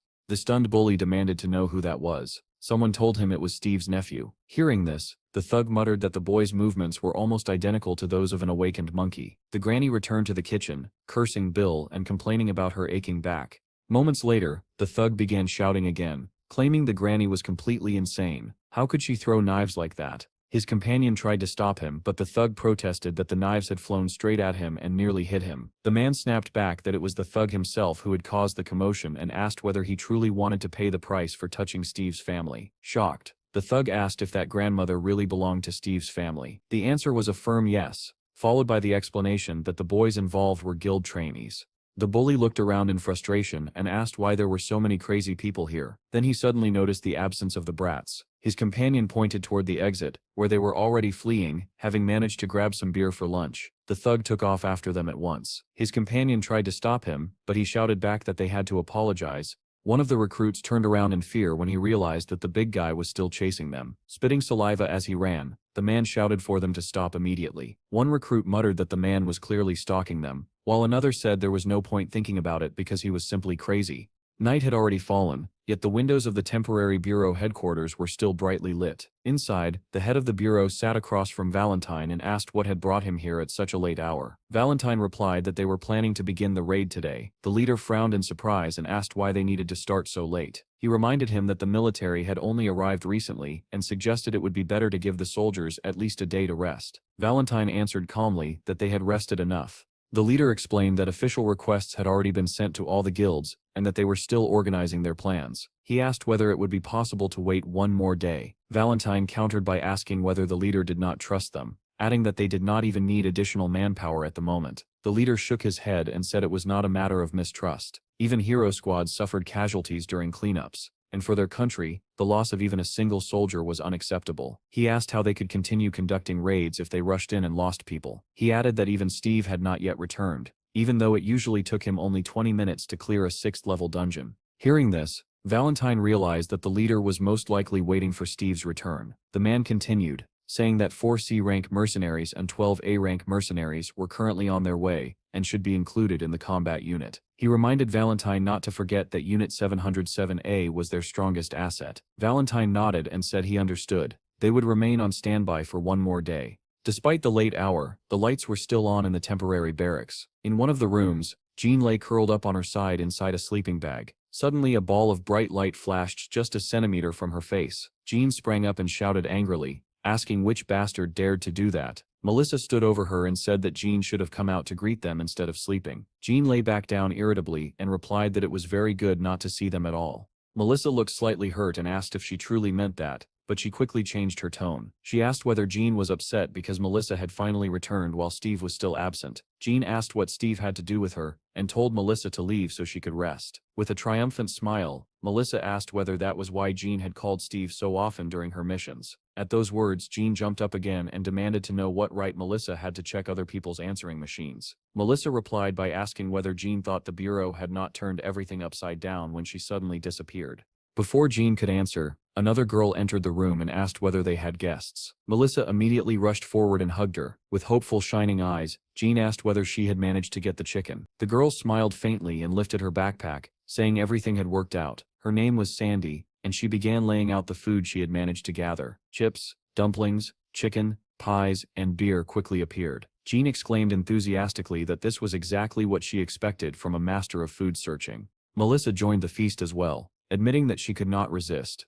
Jean urged them to eat faster, warning that if the captain saw them, he would kill them. Sandy laughed and said they should feast properly, because once the raid started, they had no idea when they would be able to leave the dungeon again. Jean asked Melissa why she was eating so much, if she was also heading into the dungeon. Melissa replied that she simply did not want to stand out from the group. Suddenly, Sandy turned to Melissa with sparkling eyes and brought up Steve. Both girls froze mid-bite and stared at the red-haired girl in surprise. Laughing, Sandy asked whether they had seen the video of Grace being rejected by Steve within 5 minutes. Melissa asked in disbelief whether they were not dating, and how he could have turned her down. Sandy explained that everything had been revealed on the program Questions Without Answers. Apparently, Grace had been rejected the moment they met, and now she was undergoing training to pass the Awakened One exam. Lowering her voice mysteriously, Sandy asked whether they knew why Grace had been rejected. Jean continued chewing her chicken in silence, while Melissa asked curiously why. With a strange smile, Sandy said that Grace had been rejected because she was weak. Hearing this, Jean choked on her food and Melissa stared at her in surprise. Sandy hesitated, then added that it seemed Steve was attracted to strong women.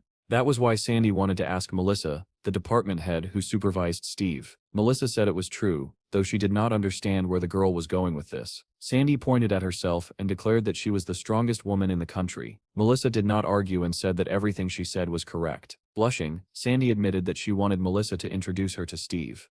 At that moment, the chicken bone Jean had been gnawing on suddenly cracked in half. She stared at it in confusion and groaned softly, lamenting her poor leg. Melissa looked at her with understanding. The news feeds were soon filled with headlines. Steve had gone underground 24 hours ago. 36 mercenaries had joined the squad. Valentine had stated that retreat was impossible. A reporter complained about the rain, saying it was not a sign of bad luck. Bill ran past and waved at Jean, and she waved back as she walked with the squad toward the portal. Chad turned to the recruits and asked where Munch was. One of them replied that Munch had gone into the first-level dungeon with them, defeated the boss several times on his own, and then left with an angry expression. Munch was now driving a car, and had told them to continue without him because he needed to go somewhere else. Chad wondered what kind of trouble the monk was about to cause this time, and whether he had remembered to bring his pills. Suddenly, Valentine's voice rang out sharply, commanding everyone's attention. He announced that the only known information about the dungeon was that it was a land of the undead, which meant their unit would serve as the vanguard. First, they would locate the optimal place to establish a camp. Then, they would create a map and a detailed plan of action. He reminded them that they were the best group in the country and had to perform accordingly. As he walked toward the portal, he declared that the raid was beginning and ordered Group 1 to move out. Following their commander, the soldiers of Group 1 rushed toward the red portal. The controller announced that 27 had entered successfully and urged Group 6 to hurry, warning that only 3 seconds remained. 2 men sprinted toward the portal, one of them shouting desperately for them to run faster. They did not make it in time. The portal closed, engulfing them in fire and lightning. Seeing the tragedy unfold, the head of the bureau screamed, but there was nothing he could do. The dispatcher reported that 28 had entered successfully, while 2 had failed to make it. Steve had been inside the 7th gate for 23 hours, and the raid had only just entered the 12th. Suddenly, an alert flashed on the screen, stating that there were 3 minutes left before the explosion of portal number 7. The dispatcher thought the equipment had malfunctioned and muttered that it was impossible. The raid leader and Melissa stared at the glowing portal in disbelief. Then, 3 silhouettes appeared within the red light. Moments later, 3 figures emerged from the portal, wrapped in crackling red lightning. Steve, Donnie, and Jim. A wave of shocked cries rippled through the crowd as everyone recognized Steve. It was unbelievable. He was already back. After taking only a few steps forward, Donnie and Jim collapsed to the ground, unconscious. Almost immediately, the news broadcasts updated their reports. Steve had cleared the dungeon in just 24 hours. Another article reported that the town's residents were happy to return home, and were no longer in a state of panic. A third article confidently stated that it was only a matter of time before the 7th-level dungeon was completely cleared. Amid the flashing cameras, the head of the bureau shook Steve's hand and expressed his sincere gratitude. Turning to the others, he asked whether everyone had survived. Steve replied calmly that the guys had not slept for 3 days and were simply resting now. The head of the bureau bowed deeply and thanked the hero for his hard work. He said that he understood how exhausted Steve must be, but still asked him to explain his cleanup strategy. Steve looked at him in surprise and asked why he needed to explain the strategy at all. Melissa stepped in and said that even a rough map or basic information about the monsters would be extremely useful for groups preparing to raid the dungeon. Steve frowned and asked what groups she was talking about. He questioned whether they were planning to send another hastily assembled team into his territory again. The chief explained that they were in a state of emergency and that in order to prevent a breakthrough, it would be better if another group assisted. Steve immediately rejected the idea, saying there was no need to cooperate. He alone would be enough. Melissa realized with surprise that, to Steve, the 7th-level dungeon was not a disaster at all. To him, it was more like a treasure-filled island that had conveniently fallen into his hands. It was difficult for him to imagine that they were trying to help him avert a catastrophe. In his eyes, their actions looked more like an attempt to take away his spoils. Glancing around at the reporters, Steve asked why there were so many people present. The chief turned to Melissa and muttered that it seemed they were in serious trouble, prompting her to ask him to stay quiet. With a composed smile, Melissa said that she understood everything and promised that she would not send anyone there. However, she added that one unit was already conducting a raid. Steve's expression darkened with fury. He demanded to know who had given permission to raid his land. Both Melissa and the bureau chief obediently lowered their heads, and Melissa pointed to the side. A frightened Chad admitted that it was true. He had given permission. At that very second, Steve grabbed Chad by the ear and said that everything was clear. If it was not Chad,